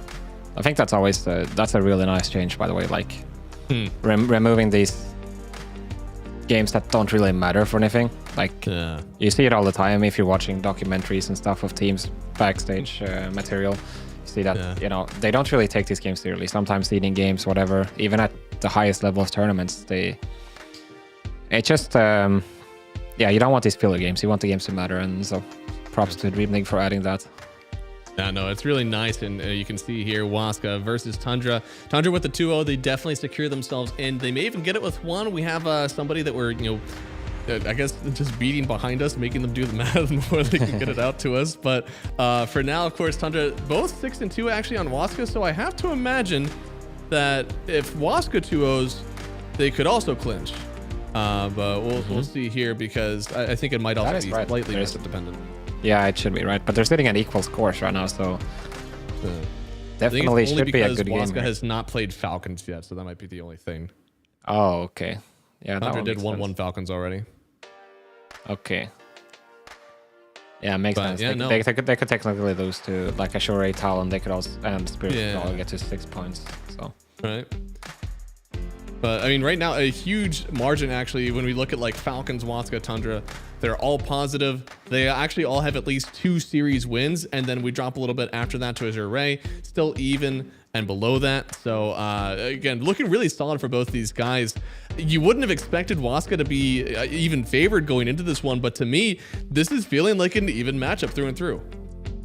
Yeah, for sure. I mean, Tundra, they've been looking really hype lately. Like, I think they didn't look amazing initially when they started out with this roster. Obviously, they had another stand-in in their first event, but yeah, I think things are shaping up to be looking really good. And this is, you know, you have to keep in mind, 3-3, he said it himself, he left Liquid, which was his most successful season as a Dota player, his own words, and to make his own team with his friends. I know he's really close with Saksa and Nightfall, so yeah, interesting to see how they're gonna develop. Yeah, it's, I mean, it's a character thing, right? Like he's not settling. He's the first guy to win TI twice with different rosters. Yeah. And he's going for the third one. And yeah, no, which is looking great. to make some records, I guess. Yeah. He's just creating his own record to make. It's not enough to win TI 3 times. You also have to win it with 3 different people as well, which is really cool for him to try to get accomplished here. And it seems like so far, this roster is delivering. We're seeing a lot of success from them, at least in this group stage. It feels like, especially the 1-1 versus Falcons, that's one of the harder matchups they're going to find in this group stage. 1-1 to Spirit, another team that's you typically expect a lot of them. They've unfortunately fallen down, but still a really strong showing for them as they're getting into this group stage too. And they want this 2-0 to really solidify themselves as top dog of B up there with Falcons. Yeah, no, for sure. I think, the lobby's bugging out a little bit. Oh yeah, the lobby imploded a little bit. Just make sure you hit the carrot there to get out of it. Which, as a spoiler alert, we will be starting soon, guys. Trying to get the draft up. It looks like somebody crashed on Waska as we were getting up into this one. So we'll just wait for them to come back in and we'll get it going again. For this Waska side, they do have probably the hardest stint of their, group stage 1 coming up here. Having to play Tundra now, then Falcons, then Talon. Talon has kind of fallen a bit after they started off really strong. They were 4-0 in the groups.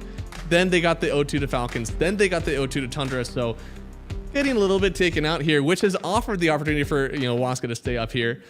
Do you think that Waska are going to be able to hold on strong, or are they going to maybe have some trouble versus these next 3 matchups?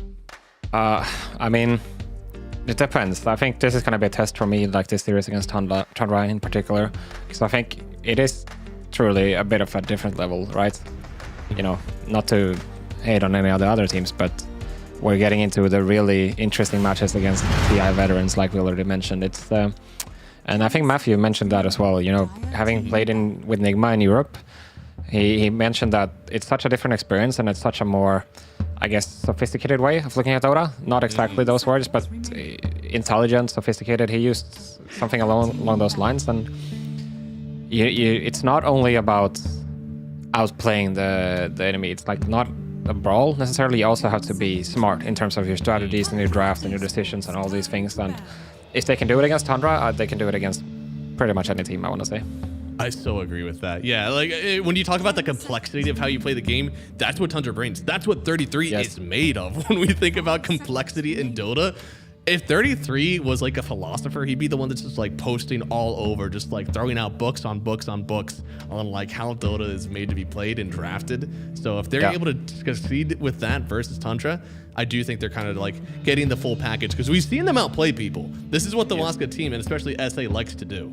Yeah, for sure. I mean, you mentioned 3-3. I used to play with him. This is many years ago, so don't take it as facts. But he's a guy that he wants to have a say in everything. Kind of like he's not just like, although he's known for his role, his item builds, his heroes, and like pushing those to the limits. That's not the only thing he does. He's looking at every single role, the habits, the rotations you can make, the item timings, all of these things.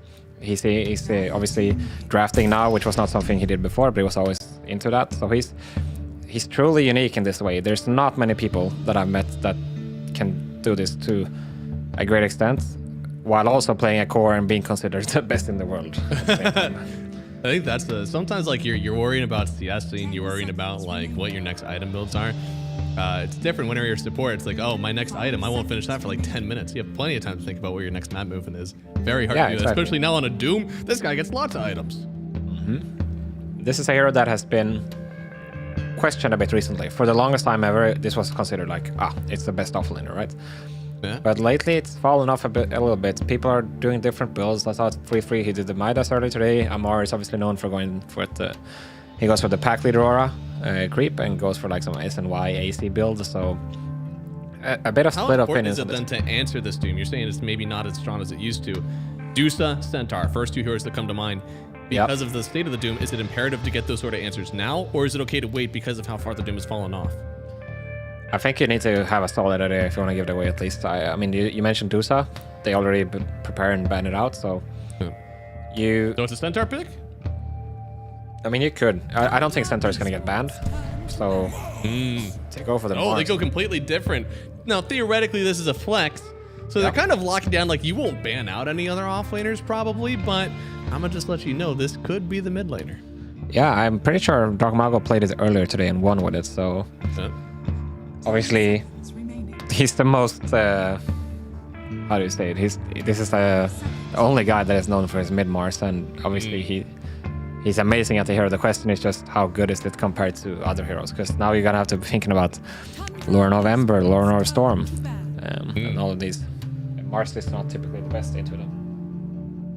Yeah, no, I will say though, like the way that Mars can sometimes get played out, you have like the Soul Ring that you start off, then the Blink, and you're able to transition into this late game like Hex Refresher, right? And that gets a little bit more accentuated when you're a mid Mars and you are getting a lot of that farm, you are getting a lot of that kills, rather as the offlane takes a while sometimes to get up to that point. And Dark Mago is one that just enables his team to the fullest to get these kills. So hopefully we see some damage from this 1 and 3.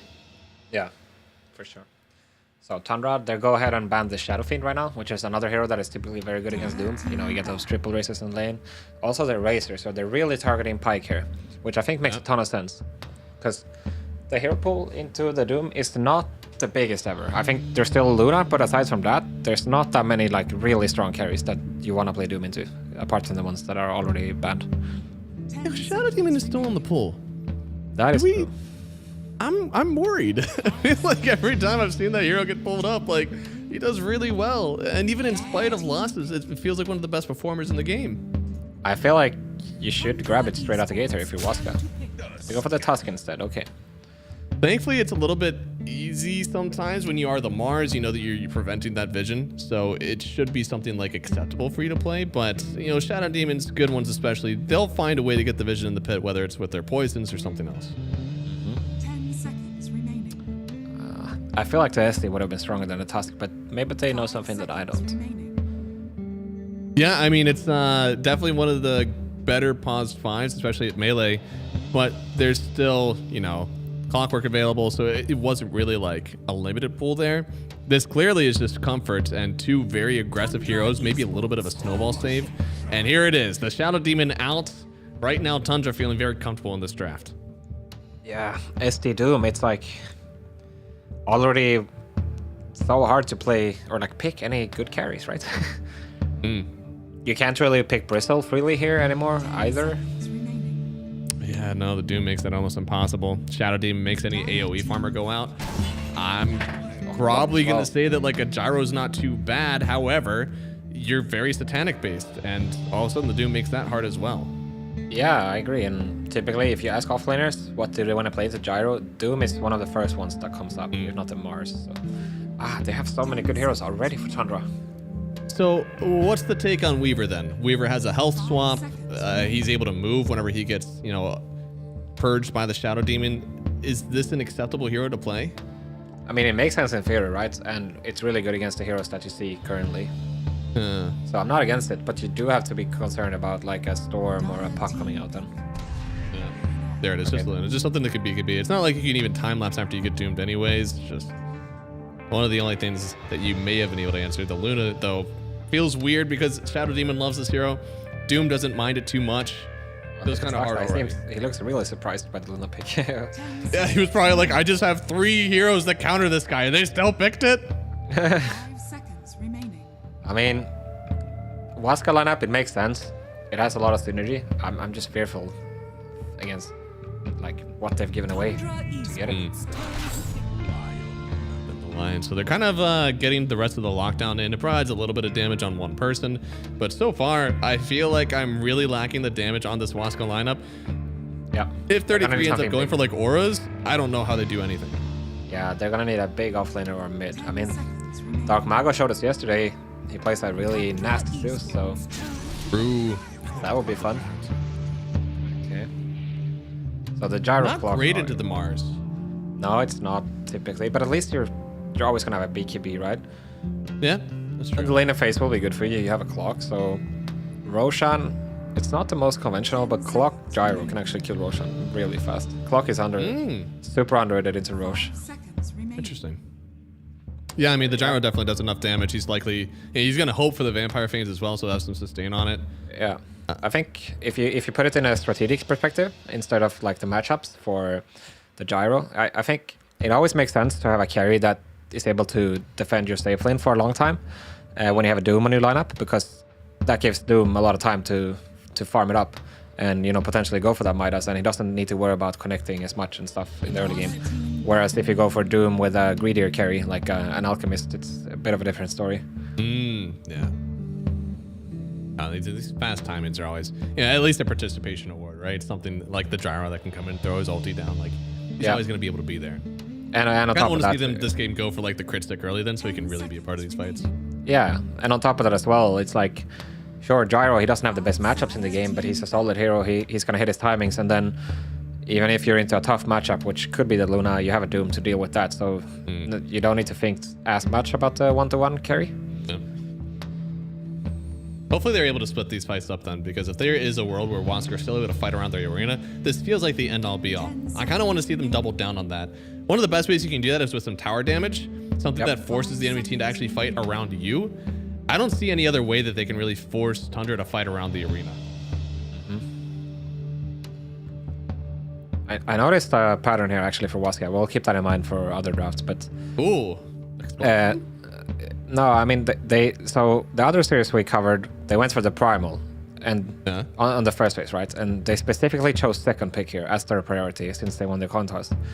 So since they didn't get the Primal, they go for the Mars, and obviously they can flex this. So they're really putting a lot of value on this flex, right? So they can do the last picks. Because we know they have some really nice last picks, especially the Zeus. Because right now, Tundra, they're banning the Dawnbreaker, but I'm not so sure this Mars is a mid-hero just yet. Tundra Esports. That's true. We don't actually know for sure, and I'm surprised they actually banned out the Dawnbreaker as well, because it feels like you already have this anti-heal. I wonder if Wasker would try to do it. You know, the best way that you can counter Doom is make it so he has two guys he really wants to Doom. Maybe they go for like a... when I think of other tower damage, you know, Lycan kind of pops up. Death Prophet is one that's there. I'm thinking of so many heroes that a Doom kind of ruins, but then, you know, is freeing up your Luna, does that make it worth it? Depends how good the hero is, I guess. Like, we saw the DP the other day. Forgot what it was now, but 15 minutes of great things from that DP. Yeah, but then just kind of fell off a cliff, right? Yeah. So if that happens, then I'm not sure you need to worry about. Tundra Esports. You know, you don't need to think about Doom him if it's a hero like that, right? Timber, okay. I think this looks like a great Zeus game. What was that face he made? Oh shit! Oh, that was so funny. No, yeah, I'd agree. Like the Zeus, the magic damage looks pretty good, but this Timber is so mobile, so thick, and we're talking about there's a damage issue here, and Timber is just compounding on that. What on earth can you pick on this last pick to solve everything here on Waska? I think it's the Zeus, man. Matthew, he looks like he was telling his guys, I know what to do. But they don't look... I mean, this guy doesn't look sold on it, so we'll see. I think of other damage that could maybe work out. Lina comes to mind. You do have only really the Mars and the Tusk as your frontliner, which it feels like even so now, you need to answer that part of it. Who else do you stick up front here with the Mars? And there it is. It's going to be the Storm Spirit. No, that's really strong as well. Fits the bill, right? You go for the Shadow Demon, and there's very limited amount of lockdown for him. It's also a very good laner into the Timber. Like, Timber doesn't really have anything to pressure the Storm, and he's just going to get spammed over and over by these static remnants. So yeah, it actually looks pretty solid for Waska, I have to say. I'm just curious how good this Mars is, but you know, if anyone is going to make it work, it's going to be this team or a Mars, so I have faith. The last two Lornoff Timber games that he's had, looks like he played them actually both in rapid succession. So both versus Heroic, another SA team. So maybe they value this versus SA, but first game was 18-2 on the Timbersaw. And the next game was 10-1. So he's very comfortable and very comfortable playing against the SA style of Dota. Yeah, if I remember it right, he goes for Blink Tag or Hex. That's his like build. And he just pops people with the Ashakaya Shiva. And it's a lot of damage. But they might have an issue in this game too. Like a lot of heroes that just get ripped by this Timber. No, for sure. But they might have an issue with the Storm. We'll have to see how much Dark Mago can do in this game, because they got the support, they got the Snowball save, they got a Lion to control Mars. Everything is looking pretty solid. They also finally got their hands on a really strong carry. You know, it's into Doom, but they have the Luna. It's definitely solid. I think. I feel like both teams are very satisfied with this draft. Really? Oh, man, I think sometimes you look at this Doom, and we talked about, like, there has to be some sort of answer for him. Is Snowball save enough? I mean, it depends how you look at it, right? If you get the Doom, if the Doom goes off and then you Snowball, it's not always the best thing. But you know, what you do into Doom is like you buy Manta, so you try to get the Snowball while he's mid cast, and you punch him. You know, you try to play it like this. You try to be very explosive into him. If you can do that, the Tusk can look great. Also, the Tusk is a really good hero to kill the Doom early on. Like you just Snowball on him and bring your mid over, and that's usually a pretty easy kill on the Doom. You know, free, he likes to go for the boots windlays, so it's hard to kill in that sense, but having this catch and added damage is also a nice thing, so. It definitely is, and we'll see. Maybe the answer is just go on the Doom, get him out of there first. It's going to be probably down a little bit to the laning stage then, and as we look at it here, we have, you know, Luna, one of the best laners in the game here. Storm Spirit, is he going to get pressured by this Timber? No, I don't think so. If anything, it's going to be the other way around. Nice. Mago is going to do the pressuring. So then the only question then is if this offlane, Mars and the Lion, are they going to do enough versus the Gyro Clock? Because that seems like a really hard lane, but you do have the Spear to get away the Gyro whenever he starts rocket barraging. Yeah, I mean, it's not a pressure lane at all for Waska here on the offlane. I think they're just going to try to play it safe. Mars is going to farm, get a Bracer or two, chill with his regen, get some CS, and then the Lion is going to look to play more so towards the runes and with Dark Mago, maybe pressuring the Timber.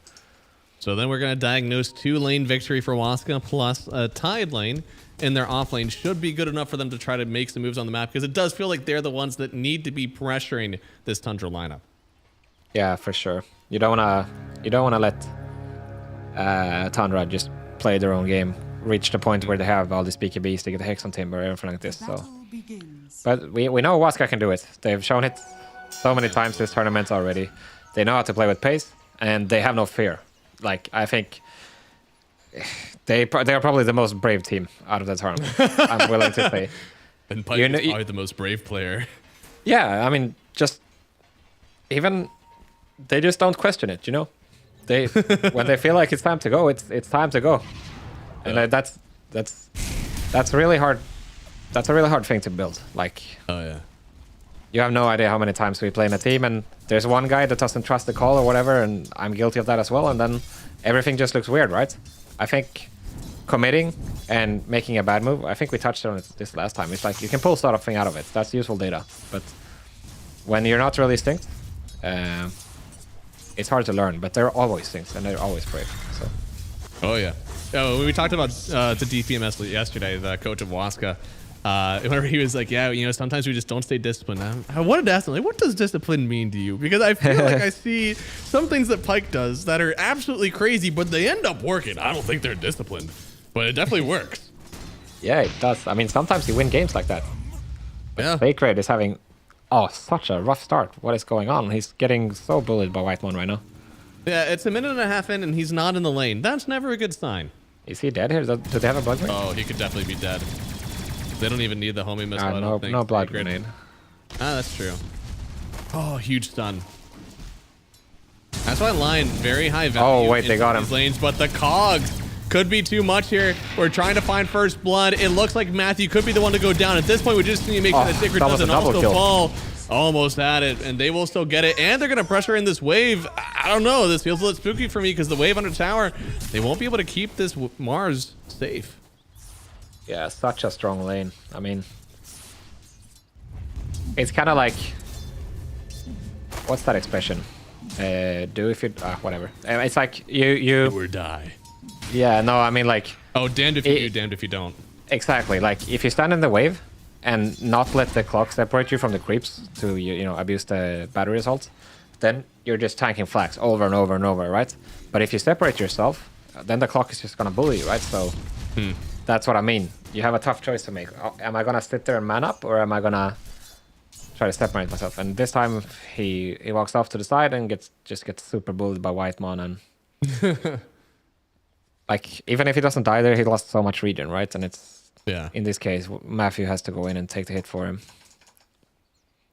Yeah, no, they've got a lot to make up there in that lane because so far the CS isn't going well there. And honestly, Pyke, a little bit left to be desired as well on this top side. Yeah, for sure. Thankfully, Mago having a really nice time, 13-5, as you said. Really taking it to the Timbersaw. He's lost a lot of HP already. Walking Remnant makes these melee matchups just so much harder. Is that the one that he went for? Yeah, okay, Static Slide. Yeah, and it's also like, for Timber to pressure you, you have to use your Q, right? There's no trees in the mid lane, so you can't use the Timber Chain. And then if you walk into the storm, you're just going to tank so many hits, and then every time that's a random, one Remnant minimum. Yeah, and Mago definitely succeeds whenever he's winning his lane. I know there's a lot of players just like you know, Stormstormer, who maybe the lane win doesn't mean as much to him. He can still play the game, but really snowballs off the lane wins here on Dark Mago. It's always very important to him. Yeah, very scary player when he gets rolling. Okay, who's able to get this rune or this Lotus? Looks like it will go to the Luna. Bullying Saksa off of it there, so pretty nice. As Luna, very mana dependent in the lane still. Looks like things could turn around there. Mid lane going about as well as we thought. And, well, bot side, really the only question for Waska still, as this gyrocopter is going to just soar on the net worth charts. You give a hero like this a good time, and all of a sudden those hard camps and small camps start going as well. He can start doing that as anywhere as close to, you know, 4 or 5 minutes. Yeah, and another factor as well is like, if you start getting overwhelming control in the bottom lane, that's going to enable Whitemon as well to maybe go for these runes, help out, yeah, as we see here. Oh, actually, stopping the wave pull from Matthew. Can I get it? If you can. Oh, almost. Oh, nice hex. He has now brought a wave over. Hey, Mago, can you please take these? Mago, there's a flag barrier here. Black's not going down in the top lane, but it's not like he minds. I think they're happy as long as Free Free's chilling. Yeah, there's not a whole lot that's like going to change up here, I don't think. Doom is a hero that just gets gold, but oh wait, never mind. He's not just getting gold. No, Devour. Yeah. Yeah, I guess. Sometimes he does this where he goes for the Super Sword, level 1, just against the, especially against the melee heroes. Super Sword. Whoa. I've never heard someone call it before. That's awesome. Staker almost. Oh, he's fine. Well, fine is maybe overstatement. Yeah. He's alive.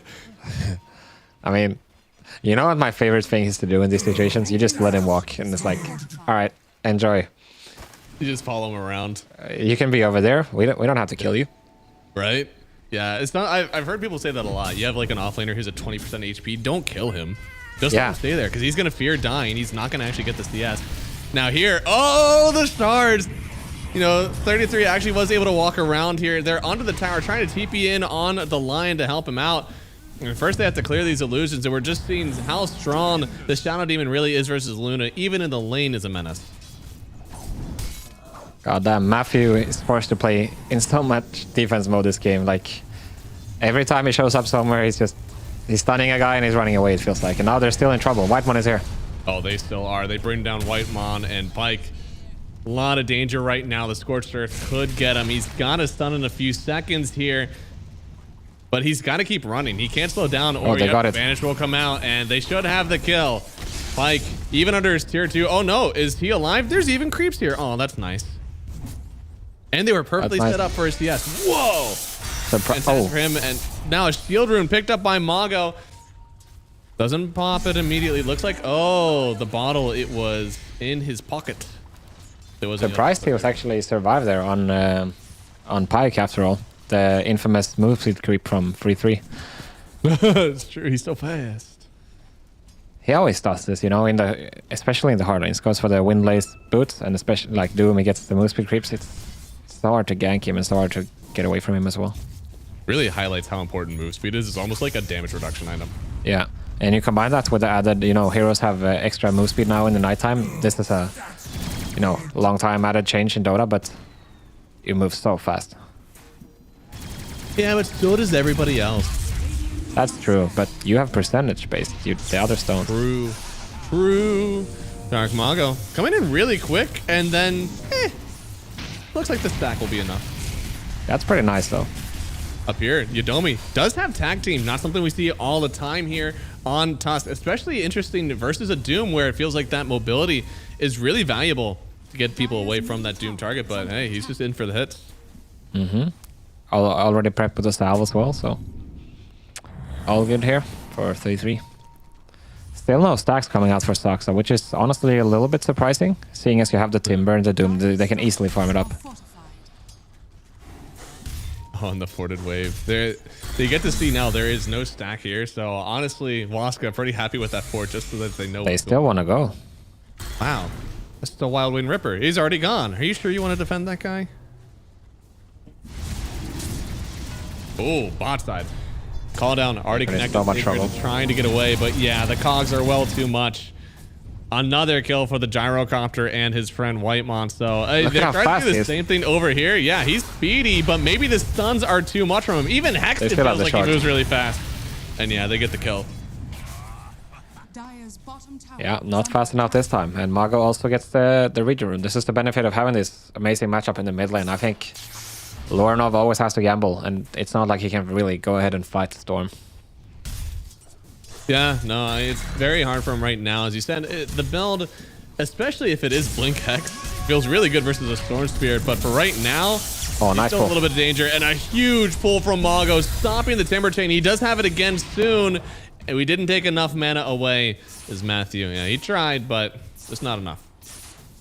Oh, nice use of the bottle here. He gets the water in, so he can bottle up Matthew. That's super nice.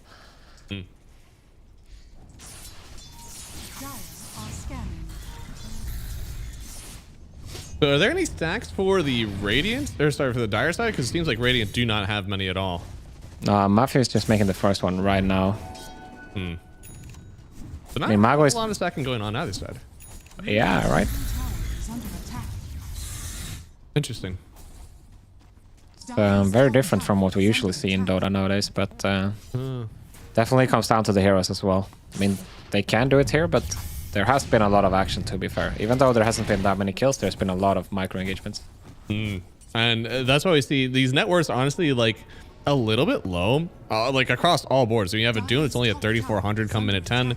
Mars really under. That's because there's been so much regen being spent on all these guys, and also, you know, Mars getting the shit kicked in. So that hasn't helped. Oh, Yadomi tipping in here into a bit of a pickle. Yeah. Oh, Staker is showing up. They want to take this fight. Everyone is tipping. That is a bold move. Now Storm is here. Yeah, he just dies immediately now with the Mars. Can they kill the Doom? They will. He's not going to get the Doom away. Now Whitemon in danger as well. It's going to be a double kill, trading out for only the Tusk.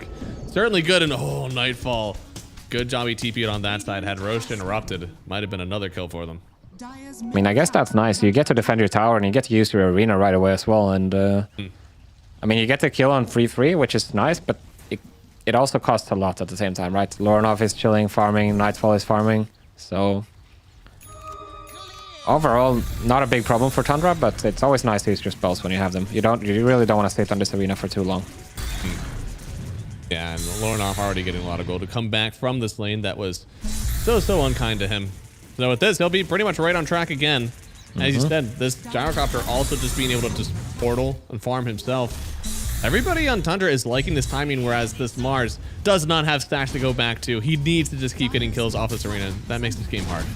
Yeah, and it kind of feels like right now Waska is just reacting to what Tundra are doing. It's not like they've made any significant moves themselves. So, I mean, it's hard. Like, you can't really pressure this bottom lane, seeing as the lane went so poorly. The mid, they tried to make some pressure there. It was nice. They go for kills on 3-3, but it's not like they have opportunities to go for a tower just yet. You know what I mean? Yeah. The Storm is not just going to be able to go and kill this mid tower, and Luna doesn't want to have anything to do with any action so far. I mean, neither her nor the Gyro, right? Gyro's just been able to do things by his towers or by other towers where his team is already there. Yeah. So that's where he thrives. If there was another fight top, Luna could technically go up there again. She has the Eclipse, she has some beams, she'd be able to help out too. That's what makes these aggressive moves hard for really both teams right now, but if Tundra can succeed, that will set them apart in this game. For sure. As we see top tower going down, that's going to enable Free to farm a lot more because, you know, obviously now you can't connect ganks as easily. It's quite a trick to go over there, and even if you do, it's not guaranteed you're going to get a kill on a 1500 HP Doom with all this move speed and a wand. He's so fast, man. It's just such a commitment to go and smoke and kill him right now. Even and if you do, it has to work. So getting that tower is so significant. They're going to try to make it work. They do end up finding Lorinov here, trying to create some space here on the Tusk, and there it is, the spear. It only connects on the Shadow Demon, which arguably might have been the bigger hit. They get the kill on both of them now, getting a Finger of Death stack as well, and Waska kind of just blew up there in the mid lane. Well done for them, but Nightfall might get this tower. Yeah, quite the bait from Yadomi here, to look at it. Yeah. Nice angle as well on Sacred and Matthew walking around the cliff. And now they found the Gyro. Gyro's really strong, guys. Oh, Mago is in so much trouble. As free as you think, yeah. They can't bottle charge. He's able to zip onto the high ground just barely. And it looks like that will be all they get for now, unless 33, who's very, very fast, maybe he catches up to the storm. I want to see how much. What's the numbers when he presses the face boost? It has to be so much. It's gotta be like 600, maybe? It's 500, just with the face, without the drums, so. Yeah, without drums, without the Scorched Earth as well. Yeah. Oh, nice snowball. Should save him. Or will it? Oh, but Lorinov with the double chakrams. He'll get it and cleared out some of those ancients as well. They're losing their stacks. This is starting to be a little bit disastrous for Waska. Really need to pick things up here. And on the other side, Pyke, you can't really take down Saska. Yeah, there you go. Just gets clipped by the vision. And Saska, well, even though he did force out the Eclipse, he'll still fall. This time the kill going to Dark Mago. Unfortunately, they lose the whole stack for it, though, so not really big deal for Starksire. Yeah. And they're going to try to contest the Wisdom here. They got the hookshot and they got the Doom ready, which the Doom hasn't been used in this whole game. That's true. Hasn't gotten a chance just yet. Smoked up. It feels like for Waska, they should have an idea that somebody's up here. That's why they're bringing so many heroes. But can they really take this fight? Once again, trying to get something started with the snowball. Okay, everyone is coming. This time there is a Doom around, though. That makes this quite a different fight. They are trying to get the damage onto Lorinov quickly. Whitemon coming in as well to stack with them. He gets the rune. Oh my god, that's so annoying, actually. I can't believe he actually got that. It feels like it should have been illegal. What is it with these SEA players and always getting the click battles won?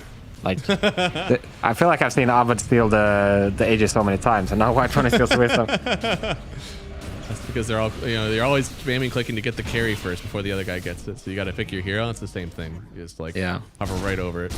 I bet they have a really good Mao sponsor. I wonder if that is something to like by region, if you could see like percent of like, click battles won essentially. I mean, any runes, any lotuses, stuff like that. Yeah, that would be interesting. Usually when it's online tournaments, it has to do with ping, I think, but on LAN, that's obviously different. Dark Mago and Matthew. I mean, they broke smoke. These are two heroes far, far away from Kansas. What's the goal here? I think the goal is to leave Matthew to die now. We need to be farther away from Kansas, for sure. They did achieve that part of it, but unfortunately, one of them did get lost on the way. Yeah. I guess they were trying to find the Luna, I suppose, with Finger, or sorry, not the Luna, the Gyro. With Finger of Death, they might have had the damage. Would have been close still. Yeah, it's quite optimistic, isn't it? Like, this Gyro is not easy to bring down with just the two of them. Plus, he's got a good amount of damage. You would have had to chain lock him and do all the damage. I mean, Gyro, he does have the Falcon Blade, and he's already got the Axe, and he's got a lot of HP on him. Yes, and he has to be on loan on top of all of this. What if Whitemon or Saxa is there? Then it's just disaster. And it's once again... Oh, they're going here. They are. They're back. Nice one. Sending him all the way back. Nice job waiting to use that spear. Sometimes you want to spear him immediately, but they waited, making sure he was sent back further into the team. And 33 still waiting. Has yet to use a Doom. Oh! Oh no. Oh god. They're just going all the way back. This Oh, should be super nice support's gone. But oh yeah, Mago. He timed the cogs there, so it just didn't get stunned from the snowball, but he actually trapped him as well. That's not the easiest thing ever. Oh, really well done. Yeah, very crucial that he spears him back here actually, because Stoxa is on his way getting that disruption. If he didn't go for the spear back, he would have for sure gotten it, so. Makes all the difference in the Lornov kill, but unfortunately for them, there's still a lot left in the tank for Tundra after this. I know. I feel like this is another one of those, like, don't save him. He's dead. He's allowed to be dead. Yeah.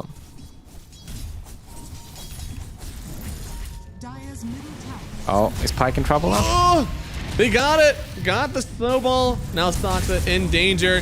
Whitemon is here. There's a Doom available as well. Can they get the kill on the Shadow Demon? No, he gets saved at the very last second. Doom's still on the Mars. Now he's got to escape.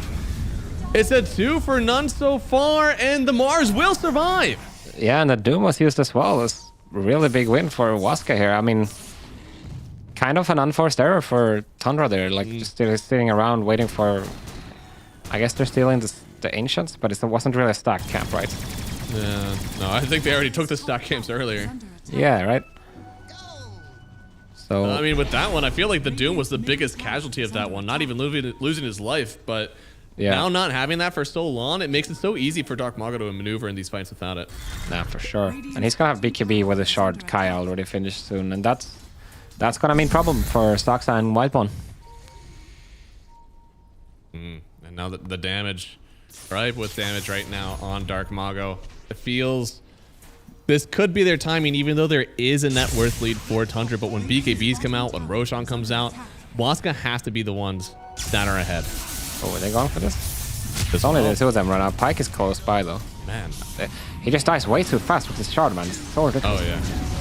Now Yadomi, a little bit of danger here, trying to stop with the shards, but definitely not enough. Nightfall's running on forward with the BKB. It's the only reason they feel really comfortable to do this. Now turning around with the Eclipse, but now the Arena, he's able to just walk right through it on the Gyrocopter. Luna's still in danger. Pyke trying to get the last kill, but he's not able to get it, and they lose 2 immediately. It's up to Mago to somehow clean this up, but it feels like there's so many bodies still left here from Tundra, and not enough HP left on Dark Mago. He's still trying. I mean, damn, he's giving it his darndest. And they actually get the kill. And maybe he gets away from this one. Nightfall trying to take it to Matthew here. And you know Mago is thinking about it. But no, sir, you can't. He'll get all the way out of here if he can. And all in all, not the worst fight from Waska. But you lost 2 cores. Yeah, and especially Luna. I mean, it starts out well here. They do have the option to just... yeah, right? Just leave. They can here. I mean, they're going for the big ball play, and they try for the spear. If it works, if they hit on the 3 here, they might have a chance to just burst down Nightfall, because the Storm does a lot of damage on top of the Eclipse. But still, all things considered, I thought this would go way worse for Waska here. Yeah, no, on the re-engage, it looked like really bad, especially Lornov. I felt the rip through coming. I thought right here we were just gonna watch Dark Mago evaporate, but there's already no trees here. Yeah, exactly. I mean, this is the double BKB reveal for Tundra, and it's not great losing your Luna, but I feel like after seeing that fight, I feel like they have some potential, even fighting into this BKBs. Yeah, it felt like they did plenty of damage through them as well. Yeah. 33, we almost need to see a pipe come out to really negate this magic damage coming out from Waska. Yeah, we do have to remember though that Whitemon was already dead to begin with in the fight. So. True. That matters a lot. Like, what if the Luna just gets hookshotted? It's a different story, I guess. True.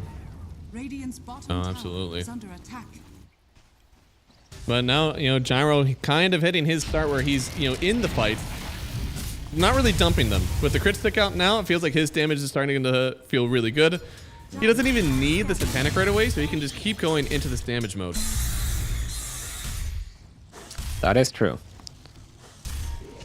So if you're Tundra now, I guess you're just about ready to go. I mean, Free wants to finish his blink, and then it's go time, because you want to use these BKBs, and you want to use the timings that you've gathered so far. Lornov is nowhere close to his BKB, so I think it should just be the blink on Doom that they're waiting for, and then it's go time.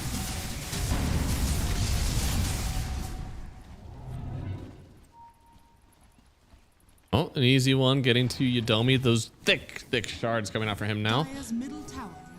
I feel like Waska, again, the Aegis means so much to both these teams, but they're just not in a position right now that they can fight in that arena, in that Roche pit. So Tundra, they could find themselves very strong timing soon. Yeah, for sure. I guess the problem with Roshing in this game for either team is that since you don't have this like typical Roche killer with like a Beastmaster or something, you're gonna take a lot of damage while doing it. And like if one of your cores is sitting at half HP, that should be enough for you to like lose a fight based on that. They're all backing up. Saw that somebody went through that portal. Don't know who, don't know what, but know that something was there. So they're backing onto their own vision. And they'll completely evade this Tundra smoke. With Tundra have extended so far for it, they're just going to back off. And it feels like they could take the Roche right now, knowing that Waska had to back away. Yeah, and I think they're about to do just that, actually. Definitely feels like the right play. Yeah. No, it's very calculated, right? So it's like, you go for the smoke, it doesn't work, sure, but now we pushed you so far away from the Roche, like you say, and then how do you get there if you're Waska? They're just committing to not taking it, which means no longer having an Aegis for your Doom. I feel like having Aegis on Nightfall is cool, but making sure that there isn't an Aegis versus Doom is what means so much more to them. Yeah. I don't think they're going to take many waves as well. There's 2 tier 1 towers that are getting, encroached on, but you won't actually get these kills. I like what they're doing as well. They're just mass deeping. They want to go straight. They want to set the pace right now on Tundra.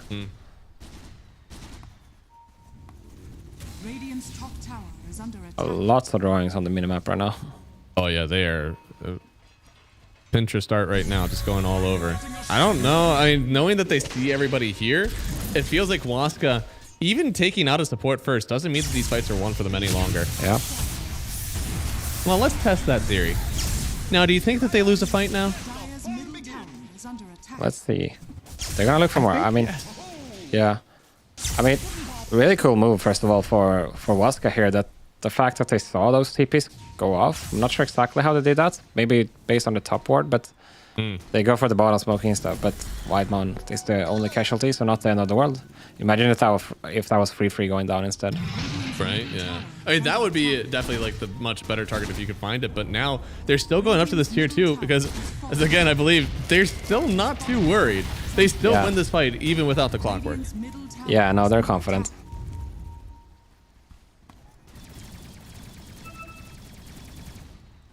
Let's see. Are there any...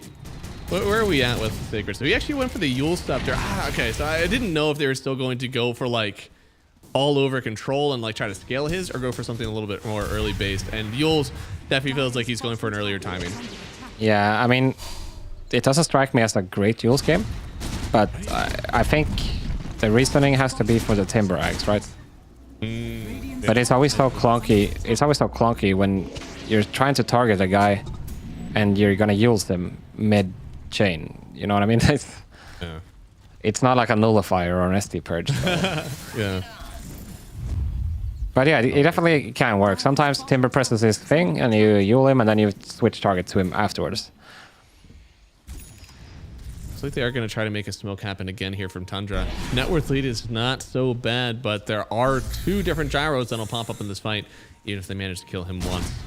Got the Daedalus as well, so he's pumping. He is indeed. And he still has 2.5 minutes on the Aegis, so that should be plenty of time to go for tier 2 if they wish.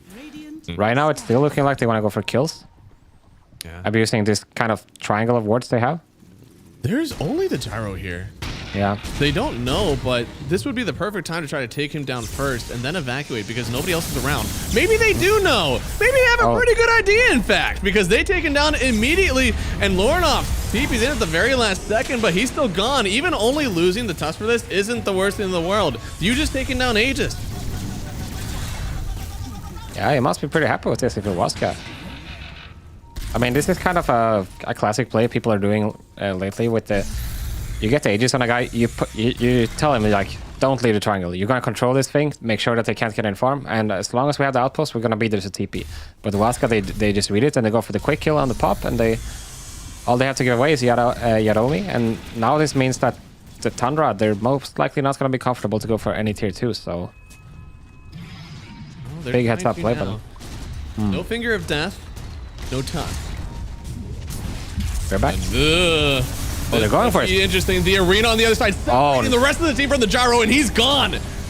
Doom is already used now. No, he doesn't have the mana for it. They're going to continue to chase on after this 33, but he's just keeps on walking away. So Dark Mago, he'll just take everything he wants on the other side of the fight. As you said, there's still the Aghanim Scepter on the Timber, so he feels pretty healthy. He has no mana, though. Yeah, it's about to run out, and they don't stop him. Oh, nice cogs by White One. He might end up paying for it. Or is he actually? No. I mean, these spearbacks are super legit, man. Like, he goes for the spearback on top of the Earth Spike. It didn't seem so prepared at first, but then he just seizes the moment. He spears him back, arena's off, so Saksa has no way of getting in there. Free goes for the, for the stun disruption, but it's not enough. They have so much damage with the isolated gyro on the Eclipse, and super heads up. This is why Waskar are so good. This is why they're 6-2. They seize these moments. No, they seized the day for sure. And what an insane play again from Sacred. To have 2 Mars players at this capability, it's so good to be able to first pick something like this and always have a game. The spear back and then instantly in with the arena, just making sure nobody was getting to that gyro. Yeah, exactly. And it's like, you also don't see anything, mind you. If you're in the arena, you just like, as long as ST is actually inside the arena, he cannot get a save off. That's not true. It's kind of hard to like measure it, how valuable it is when you're spectating, but when you're playing, it's like, if you're playing against a Mars, you know how rough that is. It's actually insane. You usually think about like, how do we see people who are in the arena? But there's definitely no counterplay to seeing outside of the arena. Yeah, exactly. And I mean, this Mars is like, it's been a bit of a questionable hero, but if you can get value like this, I'm in. Like, go for it. Like, go for the Primal, go for the Mars each time. Like, leading forward, everybody jumps on in, same as the Storm Spirit, but now Doom actually gets used in this fight. Luna trying to stand her ground, but it's so hard without this heal. They will take her down. Arena now a bit late, it feels, from Sacred. They make this really aggressive move, but what do they have to show for it? Damn, what a TP, actually. And it feels like you're leading a smoke with a Luna. That's not okay. And it's also a nighttime smoke on the high ground, so it's like this is sometimes where the braveness doesn't look as good, because like the confidence is nice, but it's almost at the point where you're taking risk you don't have to, you know what I mean? It's so hard to pull off the smoke when you're walking high ground in nighttime. How are you ever gonna see anybody? But Lorna looks like, oh, nice heals. Nice, very good. And it looks like the BKB will get him out. But yeah, I mean, just disconnected on everything, right? We don't even get the Eclipse off on the Luna. Your arena comes out well too late. Just discipline. I'm now seeing what he means by aggressiveness and discipline, because the discipline part of it is making that move with the right heroes in front. Yeah, but even if you have the right heroes in front, I think that like once the smoke breaks and you're low ground in nighttime, you don't see anything. They could be to the south, they could be to the northeast, southwest. They could be literally on like above you, and you don't know, so you don't see anything. And it's like, how can you get the best performance out of your players in that moment? It's just you're playing with your hands tied, basically. Yeah. No, I mean, the vision is way too important, especially when we have a hero such as the Shadow Demon left in. That's why the tower fight was so cool, because you only needed to see one hero. They worked with that. Yeah. They're kind of riding the wave on Waskar, you know? Like, one thing goes well, they're like, oh shit, we're so good, we can do anything. and then they go for it, and I admire it, but it's also like, I think it goes back to what DPMS said yesterday. It's like, you just, oh, here we go again. Lorna of no BKB, they know it. We're so back! Oh, look, Whitemon as well. We're so back! And now they're just snowballing everybody. Okay, those guys are definitely dead. Really nice job. This is it. Right in the high. Go get them, baby. Now this is DD Luna. This tower is going to die fast. Mm-hmm. Oh, the Ghost Scepter. Huh. There's already a lot of magic damage on these guys. I can't tell what that's for exactly. I mean, it must be the Luna right click, but... Has to be. He already has a Shiva, though. Yeah. And the Conda as well. I mean, doing a lot of damage so far. And oh, Gyro, what's on that courier? Nothing. I see. Well, yeah, it's still good to save it. Mm-hmm.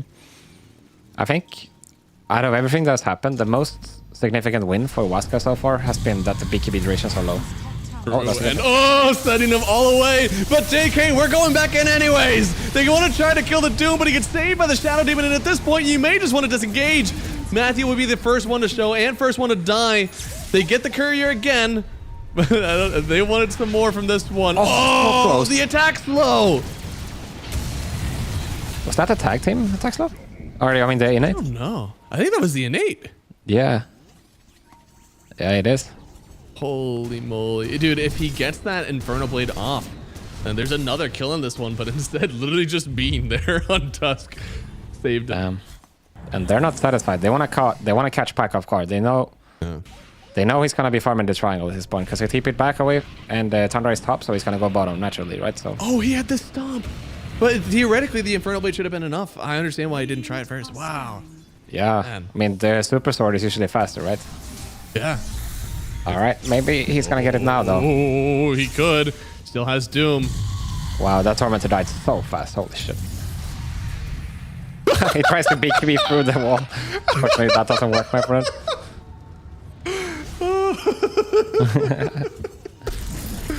Oh no. Okay, well, that's BKB down on 33, and all of a sudden that move just felt worth it. Yeah, and now the BKB on Pack. That's a 9-second, mind you. I think everyone on Tundra is at 6 seconds, is it? That sounds about right. Yeah, only Lornov's sitting at 7, so... These durations matter, because you're gonna get stuck in a lot of shit. Arena, Ice Charge, Lion Stuns, etc. But now you're getting an Aegis. I think... I mean, knowing Waska, they might still go for this. They're not turning back. Look at them. Is he gonna just... He definitely want the smoke. Yo, Sacred! Blind blink again. That guy has an Aegis. That is a crazy engage, but it works out so far. Getting the first life. Doom used on the Mars now, but he already used his BKB. He already used his Arena. It feels like he doesn't want anything more. It means that Pike is able to hit as much as he wants now. Oh, they're controlling Gyro. Much damage. They're on the Gyro. He gets another kill. Lornov forced to back away here. Saska in danger as well. The Glaze will take him down, and they punch this up. Lornov. They get a triple kill on Dark Mago, and everybody is dead except for the Doom. What the hell? I can't believe it works. Like, Faker just jumps in completely blind. Gets the Arena on Gyro. It's understandable. He doesn't want to press the BKB, so he just gets pumped by the Storm right away. They go in here. I think Freefa uses the Doom on Mars, which is a bit questionable, but... Here we see Pike cleaning him, and you see on the right here, Nightfall. He doesn't press his BKB, which means he's not getting the Satanic off, and he can't do anything after that. Yeah, I mean, tanking that Doom on the Mars just freed up everything for the Luna. And yeah, it was after BKB. It was after Arena. After everything. I'm not sure if that was the right target. Great fight for Waska, but it does mean you got to be careful because I don't think that 3-3 is making that mistake twice. Yeah, I mean, if there's anything, we've talked about it so many times, but these guys are men, dude. They have balls. They're gonna go like. Like I don't get it. I have Aegis. What are they gonna do? It doesn't make sense, you know. Like they just got Aegis on Tundra, and Saker is like, I'm going blind, and I'm going on the Gyro, and we're gonna win, and it's gonna be great. Like, no, it really, like that's exactly what they're trying to do, and it's insane gameplay. Yes. I'm blurring the line. I don't know if that was discipline or not, but it worked. I mean, okay, let's watch this first. Okay, disciplined. I'm sure feels it right now. Yeah. No, that was good. Okay, this one. Is this insane? It feels a little insane. Matthew's going down. Oh, the Ghost There's so much damage from the Gyro. Here comes Doom again, but you've already gotten so low on these other heroes. The Eclipse coming down. They're going to save the Gyrocopter one last time and allow him to turn around unless they spear him back into the team. Storm Spirit coming in as well, trying to get on the front lines with his team and back this Luna out of here. Oh, they're still not done yet. Saska dieback. They want more. Gets the kill on Saska, as you said. That is a dieback on him. Oh, still not as healthy as you want, though, to keep taking towers. I mean, they're playing so crazy. Like, I'll tell you, if almost any coach, you know, for any top team, will flame the shit out of this play and be like, you cannot do this. Yeah. But the only way, like, it works. So it's like, of course Sacred is right. He's never wrong. I wonder DPMS is like anxious whenever he says watching these games. He's not happy. He's just like, my God, my Storm Spirit has jumped on the Doom by himself. Please, somebody else go in there with him. I mean, it's gotta be so fun as well. I can imagine sitting next to them or like in the same boot camp. The energy has to be off the charts after this one. Like, it's got to be a good environment when you're winning, of course, which right now, Waska, 8,000 net worth lead. It feels like they're getting the items. But again, this Doom feels like we haven't gotten the one to really take an engagement in a long time. Once we get the Doom, preferably on a Storm, maybe on a Luna, these fights will change for Tundra. He's about to have a refresher as well on 3-3 right now. And it will come with a bit of mana problems because he doesn't have any Octarine or anything like this to fill up his pool. Oh, Whitemon. Thank you, Nightfall. Unfortunate.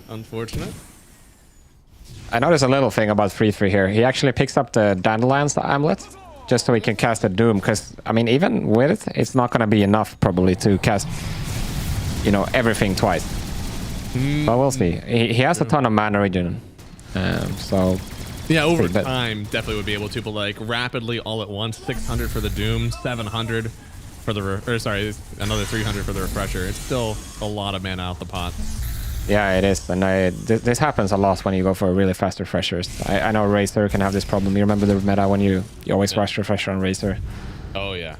I still do it. I never left. You never left. That's cool. Refresher any hero. Let's go. All right. Refresher Rave King. Yeah. Dude, see? Very good. You have to get the Agam Scepter first, though. Yeah, that's true.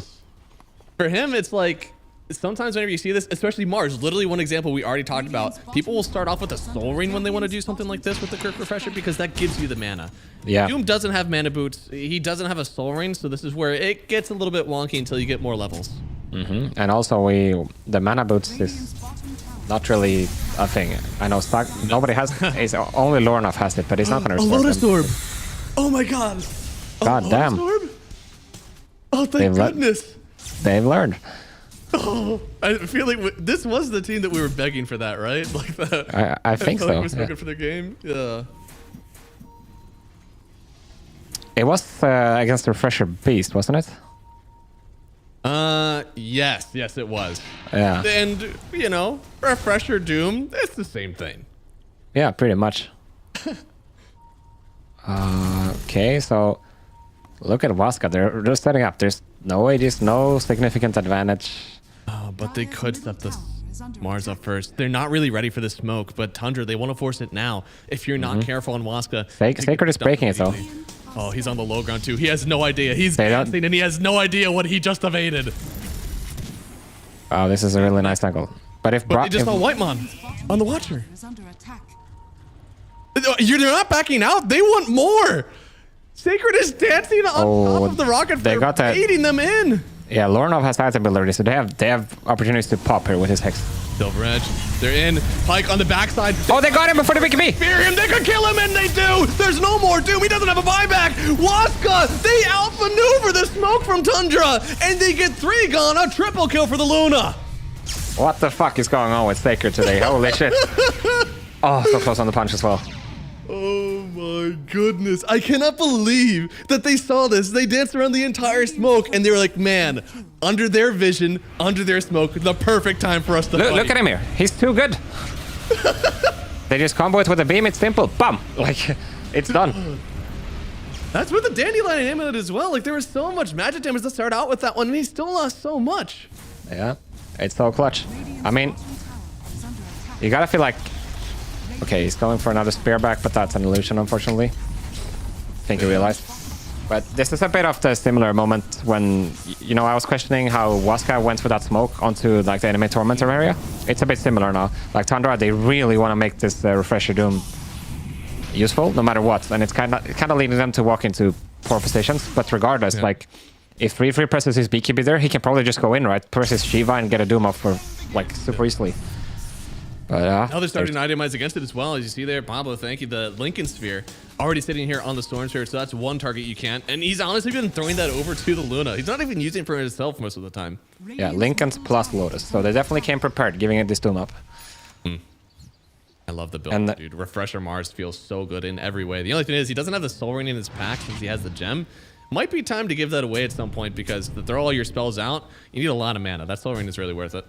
Yeah, and Storm 25 now as well with a DD. He's Parasma. He's going for the killer build. I heckin' love it. He's gonna, you see, like, they're gonna die so fast. You just hit one stun and they're dead. If Saksa shows for 1 second, he will die in half a vortex. Dude, the killer storm is like, we really begged for it last series. Finally get to see it now. Definitely, like, it's sparking joy. And once again, we're seeing a smoke up from Tundra. I still believe one good Doom could change the way that we see these fights. But if you keep losing them, Waska will simply have too much net for you to bully through. And they're going right after Roach. It is up, and Waska, I think they're portaling. No, they're half in portal, half in the triangle. This could be the fight the Tundra need. All right, let's see here. So definitely a tense moment. There is a lot of buybacks, especially, I mean, on the important heroes on Dire, they have the buybacks. So, yeah, Yadomi uses his TP now, so he's not going to be able to use it properly in the next fight, but still, Pyke and Mago has their buybacks available. And they're just smoking up. Now they're together. Now they're ready to go. This is a little bit harder for Tundra. Smoke breaking already. Sacred doesn't care. He's showing himself first. They could have the nuke damage. Giving him the Lotus now. The Doom could be a bit weird. He does get both of them off. Now it's onto the Luna, but she's still turning around to fight in the midst of the arena. He needs to kite on Pyke. They already lost Soxa, the BKB. He's still taking it to Doom, and he does. He still gets the kill, but now it's open for Nightfall. He gets himself the double kill. I think Mago's going to clean up this. He has a vortex too. He's got a DD. He's got the killer build. He's ready to go for more. Sitting on top of the gyrocopter, and he will let him. Why? Let him go? He's got to turn back to Lornov. And instead, he hands it off to Sacred, who then begins the kill. They're just handing it off to one another. Who wants to kill the gyro? It could be anyone's game. But at the end of the day, it is going to be Dark Mago running down at Lornov and securing the team wipe for Team Waska. Man, they have so much. I mean, this is not the perfect fight by any means, but I don't know. They just pull through. I feel like they're so strong. Mago is doing so much in this fight, isn't he? He just like stepped up. He got broken on the smoke under their tower. He just didn't do anything. He was okay with it. That's so much confidence in your team, in your fight, to know that like it doesn't matter if you're walking into them. You're better. You're gonna win the fight anyways. You can see the disconnect on Tundra here. Nightfall walking into them, thinking he's gonna keep fighting him, but Lornov goes to the north, and Mago, he just, in these long fights, he's doing way too much. And as well, Matthew staying alive this whole time. That's super crucial. If he's not alive, there's no way they can fight his gyro. No, not at all. Yeah, and this is just showing the communication in Waska's team has to be pristine. I do think for Tundra, you want to split these fights. You don't want to fight in arena, so that part of it is really good for them. But for Waska to not pull apart when that happens is really impressive. No, for sure. And I mean, now we got the Aegis on Mago as well. I feel like. Yeah, Aegis on Mago means that he's able to play even more like a maniac. I don't know what is more maniacal than what he's been doing, but we're about to find out.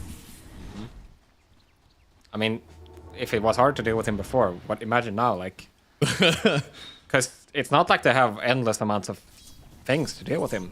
There's a Lincolns, you got a Hex, sure, but even if you get him the once, can you get him the second time? I don't think you can. I don't think so.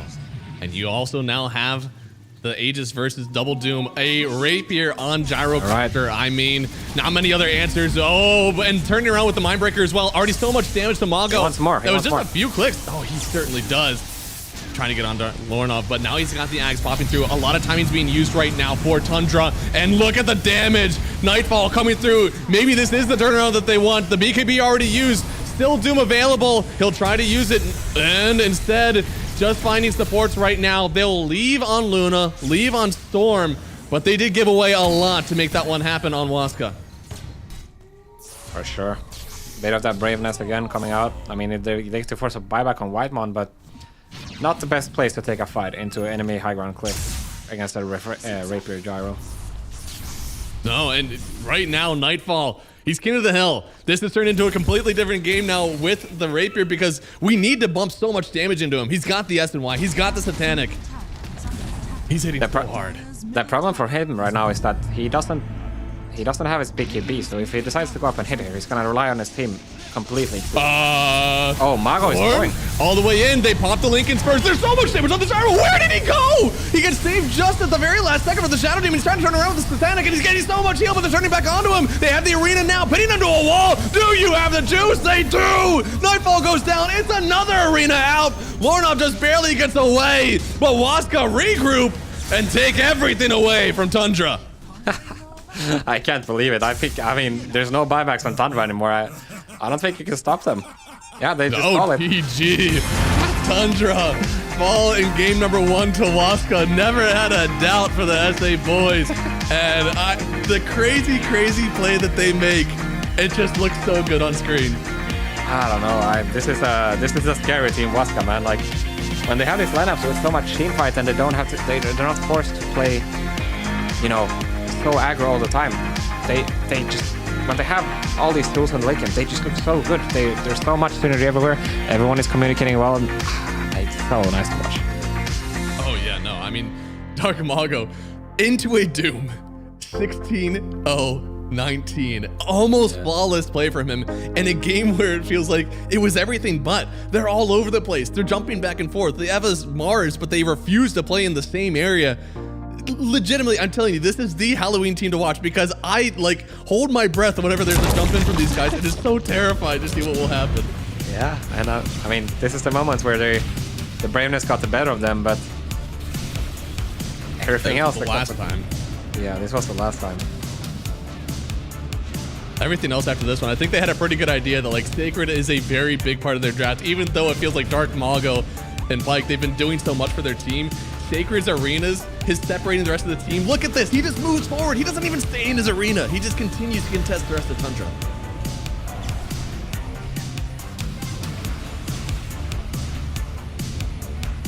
Just insane team fight here from the Waska guys. I mean, this is the sort of team play we want to see from them, of course.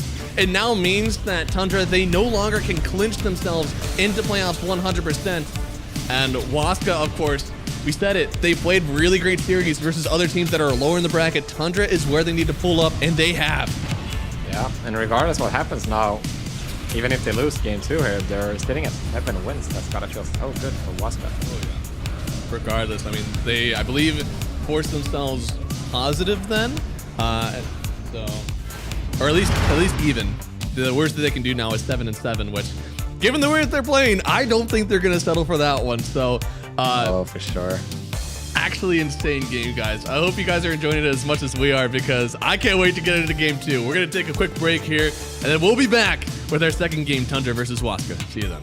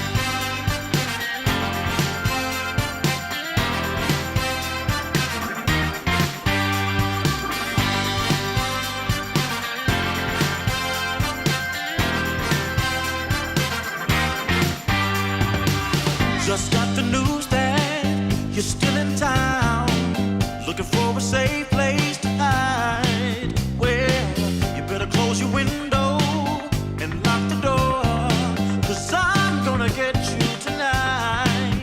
And I know where you are, so look sharp, 'cause here I come, I'm close, so get ready and watch out, 'cause here I come.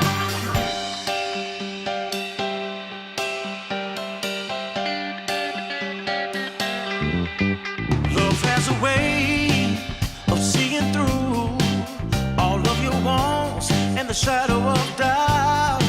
So just get dressed and know for sure I'm on my way to take you out. And I know where you are, so look sharp, 'cause here I come, I'm close, so get ready and watch out,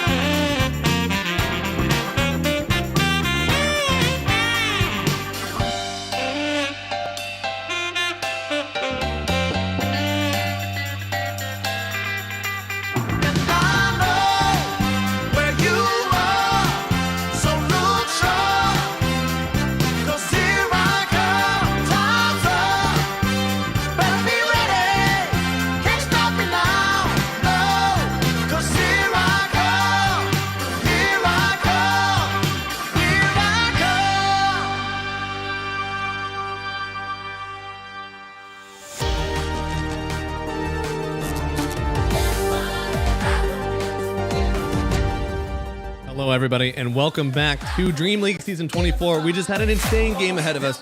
Now, Hanskin, there's a lot that happened there. I was very excited during all of it. Please break it down and tell me what actually happened to what I was watching.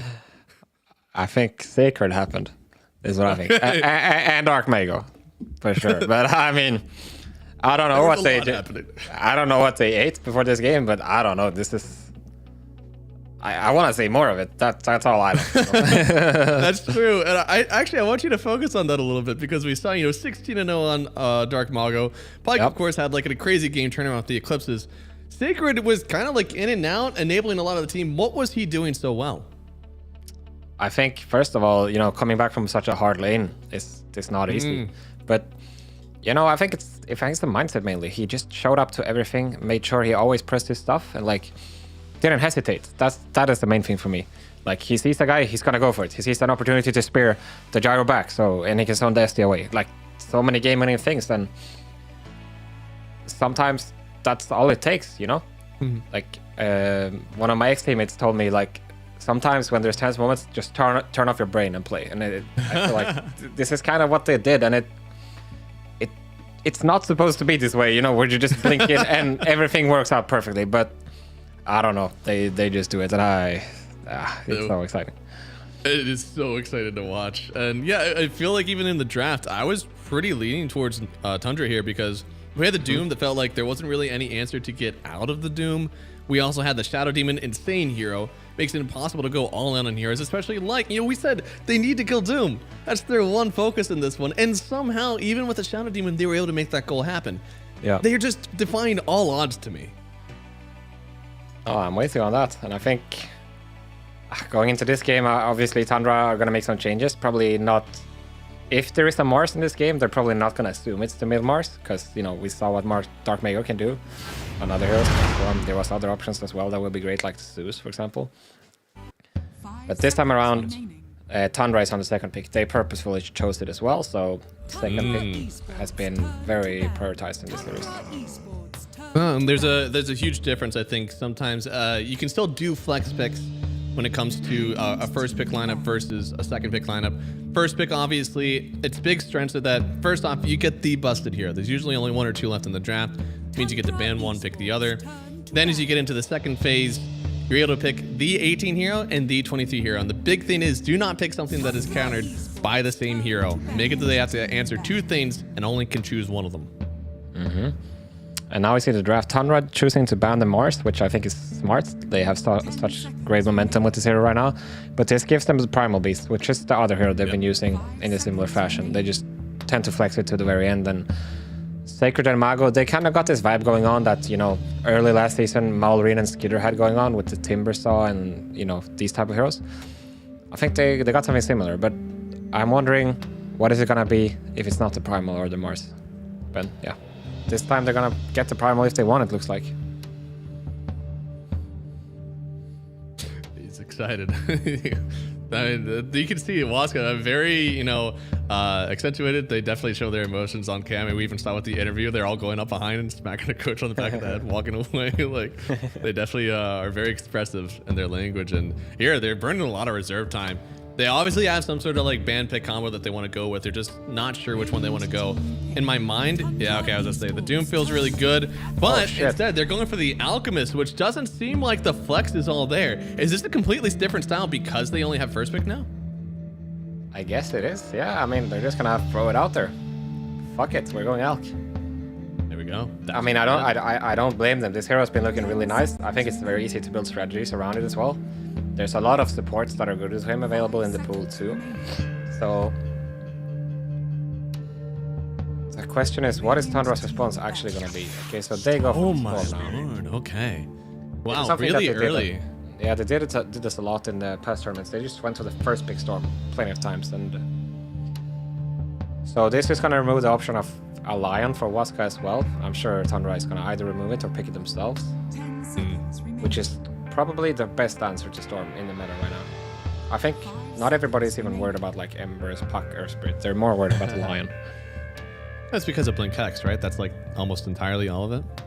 Yeah, I mean, it's simple, right? But it does the job better than any other hero currently. Well, then if you ban out the Lion, then you might as well just pick up the Shadow Shaman then. Ooh. I mean, I mean, I'm not sure how good that hero is, but it fits the bill. If it was our one for sure. If it was our observer playing, for sure, he would yell, "Pick me, Rasta." Exactly. I mean, right now we've got already the Pugna ban down. We kind of talked about it earlier, how like with the nerf to mana boots, there's not a whole lot of like natural mana around on the map anymore. So these mana batteries, such as Lion and Pugna, both really nice. And what we have yet to see is, does Coddle actually end up showing up here? If that's truly what you desire, is he a pickable hero? I think he is probably. I mean, you need to enable him some way. So let's say you get your hands on a Bristol, maybe that would be nice. Saxa, Coddle, free Bristol. I think that could work potentially. Well, they banned the Omni. Wow. That makes sense. With a Storm, you just repel him and he goes mayhem, right? To me, that still screams that they're thinking about the Primal. Okay, so they go for the Tusk, which is also a save for the Storm, which is nice. And I bet that they're gonna go for... If there's a Lion now for Waska, I bet Tundra is gonna snag the Inch almost immediately. I feel like the Ember ban over Lion, it's questionable to me. But surely they know something that I don't.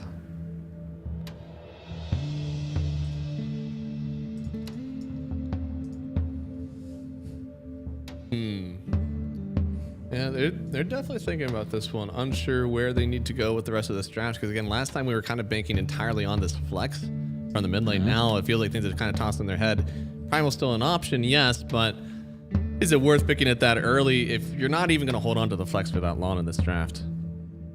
Yeah, I don't think so. Into the Storm, the Tusk, it doesn't... I mean, it's good into Tusk, but doesn't have any merit into Storm. They go for the Willow. There's also an Invoker available if you want it. Pretty nice into the Storm, especially Willow as well. He got some setups going. And Mago is playing it really well lately, so... I mean, they might want to wait to see what happens with the offlane before they pick up the mid, which they can on 18 or 23, of course. Just because then, if there is an underlord or something, you're kind of like also shying away from that like puck kind of style. But if they don't show it, you can pick it on 18, ban a few protections, and then all of a sudden that game gets really good. And there's a line. I think this is a really nice setup here. We got a lot of control, a lot of damage. The offlaner can kind of be whatever we want now on Waska, since these two heroes do so much together. Yeah, and that means it's a Willow +5 actually, which I guess makes sense. It's not the best role for him in my opinion, but when you have an Alk, which is he kind of secures the lanes on his own a lot of the time. He can go solo on Willow, it's completely fine. Get a drums on Lion, you got some nice bonuses for the Alk there. But this removes the... I remember when we spoke to the coach yesterday, he said that they were ready to flex the Alk, but now that option is gone, so they're just confident we're gonna run the Alk +1 no matter what. Yeah, no, I like that. I think that this is one of the heroes, especially with Doom banned out, that is really hard to answer up. Just, I mean, what Timber is going to be one that we could potentially see coming out from 3-3. Slaughter is something we've seen in the past. Just things that are like melee punishers versus the Alk, but even then, I don't know if those heroes have the best game right now, especially so early to pick. Yeah, I think Timber is always rough into Willow and Lion. Right, yeah. Facing both of them, it's like, I don't know. Huh. I guess the only thing is that technically these are two kind of backline / counter initiation supports. On the other side, you already have Tusk, so somebody else who's going in with this Storm. Keep getting that jump. Enable them to just run it through. Centaur is something that kind of comes to mind. Again, Willow does well with that kind of portion of it, but I just want to see people get through this backline and make sure that these supports can die to start fights. Yeah, I mean, you definitely don't go Brood for 3-3, I think. Oh God, no. You could go for the Pango. That's something he has played a fair bit. Oh, no. They still go for it. Interesting. Wow. There's got to be something lane centered, right? Because it feels like, Alk, you get a whiff of those spiders, and that's a lot of gold for you. Yeah, at least he has the, the healing reduction, which is cool into Alk. That makes sense. Yeah. And they go for the Eng into Lion, which was fairly expected. 10 seconds remaining. So Waska is either gonna have to get a mid hero that can play on his own, because matching the supports for them, like Lion, Willow, you're trying to rune fight into Enge Tusk, it's not the easiest thing ever. So I could see them go for a Puck or something. Also doesn't mind the Brood at all, really. Yeah, and Coil is so good into the Brood Mother, but they go for the bingo themselves. Into the Tusk. Yeah, I want to say this is Sacred Zero, most likely. But who knows? They're flexing it. Yeah. I think I'd like to see it on... I don't know. Actually, if you're picking a flex like that so early, it has to be playable into the mid laner that you already see. So how does this match up into the Storm Spirit? I mean, he's going to chill into Storm. It's not like he's going to pressure the Storm at all. I think it's a bit similar to the Timber Storm, whereas Pango, he's not pressuring the Storm much, but Pango does a bit better. Like, he's stronger at fighting early into the Storm. He's got some stuns, and yeah, you just abuse Magic one way harder in lane. You actually have some spam you can do on the Storm, whereas the Timber, he doesn't do anything to Storm, right? The Whirling Death. You gotta be close. Yeah, one spell is basically unusable. Exactly.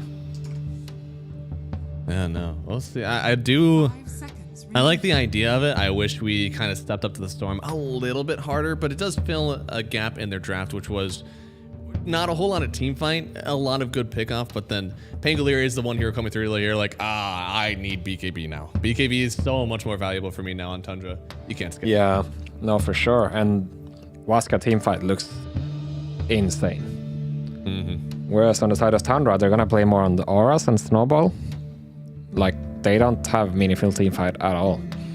So it's gonna come down to for tower pressure. Yeah. If you can pressure them, make them come up here. Like, otherwise, Brood is just gonna take every one of your side lane towers. And if you're not able to force something else out of them, it's gonna be free. Yeah. And you see, once again, they're banning offlaners here in the last stage. But I would really bet this is a Sacred Pango, and they're gonna go for like Earth Spirit or Puck or something from Mago. Even the Invoker looks pretty good. Yeah, I mean, Invoker is something to kind of take away the mana there. I still like the Puck. I think that's something that, as you said, feels nice. Maybe there's some, 24 pick that ruins it, so they're a little bit worried. But we're looking almost certainly for a carry here. Not many left in the pool that would really ruin a Puck's game. Yeah, no, for sure. It has to be a Nightfall 24 pick, but it's probably going to be something pretty standard, like okay, so they got the Sacred Bristle last pick. Or, no, actually, that's probably right. I was going to say, or this is mid-alk and a carry Bristle, but no, you're probably right. No, this is not Thompson we're talking about. I mean, so far then, this is a hero that can also kill the Enchantress without actually touching her, something we really wanted. Another hero that honestly doesn't lose lanes here in the offlane, very difficult to find one, and DK comes out. This is a little different than the DK game that we saw versus the Bristle last time, since there's no Shadow Demon. If DK locks in on this Bristle with the Silver's Edge, he will die. That is true. But I do feel like Tundra, they are a bit lacking in the damage department, especially if they cannot rely on the Storm to do a bunch of damage. Like, this is not the same Storm game that Dark Mago just had. This is true. You're not playing versus Clock Shadow Demon, you're playing as Willow Lion. It's like, you're playing against Lion. That's spooky as hell. Yeah, and you do have a Tusk save, which is nice. So that means you're always going to get your BKB off, provided you're playing well together with your Tusk. But yeah, it's... I don't know. I guess it could work. All you need is Kaya, BKB, Shard on Storm, and you're popping stuff. All you need is Kaya, BKB, Shard. Okay. I mean, it doesn't sound like a whole lot, but I think given the last game we saw, that's still like a 25-minute timing. That's still relatively early for people to just die in an instant. I think my prediction is everything is going to come down to how much can 3-3 do with this Brood. If he's able to kill a bunch of tier 1s pre-minute 15-20, then, Lornov is going to be chilling, getting every rune, playing with the supports, having a great game. He's going to be able to be an item ahead, and then he's Gucci, right? But if that doesn't happen, if they're able to stop 3-3, they might just hit a wall in this game in terms of damage output and just walking into these triple tanky cores with amazing crowd control on the backline. It's team fighting is not the way to win this game for Tundra. You need to win by strategic advantage. And I will say, this Sacred Bristleback is another one that can pressure towers. Just so much damage. You don't think of him as some like grand sieger, but he just hits so hard. It's really easy for them to play around that and then force Tundra back to where you want them to play. He does, yeah. The Ench is also going to be pretty nice in terms of dealing with enemy stacks. Like, he might just sit on this line the whole time, block the camps, or just be there making sure he cannot really stack them to begin with. But even if he gets hard to stack stack into an Enchantress as well, right? Because they're innate. Yeah.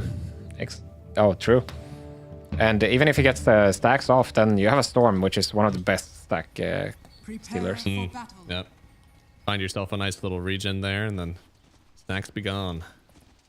The starting build for this Alchemist. Okay. It feels like there's not many people are trying that Belt of Strength thing. I didn't get a chance to try it last night. I do want to see it again. He's not gonna go for it though. Unlucky. No.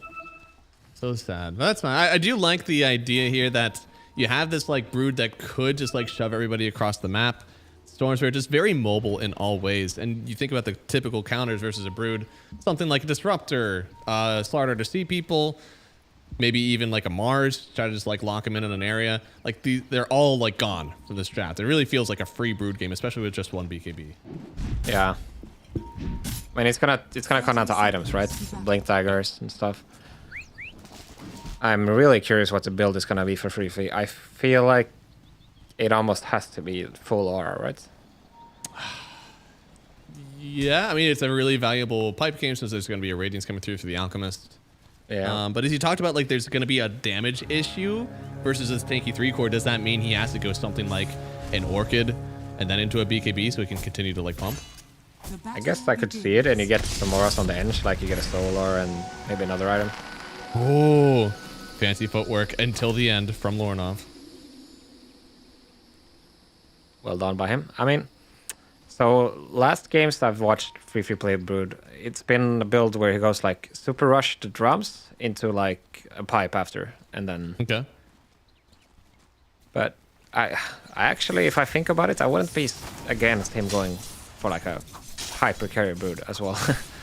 Yeah, I mean, it feels like that's what you're going to see on the Bristle as well. So you aren't losing an Aura battle. Nobody's getting them this game if you don't. Yeah, this is true. Oh, the counter stun. Oh, okay, that was really cool actually. Wait, and I don't even dead? care about that kill. No, the CS was much more important. I wanted to see that instead. How did that happen? He was very close to the enemy tier 1. Yeah, I mean, they don't have anything to move around with. Not sure exactly what happened. Like, he's tossing up the stun. Oh, but the brambles, they don't connect. That might have to happen the other way around, but I guess giving time for the stun to charge is also valuable. Overall, though, you just want Pyke to get farm. That's your number one goal in this lane entirely. It is nice, though, since the Brood... One thing that the Brood doesn't do exactly well is if you're not CSing, you're not healing, and then the lane can get kind of pressured for you. But this doesn't seem like a lane where 3-3 will feel pressured at all. He should get all the gold he wants. Yeah, for sure. I mean, you always have the option to leave him as well if you're suck, go play with a Storm. Or try to gank the top lane, but... So, yeah. I think Free is going to have a good game regardless of what happens in the bottom lane, but the question is how good of a game is Pyke going to have. Yeah.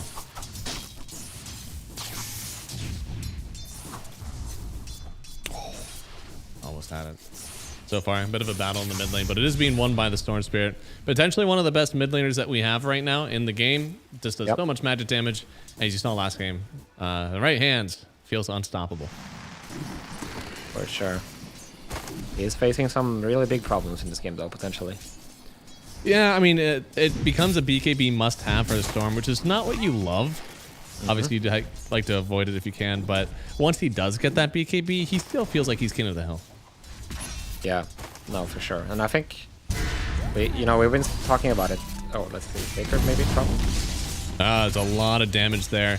Blood Grenade ticking him down, but I think he is going to live through it all. Yeah, no salve prepped as well, so he's gonna have to do the Walk of Shame, and that means no Lotus contestation for you. Oh, that's true. And on the other side. So we talked about it a lot with, speaking about the Storm's difficulties in this game. We talked about it in the earlier series we had when CB played the Dawnbreaker, and everyone is going Orchid on this Dreamforce right now. On the DKs and the Alchemists. I wouldn't be surprised to see that from Pyke as well. Oh, yeah. No, we have seen a few Alchemists going in for the Orchid later. It seems like they're kind of control item. Sometimes with a lot of Dispels, it feels weird, but this time there is no Shadow Demon, so the Orchid feels pretty nice. I think so too. Like the Bloodborne, especially later on, just adds so much damage, and BKB, it's a limited resource, right? You only get 6 seconds. And Refresher Storm, probably not that likely. I hope not. Yeah. Yeah, it's probably for the best. Yeah. Although it would be hilarious. Oh, Saska, is he going to get out of this one? Body blocking, so he has to run into one of the brambles here. Does get clicked, and there it is. Another kill here for Yudomi. 33 will try to encroach a little bit, but again, he feels kind of pressured right now, especially if he doesn't have a friend. Nicely done by them, and Pyke is going for the treads, like we talked about. It seems like new meta. It's really nice. I mean, it's definitely good for the tread switch. It's good for your farming. I'm a little surprised though, since you'd think versus a DK Brood, primarily physical damage from these guys, that you'd want to see the phase boots instead. Yeah. It helps a lot with his mana issues and his farming, so I don't mind it. Party in the mid lane, my god. Saxa is in trouble potentially. It's not gonna go for the bramble, surprisingly. Actually, he's just trying to get mana. He's so low from the. Oh wait, Storm in trouble instead, maybe? He could be, but again, he's able to walk through it all, and then with the shards, it looks like he should be fine, but getting snowballed back on in. Has another walking remnant to use. Dark Mago is getting very close to Saxa here, and maybe they get the kill. One last hit. The Swash doesn't connect, but he does get the right click afterwards. Now Lornov trying to get some revenge, but there's not enough damage, and he's fine on Dark Mago. Does get the kill on Yudomi, though. And now Sacred in trouble as well. Tundra making the most of it out of the silence, at least. With Free getting a solo kill on Pyke. And Nightfall once more. Sacred doesn't have a lot to work with right now. Looks like they could get the kill on him. And they do. Yeah. Saxa struggling, it's TP is over to the mid lane. Dies for it, but in the end, it's the course of Team Waska who gets to pay the ultimate price. Yep. And I don't know, getting one kill on Mago doesn't feel like it's worth continually setting back this Bristol, because he's only sitting at 20 CS. He's not having the greatest time, and he really is the one that should lead the tempo of Waska in this game. Yeah, and when you're playing this much around the mid, that means stacks is not being prioritized as much as well. I know Matthew is doing the first one now, but they're gonna need it when they're sacrificing him like this. And the rune does go to Dark Mago, so that's something. A little bit of a consolation for him. Yep, very nice. I wonder where his first role is gonna be attempted. Says mid lane, Lornov already has the 6, so. And also on free, it's not the easiest thing ever. You're gonna need a setup to really make sure it hits. The net creep. Whitemon has been really like just a plethora of creeps that he's using for all these. Had the mana burn creep to first start the mid lane fight, so that Matthew didn't have any spells to cast there. Now using the net to set up a kill on Matthew again. Just really to Matthew's detriment, now that I say it out loud. Yeah, I mean, to me, Whitemon is the best bench in the world. I'm not sure if you saw it in the... one of the God damn. That feels super good, but he's so far from 6. Oh, and now, yeah, they're coming in again. Has the stun charging on up. Has a Lotus and a Salve if they can save him here. And maybe they don't. A huge snowball save here. Dark Mago coming in at the very last second. He wants to roll on this Brood with the big roll. With how fast it is, can he get enough? He needs to get another hit here. Dancing on 33. Has the DD. And he gets it. Huge kill from Dark Mago. Does get some revenge on the Alchemist. Oh, and... in trouble. Oh, this is insane if they actually get this kill here. Okay. Does get the zip away. Didn't move at all. Didn't want to touch any of those brambles. A bit of an overlap there. I'm not sure if it would matter, but now Staker is in trouble as well, potentially. Oh, not well. Good for now, though, but his game has really been stifled, as you can see here in the net worth. I mean, this is a really farm support Bristleback right now. He still needs to get a lot of gold. Yeah. And you do wonder if it would have... if Waska would have been better off just focusing on the sidelines rather than doing all these things around the mid lane, right? Because now both Pyke and Sacred are so far behind. And, I mean, Mago, he makes use of it here, but it's only a consolidation price. It doesn't lead to any pressure on the map necessarily. Right now, oh, they are searching for the Alchemist again.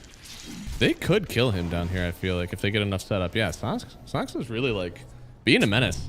Both this Alchemist and Bristleback getting shut down. I mean, this is disastrous for the Wasco lineup. Yeah. This is exactly what you want to do as the Tusk at this moment. Like, you kick the Alc out of lane already. Don't give him the free comeback. Like, make sure that if they're gonna secure the Alc, they're gonna have to pay. Like, they need to bring extra heroes to get Saxa away from him. No passive just yet there on the Enchantress. She goes down. Now Pyke trying to get the stun. Wants to get a few more Spiderling kills, but won't actually net them. And so far, 33 is just ruling the map right now on the Broodmother. Yeah, and he's going in for the right-click build as well, rushing the Echo Saber. Of course, Brood is a universal hero, so he benefits from any stat items. I love this. He is taking over this game in a way that I did not know was possible. Yeah. Nice dodge on the stun there, but does get sent right into a root. And Yadomi picking up the kill. They wanted to give it to Pyke. How did he not get it, actually? Just Dota sometimes, I guess. It was all the bramble damage. There was just too much. Okay, yeah. They're sitting very far behind here, and it's like this Brood problem. It's not gonna get better for quite a while. I don't know if it does get better. I think your only time to really answer it was with the laning stage and getting the Alchemist to just be so farmed. But now with this delayed Radiance, I mean, it'll hurt. You want to be able to just like step up to a wave and kill the spiders, but that won't be for a while now. For sure. Dark Mago keeps pump faking. They are trying to get a race over to the Arcane Rune. Lorinov is the one to pick it up here, and now forced to roll out from the Pangolier. He's got to be a little bit careful. I don't know if they can actually get this kill on the Tusk. In fact, if he stops his roll anywhere close to these guys, I think he's dead. For sure. Now free is over as well. With the roll being used, they're ready to collapse. Yeah, you've got to take these stacks ASAP. There are so many ancient creeps there. Holy shit. Okay, this will actually... No, Matthew. Smokes him? I think that's contested. Oh, I see. I thought he wanted to keep tanking them for a while, but... No, I guess it's like this is like the Tinker of Ancient from Smoke. Yeah, that makes sense. Well, that'll get the Bristleback back into his game, and this is an acceptable net worth for him now, but... I mean, you're still so far behind on your Alchemist. He needs to be up there, and instead, I feel like it's the Dragon Knight who's up at the net worth that an Alchemist should be right now. Yeah. And Pyke is struggling. I mean, they chose to invest so much into Mago, but right now it feels like he has to do everything for them. Like, Pyke is struggling so much. He has only the big camp to work with and the medium over there. It's actually so much worse than having the lane and the the bottom camps next to the gate. Oh, yeah, no. I mean, the reason that we usually see people take the Alchemist here on Radiant so early is because of those camps. And now, basically being relegated to this, that's Broodmother's camps. That's not yours anymore. And he can't really go top to farm because the Bristlestone needs to catch up there. He's landlocked. And Free he's threatening to pressure mid at any given time. He's so fast at rotating through his webs, and when he's already controlling this area, he can connect to rune fights, he can connect to hit the tower if Mago ever leaves. So there's a lot of pressure coming out. There is a lot of pressure. I don't know if the pressure should be happening this way, though. Yeah, Lorinov pump faking there, making sure that there is no pressure on his mid lane tower. Precious bounty. I'll take that. Well, at least Sacred recovered quite a bit. Actually overtaking Lorinov now on the Storm. So we will see if Free is like his build that he went for. Is it gonna be enough to overcome the damage issues we described, or will Sacred just still be a menace? I guess I don't know if they actually have damage issues if this Alchemist isn't getting items. Part of what makes him tanky is having those sort of like, evasion, overwhelming evasion from his Radiance, and then having a BKB early. I don't see that coming up very right now. And yeah, Sacred now in a lot of danger here. Does not have any lifesteal to turn himself around. Doesn't even have the Aghanim Scepter to do the damage. And now, well, looks like it'll be another kill this time. Yadomi picking up another one. Honestly, he's gotten a lot of kills himself. Now Alchemist in danger, still is waiting to get that Irradiance for himself. At least he'll get himself the relic before I believe he is going to die. Oh, JK unless? Where he heads up TP. Yeah. But now he's like, I can't enter my jungle, guys. Please help me. There's an Eng stealing here. And a Brood. There's a lie. This is all so they can get more items up on the Bristle, but he just died. And like, there's kind of like, I don't know, a place on the map that they've been designated to stand, and Pyke's is just unplayable. Definitely not feeling good on Pyke right now. At least he has avoided most of the depths, but he's not farming at all. This is gonna be a 15-minute Radiance at the best. Oh, 33. See, this smoke is so hard to pull off without a blink or anything, or like a hero to catch him. Yeah. Instantly, It just very few counters actually for the Broodmother here. Yeah, and it's, I mean, Free is a very experienced player, and you see right away when the smoke fails, they go on Sacred. They're still heads up.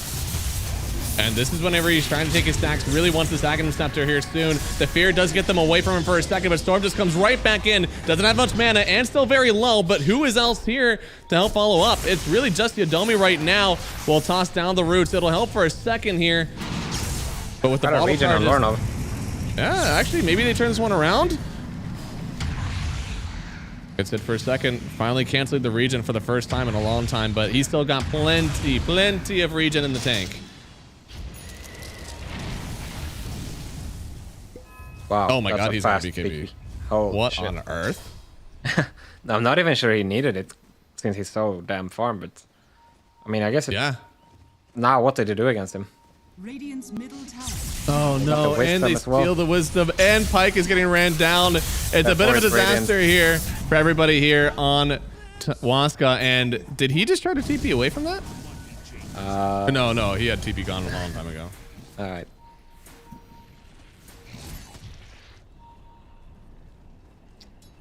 Yeah, Magus got his first item timing at least in the Diffu. He might be in trouble now, no roll to get out. Oh, nice stun there from the Lion. Helps him get onto the high ground, but Matthew might be the one giving his life for this one instead. Oh, 33 just ate him up. All right. Hungry Spider. And that's a max impetus on the Eng. We didn't... That's very early. Oh yeah. Right now the map is just collapsing. You can feel it from Waska. They're not sure where they can go. And you should have had something like a Bristleback that can stand in front of these towers whenever the Broodmother threatens, but he's not. Right now he's trying to get a kill on the Tusk, but I don't know if he's going to get it. Coming in from Nightfall will get another kill this time on Sacred. And Tundra, they own the map. Whatever problems they had with their draft in game 1, they have figured it all out now. They have fixed it indeed. Tier 2 taken minute 16 and Lornov styling, dodging every single terrorize this game with his tips. Really nice. Support net worth is really starting to fall off a good bit here. Everybody's evened up, so Yadomi, what little advantage he had is gone. Yeah, I mean, the comeback in this game for Waska is like, you really have to bait Tundra into a corner and somehow combine all your spells, right? But Tundra, I feel like they don't have the same level of confidence and braveness as Waska, right? They're not just gonna go into corners.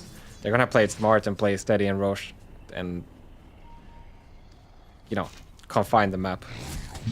Oh, they're definitely gonna confine the map, and 33. He's just the way they're confining it is by taking all of it. They're only leaving a little bit left for Sacred to play on. Very hard for them to actually get anything done here, and because they have so many farm-heavy cores. Finally had the defusal here on Mago. That's something. He's ready to go, but look at the other two cores. They're not anywhere near ready. Yeah, it's tough. I mean, Sacred has got the Ags. He can do a lot of damage, but he cannot make it happen. Like, Tundra has to come to them. It's the only way a fight's gonna happen properly for Waska. So... you see, maybe there's a world where Pyke gets like a fight and then a bunch of spiders, and then his game is kind of back, but... yeah, it could happen. A lot of that would have to come from 33 going on him first, right? But yeah, he's close with his BKB. They're gonna have triple BKB in a minute, and then what? Then this option of Oh, seeing what's they're around catching here, him. testing Yep. the waters, but they're on top of 33, and Matthew gets the kill. Now they're turning back onto the Tusk here. Feel like that's the most viable target at the moment. They'll take him down. Now looking at the Enchanters one by one. Waska walk down the stragglers here for Tundra, and they're just going to take the whole map. This net worth might actually just explode. All right, that was a lot. I mean, Sacred here, he's gonna die actually. Oh, okay. They did not follow around the boys. And that was a really nice pick off from Tundra. They know exactly where he was walking, just took the quick pick and almost make this fight even again. Yeah, and this is the... And we're gonna see the replay here first. Yeah. A bit of a misplay by Tundra, not expecting everybody to be there probably, but nonetheless, heads up from Waska, making sure that they get the fight that they need, and that's the start of a comeback. That's how it begins. Blink Dagger purchase right away from the Alchemist. He's gonna be a little bit more viable in this next fight, but still, man, Nightfall. They have yet to answer him at all. Yeah, this is the nice thing about watching... Oh, Mafia has to blink. Here we go. This is bold. Do you think they can do this? There's a BKB on that guy. You have to chain stun him. You have to have a lot more damage than I think what you have available. They'll take stocks, and that'll be all they take. Yep. I was just gonna say, the nice thing about these really experienced teams is that they don't back off from areas unless they have to. You know, I'm talking about the kill on Sacred earlier. You know, they just got a triple kill on Waska. But Nightfall and Lorna, they're like, all right, we don't need to leave unless Waska tells us to, so we're gonna stay there and get the Bristle kill later. And similar story here, Nightfall, he controls the triangle. He knows he can always BKB TP out, right? But unfortunately for Stocks at this time, he's had a string of bad events now. He's sitting at bottom net worth, which is not where you want to be. Not at all. Looks like they are TPing back down bottom. They have the Not gonna get the BKB controlled. He won't get it off. Another kill. Pyke this time picking it up, who desperately needed it. He has shot up the top two in net worth. This is a very, very different game now, as the Alchemist might be back to where we need him. God damn. Are they gonna go for the Roche? I feel like they are. There's like worry in my heart, but it's not because they can't. It might take too long. And this lead that they've just gotten back, Tundra, they may have an opportunity to grab the reins again. We're gonna have to see. Because they can't kill it fast with the Bristle Axe and the acid spray. Yeah, there's no way 3-3 can make it here in time. I feel like you give this one over to the Bristle as well. Yes. Let him hit your towers. Oh, no, never mind. You might give it Mago? Mago, okay. I'm fine with that too. That's fine, yeah. Definitely don't give it to Pyke. He's not ready to be the guy taking the lead just yet. He still needs time. He can be the second or third guy in. Did they de-ward? Yeah, okay, they did. They're playing under their own wards. They did TP out and away from their Aegis target. I don't think he can take this fight, but... No, don't take this fight. Mago just TP it out with Aegis, guys. Yeah. I am worried, and I'm no longer worried. All right, almost a really cool stun actually there from the Tusk, trying to go through a creep to get the untargetable Willow, but still, they evacuated, and that's exactly what needed to happen here for Waska. Oh, Mago is about to be really strong with his Aegis and Aghanims. I don't know. BKB as well for Pyke. I think they were building the comeback for Waska. The items feel good. I mean, what is the answer here? Once we have this, Bristle back that has all the lifesteal in the world, there's already a Silver Edge out here from the DK. In fact, right on top of Mago. It's just gonna be the Aegis though. There's no way they can go for him in the second round. So at least that's something for Tundra. But we kind of set the storyline in the pregame that Tundra, they're gonna have to win in a they need to win by tempo and not necessarily out team fighting. It's gonna have to come on the basis of having more items, just simply being stronger and oppressing them. But I feel like their window for that is almost gone. It's just a 1k net worth lead now from like 7k earlier. Oh, here we go, team fight. Oh, there it is, the Silver Edge. There's not a lot protecting this Bristleback right now. Nightfall is so damn farmed. I just don't see how Waska, they have the answer to him just yet. Yeah, there was a Bristleback there. And... Wait, Yadomi still wants to go? I don't know if he did. I guess he couldn't get out regardless. Yeah. Unfortunate for him, that is definitely a tower going the way of Tundra. I feel without the Aegis any longer, definitely feels like they're back in the saddle. Yeah, they're still thinking about it though. Oh, yeah, they could get it. There's no Aegis on that DK, but a huge snowball save in from Saskia. Now they have the BKB Nightfall just turning right on this Alchemist. If you swing at the king, you better not miss. Yeah, such a shame. You have to expect the snowball is gonna be there, right? So, it's such a shame, really. They're so close to making the comeback happen. The BKB on Pike is so close. Faker is about to get his Bloodstone as well. Yeah. They're so close to getting what they need to make this really competitive. At this point, I think the item is like a Wind Waker or something. We have to have some sort of like height for whenever the Bristleback gets broken. Otherwise, he's not able to play these fights. Yeah, for sure.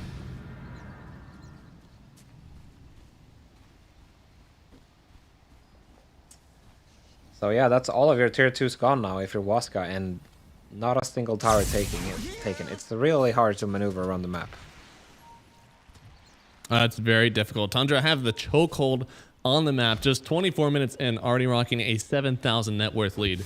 And so much of it is with this DK, and also against an Alchemist. You can feel just how much gold this Waska team really needs to operate. It is a lot of items.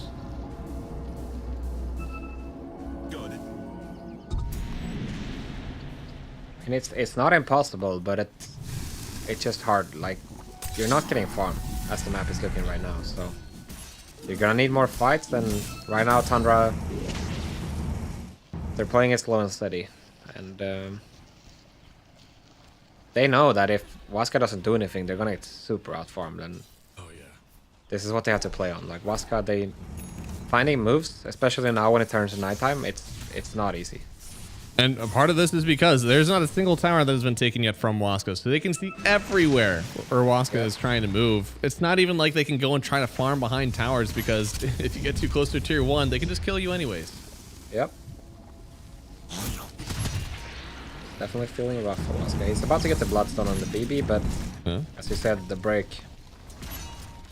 Way too much. Gotta have a Yule's Ram or something.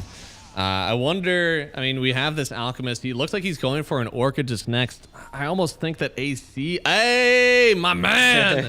Let's say AC really feels like it'd be a lot better. You're taking so much physical damage. You have to have something to help take down this DK. I like that. Yeah, it's nice.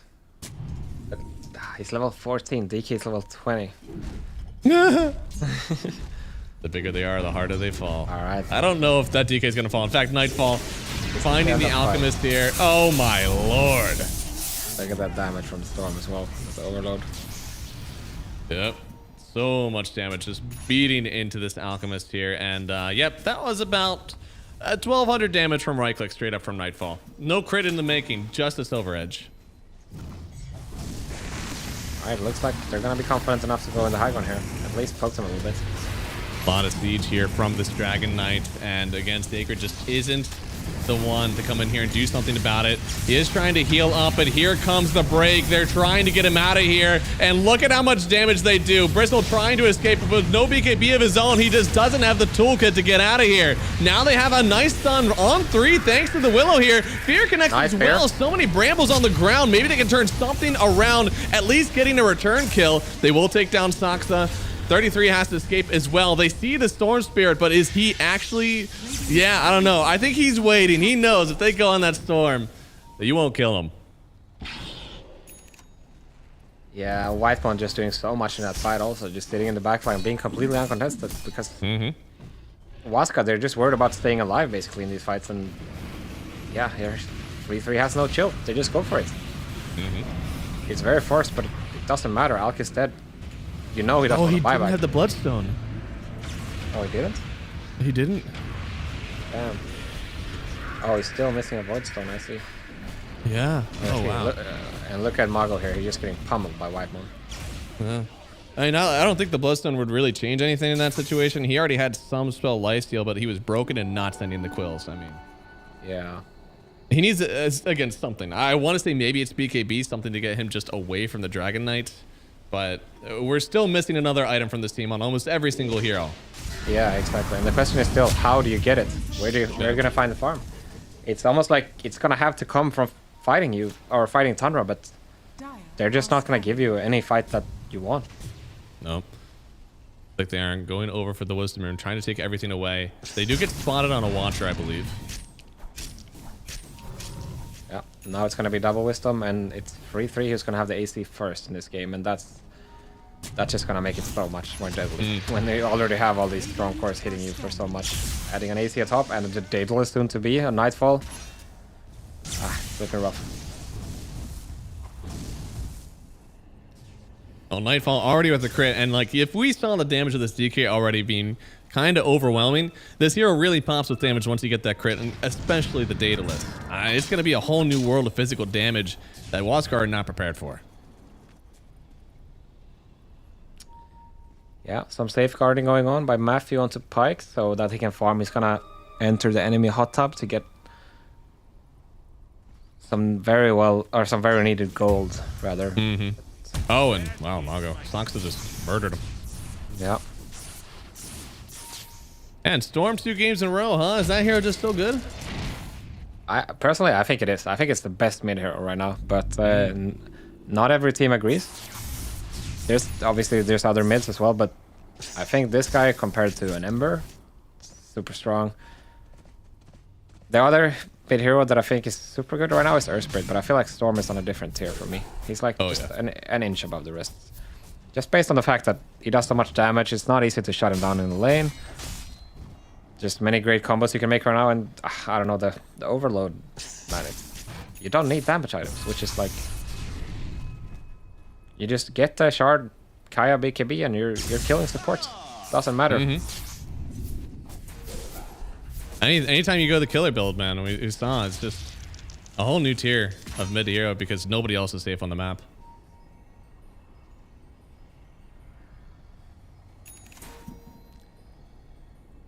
Yep, goal lead just keeps increasing for Tundra, and at this point it's probably just waiting for Roche, and then you're good to go.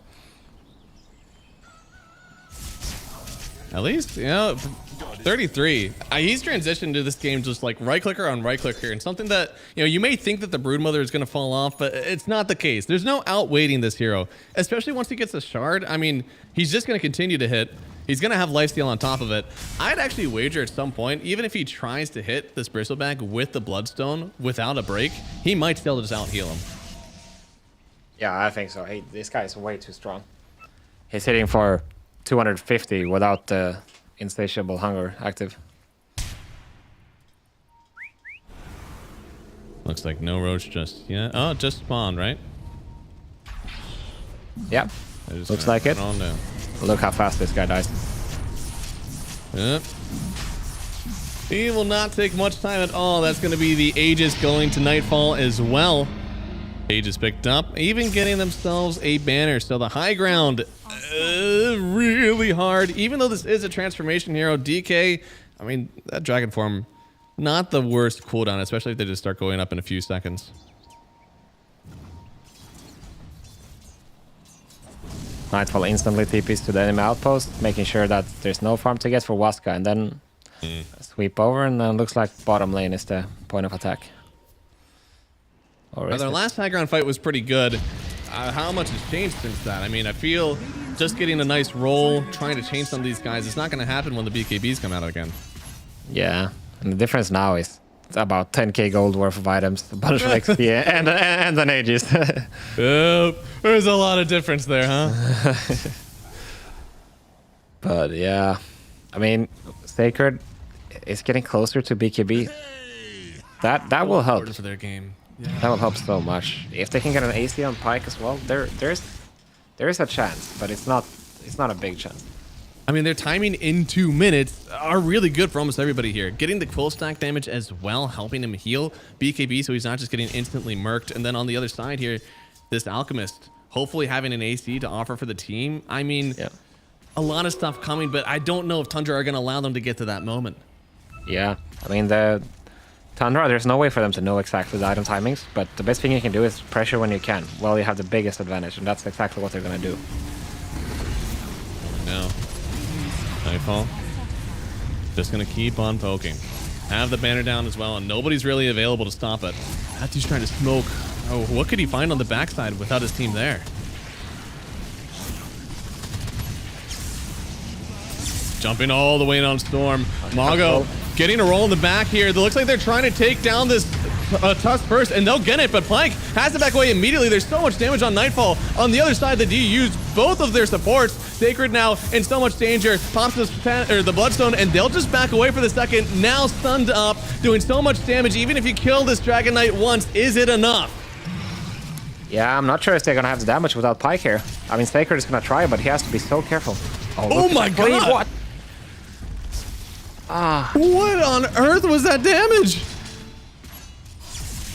Matthew I think he just actually just two-shot one face hit off a that cleave. lion down. Holy moly. No buyback from Mago as well. No buybacks on anyone here as Sacred falls. It may be the last hope here for Waska, for Argon and Tundra. They're able to take this right in to the tier 4s. I mean, game 1 was a struggle for them, but they just made every adjustment they needed to make, and they are in such a dominant position here. Potentially already have the win.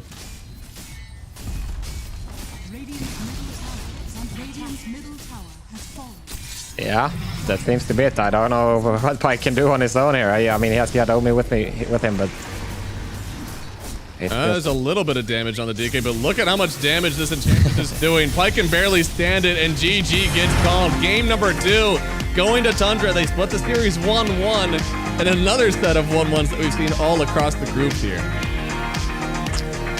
Yeah, this was a very one-sided affair. I mean, it looked good draft-wise for Waska, I want to say, but I don't know. The 3-3 Brood was scary. We underestimated it heavily in the draft, and he proved his worth, especially with his build as well. And just, I think the early focus for Waska definitely cost them a lot here, focusing so much on the mid and not really yielding any return.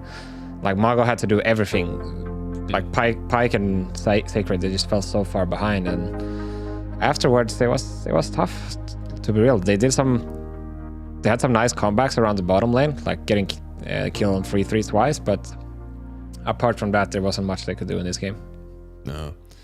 Really nice play from 3-3 to kind of just like ruin the Alchemist game. I think that was the only like kind of fallback they had, is that if they had a lot of damage on the Alchemist, if he was somehow able to actually farm with these spiders, then 3-3 doesn't take over the whole map, and they actually can get gold on this Burstful Pango and Alp. Think how greedy that core trio is.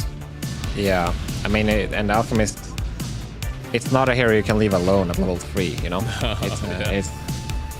He's gonna struggle into most offlaners if that happens, so I think they had some cool ideas in terms of their strategy for Waska, but they need to, yeah.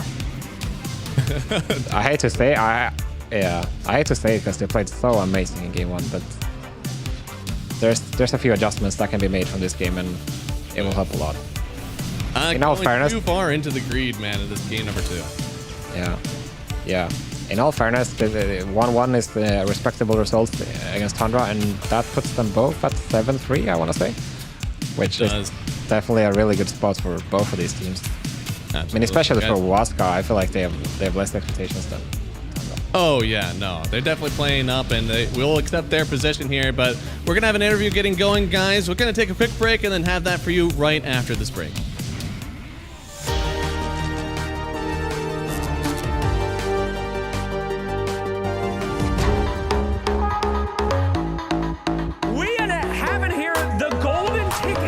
DHL Super Drop. I'm gonna get the box over here.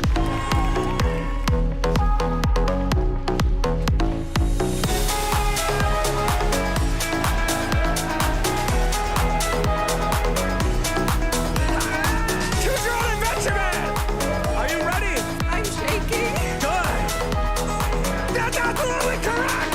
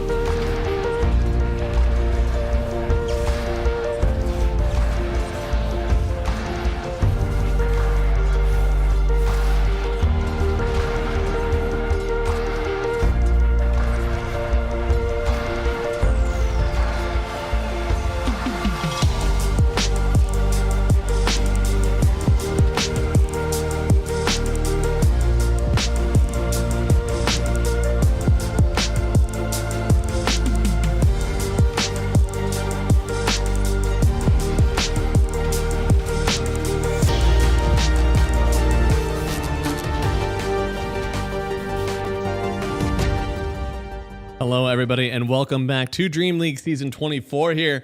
Nearing out the end of our group stage 1, and here we have Team Waska and Tundra splitting the 1-1 here, and both games we thought, each team kind of had the upper hand whole way through each game, and for this Tundra lineup, they definitely had the more dominant upper hand in this game too. And we'll see. I do believe we have an interview coming for you guys very soon here. Going to be talking to 33, getting his expertise, and I don't know. I'm excited to talk to him. Again, he has the mind of Dota right now, right? Yeah, for sure. I think everyone's talking about him right now, especially after, the second TI with a different roster, right? So. Oh, hey, there he is. Yo, 33, what's up? Yeah, hello. All good. Hi, Nat. How are you doing? Hello. I'm doing good. It's been a while. Yeah, it has been. I mean, life has been good for you. I wanted to ask you, first of all, against Waska now, were you surprised by game 1, or you guys are sitting at the same score now? I feel like from our perspective, watching this game, it was really entertaining, but I'm not sure how you guys felt. Is the Doom overrated, or was it what went wrong for you guys in game 1? I think overall we just played pretty poorly. Obviously it was a bit of a free storm game, but we had some stunts, but we kind of not sure, but we were never really in good mindset of looking for jumps together, like me and Whiteman. We couldn't really get on sync on the same page and ended up not really getting a single jump pretty much the whole game. Yeah. I think, if we started getting one kill into 2 kills, it would snowball and we could probably close out the game pretty easily. But they played pretty well. I think we kind of played pretty badly. We kept giving them the fight. We know exactly how they want to start the fight, and we kept basically giving it to them for free. Yeah, I see. So I felt like you guys were gonna have a chance with when you got the refresher and you had the Blink Hex on Lornov as well. It came kind of late, but I felt like there was definitely a lot of potential for you guys. So I know what you mean. I think we made a smoke play, and then we got a bit impatient and we ran into their vision. So yeah, you mean the bottom fight outside the base? Yeah, because they're standing there, and if they were the ones who lost patience and ran into us, then they would lose the fight. But they got us there. So there was a lot of moments where they kind of did what you just described. Your mistake was they just jumped you blind, and it's very different from how Tier 1 Dota usually looks like. So yeah, interesting to watch at least. I wanted to ask as well about, obviously, you're a super highlighted player right now because you won TI. The first player who wins a TI with a completely brand new roster. And now you're the first player who also left the team after winning TI, I think. So we played together. This was 5 years ago or something. I know that you were always a guy that takes a lot of leadership. You try to put your ideas into, you don't just think about your own roles, you think about everyone's role and heroes and item builds and all of these things. So for me, when I watch you go into Liquid and become a drafter and take more of a leadership role, it was pretty natural. But for other people that are watching, how did that came to be, and did it feel natural for you as well? I would say it felt pretty natural because I didn't really do too much different stuff than how it was for me in Tundra. I guess in Alliance it was a little bit, but I think back then I was still missing a lot of knowledge that I kind of got later on. So I would say I was doing a pretty similar role in Tundra, only that obviously I wasn't drafting and I wasn't I was the second to the captain kind of. So it was it's a bit easier. You have a little bit more freedom. So I guess in Liquid the thing to get used to is that you have the final say, and you're not just giving suggestion and then okay, they don't want to listen to me, it's fine. You kind of have to push it a bit more. Mm-hmm. As for in-game stuff, I wasn't really that much of the in-game leader in Liquid. I think it was mostly Boxy and Mika talking. When I joined, I kind of saw how they communicate, and pretty much Boxy and Mika are open mic the whole game. There's not too much space. So, and it was working. There was nothing really needed to be changed. Boxy was very good at leading the game, and Mika kind of took over when it was his time as a carry.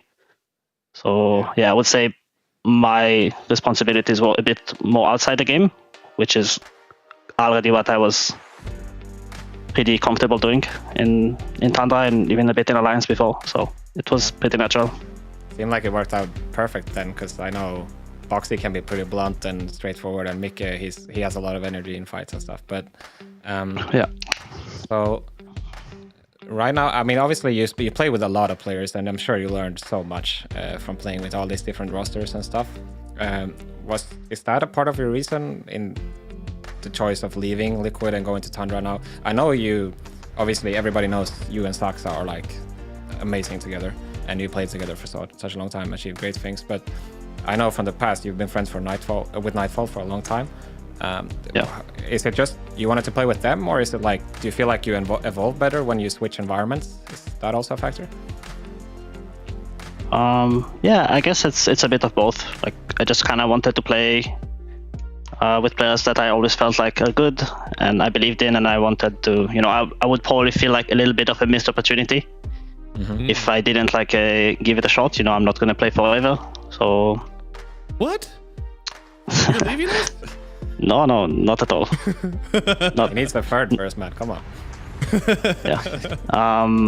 Yeah. So I just thought it would be nice. I guess it's a bit of a bonus that when you keep changing environment, like, you don't stagnate as much. Yeah. Because I think in the year in Liquid, I learned a lot of things that I probably would never have learned if we just kept the Tundra roster and we ran it for another year. So it's nice to play with new people. You get a lot of different ideas, a lot of different perspectives. Yeah. Well, since you've gotten all those different perspectives and you play with so many people in your time, you're now leading the team here, you're now drafting for them. Is there somebody that you kind of like look to for inspiration with that, and somebody that you think you learned a lot about with communication and maybe drafting? I think I learned a lot from a lot of different people over the years. It's hard to say. I guess the biggest ones would probably be like Awe, Snaking, Saxa, and probably in Liquid from Boxy. I learned a lot from him as well. And so it makes sense that since there was two Falcons players that you already mentioned, how like you guys already clashed in your last tournament, you guys had a 1-1 in this one. Do you feel like with Falcons, you guys maybe have a bit of a rivalry coming up now, since you guys like play so much against each other and play so well when you do? We'll see. It's been only one tournament so far. I hope we will be able to keep our performance to have a rivalry with them, because obviously they are like the best team, kinda, right now. So yeah, I hope we will have a rivalry. We played I think 10 games over 3 days, so that already felt like I'm already like bored of playing these guys. Like enough is enough. But yeah, I mean, they're a good team, and it's always interesting to play against them. Yeah. Well, I guess you said it well. Enough is enough. Thank you so much for talking with us, 33. I could talk your ear off all day. Just so much insight here from you, and good luck in the rest of your series this week. You guys are going to do well, and thank you for joining us. Yep, thank you. Yeah, good luck, Neda. So much to learn from that guy. I can see why from Tundra, like immediately having some very good performances already with him joining, and then like a team that he curated, friendship, dedication, and love. Some teams that you like, people that you believe in, and being able to lead it the whole way. It's got to be the dream for him. Yeah, and he's the perfect guy to do it, right? You said it. You heard him say it. He's like, he hopes he can get a rivalry with Falcons. If anyone should be cocky, it should be him, right? But he stays humble. He still wants to learn, and he's here to play Dota, and I think that's very admirable from him. A lot of players could learn a lot from him, not just by playing, but also mindset, I think.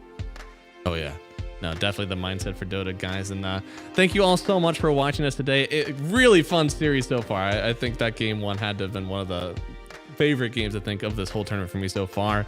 We can see here for the group stage, things are starting to split a little bit in this one, but look, both these groups feel so tight in these middle six that we have, and Tundra getting a little bit of separation from the rest of them with Waska as well, but nobody's really confirmed yet except for Falcons hitting that 9 wins already. Feels like they're in, but for everybody else, still got to be careful with these next few series. For sure. I mean, not that many surprises except for maybe Paravision, leading Group A right now. That is really impressive. And yeah, if you look at the other end, it's Palyonitsia already eliminated. Not. It's very sad. Very sad. I really wish we had DreamLeague, man. On the And definitely, like, again, we said that there's still points on the line, so every one of these matches to them really does matter. If they can try to even eclipse just Heroic, that would be something a little bit better for them. Obviously, though, it's going to be a little bit hard for them to climb on back from that one. And we can see here for tomorrow, they have the chance again versus Heroic. See if they could win the head-to-head. That would definitely mean a lot for them. But on the other side, Avalus we saw today. Excited for the Gaimin match. It feels like Gaimin may be faltering a little bit, and Avalus feels on the rise. Same with Waska and Talon there. So a lot of important series for these guys, especially as we want to try to get some clinches tomorrow. No, for sure. I think Avalus, these 2 games are going to matter a lot for them. It's going to decide basically, do they have a chance or not? But I believe in their chances against Gaimin, especially if they can get off to a good start in that. They also are going to have a chance against BetBoom, because I think both BetBoom and Gaimin, they're in a position where they are figuring things out, right? There's been roster changes and stuff, and then we got Waska versus Talon as well. I think after today, I would have to give the advantage to Waska on that, but it's close for me as well, that one. It depends on which Waska shows up, right? Game 2, I'll swear there was so much greed in that lineup. It feels like with how big the map has grown, how greedy people are able to play. It's been a while since I said I think your team needs too much gold, so maybe they just tone that back a little bit. If they play like they did in Game 1, I don't know if there's anyone they can lose to. Definitely agree with you. So a lot of things are going to be decided tomorrow, if not everything, pretty much, right? So pretty much, yeah. Those middle 6, a lot that can change in this one. I will say, though, I think the best, I guess, switch could be for, of course, Talon and Azure. Talon sitting even, Azure only drop 1. So if they do win out on Azure, get that win versus Falcons and Tundra, they could find themselves up in the upper bracket, but that is a very hard 2 teams to try to get at least 1 2-0 versus. Whoa. Yeah, that is probably the toughest you could ask for, right? Almost. Pretty much. I mean, it doesn't get maybe much more difficult than that. Yeah, as we saw, Waska and Tundra, they're pretty. They are at the same level, so. Yeah. No, they're definitely. I guess the only thing that's slightly different is Tundra. They probably feel a little bit more like they figured out what went wrong in that series. They executed it, and now they feel like they're going out of it. For Waska, it's like they had the grasp on it, thought they figured Tundra out, and now maybe a little bit shaky going into the next one. So maybe could be some blood in the water for Talon as well, as they're looking to get up. I think if they secure 2 wins, to me, it should be them in the upper bracket as well. But Team Spirit, never count them out. Those guys can always pump up here. Seeing Heroic and Talon as well. So this is a complete toss-up for me in Group B. Yeah, no, for sure. And I think Spirit, they've shown a lot of promise as well. Like, if there's anyone who can breed new talent, it's got to be Silent and Vipochka, right? I feel like before, I mean, we're so used and familiar to the ex-Team Spirit lineup that won the TI or the second TI, but those guys were pretty much all no-names before that. So, ever since Yellow Submarine, so now they got some new blood on the scene, and I think their improvement is going to be steady. No, they're going to keep on growing here. And guys, thank you so much for growing with us in these 2 days. We have one more for us tomorrow, and then we'll see who is getting out of this group stage. Thank you everybody so much for watching, and we'll see you tomorrow.